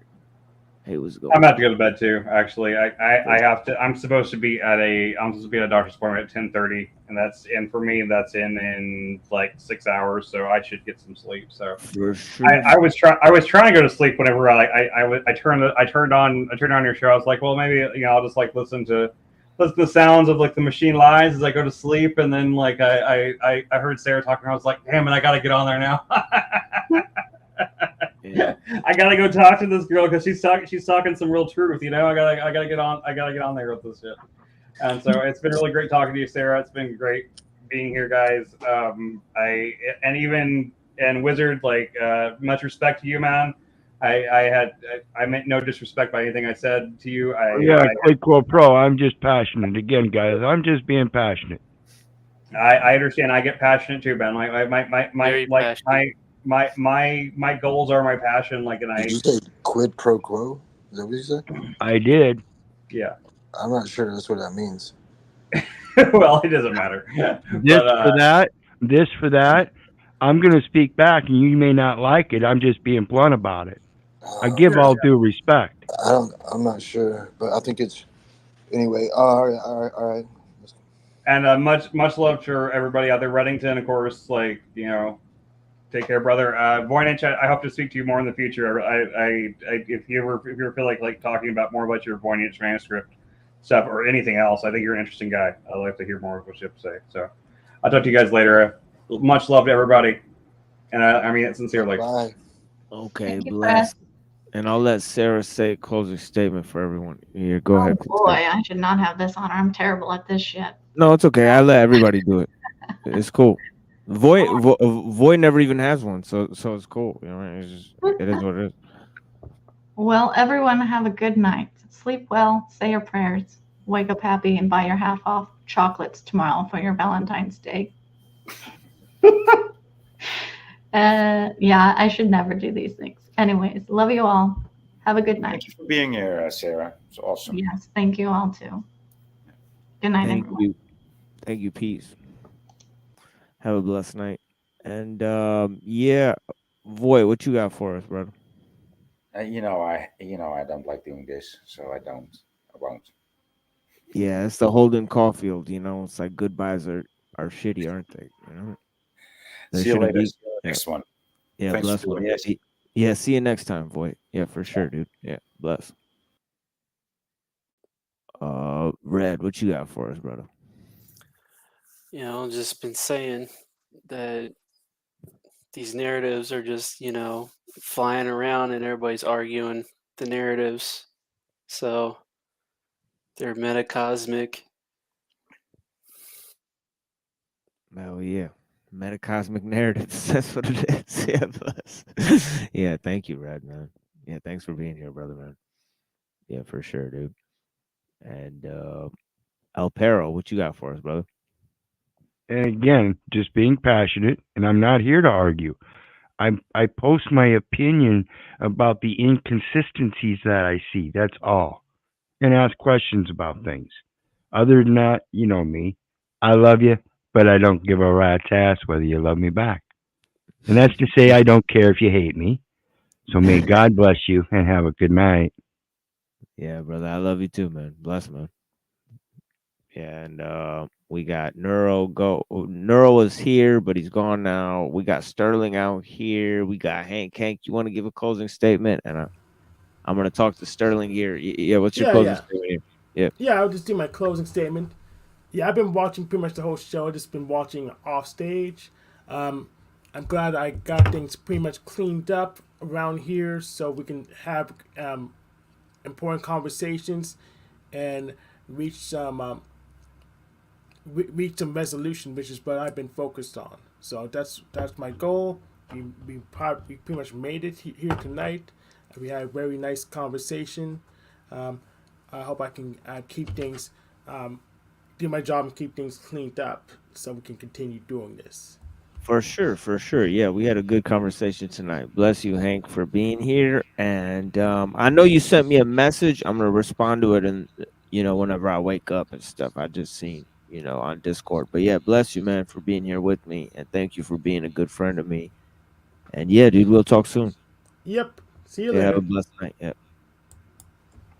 And we got Neuro here. What's going on, Neuro? Yeah, I just wanted to jump in because I think you said it may be your last show for a week, and I just want to say that this has been a good show. Not this week. I'm just saying. I'm just warning people that I might do that in the future based on the recent events. But it is what it is. Yeah. I misunderstood, but no, I just want to say it was a good. I agree with Hank. It was a good show, and hopefully we can continue. Talking about very difficult subjects in a mostly respectful way, and I think that all of us we're going to have some contention, and it's just unavoidable. And I think that as long as we can try and keep it healthy, then it will be. But I think that a lot of people are trying to do everything they can to make it as unhealthy as fucking possible, and I don't think that's incidental personally. But so I think that we should keep trying to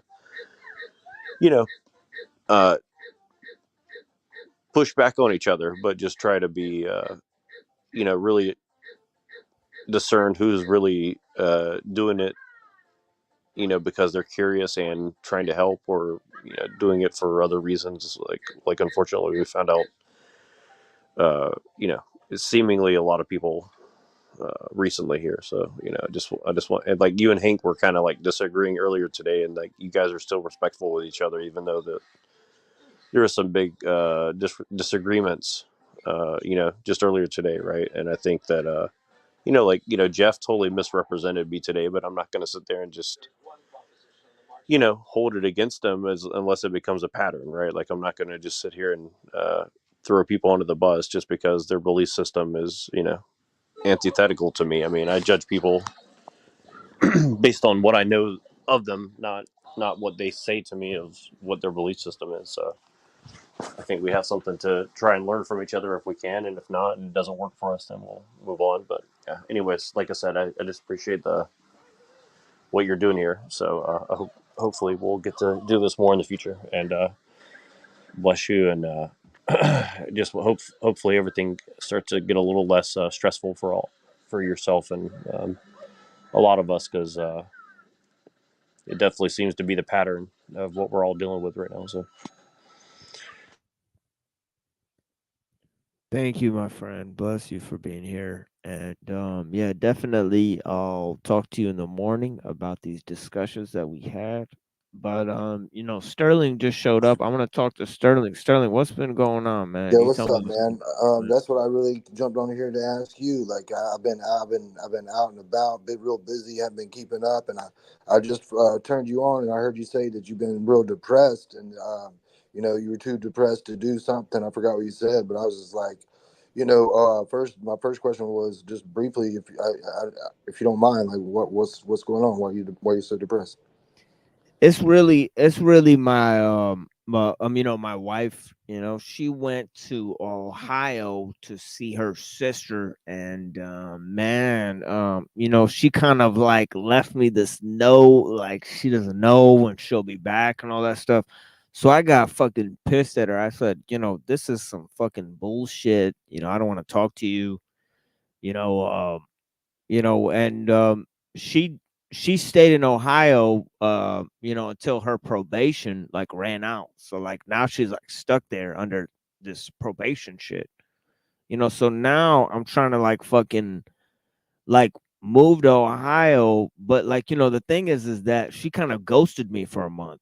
And she's like, I'm going to go live my own life. And I'm like, I don't know, like what the fuck I'm going to do with this girl at this point. But like, yeah, we spent crazy times with this girl. I've been married to her for 2 or 3 years. It's almost like 3 years now, that we've been married. And, a lot of times, I mean, she's, you know, it's just like we had a lot of ups and downs, but we have a lot of passion, so it's hard to tell like what her thing is, but she's really in a thing where I don't really think she wants to live with me at this point. So I'm very, very depressed. I'm going through a very, very like she wants me to like do all this shit, like wait for her. She keeps telling me she loves me and all this shit, but she's not really doing anything. Like her actions don't really match her words. You know what I mean? So I feel like she's fucking with me. Like she wants to keep me as an option, but I'm not. I'm not nobody's real option in real life. You know what I mean? So the thing about it is that you know like I'm just trying to find the strength in order to do what I need to do. You know what I mean? Really, you know what I mean? So like, I'm trying to tell her because I have all my shit in a box. I'm like trying to move. So I'm like, should I move to Ohio, try to be with this girl? That doesn't really even give a fuck about me, and she really ghosted me for a month. I mean, it's all these feelings. You know what I mean? That I have all these mixed feelings. Really, Well, then the second point I wanted to say was I really commend you and applaud you for saying that you are depressed, because I'm one of those people, like, I don't know, try to be a tough guy, and like I cannot even say the words, like, even when I know I'm going through it, the words just cannot come out my mouth for some reason. So I know I can't be the only one like that. I know there's other people probably like that. For whatever reason, because you want to be tough, or because you're trained as a man to kind of block those emotions, and you don't want people to know your business, and you don't want to come across as whiny or whatever it is. All those reasons. But like, yeah, I just I know I'm jumping in late, and you getting off and stuff. I just wanted to see what was going on with you and tell you that I applaud you for admitting the truth for what it is. It's hard to Yeah, do. it's just crazy. Yeah. Yeah, I mean, it's just crazy, because I feel like in a lot of ways, me and this girl come from two different worlds, because, she's like this white girl. She's been from a very broken past. She grew up in the foster care system, and, she has all this trauma, and, it's hard to separate what her emotions are from all this trauma. And she's always running away, from everything. She's afraid to deal with anything on an emotional level. So she's very like methodical in the way she acts and shit. So she's a real like, tough person to deal with, but then she's like very, very, kind because what she's been through. So like, when it gets to like the thing, she's got like a lot of like playful energy. So like, man, it just really hurts me because we have this weird bond with each other. Like a very strange friendship, that we have that, really I feel like no other two people have really had.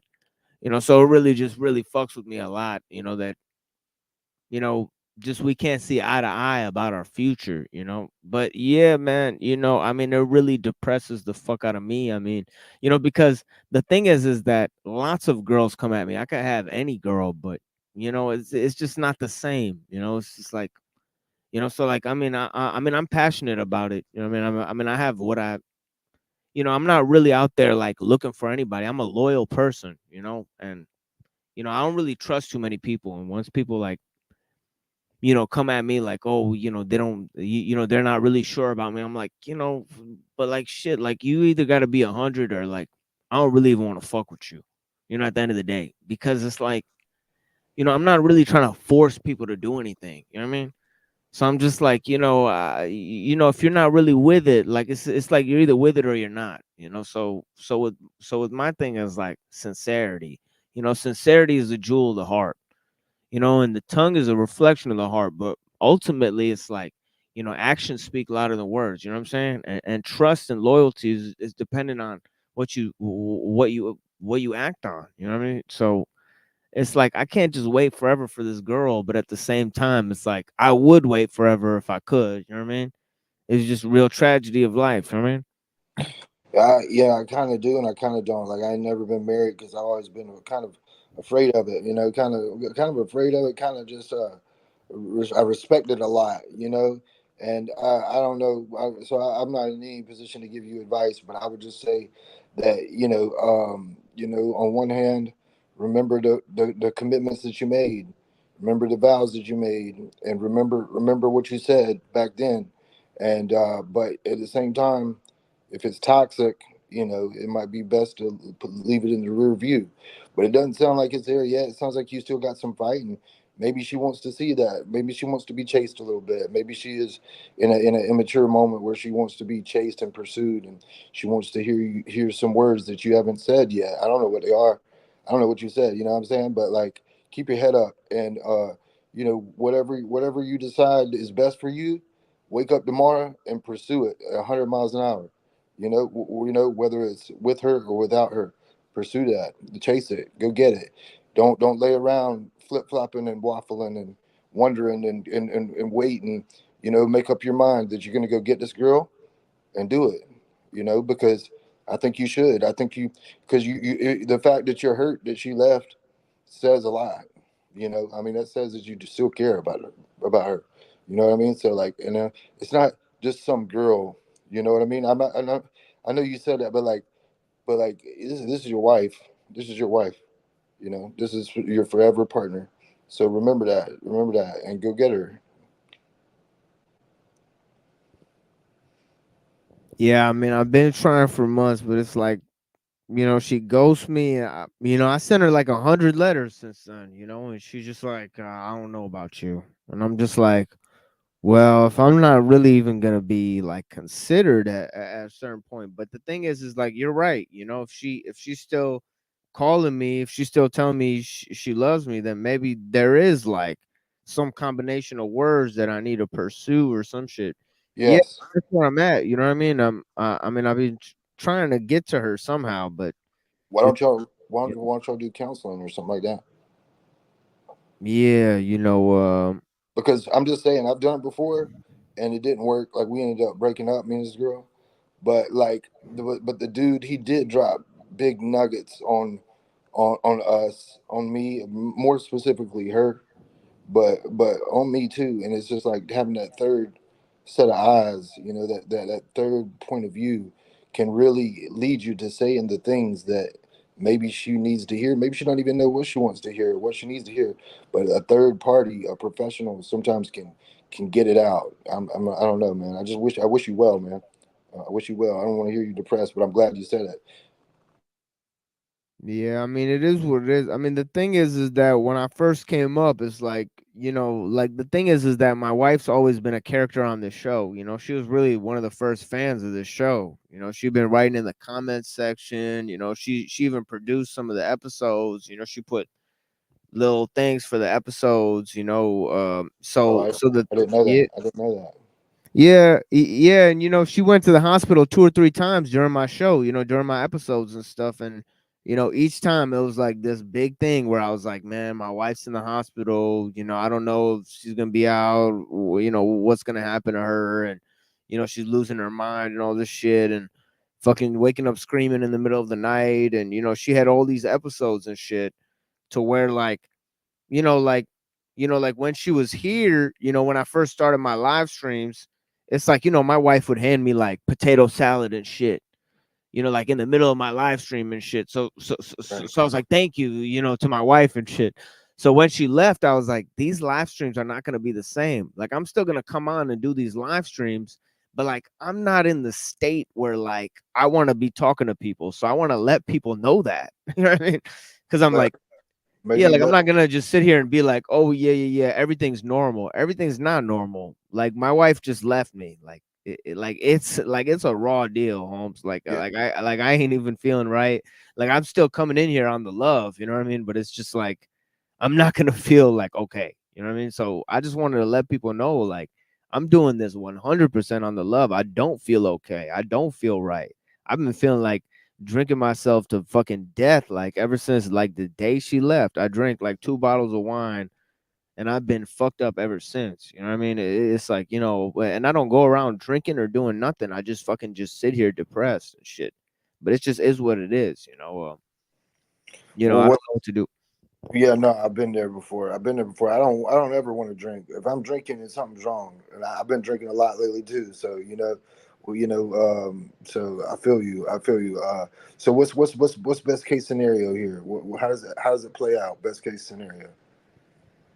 I mean, best case scenario is like she decides that, somehow that she want to live with me, and we try to move it along from there. But like the worst case scenario is that she just ghosts me again, or that I decide that she's taking too long, because I'm not just gonna sit here a year, 2 years, just waiting for her to make up her mind about shit. You know what I mean? And Why that's not? what she Why wouldn't you? Why wouldn't you wait? wait for 2 or 3 years. Yeah, I'm just asking. I'm just being devil's advocate. Why wouldn't? Because I'm not because for me, like I'm not sitting here just like celibate for 2 or 3 years. You know what I'm saying, right? Like just like loyal to some girl, and then she's just gonna change her mind later. Like why the fuck would I? You know what I'm saying, right? Like why would I fuck with somebody like that? Because she's always gonna change her mind. You know what I mean? Well, I mean, if I was, just playing the part of devil's advocate, I'd say, again, it's not some girl; she was your wife, and you'd be celibate because you made that commitment to her, and you made that commitment in front of, I'm assuming, witnesses and family and stuff, and we're talking about forever, a year, 2 or 3, is a drop in the bucket, and we don't even know it would take that long. So, I would try to like keep that in mind, and like also maybe it would be helpful if you frame it as like, as opposed to she decides that she wants to come around, and instead of that, maybe get in the frame of mind of how can I what can I do to help her get there? You know what I mean? What does it take for her to decide that? I don't know exactly how to say it, you know what I mean? But like, you know, um, I mean, you're gonna play a big role in that decision, whether what she does, you're gonna play a big role in that. So, I don't envy you. You got a big job ahead. That's why I say get some professional help. Get a third party involved, a mediator. Why you hesitate when I said that earlier?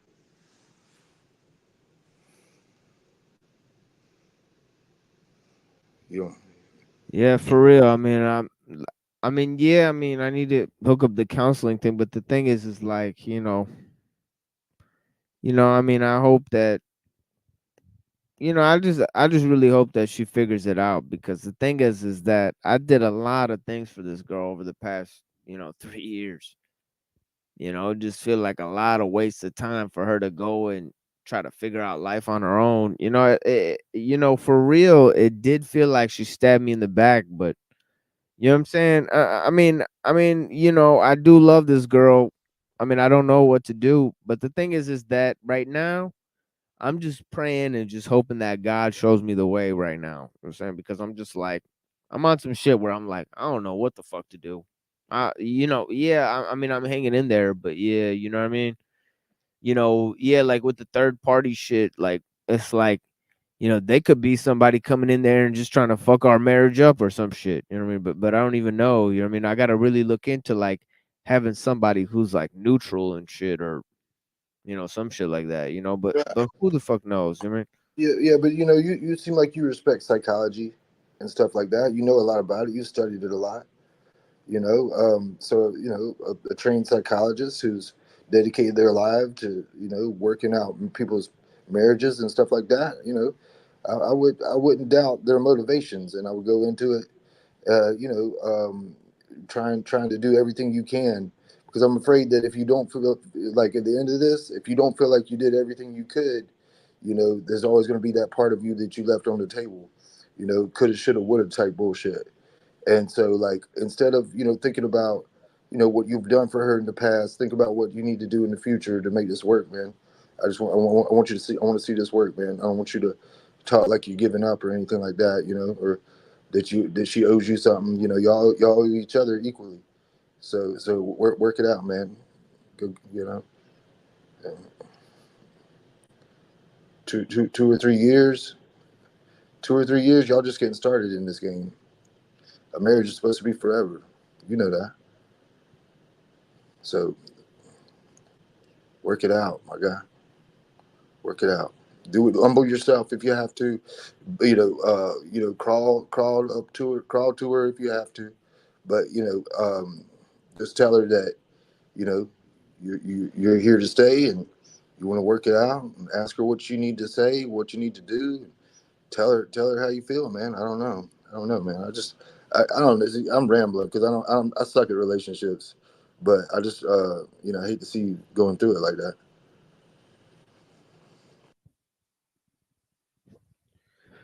Yeah, it's like I come at her like that, and it's like whenever I come at her like that, it's like she's just like, I don't even know anymore. And then she just kind of like, she's like, I gotta go now, and I'm like, I don't know, man. You know what I mean? So like, I hope she does come to some shit where she does want to work it out, but you know what I'm saying? It's just like, but she does keep calling me. She's like on some shit where she's like calling me. She's like telling me she misses me, all this stuff. I don't know. To me, it just feels like right at this moment she's very confused. You know what I mean? Right, But right.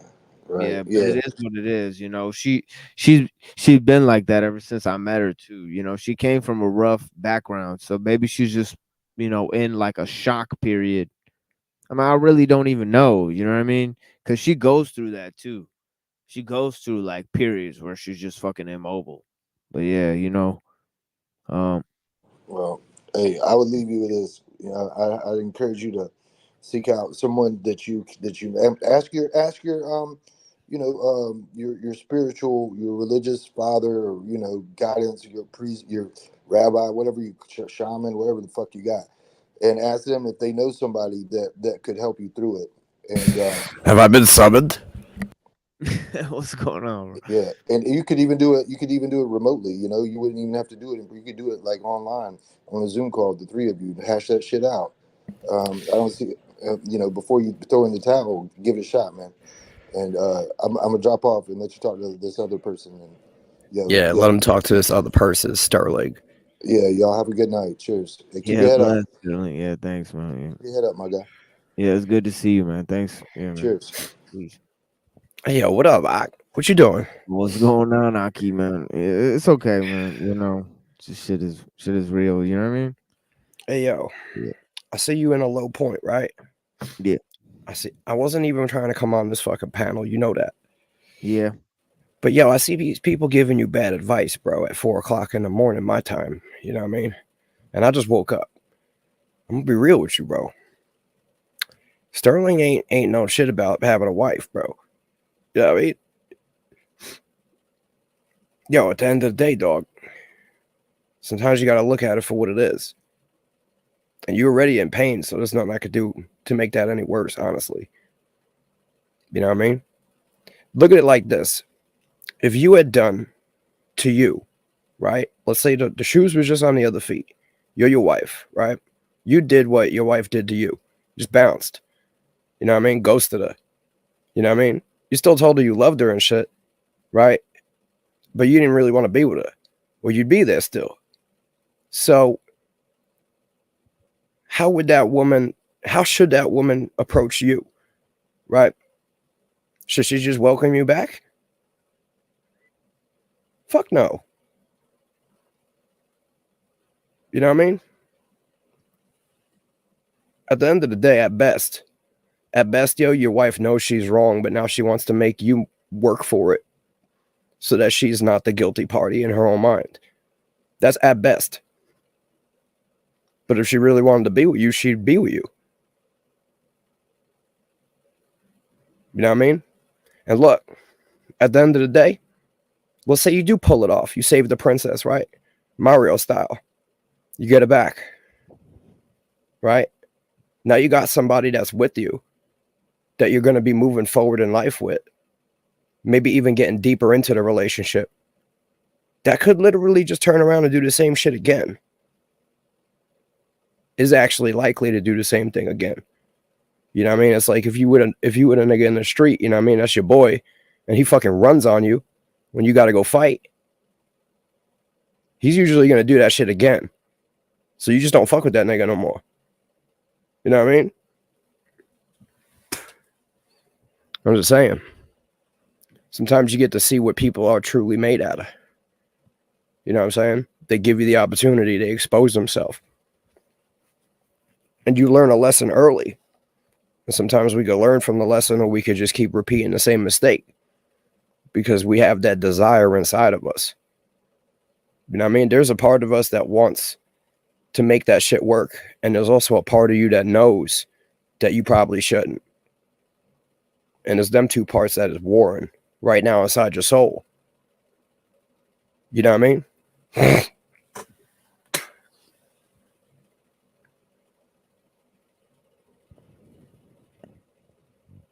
Yeah. Yo, I had a wife before. You know what I mean? I had a first wife that I don't have no more. You know what I mean? I gotta clarify. And yo, she did that type of shit. So one time she bounced, you know what I mean? Like we was in the Dominican Republic together with Pops, just chilling. She just bounced, booked a one-day flight, bounced, right? I hit up my boy, I booked a one-day flight, bounced. And she did this weird shit where she wanted to separate herself from me. You know what I mean? And like long story short, right? I can never really like look at it the same because that event always happened. And I never knew like what did you do? Did you get a secret abortion? Like what the fuck? What did you do? You know what I mean? And she would never tell me what she did over those 2 weeks. You know what I mean? So I could never really it was never the same. Even after when I was back with her for a short period of time, I thought it was just going to go back to the way it was before she left. You feel me? But it was never the same because in the back of my mind, I always knew that she left. So even though you're with the girl now, after, let's say you do get her back, you're with her, right? You're never going to trust this woman. You know what I mean? As a wife, as a man, right? You're not wrong for not being for dispartnering this partnership that she has already abandoned in the eyes of God. If your wife just leaves you, bro, that's not on you. You know what I mean? You can't unbind that. But bro, what has your wife been doing for 6 months? Right?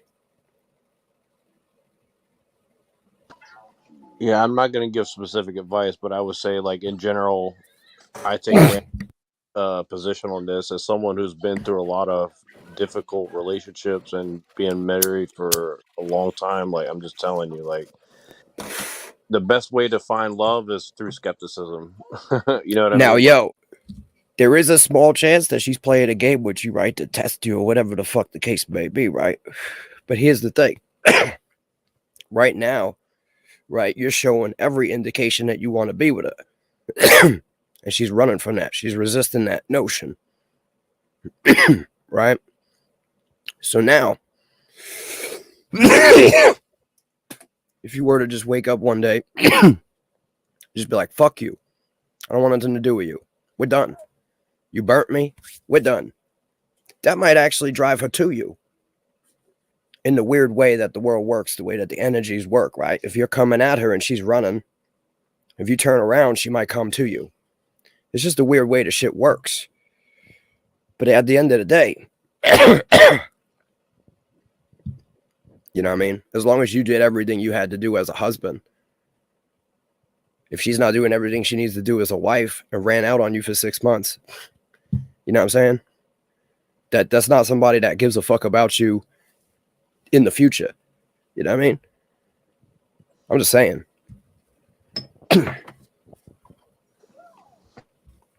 I had an issue recently with a homie, right? My homie had a wife. His wife crazy as fuck, right? Has some kind of, you know what I mean, that trauma where she thinks everything's out to get her and shit. Everything trying to kill her. That's what my wife is, yeah. Okay. So I tried to help my homie out, right? They was in a damn hotel, right? And they was getting basically like kicked out into the street. And I was like, yo, get a bus ticket out to the Ozarks, bro. I'll help y'all out.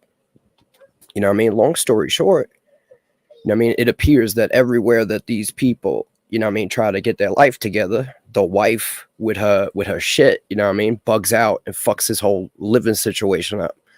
You know what I mean?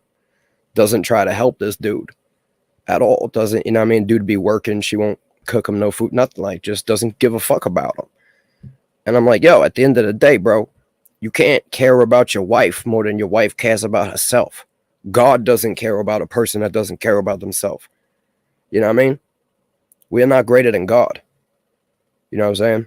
If you choose to walk away from God, God will let you walk away. You know what I mean? He ain't gonna fucking chase you, bro. That's the reality. Fucking, you know what I'm saying? At the end of the day, yo, is God gonna give you a wife that's not gonna fucking, you know what I mean, rock with you? No. God is gonna do some magical shit to where you don't even gotta fuck that shit up. He's just gonna remove her from your life with you at no fault so that he could bring you in good things. You know what I mean? Sometimes in life we have different tastes than God, and we cling to things that we think is good, but they're not good for us. You know what I mean? They fulfill some kind of desire, some kind of want, some kind of lust, but it's not good for us. You know what I mean?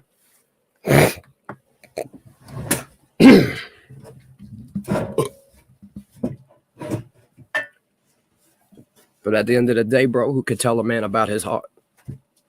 I can't fucking tell you what that thing does, what that thing means, what that thing wants, right? I can't tell you how to stop it either. You know what I mean? I can't tell you how to make the pain go away. You know what I'm saying? So I do see both sides of it. But at the end of the day, bro, you know what I mean? People say they love you, but then they do the opposite. You feel me? Don't listen to the people that say they love you, but then don't do then do the opposite. You know what I mean? Listen to the people that say they love you and do the right thing, because that's them showing that they love you. You know what I mean? For some people, they don't even understand what love is, and so they think they love you. But the reality is they don't. You know what I mean? It's like they like the idea of you. They like the idea of possessing you like a collectible. You know what I mean? They don't want to lose you. You know what I'm saying? But they don't really have the capacity to love in general. There are people like this that cannot love.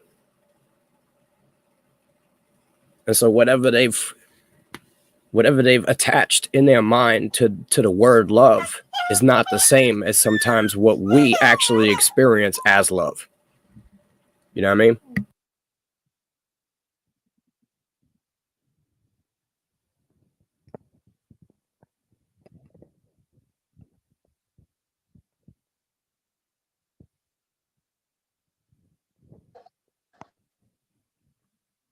Yeah, I'm real depressed about it. It is what it is. I mean, you know, I feel like I really did everything I could, but yeah, that's the problem is like I'm like trying to be like on that shit where like I already did everything, I could. But yeah, the thing is that yeah, I mean, and that's really why I'm feeling so depressed because it's like the thing is like it's really on her now, so like I mean, I don't know, like, and I don't really give like 4 and 5 chances on shit. So like, it is what it is. But I don't. Do you believe God is working in your life? Or Allah, Of you know what I course, mean? yeah, Believe Allah works in your life, right? yeah, absolutely, yeah. Okay. So at the end of the day, right, in the glory of what God does, you're not going to really understand how it happened, how he set it all up, right? Yeah. The pieces just move into play in weird ways. And what I'm saying is, it's possible that this wife, right, will come back and you'll have this wife. It's possible that you'll never have this wife again, right? But you know what's guaranteed? If you don't try to get other wives, you won't have those other wives. You know what I mean? Is it possible that you was focusing too much on the one wife? Maybe you need more wives. You know what I mean? Maybe you get a couple more wives. Maybe this wife comes back. Now you got 3 wives. Yep. You know what I mean? And one of them knows how to manage her in a way or something. You know what I mean? Like, And now you got help. You know what I mean? Now you got a team. She might need support, a team. My wife needs a team, bro. My wife struggles alone as a wife with 4 kids. My wife needs a second wife, bro. You feel me? straight up, like, I got 1 kid, and I'm telling you, man, like, Like, yo, this isn't even on my request. This is like on my wife is like, yo, we need another wife. All right. She's like, we need another one. She's like, this shit is rough. I need help. You know what I mean? We out here homesteading, bro. It ain't no easy shit, bro. She's the teacher. You know what I mean? The doctor, the fucking veterinarian, the chef, the maid. You know what I mean? Wearing many hats. I wear many hats too. I'm a lumberjack. You know what I mean? I do the finances. I do all kinds of shit. You know what I mean? So, look, bro, I know you're in a rough place right now. The only thing that's going to make you feel better is shifting that fucking focus. What you're focused on is something that's not good. Right? You got 2 kinds of people. You got people who create and you got people who destroy. And right now, by focusing on something that is destructive to you, you're destroying you. And I'm just saying, choose to create. Create something new. You know what I mean? Sometimes you got to create something new. A bigger dynamic of wives might help your wife in the greater scheme of things. I don't know. You know what I mean?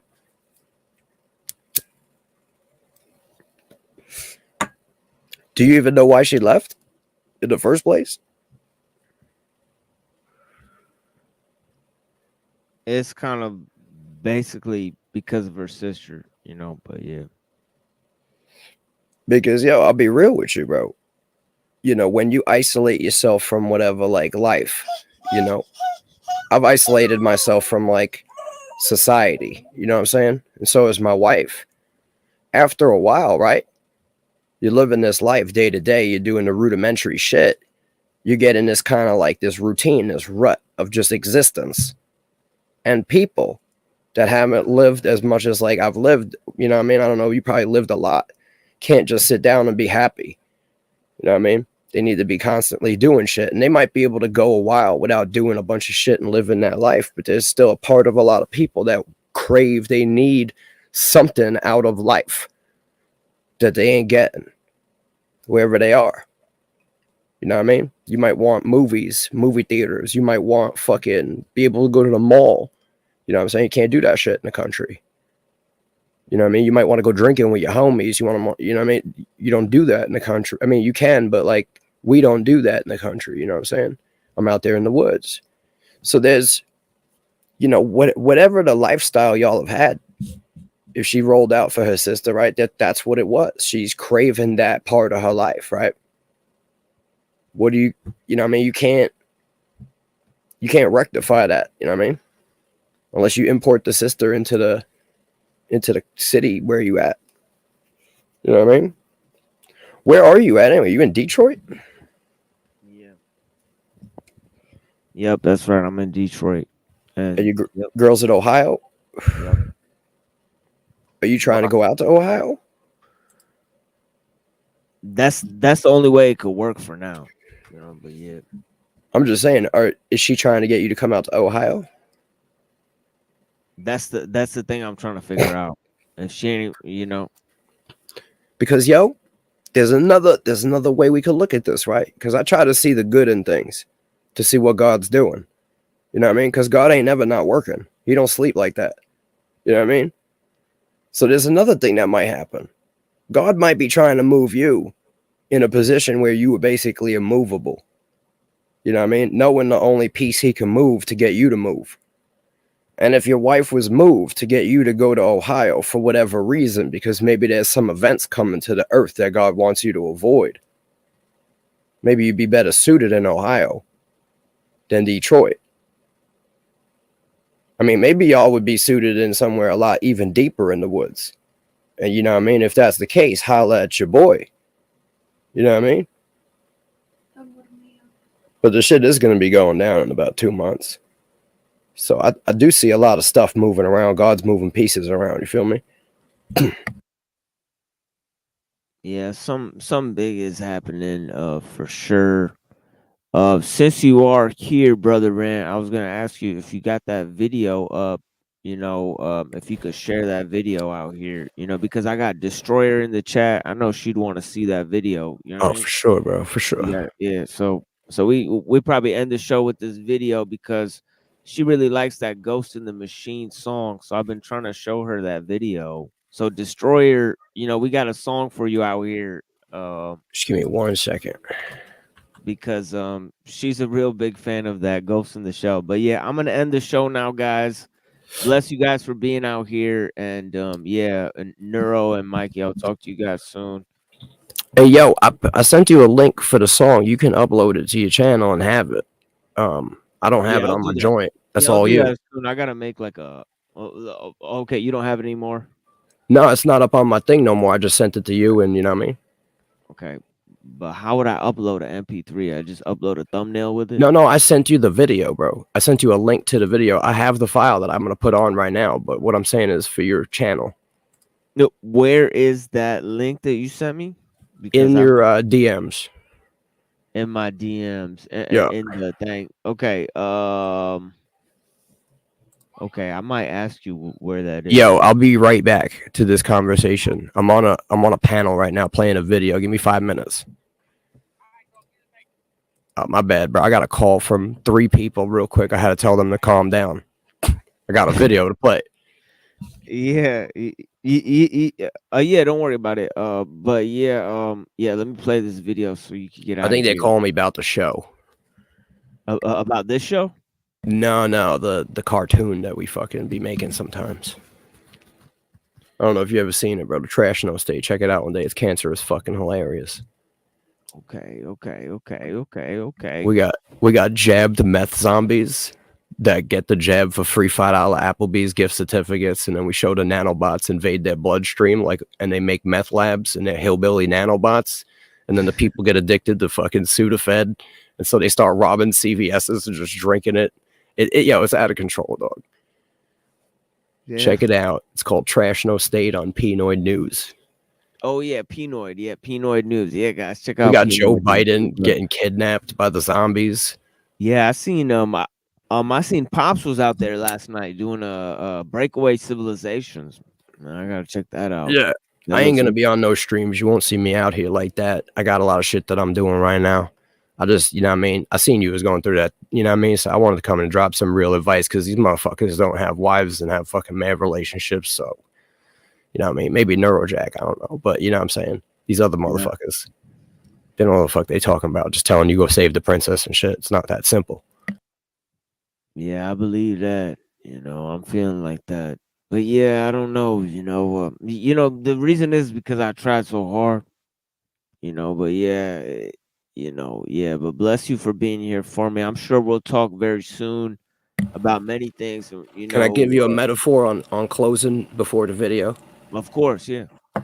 A wise old man once told me, he said, yo, love is like a fart. You know what I mean? He said, if you got to force it, it's probably shit. Yeah. You know what I mean? All right. Thank you for being here on The Machine Lies, where we talk about the lies of the machine on the machine that lies. And check out this video that we made out here. Bless you guys. All right. Whispering, do or die around me. Wolves hiding nearby, whispering, do or die around me. Gripping at my skin, the walls of night closing. The use of this force as an integral part of combat has now taken on new form.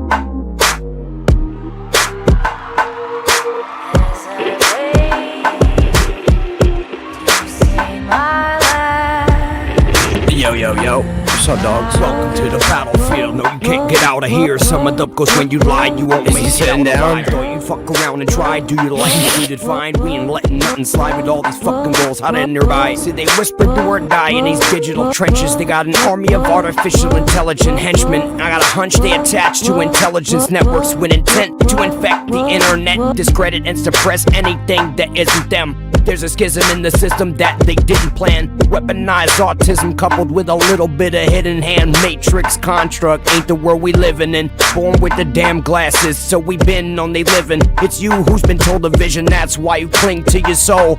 And an old religion that has only been promoted to be control systems, stuck under the hypnosis of an old wizard. Coming for your head, don't say that you ain't been told, lizards. You ain't building shit while we out here moving pillars. Welcome to the valley of the shadow of some smooth killers. Coming for your head, don't say that you ain't been told, lizards. You ain't building shit while we out here moving pillars. Welcome to the valley of the shadow of some smooth killers. Welcome to the valley of the shadow of some smooth killers. There is another very important phase of warfare. Has as its target not the body, but the mind of the enemy.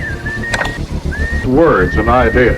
Ammunition used by psychological warfare Its mission is to influence the thoughts of the enemy. Have a broad and sympathetic understanding of fucking order out, chaos, this is order out of order. My greatest order, disorder. I'm born with couldn't absorb shit propaganda. I was busy sorting water in the corner, preparing a meditation for war with the new world order. In school, I was just bored with the board of education. Even though I border on being an information hoarder, I don't ever offer my 2 cents, so here's a full fucking quarter. I'm a self-educated, trained, skilled warrior, currently operating a solo outfit with open lines of communication. The outside the matrix, the theater global, the operation to stop enslavement. The devil lurking in darkness, attempt to turn your heart into onyx, throwing ganja in the system, steady combat and hardness. Medication for the mind virus, cause when the mind hide, they can't hide good, and good don't hide. But why would I? Cause it's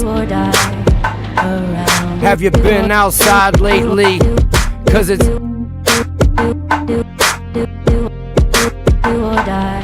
around me. Coming for your head, don't say that you ain't been told, lizards. You ain't building shit while we out here moving pillars. Welcome to the valley of the shadow of some smooth killers. Coming for your head, don't say that you ain't been told, lizards. You ain't building shit while we out here moving pillars. Welcome Welcome to the valley of the shadow of some smooth killers. Welcome to the valley of the shadow of some smooth killers. Coming for your head, don't say that you ain't been told, lizards. You ain't building shit while we out here moving pillars. Welcome to the valley of the shadow of some. There is another very important phase of warfare. Careening through chaos, and these serene dreams. The shadows and screams of those trapped in the system. Have a broad and sympathetic understanding. On a horizon, now I'm a virtual settler. Memory box with Microsoft robot love couldn't keep us together. But the serenity of dark thoughts and this gilded pleasure is the celibacy of a cage plugged off. That's why we're drunk off the misplaced rage and recycled thought. Drunk on power when we're reading the scripts without turning the page, so we're lost. And we're drunk on this human condition. We're also drunk, intoxicated, mortal mass, surprise, desire, inhibition. Yeah, drunk from saying we know without listening. Yeah, and drunk from validating lies through social permission. So I use the prison to illuminate this blind inner vision. No sense of idealism can teach this man indifference, because fences make you claustrophobic like indentured slave children. Whether laziness or convenience as your thoughts inside a closed system. You're just a consumer if you're either a user or a victim, because refinement rises out of the furnace of affliction, while the spirit of hate only causes contradiction. Warn your heart instead of music keeps the conscious mind in prison. My predilection, thoughts strange and strained. They change if it's too good to be true. Then fuck what they say to the grave. It's better to live easy on a passionate. Dissatisfied with your rage, it's better to live with your dreams. And obsolete on a speakeasy with a heap of vanity. Make the shadows weep inside a divine sleep to recombine. Seducing your mind, hard structures to rupture your medulla. Kama Sutra running through the network that separates Michael and Lucifer. Disappointed, stagnant savages get stung by the future when tribalism offers a schism.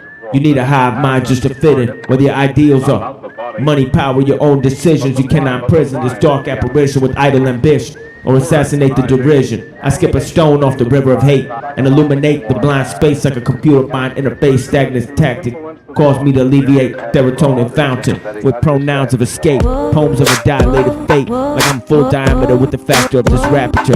Yeah, the aperture somehow I lost. Yeah, how to manage these synapses, you left me despite all my efforts. Yeah, ever since we touched the sky, I couldn't get this frame to network. So my eyes on the prize like Saturn rings inside the texture, sympathy closes. Once motive devotion is closed in. But I guess time will tell, some men sell their cries to shells and shekels. It's only truth that tells you lies can never settle. If the world is metapsycho, physical, then I guess I emptied out my mind thinking on the spiritual in this deep malaise. Happenstance, cancerous craze will follow the religion of self, but to ignore the slave in the heart cave. As it binds with laser grips, lead mic, chip. Side, skin and fiber optic lenses to the wires of your skin. Yeah, but you're locked in the house, spoon-fed consciousness, while this neurotoxin drips inside the smile of a dolphin. And across time, present is the orphan. Yeah, no amount of the enforcement can pause the sorcerer's grin. When the phantasmagoria only changes the shadows within. That's why on the search within the bonfire of enlightenment only avails of ignorance. In a surface area of bioluminescence of glowing screens to sharpen your tendons. Remember these presents I meant to keep us together, but duality fought its last bout and lost a sacred pleasure.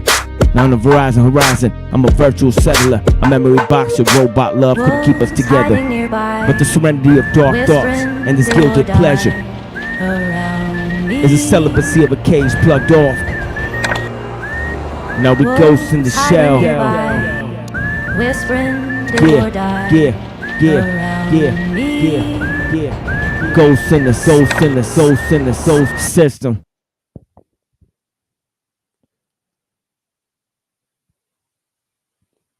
Yeah, bless you guys for being here with us. And yeah, we're gonna come at you guys real soon. You know, we're working on a few things. I'm working on getting my life together, getting my shit together. I think Rant's on the phone, Bunny's on the phone.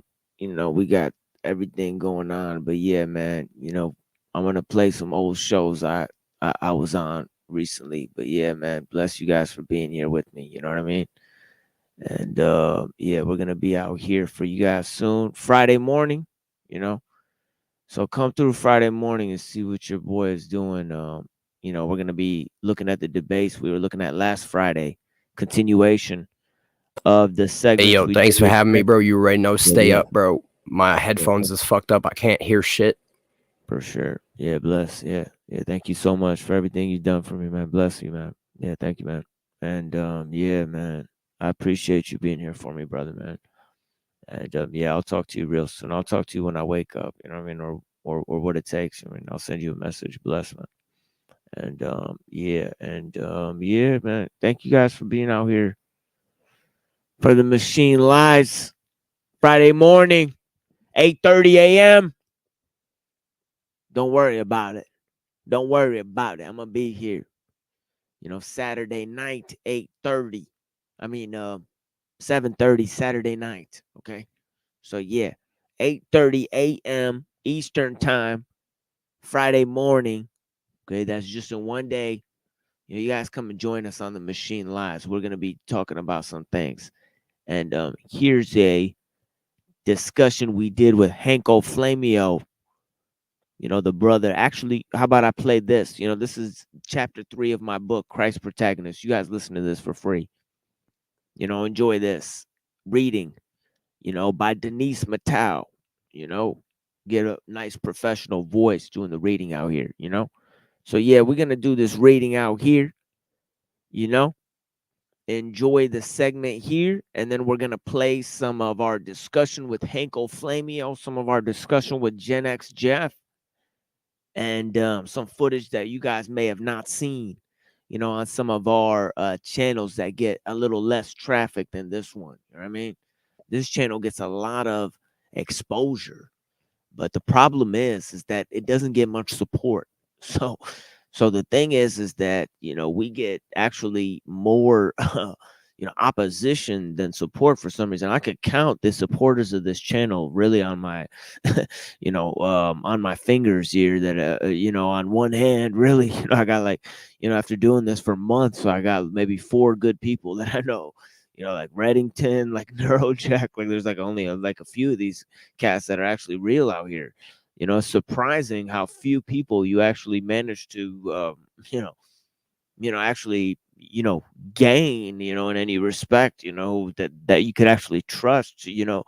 you know, you know, most of these people, I can't trust them as far as I could throw them. You know what I mean? But you know, I'm glad to make at least a couple good friends out here. Very little support for the channel, man. If you guys are out here for the channel, man, think about clipping this shit up, sending it out, sending it to the people. You know, whatever it takes. You know what I mean? Bless you guys, man. You know what I mean? And yeah, man, whatever you guys you know, are getting into, man, I'm gonna be out here for you guys. So yeah, man. You know, I mean, I appreciate you guys either way. Even if you guys don't do shit for me, you guys already know what it is.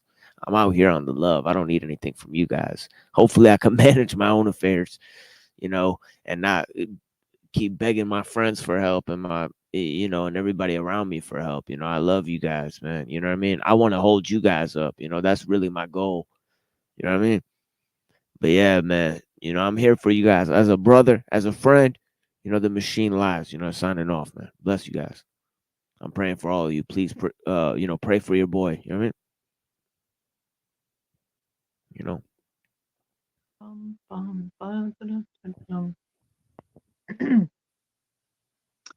Well, hello. Denise Matteau here, reading a book by Muhammad Khan,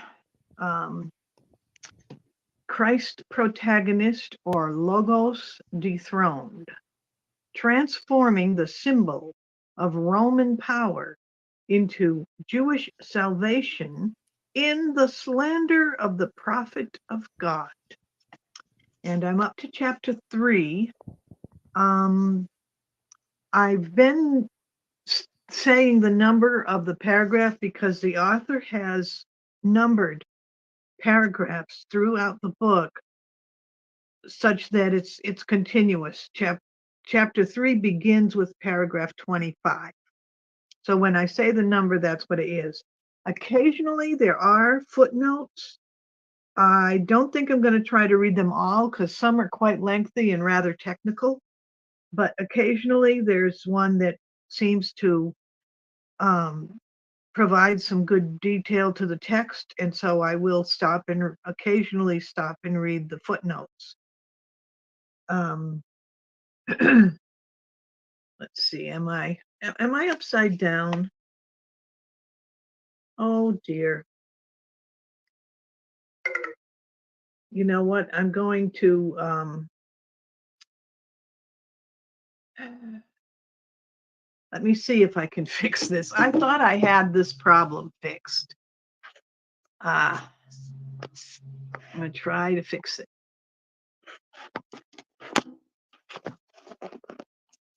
Now,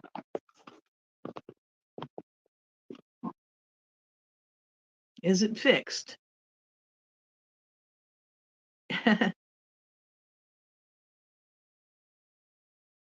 I hope it stays put. I think I had it fixed, and for some reason, it realigned itself. Oh, well. If it keeps doing that, I'll go back to just showing an avatar, but I really prefer to be able to let you see the pages turn. I don't know why. It just seems more interesting. Well, that being said, I shall begin reading. 1 second while I put this here up. A little bit of housekeeping here. Okay.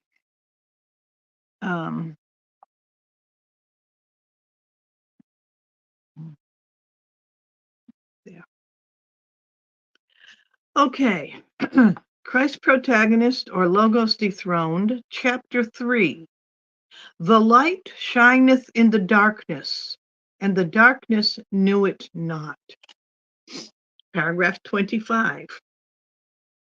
Like a light that shines in the darkness, our view is hidden in plain sight. There is simply no conclusive proof by anyone that Jesus did not exist or that he was the Son of God. All anyone has ever been able to claim is that there was a man named Jesus existing around the 1st century who was a teacher that was sent to the Jews and whose teachings had a world-altering effect on their adherents. The claim that Jesus was a, quote, Jewish, unquote, teacher is correct in one sense and false in another. Jesus seemed to be a follower of the law of Moses, but this seems to be apparently not true for other Jews, even in Jesus's own time. Modern Talmudic and Kabbalistic interpretations of Judaism were formulated after Christianity and even Islam. Footnote 16, the author states, modern scholarly consensus seems to suggest that the Talmud, especially the Babylonian Talmud and the Kabbalah, were collectively compiled sometime between 500 AD, 500 years after Christ, and 1100 AD. So between a millennium and over a millennium later, they wrote the Talmud and the Kabbalah. And their origins have been attributed to a variety of conflicting sources. Okay. Excuse me. What Jesus purportedly taught and who his adherents were will have to be determined, or at least examined throughout our discourse. It would seem that Jesus belonged to a sect of Jews who were observant of the teachings of the Torah, but challenged some of the practices of the temple Jews and Pharisees. Christians admit that whether Jesus was God or not, there are some who maintained that being Son of God was not identical to being God the Father. He certainly resembled a man and perished as a man according to most of the views laid out in conventional Christian teaching, while there are some who believe that Jesus never died. At the very least, no one disputes the fact that Jesus resembled a human male. whether he is still dead or actually died or was a hologram, as some Gnostics believed, or that he died and was resurrected. Everyone can agree that Jesus was in the form of a man and appeared to most people to be in the form of a man.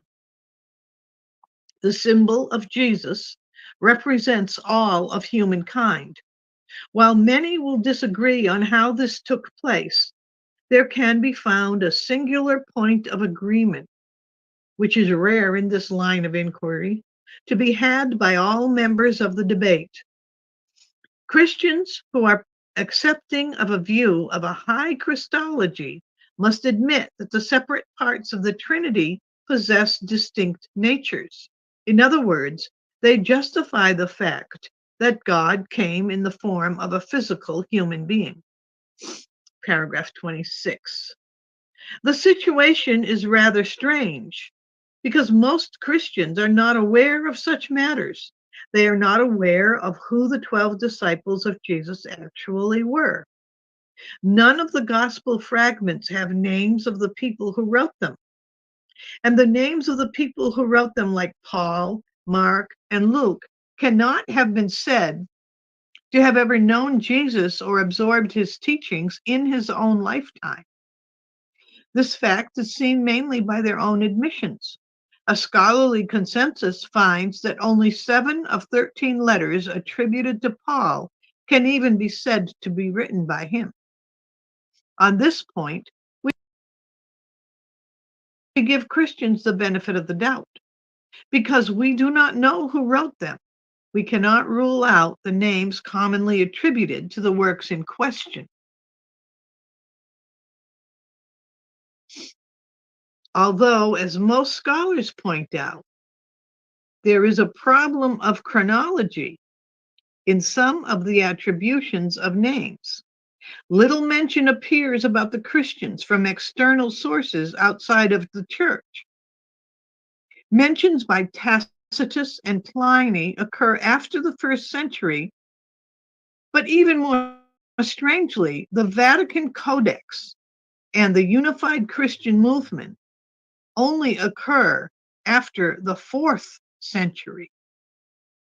What can be said over 300 years after the fact and after the destruction of the Jewish temple, which would purge some of the early documents of the church, is anyone's guess. We know that the books included in the Bible today do not consist of a full historic rendering of what was read by early Christians, but significant changes and alterations have been made in history as to what books are to be included and what interpretation certain verses of the text are allowed to have. If it is true that the story of Jesus was edited or changed, then it is equally true that some other version of events must be true. Chapter 20, paragraph 27. It is true that the historical method uses inference to the best explanation and can only offer a probabilistic sketch of what actually took place. Apparently, the claim that Jesus was both a rabbi and the Son of God is no problem for Christians. The Christian claim that the Old Testament justifies Christian beliefs is confusing.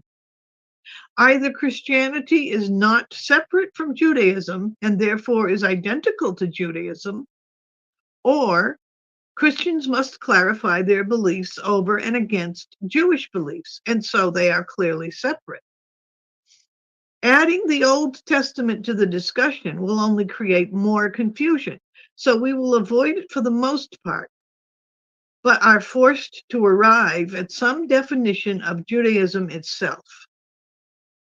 For centuries, Jewish scholarship has repudiated the claim that the modern version of Christian teaching can stem from any Jewish elements and regard Christianity as a Jewish heresy, just as Islam is regarded as a Christian heresy. So there is no need to repeat the claims here. To lump all the three big Western religious traditions in one pile is to deal dogmatically with historical facts which demonstrate that these traditions have had stark differences in their various representations in history. Another fact that bears mentioning is that the Jewish Messiah is seen as a prophet and lawgiver like Moses, but is not mentioned to be God in the flesh. Jews for centuries made this distinction with no problem. So there is no reason to assume that Jews and Christians shared any similar genealogy of belief. But then it stands to reason that such beliefs were taken to be an issue for most early Christians. Such a clear tension in Christian belief systems that is exacerbated today by comparing Christianity to other so-called Abrahamic traditions is usually glossed over, much to the detriment of a deeper analysis. This fact plays a role in certain eschatological schemes, some of which profess a dual load of salvation for Christians and Jews, and cannot simply be dismissed or brushed aside, for these issues are first raised by Paul in Romans 9 and have continually added continually added confusion to the discussion of whether Christians are Jews. It is important to our current analysis to discuss the changing views on the roles of the Jews throughout Christian history, as reinterpretations of the Pauline doctrine deal rather crudely with questions of Jewish law and the salvation of the Jews mentioned in the Old Testament. Paragraph 28. In fact, in the Bible, as it is presented to us, Jesus is adamant about others not knowing that he is the Messiah and quite secretive about some of the healings he performs, and when pressed on the matter, discloses his wishes and goals to only a select few men. It also brings us to another issue. Was the Bible revealed through Jesus or gathered together and altered by later followers who took considerable part in controlling the narrative and even sharing in some of the scripture? If second and third hand sources can claim divine authority simply by the mere mention of the name of Jesus, then we must ask, on what basis or authority does anyone have to take the name and claim divine revelation from Jesus? Luke was a disciple of Paul and was purported to have written Acts, the book of Acts. Mark traveled with Paul, but at a certain point parted ways with him. Peter and James were quite ambivalent to Paul's teachings in a few instances. Mark was a student of Peter and may have sided with Peter and James instead of Paul, just as Luke may have sided with Paul. This could be the reason why Peter is made to look foolish in some gospel narratives, even though he was directly chosen by Jesus to lead the church. This leads us to a final point of tension. Since Peter and James were seen as early church leaders, then why was Paul given such a pivotal role in the establishment of Christian doctrine? Why are Peter and James continually seen as the leaders of, quote, Jewish Christians, unquote, and Paul and Simon Magus seen as the teachers of the Gnostics and neo-pagan mystery cults that combine Zoroastrian and Christian myths with an Orphic cosmology? The views of Peter and James are dwarfed by those of Paul. Finally, if John was an eyewitness account, then why does his account not show up earlier? And why is his gospel so dissimilar to the other three gospels? Paragraph 29. Although there are a number of sources of manuscript evidence, there is still a problem of varying accounts. Just picking and choosing when expert opinion and scientific consensus applies is as arbitrary as choosing and applying only certain aspects of the religious doctrine that is meant to be accepted as a whole. Surely the number of manuscripts cannot suggest much, because we can safely say that repetition does not imply relevance or impact or historical importance. Dr. Scribina argues in, quote, The Jesus Hoax, unquote, that the fact that miracles occurred leaves more to be desired in terms of evidence. While miracles are traditionally regarded as a violation of the laws of nature and direct intervention from God, they would have to be taken notice by more people. If these miracles actually occurred, they should have left behind mountains of evidence because of their astonishing and incredible nature. Then again, we have no way of assuring what really happened. There seems to be not much evidence that if Jesus could do anything, he could have opened up a hospital or homeless shelter, but this clearly seemed to be out of his range of influence. Rather, Jesus seemed to be in a struggle against Jewish priests and Roman officials. Jesus talks about war as much as he does about peace.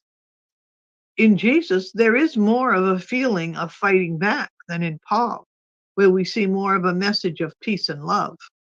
After all, causing division and deception is more effective than war. Besides, since historical analysis is based on only facts that can be derived through scientific means, only what can be confirmed by those scientific means can be proven. And science seldom goes outside of the bounds of the, quote, laws of nature, unquote, for its analysis. Paragraph 30. Finally, the view of the Pauline epistles that can be contrasted with the Gospels is the doctrine of easy belief, or salvation by faith alone. This presents us with a dialectic of purity and grace that is not explained. In Paul, there is no doctrine of purity, but a doctrine of grace.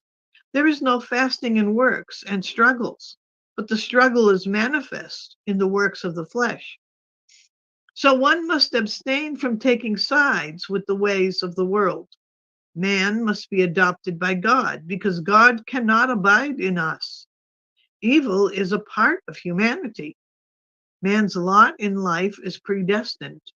How does this square with another belief that we are made in the image of God?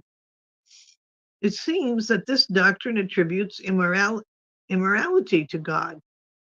This becomes a problem for thinkers like St. Augustine, who have to borrow from Platonism to believe that this world is a devolution. But Paul had already accomplished this. Paul had already made the claim that he could commit any sin, and it was not his choice, but the sin in him that caused him to commit those sins. Romans 7:17. And this is why St. Augustine said, quote, hate the sin and not the sinner, unquote. This rather slick doctrine is what most rigidly separates Christian belief systems from other similar views. Indeed, no other doctrine makes such a rare claim. The view fails to describe how the goodness and creativity of God could have engineered such fundamental errors to emerge from human programming. Rather, if we are the blueprints of the divine, how can God not abide in us? This is not a subtle point, nor should it be taken as one moving forward. Paragraph 31. Still, we must ask ourselves the most important question, which is rarely addressed. How much can Christianity be said to contribute to the lapse of Roman power? As Christianity maintains an influence in Rome, Rome begins to decline. And the church moves westward, where it gains new adherents and organizes a vast cultural influence of disparate tribes of Northern Europe, which were once opposed by Rome. All this coincides with the golden era of Christian learning and reign of the Christian church. Christianity united the cults, and Rome came to worship three Jews, Paul, Jesus, and Mary. Such a monumental shift in power can hardly be imagined to a once persecuted Jewish sect, which was rejected by most Jews and used by the Roman rabble to aid in the destruction of Rome itself.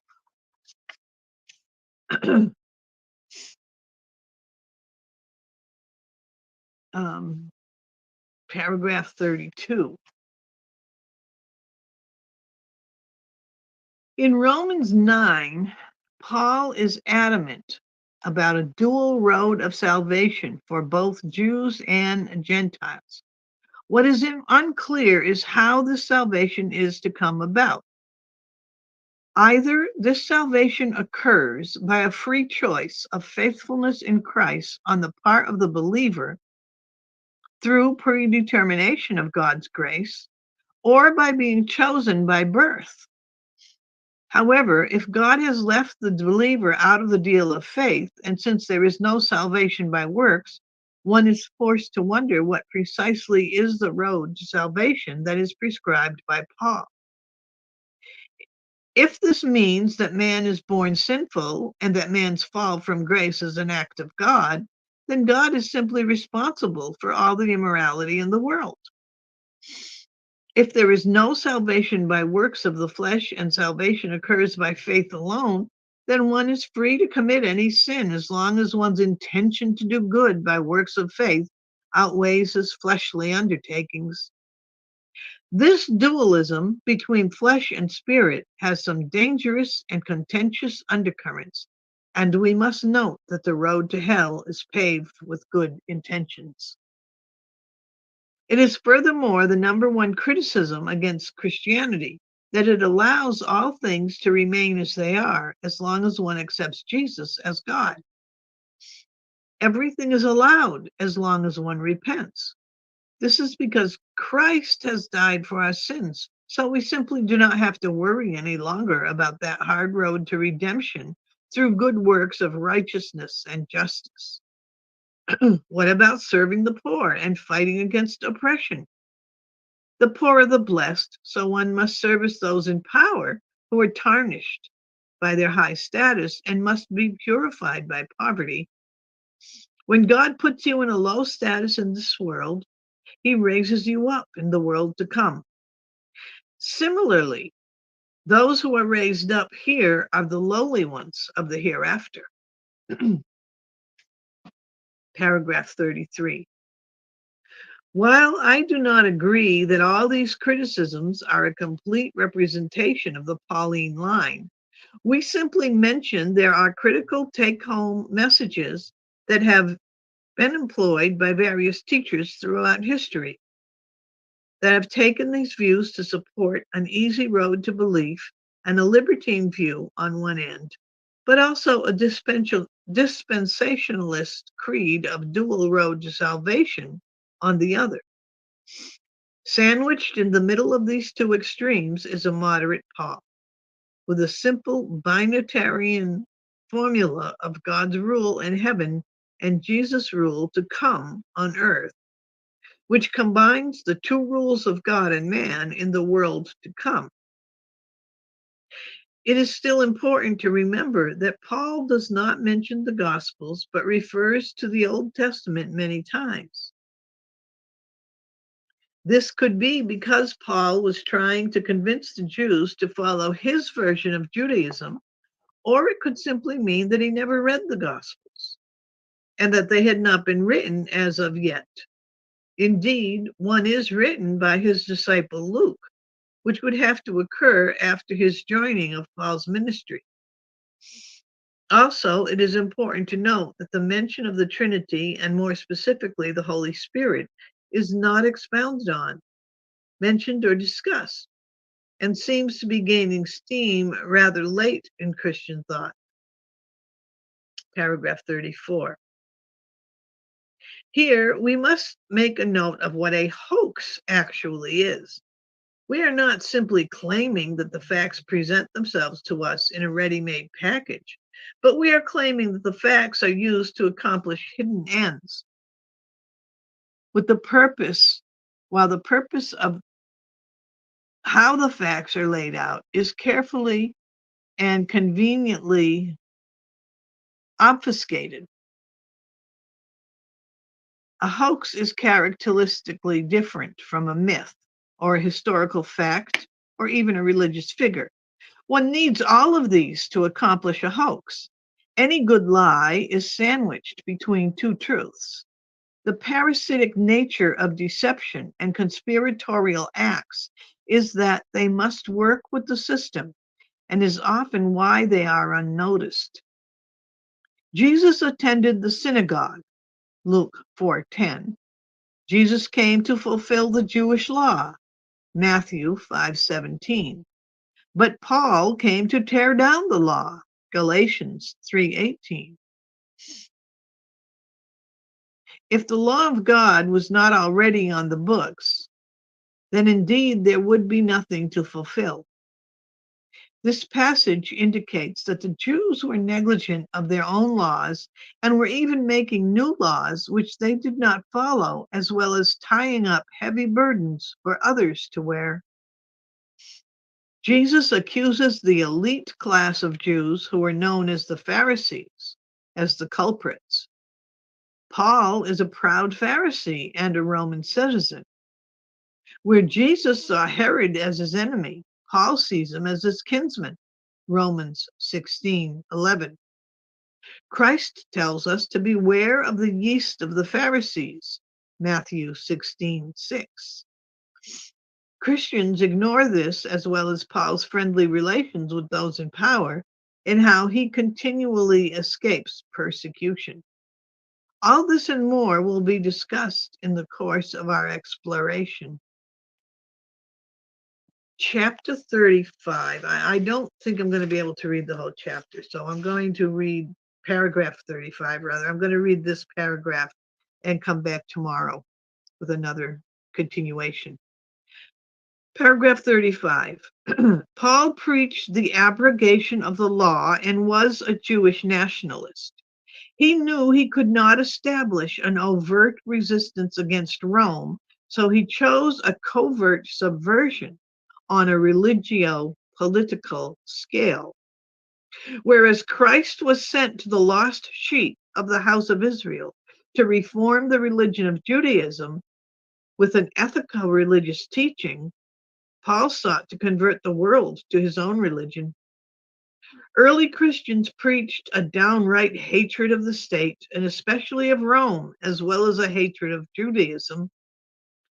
There are two ways to stage a resistance. The obvious way is in an overt and armed struggle, and the other is covertly, by guile and sabotage and lies. Some people are under the subconscious delusion that ideas are not as powerful as weapons. Although these cannot be helped, we plead to the fair-minded to see that we are only presented with the arrangement of facts, but we are not readily made aware as to what end certain actions are carried out, or what the goals and purpose of certain historical movements represent. We can only discover as much as we can connect the sequence of events back to their relevance in our day and age. It is clear that Gentiles, rather than Jews, would have been more likely to believe the Jesus story as told to us by Paul. But we must also remember that Christianity is originating from Jews. Many might claim that because we say there is a lie, we believe it was a hoax, which is circular reasoning. We must point out that where the truth is twisted, there must be some ulterior motive, and where the question, who benefits, must be asked. All questions of practicality go out the window. Yes, of course, we cannot presume that anything Paul says was a lie, but we cannot similarly claim that just because Paul says something, then it came from Paul and it must be true. More rigors must be taken in analyzing the facts. Okay, I'll stop here and read some more tomorrow. Getting over head cold this winter of 2024. And Thank you for watching.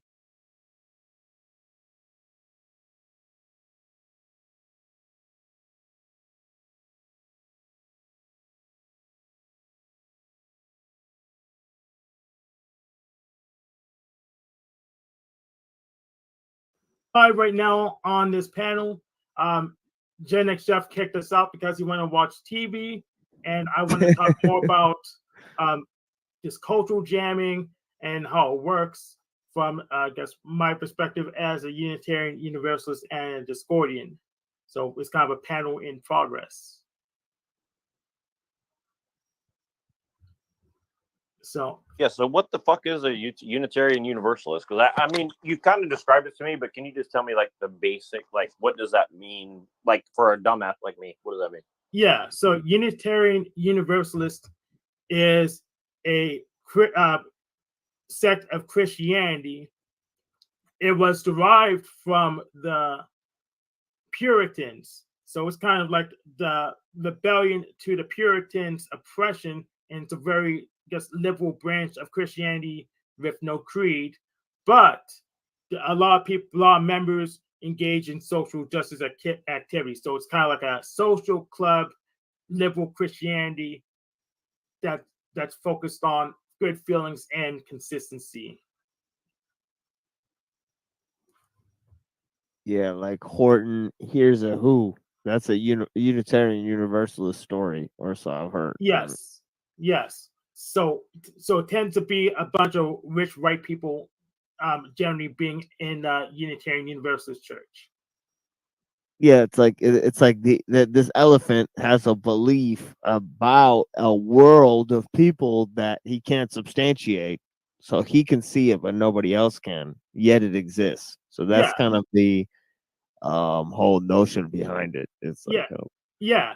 And Cultus actually wrote this down because the Discordians have this as like the egregore model. So you have ideas just embedded in our universe as patterns, so we can just copy them across, and that's how it exists. So we'll outline the points of influence as a super object made out of these other pieces. Like our church is not the building, but the people who go to the building. yeah, there's an ancient example of it, like henotheism.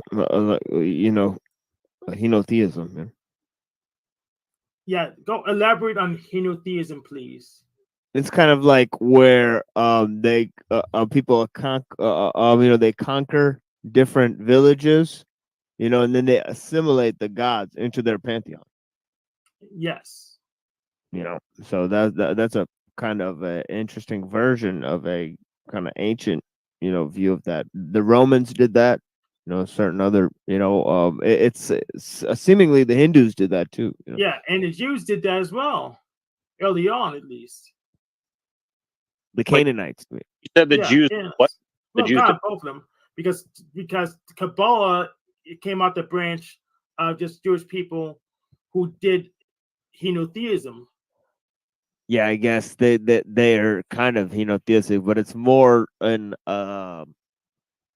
metropolitan or perennial, in a sense, because if you look at the Lurianic Kabbalah, and certain other doctrines, in the Kabbalistic Jews, they have a creed of. They say, from Moses to Moses, there was no one like Moses. You guys ever hear that one?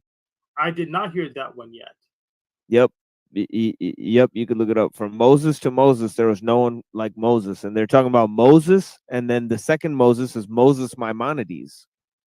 So they're saying from the time of Moses to Moses Maimonides, there's no one like Moses. So Moses Maimonides, he actually used a lot of Neoplatonism in his philosophy. So he had a huge influence on certain strains of Judaism. Post the 11th century. He's kind of like the Thomas Aquinas of the Jews. In a way. Interesting. I'm going to go ahead and post this. What is theism? Chat. What does that mean?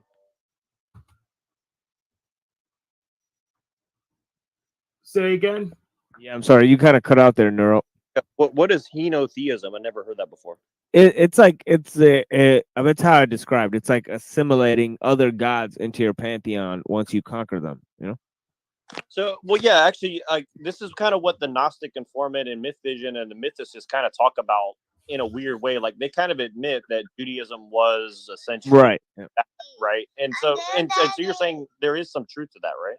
Well, they're kind of saying it in a kind of a different way, that the Jews had to hide information, you know, so, and they belong to mystery cults. So they're saying that the Jews actually belong to the Egyptian mystery cults. That's where they got their information from. So there's a little bit for the Gnostic informant and myth vision, you know, and I talk about this in kind of the first part of my book, you know, that there is a interesting mix between the actual belief of the Gnostics, you know, astrotheology on the other end, and also the belief in mythicism, you know, because a lot of mythicists come to the conclusion that the Gnostics started Christianity. And that's exactly what the Gnostics say happened. So it's like you're giving the Gnostics exactly what they want. If you know, you had to devise a doctrine, because one of the people from the Tübingen school, you know, I think it's Herman Dietering or one of these other guys, they actually say that St. Paul was Simon Magus, the founder of Gnosticism. You know, so they say there's a 1-in-1 link between Gnosticism and Paul. You know, they say actually the character of Paul is Simon Magus, you know, the fountainhead of all heresies mentioned by St. Irenaeus. So that is like kind of a wild twist. And I think it's a twist that's like, because in the 18th century, they're being influenced by the occult revival. So they're like, oh, yeah. You know, the occults, they say that, you know, the religion comes from this esoteric and the exoteric, and who actually follows that? Oh, yeah, the Gnostics follow that. You know, because there's this whole hidden world. You need the gnosis to understand the teaching. So, yeah, they had this whole confluence of, you know, understandings, you know, along the 18th century, where they were like, you know, and I think these guys like Elaine Pagels, they follow this kind of thing today. But see, that's what I was trying to explain on my show yesterday, that Gnosticism and you know, atheism, they kind of share the same epistemology. And I was trying to show that on the previous presentation too, that kind of like Buddhism and atheism and you know, solipsism of Bertrand Russell, they kind of share the same essential epistemology, that you can't prove anything, you know. Exactly. Right. Well, no, not quite. They're not quite the same. So, like, atheism Right.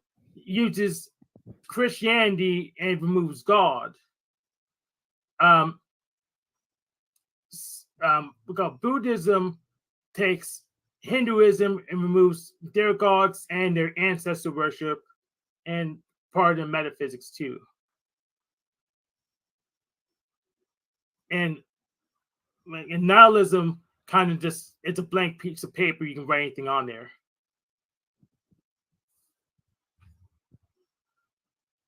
So it kind of has the same result, but it's not, if they're not from the same source, so it changes the background a little bit.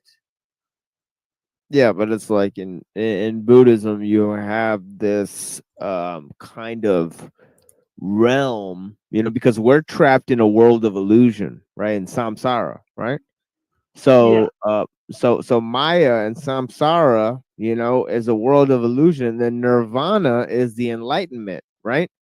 So the problem is this links 1-in-1 with the idea of seeing through the world, right? Seeing into the world of spirit through gnosis.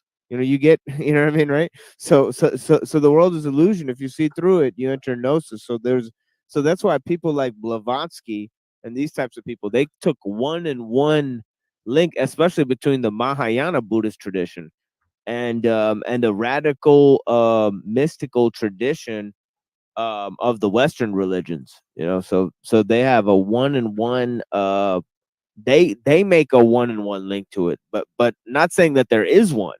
But as I was explaining, in the 18th century, they just went ahead and they just finagled it. They said, "Oh yeah, well, Paul is just Simon Magus, so it doesn't matter anymore." There's actually a good argument to be made that Gnostics did start Christianity, or do you think that it's more like that's kind of like a psyop for some other ulterior motive? Like, well, it's not. It's not start. They couldn't have started it. They were just one of the interpretations.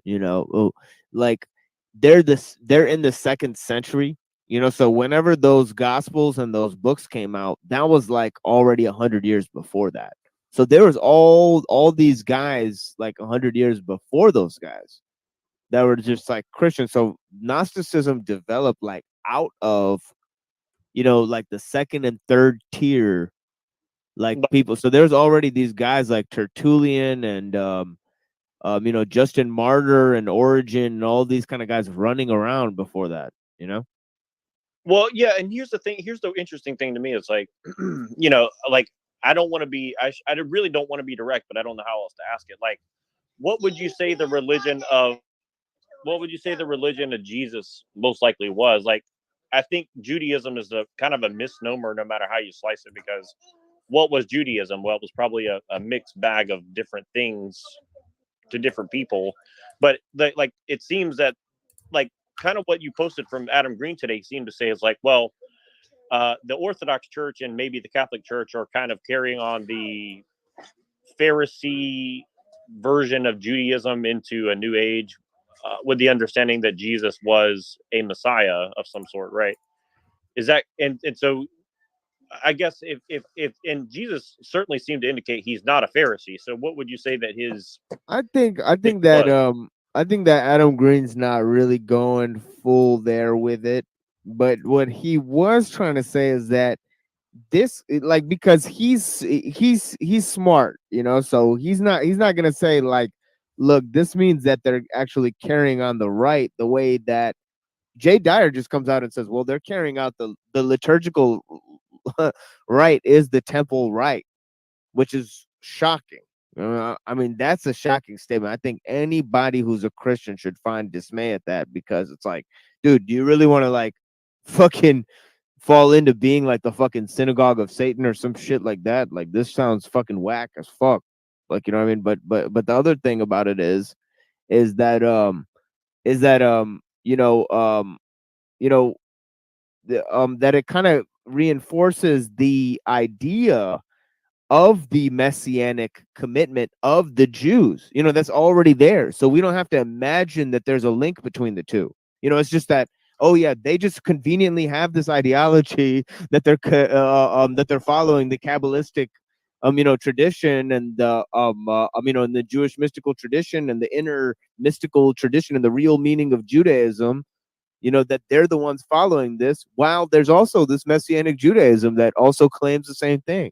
So there's a weird ideological parallel between the two that's unsettling.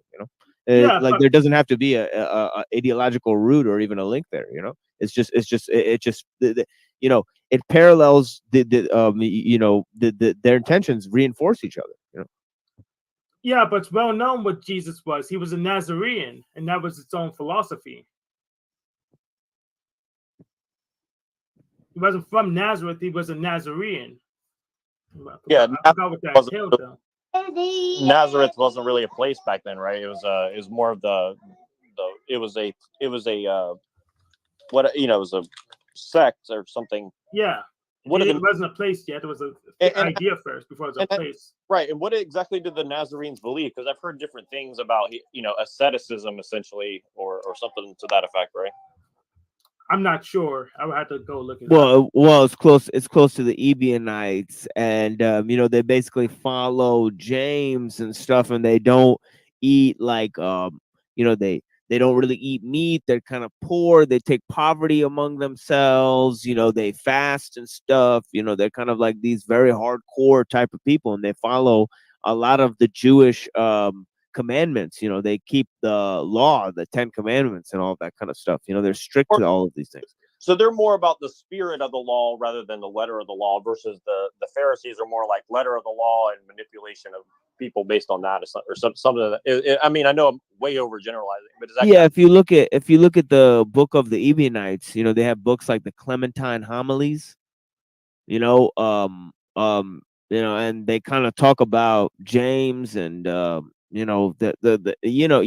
kind of talk about him in this kind of ascetic way, that he didn't drink alcohol, he didn't eat meat, that he was a vegetarian, that Peter like lived on like bread and olives and stuff, and that they're very frugal, very simple people that were very pious, and they knew more about Judaism than like the Jewish priests did.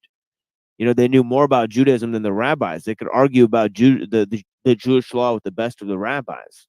And they also, in Acts, it says that they formed the Jerusalem Council, and the Jerusalem Council had, rules, that were kind of rules for the apostle,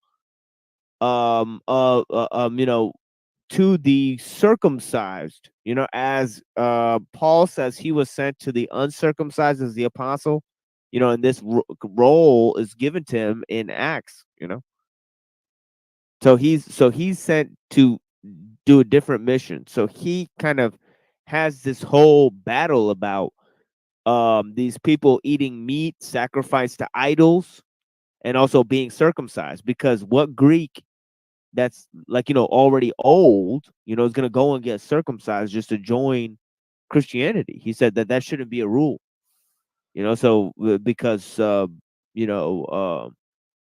the meat sacrificed to idols, he said there's no way, because, it's just, you couldn't be able to eat with the Gentiles then. You wouldn't be able to share a meal with the Gentiles sometimes. Yes. So those comes with, do you want to be strict in adherence, or you want to have cultural influence? And it's just navigating that compromise. Well, that's one way of looking at it. That's not the way that Christians would see it. The Christians would say that he was sent to bring, either if you're a Protestant, you'd say he's meant to bring everybody into the fold of salvation, or if you're a Catholic, you would say that he was there to preach a universal doctrine that was the fulfillment of the law, from the Old Testament. So well, hold on. What's the major difference between those two things? So like Catholicism is basically saying, well, that we just need to bring morality to the masses, versus Protestants are looking for like personal salvation. Is that kind of what you're saying? Like they're trying to sanctify humanity essentially through the Catholic version, and then I think the Protestants take it more as like a personal endeavor to some degree, right? Like they're trying to say, well, you have to have a personal relationship with God, and via that you'll, Well, the Protestants are trying to say that he's trying to bring people into the fold of like a pre-existing form of salvation that was there for the Jews, right? Because they're following sola scriptura, right? So they're just reading it like that. But the Catholics are saying this is actually a sort of progressive revelation. That means that it's a new revelation that actually stands above and beyond the previous revelation and is alluded to within the previous revelation. Well, so yeah. No, so here's the interesting thing to me. And like, feel free to not engage with this, because I think we're getting into very upsetting territory. Let's just put it that way. But I'm okay with that. Let's go. No, I know, but like I actually do want to take this with delicacy, because like I still consider myself a Christian, but at the same time, like there are very big questions for me about some of this. So for Protestants, my understanding is basically you have, I'll just count it from James forward, King James forward, just because I know that Martin Luther did his thing, and whatever his mission was, he was probably, involved with some occultism and stuff. And I think James likely was too. So let's just say that was a Rosicrucian-esque update of Christianity, for various reasons. What do you think the Catholic occultism was? Like, was it a direct Roman pantheon thing, or was it like an amalgamation between Judaism of the Pharisees and the Roman thing, or what was like? Because and I'm kind of going backwards, because it's like you have the Rosicrucian version, then that was based off a different occult version with the Catholics, and then before that, you know what it is. It's the Jesuits. Remember, you know what it is. Well, I don't know. Well, the Jesuits didn't come around till the 1100s, right, or some shit like, or 1200, 1300, something like that, right? No, that's a Catholic form of occultism. You know the name. Yeah, but I mean, like, who started the, what was the occult influence of the foundation of the Catholic Church? Is kind of what I'm trying to get at, right? Like, before the Jesuits, because there was something before the Jesuits, right? Like it was Rand would say it's Mithraism, right? And then I think we're talking about perennialism and Judaism, with the Pharisees and that kind of thing. And I'm trying to trace it back, because it seems like the early Christians was probably Nazarenes, Pharisees, Sadducees, and Gnostics. So you have like at least 4 different branches of Judaism. Well, that's the thing.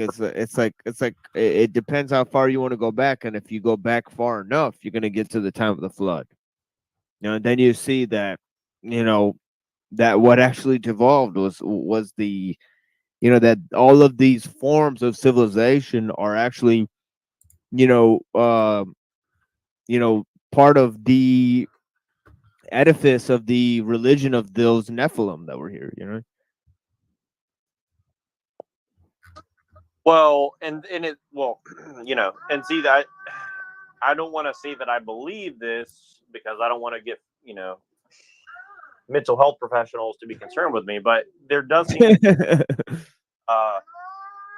are especially a lot of it's either that or evolution. I mean, let's just be honest. No, Yeah, exactly. but right. Why would you be afraid of mental health professionals? I'm literally in open Discordian. They say I'm fine. No, I know, but I'm kind of joking, but not joking. But here's the point I'm trying to make, which is that, come on, dude, get out of the refrigerator. Come on. Here's the point I'm trying to make. Part of Judaism thinks that they are chosen via the blood and or secret knowledge, right? So there's already an element of both those things there within it. They think they're special, right? And then with Christianity, it seemed that it's supposed to be like a pathway for other people to become special, because it failed, essentially. So that's what I'm trying to figure out. Like, where does all this fit in, essentially? And like you said, if you go back far enough, you have, evolution or interference in mankind. Well, that's part of the thing, isn't it? Because Paul explains it as the mystery. And the mystery is literally God becoming man, and how that's possible. Basically, as Eusebius puts it, he said, God became like man so that man could become like God. And that goes to the essential nature, where it combines really everything, where it not only fits in Protagoras, where man is a measure of all things, but then it also flips it on its head. It says, no, all things are the measure of man. It's like, oh shit. It's like, well, fuck. That almost implies like panpsychism to some degree, in a way. Yeah, if you go to Neoplatonism, it kind of is, because it has a universal mind in there. And that's another thing that that Eusebius actually explains the Trinity through Plotinus. And he actually uses the concept of the universal mind, which is also called the nous. And there's also the concept of the one, or the good, and then there's the concept of the world soul, which is basically essentially the Holy Spirit. But the problem is in Plotinus, they had these 3 things in a hierarchy, whereas in the Trinity, you can't have them in a hierarchy. You have to have them consubstantial, Yes. In fact, I have training model myself. You can keep talking. I'm going to go ahead and find it and present it. Wasn't Plotinus the guy who was basically like Alexandrian court philosopher guy or something? But he was basically like a Gnostic or or something to that effect. Am I wrong about that? Or Who are you asking about? Plotinus. Plotinus is a teacher from North Africa, who's a student of another Neoplatonist named Ammonius Saccas, who also taught the Christian philosopher Origen. Like the three main guys that they say that are pre all of the church and the Gnostic teachings are Tertullian, Justin Martyr, and Origen. And they all and a lot of their students devolved into Gnosticism, but some of their doctrines were used for the church teachings. Like, for example, Tertullian's view of essence and existence was used to formulate the view of the Trinity. You know what I mean? Yeah.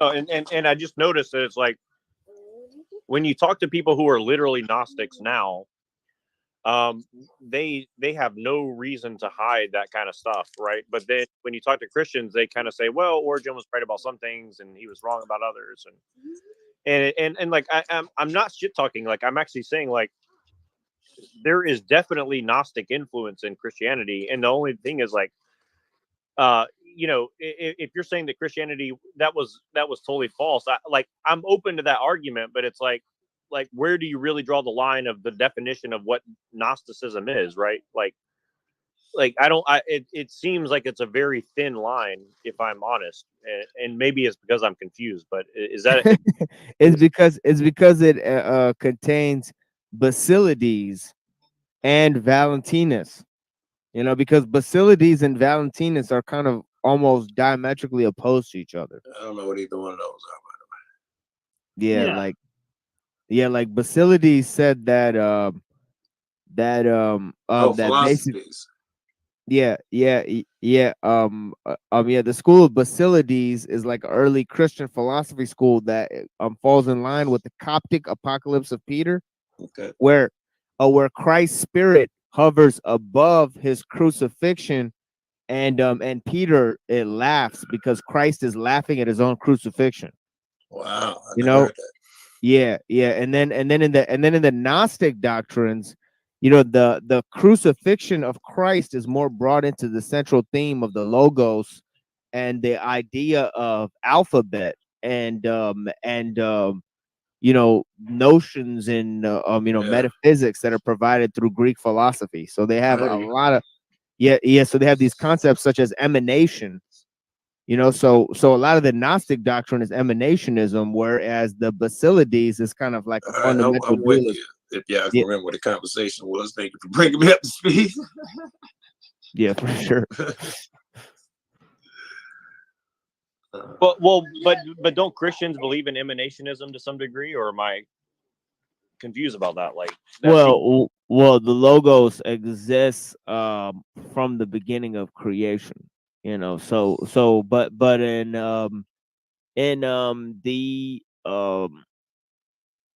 the kind of Valentinus, they have a more of a form of emanationism, where it's that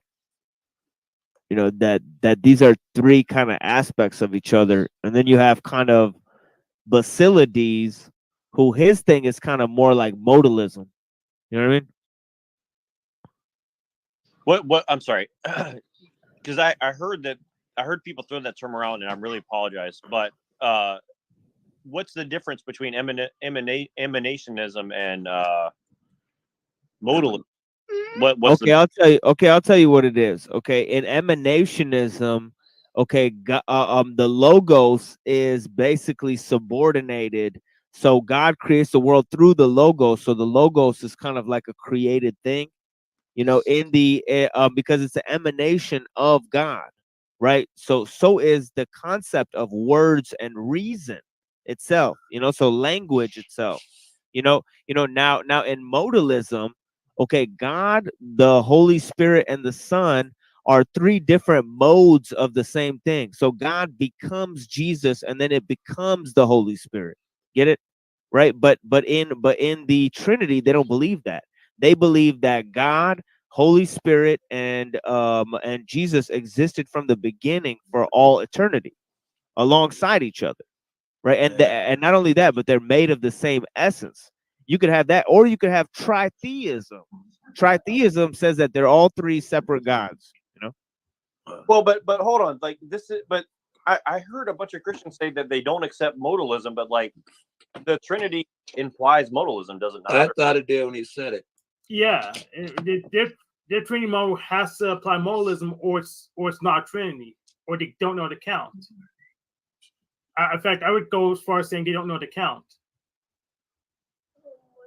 Yeah, like I'm actually not trying to insult. I'm just trying to understand. It's like I heard a bunch of Christians recently say, well, modalism is wrong. And I'm like, well, based on what you just described, it's like it literally describes the Trinity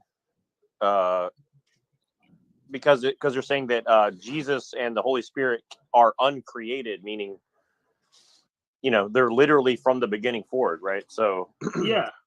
Which is why I made my own Trinity model, which has been on the screen.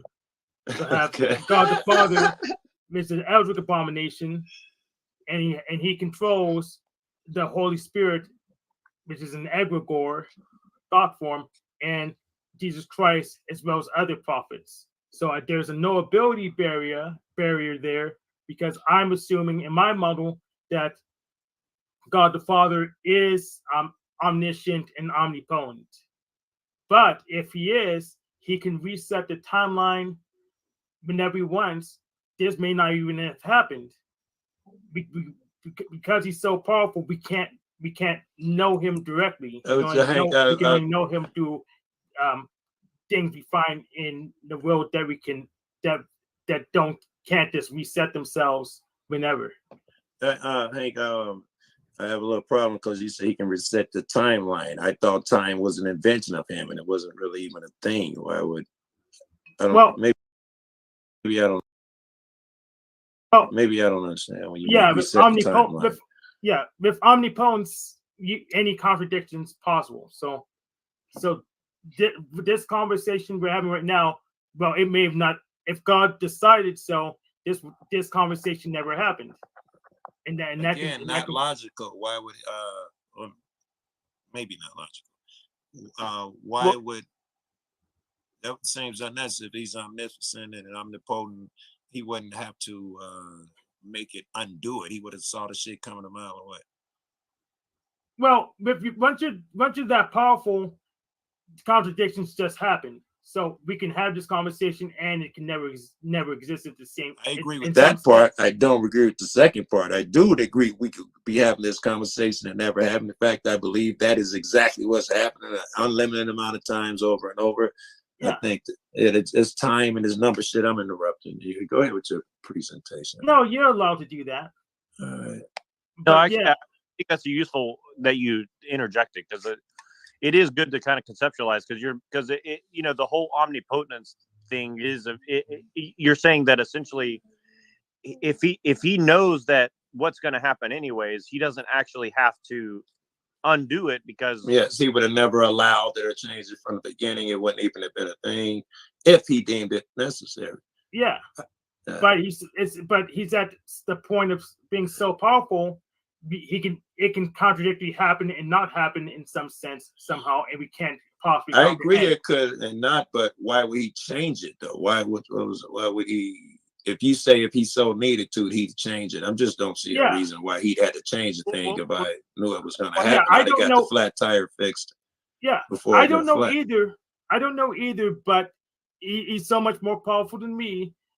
Been my assumption that I wouldn't be able to figure out why anyway. This is true. It could be both. Could be. No, that's why he has that little barrier, no ability barrier, basically saying like you can never know God. You can never know what God wants, because God can do anything He wants. So very good. I could be absolutely wrong. I'll admit to that. It's not even that you're wrong. It's that it like there's no way you could possibly comprehend what's going on, because it's unknowable. You put it better. Yeah, you put it better. I'm using my tiny intellect to figure something out, so it's truly unknowable. Well, no, and this is actually important because this is what you actually learn when you start learning Christian theology. Like, this is actually pretty accurate in my opinion. Like, you can only know God through the Holy Spirit in Jesus. So it's not. It sounds crazy, but that's actually what Christianity believes. Like, they think Do that. you remember what was that? The Higgs boson, when they discovered that. There was an uproar against it. As a matter of fact, science still took and probably taking a beating over that. But they said we need to discover this particle because then we will it will help us know the mind of God. And they called it the God particle. We're looking for the God particle because we'll know God, blah, blah, blah.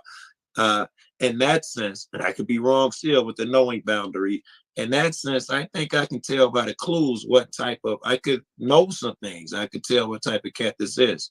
In the same way that part, I can look at you and tell what the creator is like.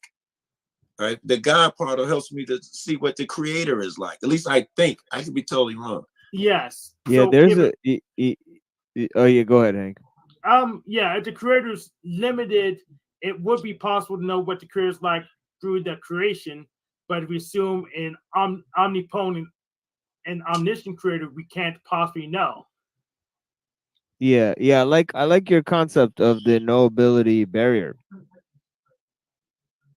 You know, because It must be there. Yeah. Yeah, you're talking about how the concept of God relates to the notion of epistemology, and you're kind of taking a stab at Plato. You know, and that's the difference between Plato's cosmology and that of Maimonides, because Maimonides presented that there was such a knowability barrier.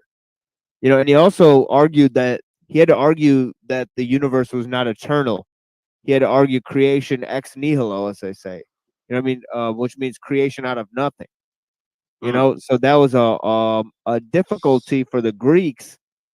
You know, they had posited that the universe was eternal, and then the Christians come out and say, well, the Logos exists alongside God through all of creation, right? So they kind of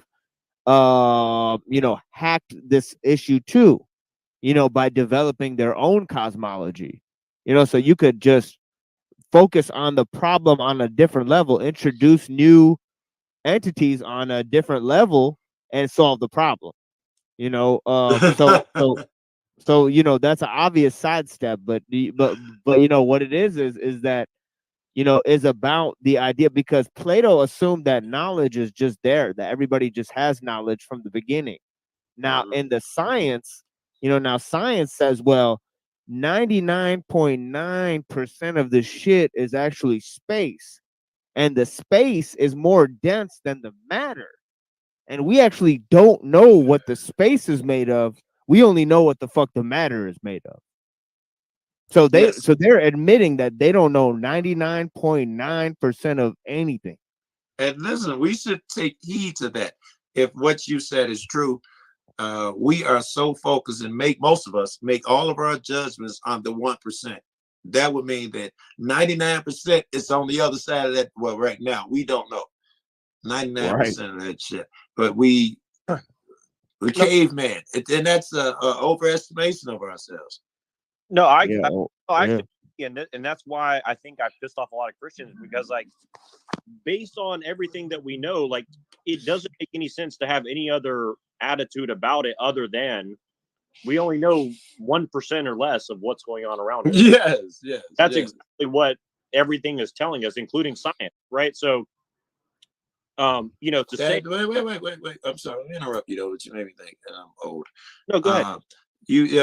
But if the 99%, shit, I forgot what I was going to, maybe think of something else. All right, you keep talking, maybe it'll come back. Yeah, like we have Stephen Wolfram trying to look into the 99% with his physics project. He's putting pretty much all the matter and the space at the same level to figure out more about how the universe works. Here we go. I can interrupt you twice. I think the 99%, I think we have some clues to that too. When we look at it, you can't, so quantum physics fans, the force carriers, the things that carry forces that you can't see, supposedly magnetic, gravity, they're there and you can't see them. Now, and we assume that the invisible particles, you can make some assumptions about the invisible particles that you know of. Therefore, we can make some assumptions about the invisibility of what antimatter would be and what matter would be, which is the dark matter. Is it dark matter and dark energy? I think is what it is. Yeah, dark matter and dark energy. Yes. We can make some assumptions about what we know about force carriers, in my opinion. Yes, and photons and the fields. Right, and that's and that's the thing is, like, you know, science doesn't has nothing to do with discounting that God or anything supernatural. I agree. It's weird. Well, that's the thing, is that it kind of that's why a lot of people say it points back to the supernatural, because when you go to light, you figure out, oh, light is a theory. And you say, well, what the fuck is a theory? And they say gravity, that's a theory. And you say, what is a theory? And they say a theory is a fucking equation. So they say, oh shit, so light is an equation. Gravity is an equation. So these things are not only theorized to be physical entities, not real physical entities, but they're also mathematical equations. You know, so they're mathematical entities. You know, where you going with that? Where you going with that? I'm not sure. Well, what I'm saying is that you know, to take the point back to Stephen Wolfram, you know, he's a mathematician. You know, and he said that simple rules can create complex games or complex systems or complex patterns to emerge. And the way you do this, you could take the tree of life or whatever they call it, that it's just advanced mathematics. I forget what they call them, but yes, they use a simple pattern. You could take on and off, just on and off. You make two switches, one on, one off, 1 0 1 1 1 1. And we do miracles with it. You could literally make anything with those two. You can create any language with 0 and 1. So how does that go back to what are you saying about the light of particles? So because why are they a theory, and what's that got to do with anything? Well, it goes back to one fundamental principle, is that do infinities exist? And then once we understand if infinities exist, whether they're actual or virtual, right, then we can understand how much information can be contained within you know, so-called reality, right? Right. So were you saying light is a real and not or just a theory, or both?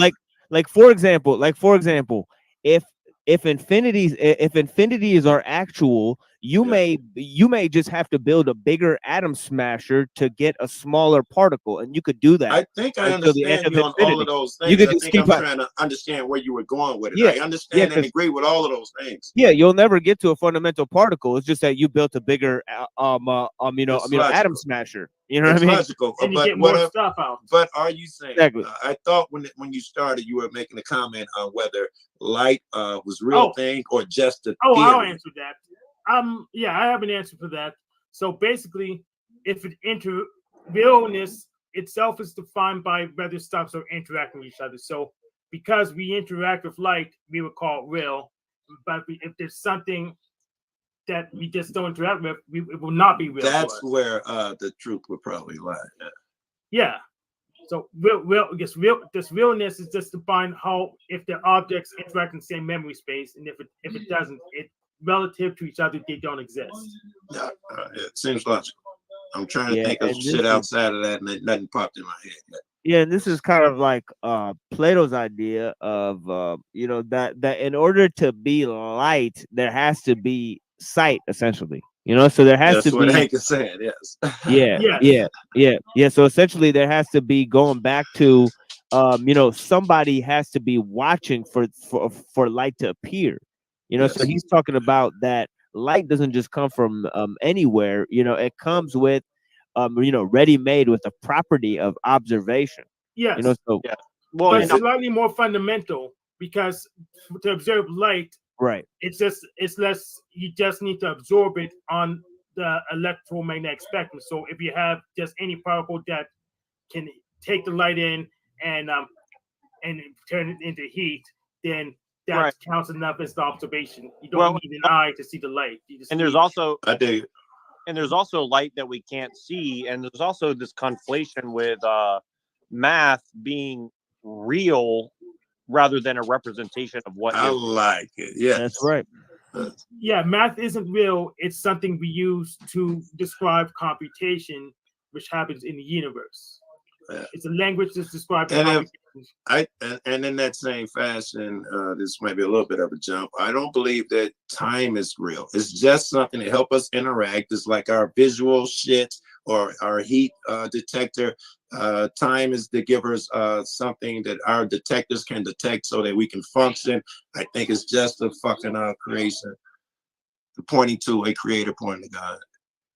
I pretty much agree with you. I mean, I think you could try to make other arguments, but I think that functionally, that's pretty much the way I look at it as well. I mean, it's and the reason I keep bringing this kind of stuff up is like when you talk to some of these people, like they conflate what you're saying with like, well, time is reality, or they say math is reality. And it's like, well, how can a concept be reality? It doesn't.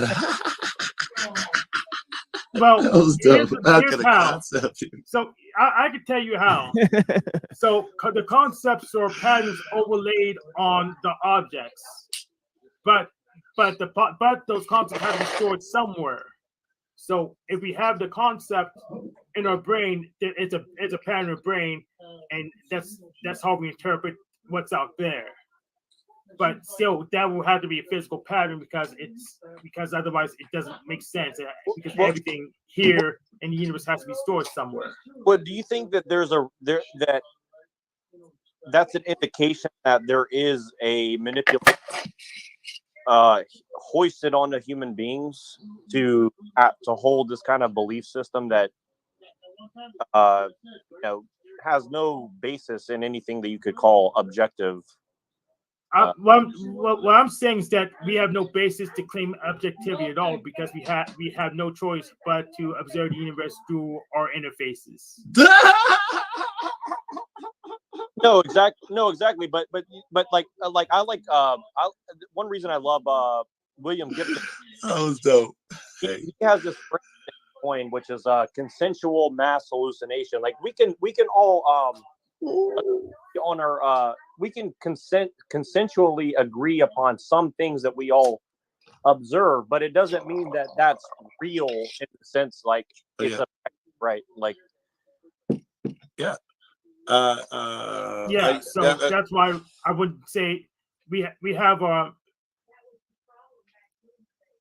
they called?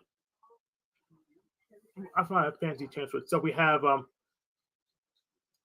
I think Hank is getting a download. Yeah, you go first. From his computer in his head. No, I don't know what the fuck I was gonna say. I don't know what dude said, but it was groovy. Yeah, this is why I had to write a book so I can know my vocabulary. But you have personal stuff and you have just interrelated stuff. Then allegedly we have the detective out there somewhere, but we have no access to. Yeah, go ahead. I was going to tell you if you could continue on that line that you were talking about. Neurojack. I'm talking about Neurojack. Yeah, go ahead, Neurojack, if you can remember. Yeah, no, just saying consensual mass hallucination, and basically what I'm saying is like, I think as a Christian I can say, well, Jesus is objectively real, and I can make that claim, but also at the same time, like I recognize I'm not gonna convince the world of that, and and there's a limitation to how much I can and will. You try. may have sensors that they don't have, or that they're unaware of anyway. You've had you can see stuff that they can't see. Keep it in tone with our theory of being able to sense a thing, the light. If you don't have eyes, you can't see. You can only see a certain part of the light spectrum with human eyes. Then perhaps people. You've developed sensors, and the reason you can't could explain it to them is because you've experienced something that they haven't experienced yet, meaning you probably have a sensor or detector that they haven't developed or don't have. Yes, no, I actually agree with that, and I think that's kind of what I'm getting to with like you know, that we've kind of been sold this idea of quote unquote objective reality, but the truth is, like, a lot of things that we take for granted. And Joe, you're familiar with the court system, right? Like, you know, they use language that you like when the judge or a lawyer asks you, do you understand what I mean by this? Right. You really got to say, I don't understand, and you got to really make sure. Or you can change it to I comprehend. You just can't say those magic words, though, right? You can't say. Go ahead. Yeah, because what they're asking you to accept their version of what of their language. But my point is, like, you can open up a dictionary and find 3 or 4 different meanings in a regular dictionary of what that word means, right? And probably may not mean what the court means. Right, the court they use their words. I'm sure Black's Law Dictionary, but not in the average dictionary. You'll even know what a motor vehicle meant. The fucking Webster's will give you a different than a Black's Law, right? It'll be exactly. And this is the problem. The general population, when you read a scientific abstract, try to understand what they're actually saying. Well, you know, not to quote my Christian friends, but there's a lot of presuppositions that you have to accept in order to read that abstract, right? Like, you have to already agree with their assumptions about the world in order to read that thing functionally. You see what I'm saying? Like, pretty much. Yeah. You have to at least know their assumptions. You may not have to agree with all of them. You just have to pretty much know them to read it properly. But my point is, if you ever wanted to argue against their scientific method, their methodology, you'd have to, like you said, you have to at least comprehend what frame of reference they're using to do that, and what is the purpose of them doing that. And that's the thing, is, like, you try to figure out why they're trying to gene edit human beings right now.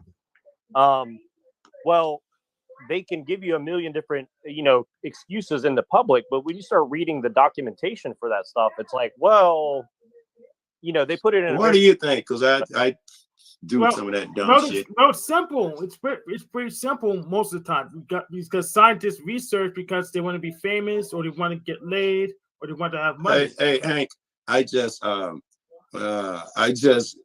a little sense of relief and shit. It was, just popped in my head. Oh, this is Hank's room, and I thought, I am not under Jack's tyranny, and it made me feel good for 2 seconds. Y'all, like, you know, while she was talking, I just realized this is your room. Yeah, you're under my tyranny. Right. I don't know if I prefer it yet or not, because I haven't experienced it yet. Yeah. But just be up from under that shit, and I was like, oh, I got new rights or something just popped up when I realized it was your room. Yeah. I don't know. So I'm going to focus on the information. So I'm not going to shut you up because I'm a grandstand and say God's going to work for me and pay for my house, because I know I had to go to work tomorrow, literally. Go set you up a grandstand. Yeah. So I'm here to get to the root of the problem, trying to find as much information as possible. This is probably the most nerdy panel you can possibly be on. Yes, and I prefer that because I'll have these theories that I can't test in other places, and you know, so yeah, I prefer this at least sometimes. Yeah. So I'll let you finish your thought.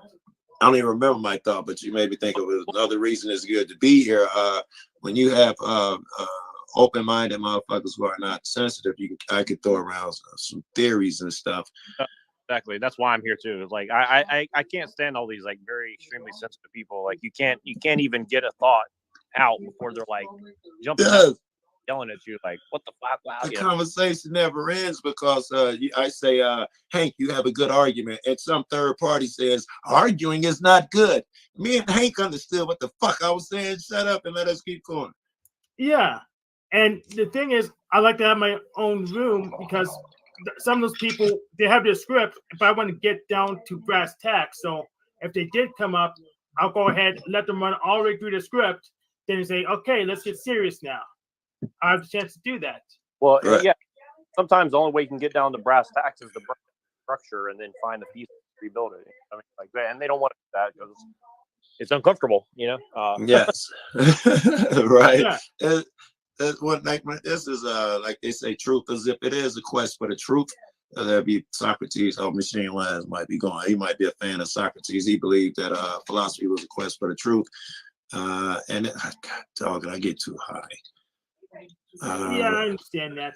No, Socrates is one of my favorite philosophers. I mean, and I did but the idea of the guy willing to go and just basically be a dick to everybody, regardless. You're in and out. Is it just me, or is he in? Is it mine or his? He's in and out, unfortunately. All right. I'm gonna come back in. Hold on a second. Yeah, Okay. I'll let you back up on stage. All right. So good. I actually am a bigger fan of Thrasymachus because Thrasymachus has the workaround for the issue Neurojack was talking about.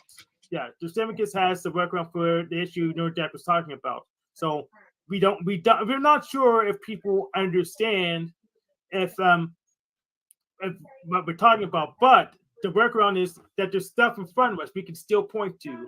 We pretty much know based on our physiology, they'll understand that they'll be able to see the thing most of the time. So you have this marker, I point to it.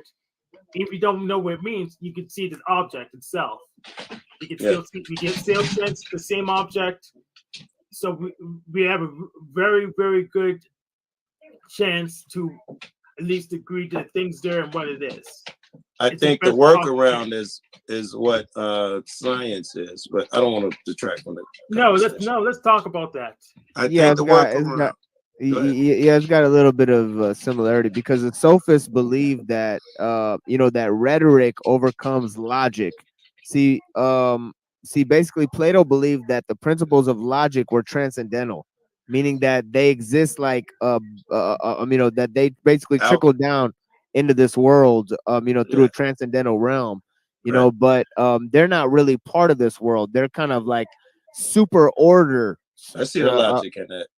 Yeah, but the sophists said no, they're not super orders. They just exist as things that of definitions of things based on what we just make up. So the sophists said no, it's power that comes before ethics. Whereas Plato said no, it's ethics that comes before politics. The sophists weren't willing to play that game. They said no, we got. Well, and would you argue that isn't that the interesting thing to me? Like, to me, this is the interesting thing of what you said. Like, it's almost like they combine the sophistry and they with Platonic ideas. Like they take it. Yeah, that's what the modern age really is. It's like they finally, said, and that's through the But because like basically what they've done is use sophistry to hijack reality. Like they're basically trying to make people believe in shit that can't possibly be true in order to change reality into something it can't possibly be. Like that's but I have the sophist position, and we could just the existence of this panel kind of affirms it because we kind of understand what we're talking about, but we couldn't finish our sentences unless I was the host and allowed it. So the fact that this panel even exists proves the sophist position. Otherwise, we would be able to finish our thoughts in other places. I think I hear what you said. Hold on a second. Well, and I just want to mention that term one more time. The Gibson term, consensual mass hallucination, right? Like to some degree, I think that most people who are religious have to agree that what we're experiencing here is not the end all be all of reality, but we still have to treat it as if it kind of is, right?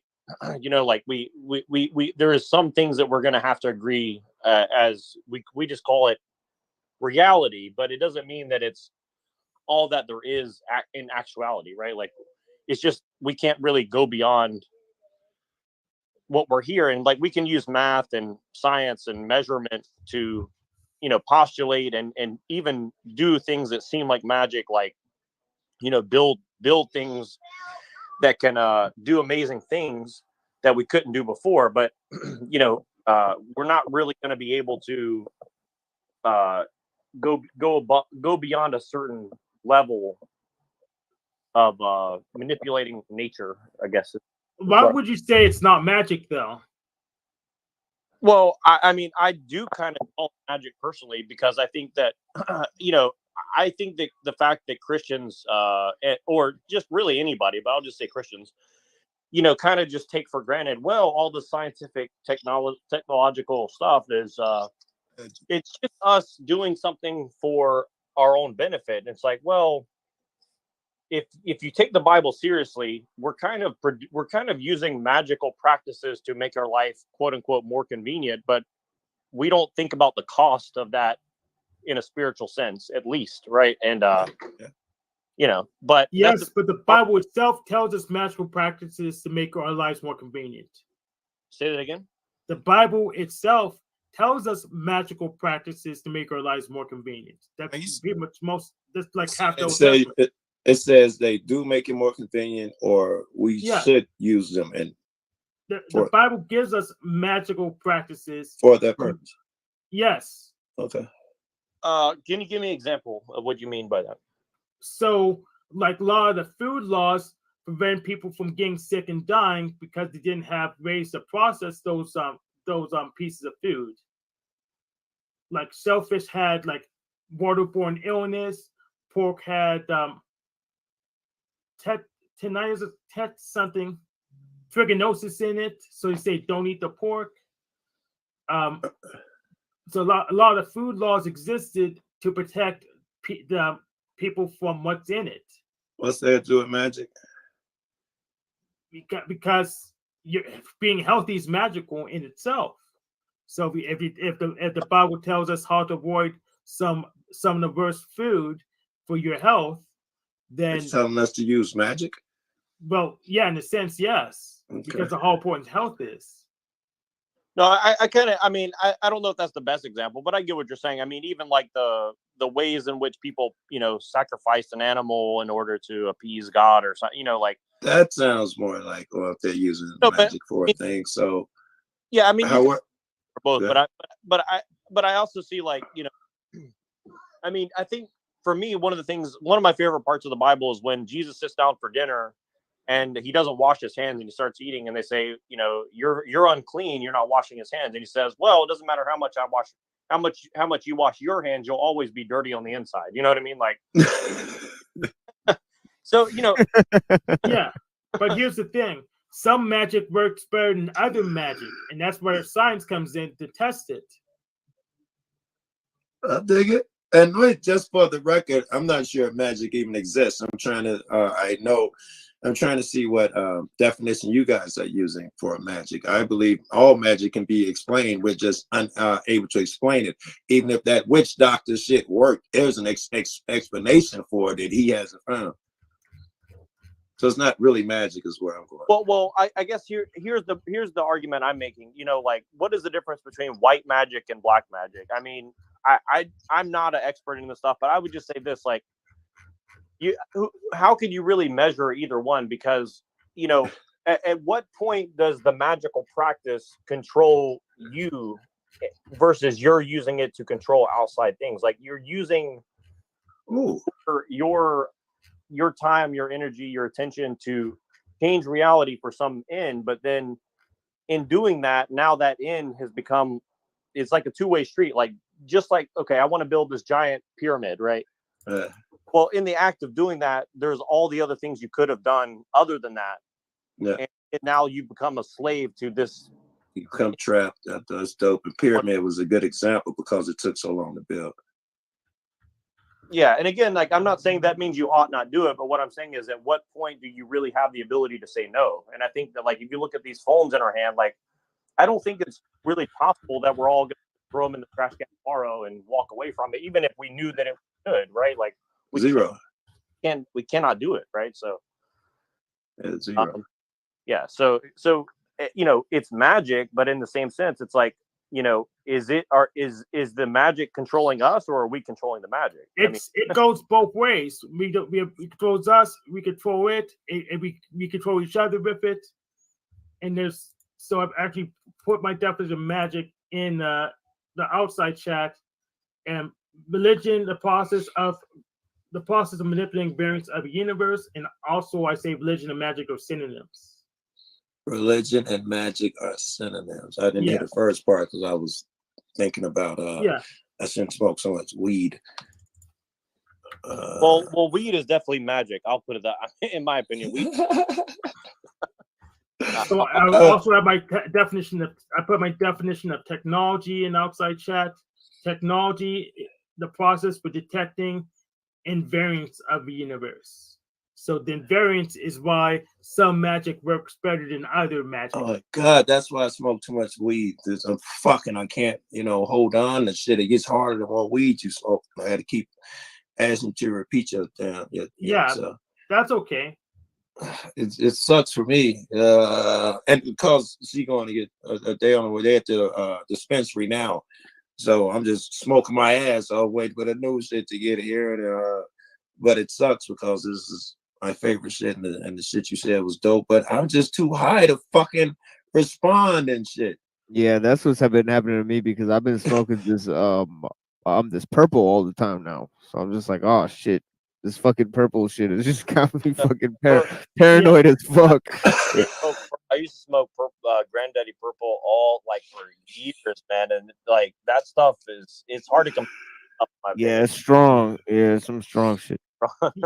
Yes, and I'm stone cold sober. Well, maybe not exactly. I have this half and half tea in here, half and half lemon. I love that shit.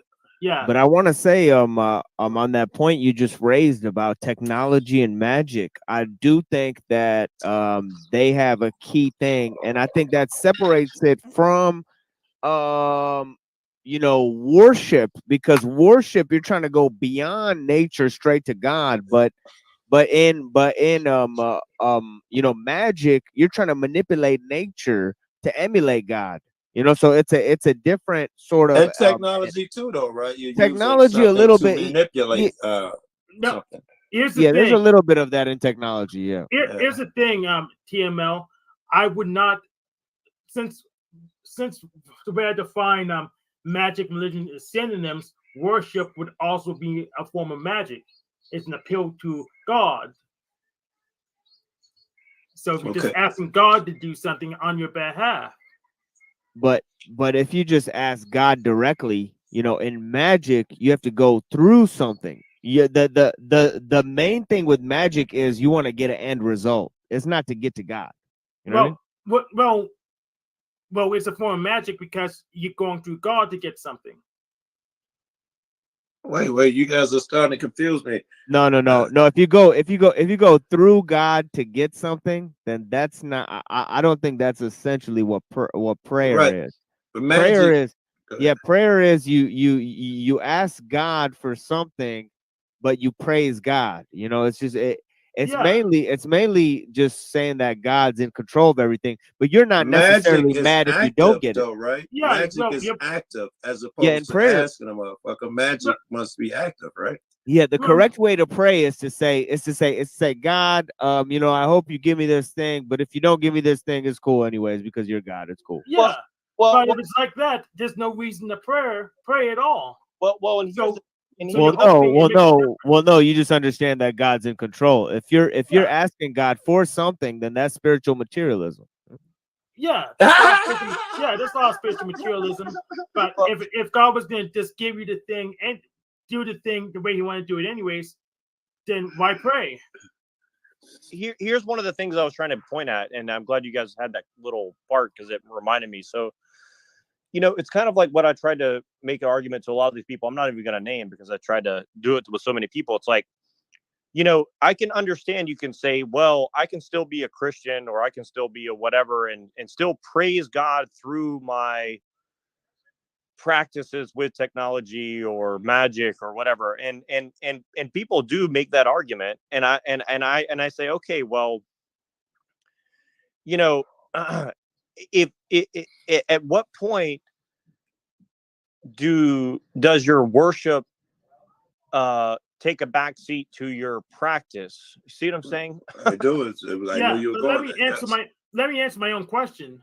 The reason why you pray is for you feel good. If prayer makes you feel good, so you're gonna definitely pray it. Or it makes my life more orderly. I'm gonna pray anyways because it benefits myself. That prayer makes you feel good is a little so-and-so. Yes, it's true. Prayer make you feel good, but you pray for a bunch of shit, money, a house, and all of that because it makes you feel good. But the thing is, like, if you want to have a 5-bedroom house and a trophy wife, and you want to have all these things, you're going to have to do things that are not worshiping God. I mean, you're going to. Yeah, it's probably got to worship the other guy. First, like the secret just takes the essence of prayer and makes it look like magic. Yeah, Because all magic I all mean, the see, time. I don't pray for things. I pray for the best types of things, even if those things are bad for me. You know, it is. Meaning It is what? what it is. And give me an example or two. Like I'll say, God, save me from the knowledge that does not benefit. Now that's a prayer. Right? Okay. There's lots of knowledge in this world that could be used to destroy yourself. Right? Yeah, but let's assume instead of praying to God, you pray to the flying spaghetti monster. What's the difference? Well, we went through this with Uncle Fatty. They admit that the thing is made up. Yes, and you don't. So that's not. Yeah, exactly. That's not that big of a difference. Well, and that's No. Between saying something's real and something's not real, there's a God huge and the difference. spaghetti monster. Yeah, it's not that big of a difference. No, there's a huge difference. It's like saying, well, I think Mickey Mouse is just as important as like Bill Clinton. Right? Yeah, but you already said God was going to do the thing the way he wanted to do it anyway. It's like saying you think Mickey Mouse is more important than like Walt Disney or just as important. Yeah, but you said God was going to do things the way he wanted to do them anyways. Mickey Mouse is. So what difference does it make to pray to God or pray to any other thing? But here's the thing. Wait. I'm not sure he said in a way God's going to do them anyway. It doesn't mean that you don't get your way, girl. If God is shit, too high. Go ahead. Yeah, God was going that was a good one too, bro. Yeah, God was going to do things the way he wanted to anyways, whether you pray to him or not. Well, and what difference does it make you pray to him or pray to some other idol? To go back to the whole Mickey Mouse thing, like here's the thing, like Mickey Mouse is in the minds of more people than Walt Disney himself, but so how the egregore took has more control than the man, and that's kind of what I think that's the whole thing with the whole technology thing is like technology is like an egregore of a bunch of people collectively trying to do something, but the act of creating the technology, you can't put it away. And so then it becomes like something that we are kind of just stuck with, and it takes us away from all the other things we might burden or something. Yes. Yeah, exactly. We build it as a crutch and it becomes like debilitating. Exactly. Yeah. It takes us away from the things that we would have been doing otherwise. And again, you can make the argument, well, medicine is good because it keeps us alive longer and blah, blah, blah. It's like, yeah, but what are we missing out in the, and I think that you could make an argument that perhaps, we could develop technology in an ethical, moral, God-fearing way, but you notice that that's definitely not what's happening, right? Like, I think you could. So who gets to decide the morality? Who gets to decide what technology is allowed and what's not? Because here's the thing, like when like there's people like the witch trials thing. There are people who said, okay, the church can do their own thing. I'm not in on it. I'll just do my thing. Then the church got pissed and someone decided to not go with the church. So they went ahead and killed the person. But here's the thing, though. It's like, I mean, I'm not going to defend that instance, but here's the thing is like, there are people who have occultist beliefs and magic practices that use that to control society in a negative direction. I mean, look at the stuff surrounding the atomic weapon development, right? They were obviously doing that for something other than the benefit of mankind. Let's just put it that way. But it's still the question still stands: who gets to decide and who gets to enforce the rules? Who gets to decide morality? Because some idiot's gonna say we did it for the betterment of mankind. Yeah, exactly. Even though you can probably analyze the statistics and say, "Hey, well, this wasn't that good." Right. But the response is, "Well, I have the truth. Don't confuse me with the facts. We're gonna do it this way because I said God said so." It's probably going to go along the length of we saved more lives than would have died. Fantasy shit, right? Like a police who pulls you over and for your safety, arrest you or give you a ticket to keep me safe. But we know you hurt me. Theoretically, you may have kept me safe, but you know you hurt me. Exactly. Well, I think machine has a good measurement for this stuff. Like I like to say, like, I'm not like a radical environmentalist, but one thing I recognize is, like, if it weren't for gasoline, the world would not be so interconnected, even with, you know, computer systems and stuff like that. Like, things would just be way slower, and people would be forced to kind of like take measure of what it is that they're doing, because they're kind of like moving at a slower pace, right? And I think that's kind of a good. Where you're wrong. You said that's a good thing. That's where you're wrong. Even though things be at a slower pace, it doesn't mean people would have to pay attention. I agree. Well, they would pay a more direct price for what it is that they're doing. I would argue. That's plausible. Yeah, but they have less resources to pay for things at Yes, correct. Yeah, so they have less resources to pay for things in general, so they'll just be poor. Right. Well, like, and here's what I'd say. Like, the most dangerous technology on the planet is language, in my opinion. But without gasoline and gunpowder and stuff like this, there's going to be inherent firewalls to language, because then it's going to take time for things to change. It's going to take people are going to have time to adjust. But with all this, the way things are now, like, I like it. We're going at such a pace that there's no time to mount a defense. I like it. There is a time to mount the defense. This is part of the defense. But you do have a very biblical worldview that says knowledge is bad. But I don't think knowledge is bad. I just think it's dangerous. Yeah. But he might have been saying that if given enough time to digest, it's not horrible. That might have been part of his argument. Well, yeah. I mean, what I mean is, like, like, look at like this. Like, you can go anywhere in the world right now, and most of the women are basically kind of got a similar attitude about things. I mean, you know what I mean? So yeah, you're not going to really be able to, have a normal traditional lifestyle with a man and a woman pretty much anywhere in the world right now, right? Yeah. I mean, let me give it to you this way, Noel Jack. There's people some which you're friends with, that says I shouldn't be on any panel whatsoever because my ideas are too scary. And they say they have the truth. And you just believe them, even though they don't have any evidence. They don't have any facts. Sure. Well, and I can understand from their perspective, they may see it that way. And for me, I see it as... What the fuck scary idea he's had? How can you see that? I haven't heard of a scary idea. Well, I guess what it is like, if you think that people are going to adopt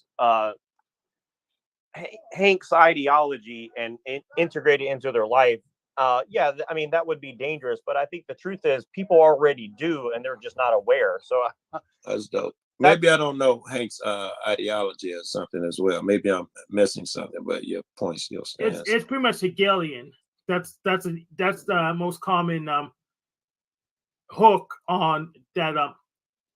That pretty much, like we said earlier, that it's not the so-called truth that determines policy, and what gets enforced is just power.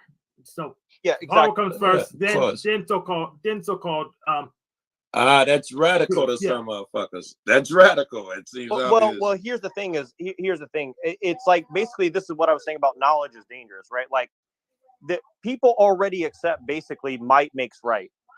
They just don't they're just not fully aware of that. And I think the question is, like, if they become aware of it, they're going to choose one of two paths. They're either going to double down and say, well, or they're going to be like me and say, this is a bit path to go down, because if everybody's like me, there's not going to be anything left. So, yes, but here's the thing: you with your worldview, you already assert might makes right, but you also assert that the might's on your side because you have God that's almighty, therefore he's already in the first place. So everyone better align themselves with God, or you'll be destroyed by God. No. In fact, he've even given you these weapons and this power position, proving that that God is on your side. He's look. The only reason I have authority over you is because God makes it like this. He wants the good people in charge. That's why it's just fucking twisted. Well, I disagree with that personally, but a lot of Christians do actually believe that. For me, I look at it in a different way. I look at it the way, I mean, and I will catch shit for this, but just me personally, like I look at Jesus and I say, okay, what did Jesus say? He basically is saying, you know, in other words, the pen is mightier than the sword, and he didn't even use a pen. He was using parables, and I think that, you know, and I think that that's kind of where I'm coming at it from. Like, basically, I think most people want to be good, but most people are also like human beings. And Jack, you're saying the parable will unlock that, right? That most people want to do good, but and you have to put it in their face so they make a decision, one of the two paths. And you're saying the way to put it in their face is the parable. Yeah, right. And the thing is this, like, you know, it's very easy, and I think this comes down to a big part of Hank's belief system that's very upsetting to people. Is like, it comes down to culpability, right? Like, if you want human beings to be culpable, you got to give them culpability. And the problem is, I think both sides are trying to keep people in a haze where there's no culpability. You know what I'm saying? And And it's smart, right? It's smart. Don't nobody want to face guilt or no shit like that. It's smart. Yeah. Yeah, and I think that if you look back in history and you see the way that most people conducted battle, like soldiers respected each other because they both kind of knew, like, they're there to do a job and they're not really culpable for what they're doing, right? Like, you know, they didn't really have a choice whether or not to show up. They were just there because that's just what happened, That right? sounds Like, so insane to me, bro. That sounds so insane. But yes, that mass hallucination shit is real. It don't make it right. Yeah, but can we be honest about what I'm culpable for? I mean, I'm not culpable for my skin color. I had no control over it. Yet there's some truthers that say, well, no, you chose this before you were born. And this, when? And they just, when I ask them when, they just tell me they just know. And we're at an impasse. You know, culpable stuff thing I don't think I have control over, but they know the truth and they tell me I am culpable for something I don't have control over, and I have responsibility to deal with my choice, which I didn't make. no, I know, and I think that that's, you know, a dubious grounding that a lot of people are walking on, and that's kind of what I'm trying to say to them is like, you know, you can walk on, you know, you can walk on boggy land for a while, but eventually you're probably going to fall. You're going to slip through the pit and not come back up for a few thousand years. You know what I mean? So that's kind of what I tell people is like, you know, it's a very slippery slope, and that's the whole thing with like this whole like Inquisition idea with Christians. Like, they think that they're going to be the arbiters of who's evil and bad, and like, you can make an argument for it. And I think that, like, you know, I'm sure I would love to hear Machine Lies, you know, opinion on this kind of stuff. But like, you know, I don't think that you're going to go and like, let's say that you knew that this group of people were quote unquote evil for whatever reason. Like, I think at the same time, it's like, you know, being the arbiter of good and bad is not something that you should, you know, oh, I'm just going to gleefully slaughter the enemies of my God. It's like, no, like, they're human beings and they've been corrupted. It's not something you take joy and pleasure in, even if you were to take that position, right? And I think that this is kind of a mistake, because I don't think that God ever said, you know, go and slaughter your enemies with joy. I think what he said is, you know, it's a very well, you can interpret the Bible to say that, though. There's enough of that balance dictating the Bible that you could easily construe that argument. And I'm warning those people that they probably should try to resolve this in the intellectual space, because if you try to take it to the physical space, I know for certain they're going to lose, and it's going to cost all of us way more. See, actually, I think that that's a very good point, and I think that my project is very similar to yours in that regard. Like, I don't think people are really understanding what is going on. Like, you know, I think like, I'll just take European history, for example. because I know the most about it. I don't think God was jumping for joy when Europeans were, slaughtering each other for 2,000 or 3,000 years. You know what I mean? Like, I don't think he was like, oh, good, these guys are doing my work for me. I mean, Yes. I don't think that's the case personally, Yeah. right? So I don't think that's a good representation of what God put us here on earth to do. Yeah. You know? Yeah. Here's the issue. That's why I'm gonna present the thing again. Where is it? 20 mile. Yeah. Yeah. Here's the issue.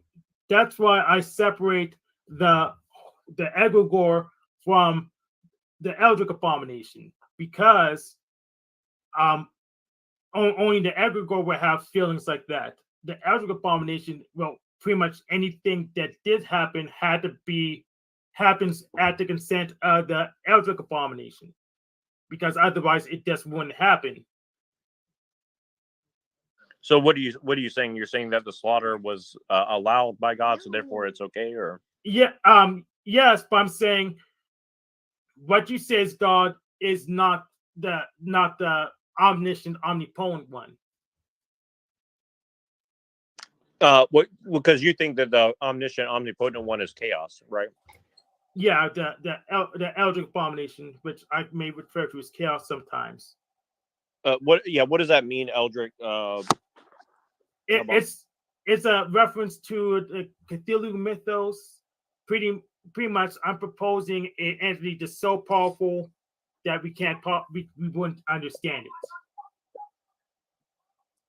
and that's why there's no ability barrier there. Well, technically, a lot of Christianity, from my understanding, is like they do the negative comprehension of God, saying, well, God can't be hate, so he must be love. He can't be evil, so he must be good. And so it's kind of like I don't know if I'm probably misusing the term, but It's not logical, but it's like deductive. They say. They're deducing what God is rather than, whatever the other version of it is, I guess. Yeah. But that would be the Eldritch abomination, not the. But they're talking about the egregore, not the Eldritch abomination, because we really can't deduce things about the Eldritch abomination because we already assumed that's omnipotent and omniscient. Then we don't have any power to compute right. what the thing is. Well, and like in Egyptian mythology, that would be like Ptah or something, right? And then I think in Sumerian, I can't remember what it would be, but they have a concept like that in most religions, from my comprehension, right? Like, yeah, but you had to separate the entity that works in the world from the entity that holds the world up, because if we try to combine them, our model doesn't make sense. We lose all explanatory power. That still ain't caught up. I got knocked off. Because the agent that has opinions and thoughts and would inadvertently have the power to decide what happens and what doesn't happen, and therefore things that it doesn't like simply wouldn't happen. Period.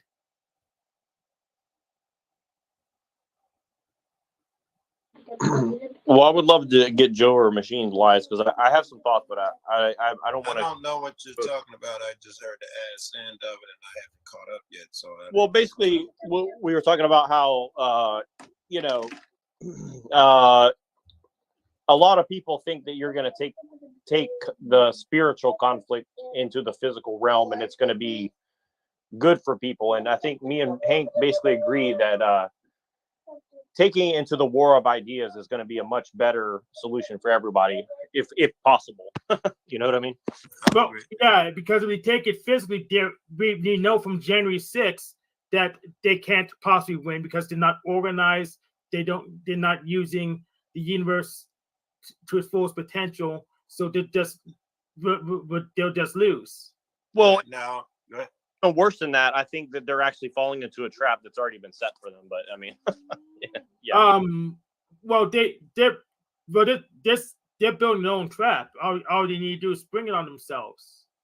Oh yeah, sure. But what I'm saying is, at the very least, either it's been set up, initiated by their enemies, or at the very least, it's been allowed to happen. No, they're setting up themselves. I mean, that's why yesterday on the Machine Logic stream, I called it said in the chat, circular firing squad, because they set their own trap, and now they're springing on themselves. I don't know that you two are saying two different things. I think it's just your definition of themselves is the only thing. Well, I guess what he's saying is he's thinking that the conspiracy right-wing people are doing it to themselves with like the J6, for example. But I think that what I would say is like, the ability to mind control people is very advanced, and it's not even that you don't need like some super secret computer system to do it. It's like with basic language techniques, words, yes. With the court system, it's not very difficult. Like, yeah, watch Joe Cool, watch Paul. They'll show you how to do it.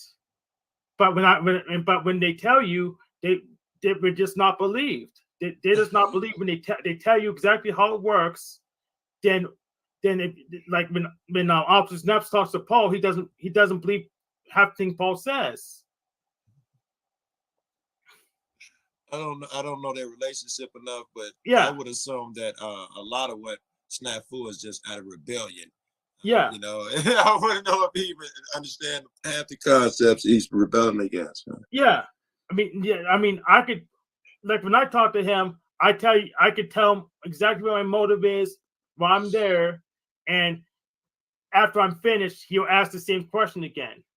Because he didn't understand the answer. Yeah, right. Or he had his own preconceived notion. Yeah, he had his own preconceived notion, which I didn't fall into. Yes. So then ultimately he doesn't understand the answer because it wasn't the one he wanted, or it wasn't the one he expected. Yes, far from what he would have expected, identified, thought of. Yeah, but eventually, hopefully, to talk to him in long form, so I can work so enough that I can get him to understand where I'm coming from. You think that's a thing? You think that's a thing? Getting in a room, just you and Snafu, where communication is feasible. It's worth a try. It is, but do you think there's a chance of it working? At least the first 6 times, I'm guessing. I put money that y'all stumble and fall. It's probably a good bet, but I'm dumb enough to try it. I did. Hey, does that mean that you're a fan of God because you're dumb enough to try stupid shit like that? I tried him. And he no. Does that mean that you're a fan of God? Is what I said. Yeah. Well, it depends what you mean by God. So Yahweh, I tried him. He doesn't like me. I don't know. You believe in God, religion, Christian? I don't know nothing about you. Yeah, I believe. I'm a polytheist. I believe in a bunch of gods. Okay. Incel 2, flash your camera on. I don't know who you are. All right. Incel, it must be close to. I'm joking. Don't put a porn bomber up here. Probably is a porn bomber, but until he flashes his camera, I'm not going to pull him up here. I didn't check my name. We always change my name in some room. Okay, still Joe Cool. Flow room. I walk into places. Last time I was Black Santa Claus. One time I was Sweet Cheeks.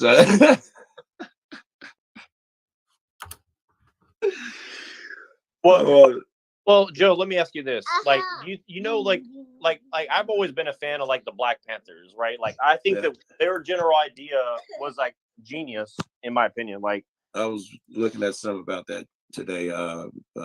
Fred Hampton or some COINTEL. That's what I went down a rabbit hole about COINTELPRO, and that's where it led me today. So yeah, go ahead. Oh, interesting. Well, can you mention a little bit about that just for reference? Yes, COINTELPRO was a government op, and it was made to bring down a certain group of people. It started off as just bringing down Black rationals, but then it progressed to moving down different groups that they didn't like. And some of the ways that they did it, they would hire, well, they ain't really hiring. You find motherfuckers who had really shitty jail records and a lot of charges, and you tell them they will all disappear if you infiltrate the Black Panthers. Again, started with the Black Panthers, but it went on to a bunch of other different organizations. And the way they would do it, I mean, they did shitty things like poison your shit right that night when they got raided.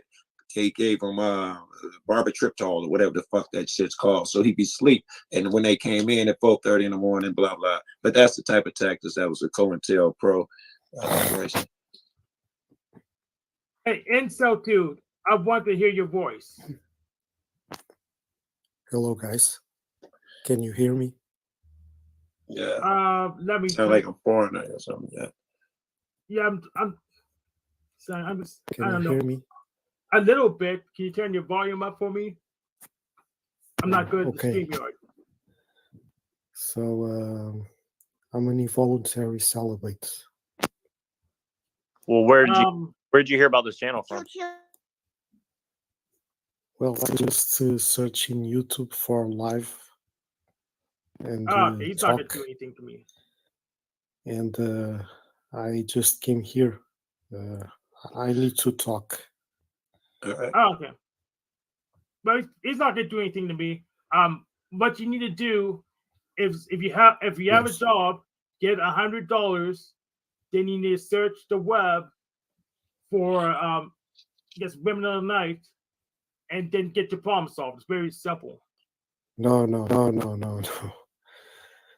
That kind of things, it is a waste of time. It is also a waste of morals. Okay. Oh, okay. So you're voluntary celibate. No, I'm involuntary. I just can't get laid, you know. Well, why you do have $100? Well, if it's against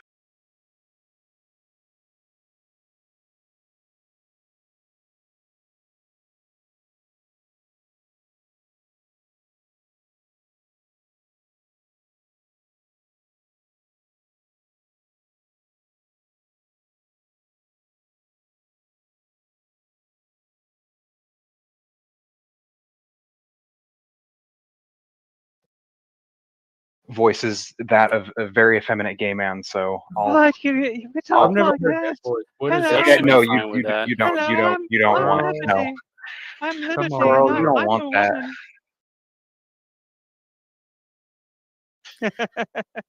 I'm from Memphis, all right? My Memphis roots start coming out when I do my gay voice. Well, I want to hear him even more now. Oh, and Southern here guy. is here's one of our most esteemed other fellow creators, The Machine Lies. He is He is like a the legend. thing you were saying about technocracy, and like having more of a. I'm sure. I Not know having you gotta go. automatically I know a you'd doom have to go, but perspective. I'm sure you and Machine could have a great conversation yourselves, Yeah. Leslie. Y'all are in the same camp there. He seems like I'm more of a seems like tech someone who would optimist. really Because I'm he a seems human like optimist. he seems like someone who I think you guys have a really good conversation. If we do it here, we could host it here, or whatever. Or especially if you're more available in the daytime, he does late night, like all night streams. So Oh, I don't wow. know how That's cool. how that's gonna Never fit into your sleeps. schedule. But we definitely need to set up another appearance for you here in the next next Yeah, month or or so. just drop in when you Yeah, have time that anytime. you want to. It We're here is. every day. We are an open 7 panel. We days do a not. week. The only people we don't let on are people that I do what I'm doing right now, which is talking over everyone, not letting us speak. So I should be kicked off right now, technically. So. No, the real trolls, right?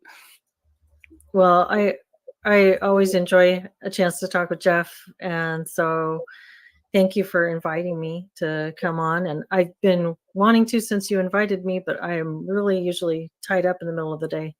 So this is a rare opportunity. Tell us a time that you would be available, and we will schedule around you if you have a time that you are available. We can for, do like, other. Okay. Yeah, That's awesome. anytime. Just like if you have a 2 or 3 hour window, like on one day, just email it to us. Let us know. Like we'll be there for it. Like so. Awesome. Well, thanks. Thank you. And nice to meet you, Machine. Blessings. Yeah, sorry you have to go, but yeah, they recommended my channel, but I recommend the regular material there and not the live streams. but that's No, what the they were live talking about. streams is the best The chaotic for mental energy. health study. Basically, the first couple community building hours, and then Just all watch the hell's first couple of breaks hours loose. of his live streams. Whenever Okay. it's just Machine having talking about his philosophy stuff, and then just Right. end it when the open panel starts, and all the freaks come out. The chaos starts. Yeah, Okay. yeah. That's all when the the stuff. agents come out. Well, Yeah, thank all you of guys for having me, and I hope the rest of your day goes well. And Lib, thank you for your questions. I hope I didn't come off challenging too much and disagreeing too much with you, because I Oh think no, there's it's a lot fine. more to say about all of that. I think it's an Yeah, interesting conversation. absolutely. I'd love to continue that conversation at a later time. It's very good. It's a very interesting one for me. So I appreciate Yeah. the engagement. Thank you. Yes. Thank you. And thanks for inviting me, Jeff. Thank you Thanks for thank you stopping for coming. by. All Yeah, right. anytime. Thank you Y'all so take much. care. Have a good rest of your day. Thanks. Thank you, Bye. Leslie. Thank you. Bye. That was a good talk, Machine Lies. I'm glad that you were able to And now the come share down. with that. I always, yeah, that's what happens. Yeah. TML you to know, the rescue. I was going to tell you, you have 5 came in minutes. clutch So. and saved it at the last minute, man. It I was didn't a even train know. I wreck. didn't know you guys had a special guest on. You guys should. No, that was yeah, it was one of I our don't first think special anybody guests. did. There's You know more to Benjamin come. Boyce is? You know Benjamin Boyce is Machine Lies? That's his wife. That's his wife. Who is it? Benjamin Boyce's wife. That was Benjamin Boyce's wife. I don't know who that is. You know Benjamin okay. Boyce is okay. I No, didn't know I about don't him. know who that is Yeah, either. Jeff introduced me to him, but he did a documentary about the whole what's the name of that college again? Oh, Evergreen. Yeah, in fact, we Evergreen. could watch it later Yeah, today. If we're talking about doing like a watch party to watch his Evergreen It's documentary, long. because apparently it's really good. Apparently a really good solid, because he was a student at the time the Evergreen thing happened with Weinstein. Right. You know, It's Oh, the okay. thing that woke Okay. me out of the left. That woke That's me one from of the the main left. topics we cover at our show, because Yeah. it just so happens that he's tied into Eric Weinstein, and Eric Weinstein is tied into the Peter Thiel whole his Oh, like well, yeah he's his hedge he fund might want to talk to you about that. I don't know yeah that part of it. yeah he's his hedge fund manager, and it's just Oh, you're interesting. talking about Eric Weinstein, the brother. Yeah, Eric Weinstein, Yeah. and this is the other one. This is the other Weinstein. no, I know, but they're Okay. brothers. Yeah, they're they're brothers. brothers. Yeah. And what an unfortunate time to become famous with the name Weinstein as the time they did. I mean, seriously, like the name Weinstein was suddenly like poison, and all of a sudden, everywhere you went, there was like Eric Weinstein, and what's his brother's name? Well, I just had it in my head. Well, there's Harvey. connections there, because although they're extremely strange connections, but yeah, when Harvey Weinstein, right, he was actually using an Israeli intelligence firm called Black Cube, and Anthony I heard about Bourdain. that. Yeah, because it was in a famous tweet by Anthony Bourdain, because he said, hey, Harvey Weinstein, and Hillary Clinton are using the same intelligence private security firm called Black Cube, and then Anthony Bourdain died. Yeah. He died. I know, supposedly suicide, and I know it's Very like sus. any suicides like a guy like him. He had the best job in the world, right? Did anyone have a better job than Anthony Pretty Bourdain? much. He pretty much had carte blanche to go wherever he wanted to eat, whatever kind of food, anything he wanted to do. He didn't even try to be charming. He could literally just like be silent in an entire episode, and people would watch him riveted. And he was beloved by all these people, and of course, I mean, like, what was his girlfriend or a girl like Rose McGowan, and the other girl, Asia That's the Argento. thing, is that she is one of they the both most satanic like that's like a person who's always connected with Satanism, like in popular culture. Rose McGowan. Yeah. Yeah. And Yeah. Asia Argento as well too, apparently, which is a shame, because his father, Dario Argento, directed my visually speaking, my favorite film of all time, Suspiria. But that's not really important. But Suspiria is the most gorgeous thing I've ever seen. But it's also very much about witchcraft. So I mean, you Yeah, can't, this is why it's good that I showed up after the guest left here, because I would have. I'm not even being a conspiracy theorist right now. I'm being a film geek. I'm just being a film geek at the moment. So Yeah, me too. Me too a little bit. Yeah, me too. But I think yeah, but I think that there is something about Bourdain, and but at the same time, unlike like when Heath Ledger died, I got that weird feeling like, I don't know about that. I don't know if that was legit. Like when Philip Seymour Hoffman died, it seemed pretty weird. But something about there was a sadness about Anthony Bourdain. Of course. It Do you makes imagine how me- much money? There's literally millions of dollars of fucking price tags on their head. It's like, it Yeah. can't, like, you can never assume that's a coincidence. I wonder if Bourdain just saw some things that he couldn't unsee, and he couldn't live with it anymore. 'Cause Yeah, he knew he he- couldn't. yeah, He his couldn't. He girlfriend. couldn't expose it. Yeah, his girlfriend was part of Um, a cult, and she told everybody about it. It's not like she wasn't very open about it. That was the problem. Is that Harvey Weinstein was sex trafficking, and Hollywood was being used for sex trafficking. And she exposed this, and then she said, and the other big story at the time was the Hillary Clinton sex trafficking story. Because of the Pizzagate thing. Yeah, right. I know, So, and that was me. That was the beginning of Me Too and Time's Up as well. and it was also the beginning of QAnon. So all of those things are seemingly linked, in one direct line, apparently. Lanza I know, wants I to agree. come up. I don't have a problem with it. He said he wants Yeah. to listen. And Because I would if you're a glutton for punishment.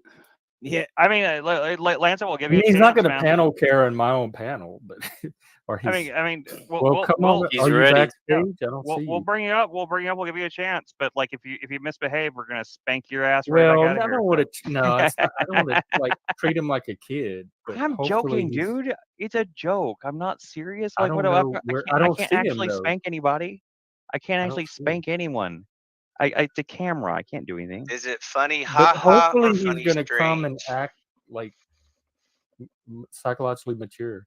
Did you Like guys know how that Hi-Fi's bot is like lurking in the corner of his screen. Yeah, but did you guys know that Harvey Weinstein and Benjamin Netanyahu were like best friends? No, I didn't know that. Yeah, they're like best friends in real life. Yeah. You know what grinds my gears, Reddington? What was that? Yeah, he bought him like wine bottles. He had a private room to stay in when he went to go visit him. It's crazy stuff. When people use the term left and right. Yeah. So, Reddington, are you left or right? I not really either. He's enlightened centrist. You're an enlightened centrist. Like I Jeff? don't know what that means exactly, but it's more of apathy bordering on Nihilism. nihilism, yeah. Okay, that sounds like Jeff. But I'm not a nihilist. Everything's fine, Reddington. Don't worry. Jeff I'm isn't north. apathetic. I personally don't go with east or west. I try to stay north. Keep calm and always have a towel or something. Always have a So, cow. like, left or right It's a is Hitchhiker's Guide outdated. reference. I think, like, maybe I got it, Reddington. How I could be At least south somebody left. How got about- it. I could be south right. I'd south lean left, more but, towards right I'm than just I sort guess. of like a kind of like whenever somebody asks Bugs Bunny which way to Albuquerque and goes this way, right? That's how I am. I'm like it's I this just way. say I'm in favor of like low technology. I want more of it. I want more ways to do. I don't. I want risk of, I want not to gonna lie. master technology. I want to master technology and use it as the weapon they're using. If they're going to use it against us, I want to get good at it and use it to fight back and protect ourselves. That's what I think. Good luck. I think. Good luck. Hey, look, man. Oh, good luck. I'm not gonna lie, like but what? the older I get, the you more I support agree. having guns, right? You support having guns, Lanza, right? are you watching The best it on my weapons- channel? It should Yeah. be pinned. I'll let Jeff go. Yep. Yeah, the best weapons against Here, the I'll technological throw it system, in my opinion, are non-technological, technical weapons. I mean, in my opinion. Everything's technology.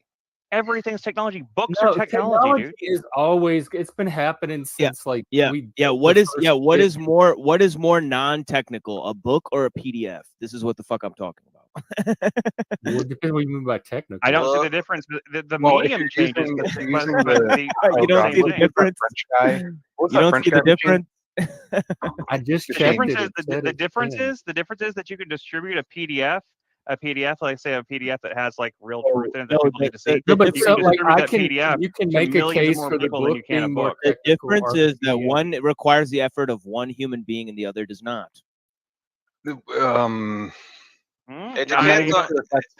I guess you're talking about a handwritten book. You're talking about a notebook that people someone handwrites. I mean, somebody had to create the paper, somebody had Try to create switching the, to live the ink, chat the and see pen. if it pops Like it those, up. like, can you make all those? Can you make every element of a parchment yourself and put it all together? I mean, like that in itself There's been requires people. technology. There has been people who have done that. Yeah, there have been, but I mean, could you do that today? though? Could you do that? Like that is probably how the first guy did it, right? Yeah, certainly. The point of certainly. what machine, Instrumentalism On here. scrolls. well, On scrolls. machines using a definition that Yeah. what was that French? What was that French guy? Technology, yeah. It's how it's how Reddington just stated. He said instrumentalism is not exactly technology. Technology is broader than instrumentalism. What I'm promoting is instrumentalism against machines, right? It depends on if you ask primeval technology, whatever his channel's called. He like makes stone tools and then starts building shacks out of dirt and sticks. So I think books would be too advanced for him. That's too The advanced point is that it technology. requires more steps to get to a PDF than it does to get to a notebook. Thank you, There's because that was more- the original. Now, not now. Proposal? I'm saying not now. The book doesn't require energy, like as in electricity, nor computer, nor But etc. electricity is not technology. That is natural. It's a natural phenomenon. Well, It's yes, like but lightning. it Electricity requires is in our human bodies. technology and Yeah, ingenuity fauna to with harness no that electricity. to do something. Do you know how much energy and technology is required to produce a book?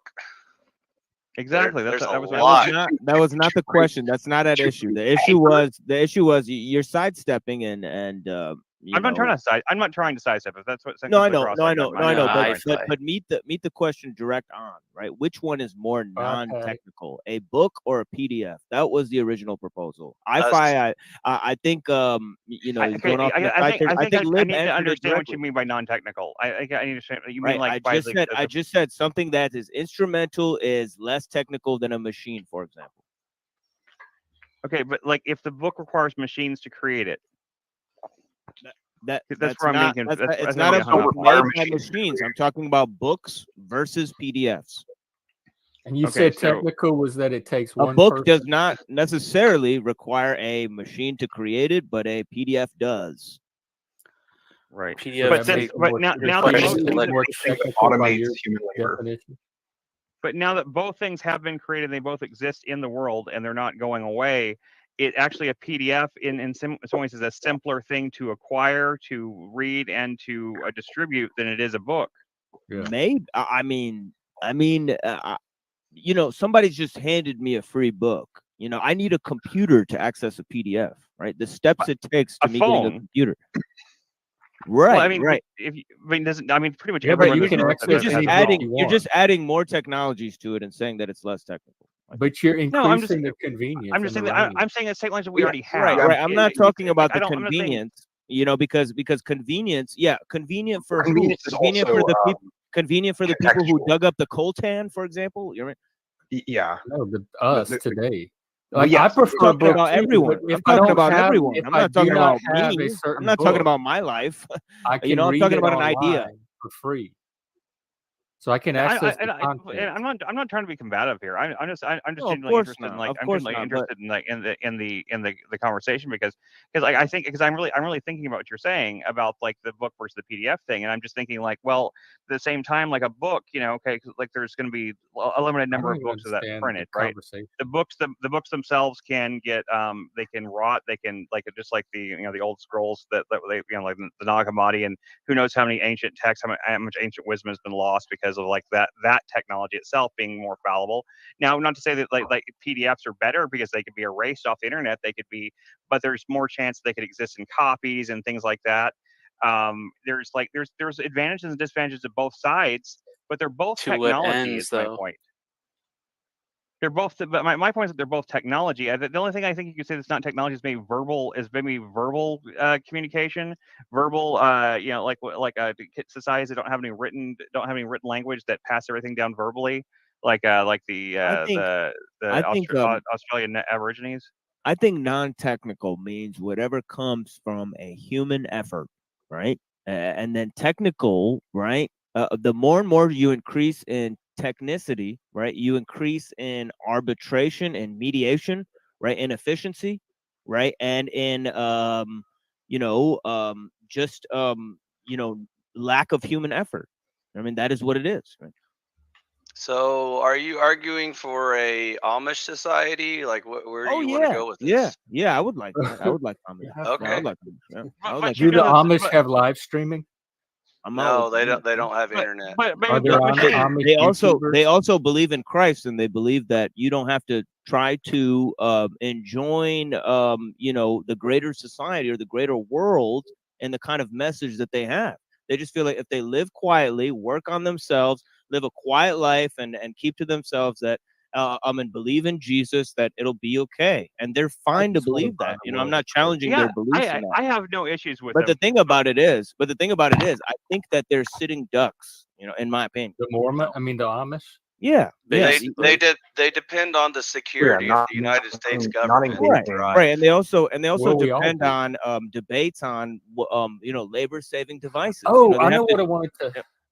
And they still do. They still do trade with the outside world. They still trade. Hey, with what a lot of happened with Rant and his channel is gone? Yeah. Rant just nuked his own channel, and he He stepped took out it of- down. Yeah, he stepped out of the yeah. It was a natural. It was a naturally organic decision. So is it like rage quitting or something? No, he's not. No, he's not rage quitting. He's just taking a step back from these particular circles because he has complained, and I do agree with him that it's kind of infested with some kind of very strange actors and activities. Oh yeah, I've always seen that. Where isn't it infested though? I am that. Welcome to the interwebs. Yeah. Well, we got i5. Yeah, it's, Right. that is We got kind of one a, of- at Taking least another one of them on the sabbatical. panel.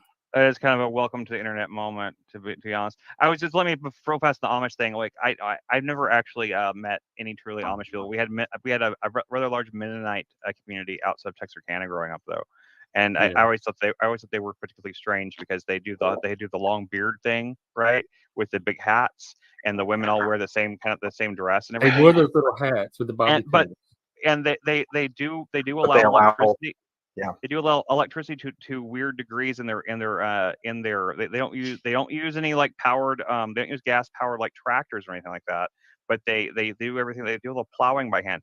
But they do drive they have one car. The only car they'll drive is like a old Model T.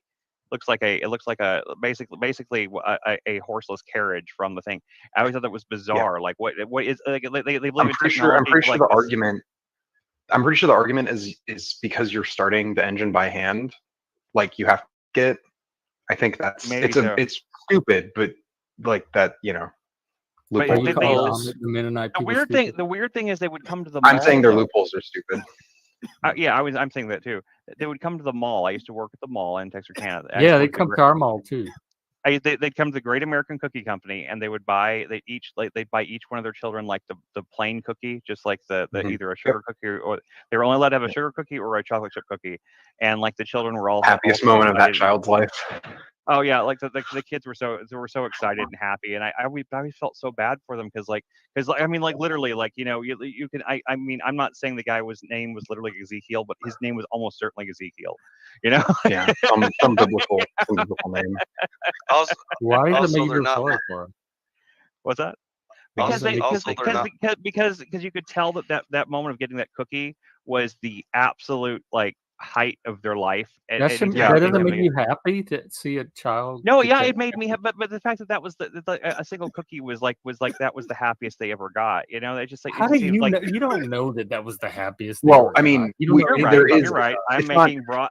not I was that. What it- 16. what- I made what- broad inferences. So It's yeah. Also, stories that tell you it's less of an inference and more an understanding of Amish and to a lesser degree Mennonite theology, which in some ways is very Protestant in that they like reject the idea of like worldly pleasure as good. Right. Yeah. Like that is It was like a satanic cookie. He was getting to indulge his. Yes. Yeah. No. It is straight up like when you hear like Catholics talk about indulgence, like Catholics don't even take indulgence nearly as seriously as like the fucking Amish do.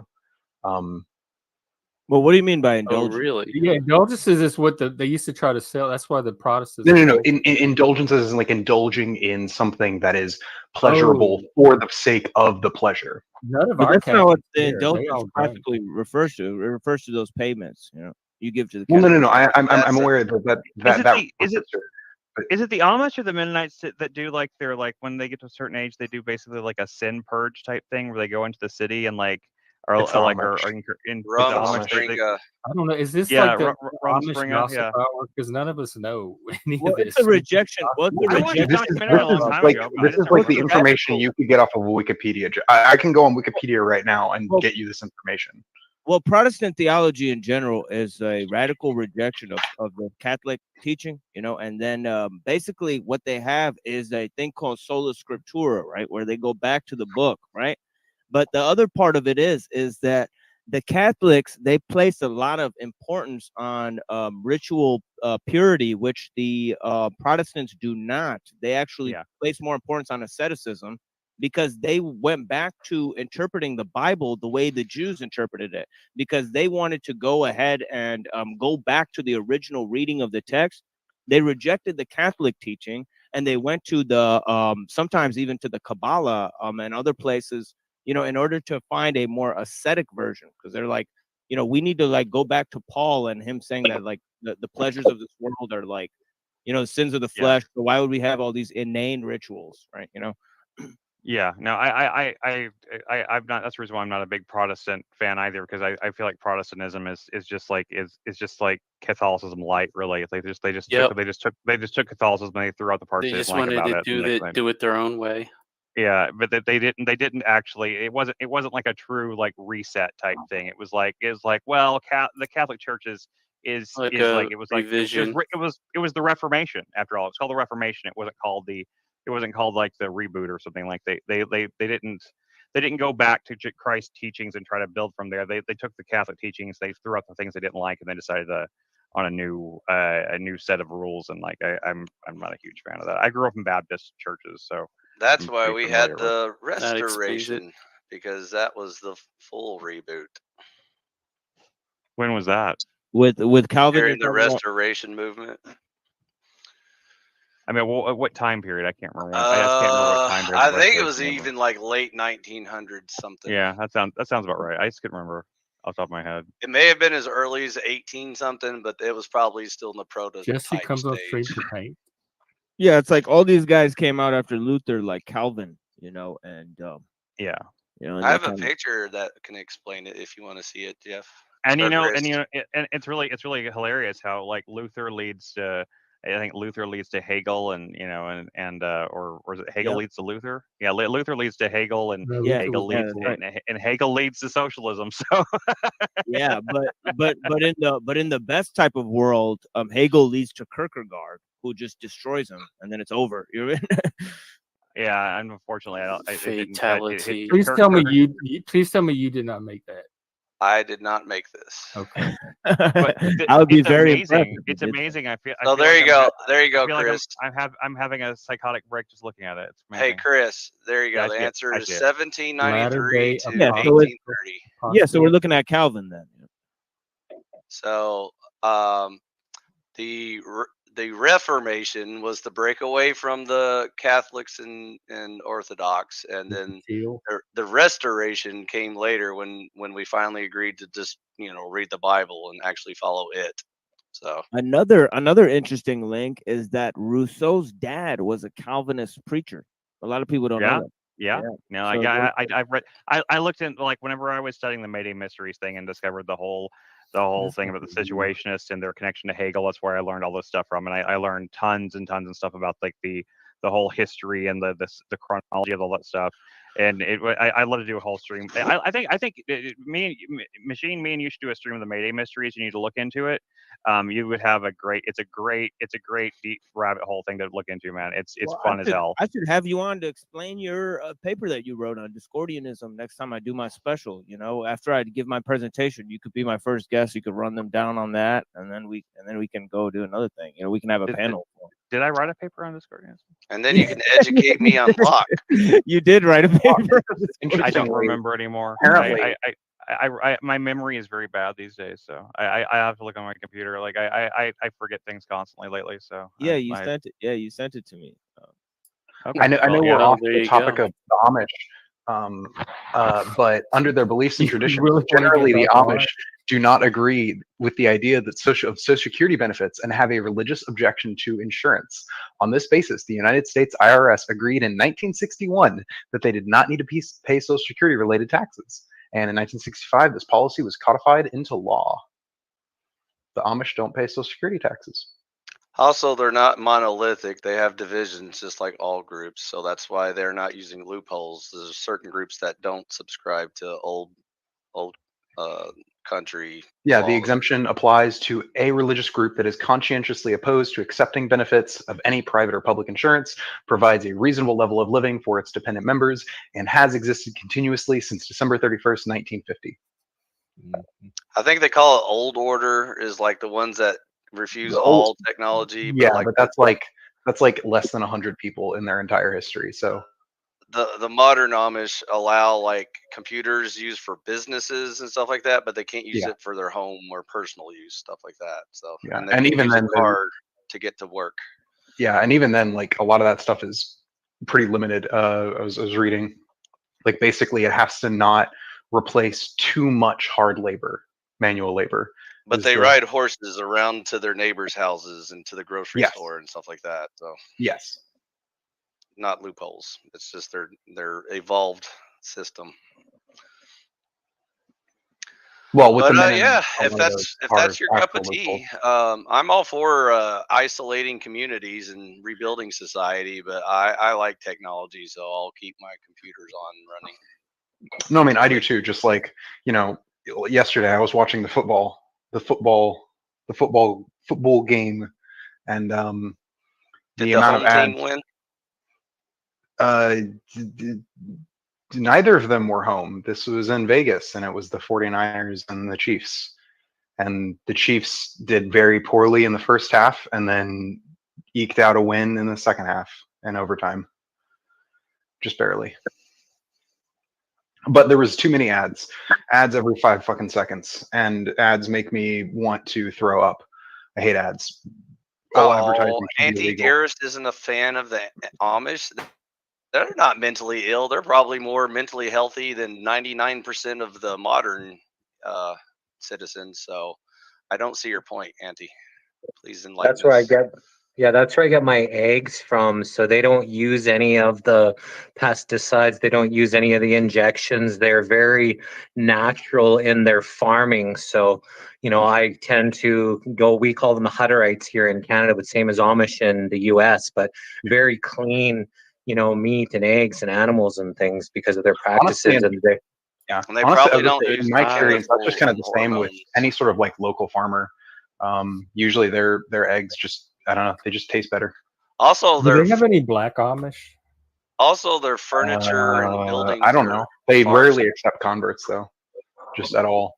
Also, their furniture and buildings are far superior to the most standard construction quality. So Yeah. Every kitchen that I've ever been in is immaculate. It is like tidy from top to bottom. You don't see one grain of dust or dirt.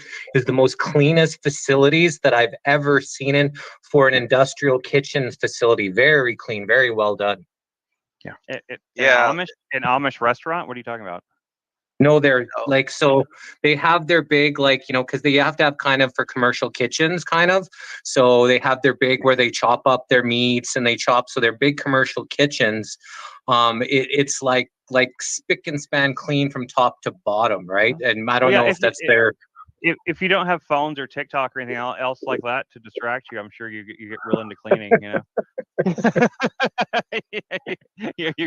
You got nothing to distract you from being like the cleanest person you can be. Well, they don't You have gotta do TVs or something- movies either, so Yeah, they, you got to do something with your time. Like otherwise, like like cleaning cleaning to them is probably like entertainment. Yeah, it's not so much entertainment probably as it is like a religious necessity.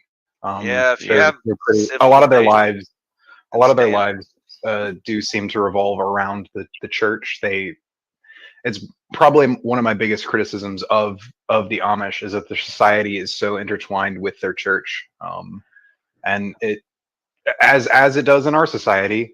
Well, why is you know, that bad? Abuses. yeah, It causes abuses. there is There's a lot one of statistic. abuses that occur. There's as a yeah, result.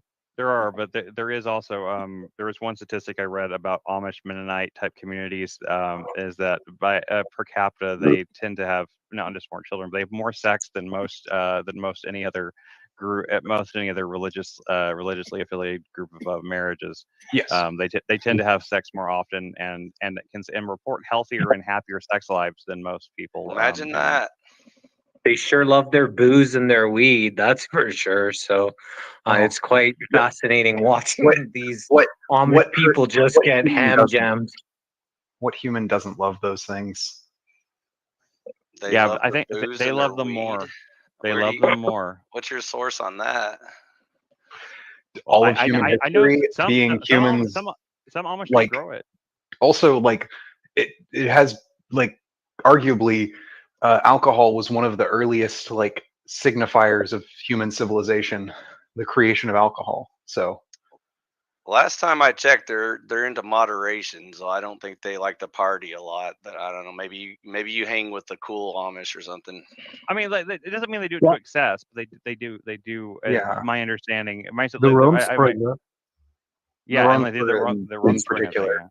You haven't Also, seen a you know, party till you've seen the Amish party. Rumspringa is not standard society in Amish. Also, There ain't no party worth like an noting. Amish house party. Also worth noting, just because these people might theologically be whatever anti-pleasure, there are people who poorly practice Amish stuff just as well as there are people who poorly practice Christianity or Islam. You'll be a Christian and you'll go out and lie all the time and stuff, shit like that. And they usually get ostracized and I mean, excommunicated. not usually in my experience, no. Oh, okay. Well, again, you probably hang out with the cool Amish that like to party a lot and have no. I grew up Southern Baptist sci-fi. Then how is that? Then how are you an expert on Amish communities? I have Google Wi-Fi. So do I. I've been to like Amish. I've been to the, like, my buddy had a farm that was right across from the Amish farm. So they were over every time I was at his house. The Amish guys were over there every night getting hammered, passing out at his house and stuff. They just loved their booze and a little bit the weed. They like the weed too, but they invited me on their farm, and it was really neat because at the time they had sheep that were, birthing, right? So the one guy, someone had to stay there 24 hours. They had like 60, 80, 100 sheep. And you actually have to put the sheep, as soon as the baby comes out, you have to put it into a little pen because otherwise it'll get lost from the mother and it won't stay. So they've got to watch whenever it comes out. But it was really neat seeing the circle of life and just watching how these sheep were being born. So it was quite a fascinating experience. Yeah. So do they love their booze more or less than the average human, like the average atheist, Protestant, agnostic, whatever, Catholic? I just assume they like it like everyone else. But well, I guess it depends if you're in like the slave system where you got a job 9 to 5 and you party on the evenings or weekends or whatever. These guys were hammered every night that I was there, right? That was just part of their life, was to do their chores and go get hammered every night. So I'm not sure if it's more or less than other people, but this is what I witnessed, from and it's been a few colonies that I had, a few different ones that have been like that as well. Yeah, I would probably find out more what the norm is before I made a. Well, you have a computer. You can definitely Google things. You can go find out. Or get your little robot to do it. Or just go. I mean, I just go out and just look up an Amish community in your area and go out and investigate for yourself. Just go out and ask them, like, there might not be one in his area actually. Depending on where you live in the U.S., they're mostly, from my understanding, most of the actual Amish are like concentrated in. He's out in the woods. There are Mennonite communities all over the place though. Yeah, the Mennonites are everywhere. there's Mennonites here near. I've seen Mennonites here in Dallas. And like they were in Texarkana. There were some Mennonites in some other smaller towns I lived in. There's a lot of East Texas like country out here where there's lots of like, little communities. But yeah, true Amish. Amish in the sense of practicing Amish is a much more, you know. But that's just because I've been spending most of my life living in an Amish paradise. So I'm just. It's also possible that they are just as much in decline as every other religion. Yeah, So, there's no Well, they guarantee are, that yeah. any of the traditional Amish are still around. Yeah. Well, unlike sort of, I guess, broader Christianity, the Amish aren't really as big on converts. So, yeah, I know. they've just kind of been sort of steadily dying out. Well, that's because they breed their own converts. They don't need to go. Yeah, they literally they all have like 12 children. So it's kind of like But then, it's not really you don't really need to like go and convert people because like they're very about sustainability and everything. If you have too many people, then you have too many mouths to feed, and it Hey, gets Joe, more cool. land and everything. Come on, go up on panel, dude. We need to finish our little chat from the other day. I-5 wants to finish. Come on, Joe, cool. Let's have a productive conversation. Another thing that I learned about them is that they told me that once they get up to 100 people, it's too many for the colony. So then they'll split it into 2 colonies of 50.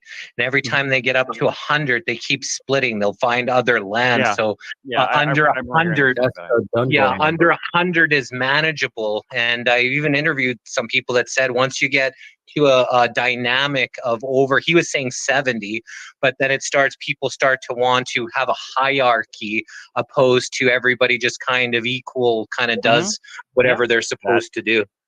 That's why I've always said, like, that's why the only situations which any kind of communism type thing could ever work is in very small communes, because like they once they get to a certain size, they can't be communes. You have to have like strict leadership. And even So then, it's worth noting the Amish still have. They're not like a democracy.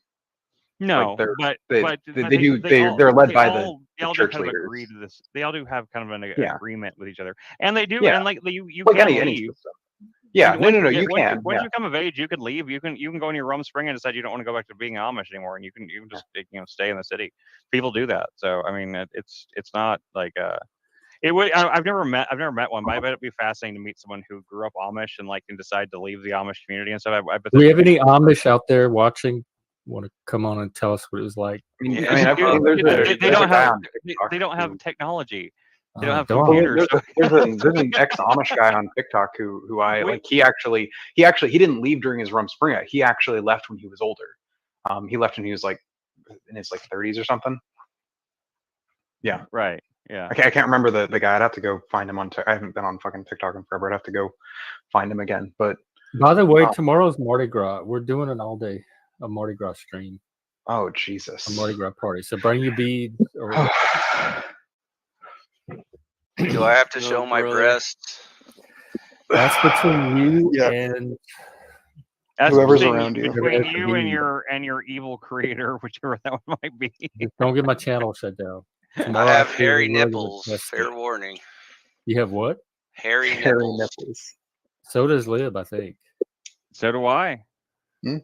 So do I. Yeah, we all do. This is the hairy. The only place, just like most men my age, my hair went away everywhere, but it went away everywhere up here and everywhere else. So that's just what happens. Browns, how can you not? Are you looking at it at my channel or on someone else's? Here, this is the link. Because every time I go to my channel, the link is pinned pinned. at the top. I don't see where it's not. Yeah, pinned. it's pinned at the top of mine too. I don't know what he's on about. It is pinned up there.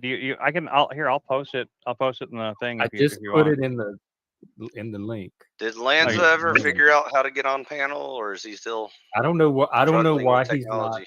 seeing the link. Maybe he has me blocked. That is the thing, yeah. people. Copy and paste that into your browser window, just Do as you Jeff see did, one of me those or two. Chris posting the link? Yeah, because either one of those should get you there. So This is just a test to see how long you can last. You guys want to talk about mental health? Bro, I'm on your dang channel. What? Sure, yeah. We wanted to talk about it earlier. You said you didn't have enough time. Yeah. You said I'm I don't always have down. time. This channel started out as a mental health channel, believe it or not. Is it making any progress? I think it's helping some people maybe and making some people's worse. Is it helping you, Jeff? It Yeah, it's helped my, definitely it's helped my mine, mental definitely health. helping mine. It's helped my mental health. And I mean it sincerely. I'm not saying I don't mean it as a joke. I mean like talking to Jeff and being part of this community has helped my mental health tremendously, actually. It beats therapy. There you go. Yeah. It actually has literally helped me more than therapy ever did. Can be therapeutic or can be part Okay, of. I'll share my therapy story. So when I was in I don't know, middle school, high school, somewhere around that range, I can't remember exactly. My mom has severe mental illness, and so she decided to send me to a therapist because I like to argue, and so she thought that was a mental illness, like when you learn and grow and seek out truth and stuff like that. And so while I was talking to the therapist, he basically figured out a way to blame me and make it sound like it was my fault. And so I was like, I think you got confused. That wasn't a therapist. That was the rapist. yeah, the rapist. That's right. He tried that too, but I said, no, thank you. But anyways, so long story short, she got her money's worth because she paid some quack to say that obviously I'm the problem because I like to argue, and it's definitely not her mental illness is the problem. And so I guess that was the progress for that day in mental health in Western medicine. Yay, America. But I got better, don't worry. It was a happy ending. It turned out I went home and I was like, wow, psychologists are completely worthless. I learned something new today. And I was only in like middle school or high school at the time. So that was an interesting lesson to learn about Western medicine and stuff like that. So. It's interesting to hear your perspective on that story, I-Fi. Yeah. So certainly is a perspective. So that's one of the major problems with humans is it's called projection. So like when one mentally ill person encounters a mentally healthy person, they will project their mental illness onto the other person and accuse them of being like crazy or neurotic It's or also angry. narcissistic. And so in a parent-child situation, obviously the psychologist doesn't give a shit because his paycheck comes from the parent. So he will automatically agree with anything she says and say, "You're right, ma'am. Your child is the problem. He likes to argue too much, and that's clearly mental illness, and we need to treat that."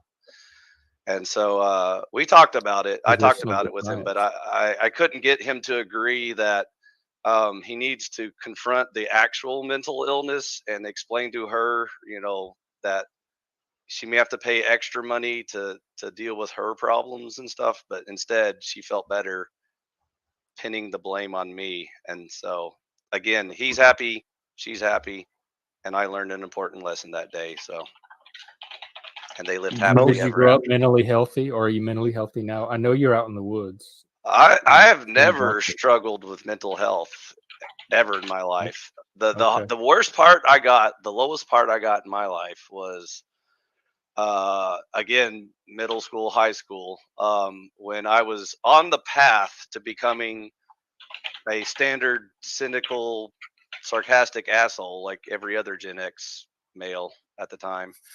And I bumped into Mary Jane in high school, and we took a different path. And so I became a bit of a hippie, and I started being more chill and relaxing. And so I actually learned all the psychology I needed from just Mary Jane and Jimi Hendrix and the Doors and stuff like that. Oh yeah, Pink I Floyd. definitely get that.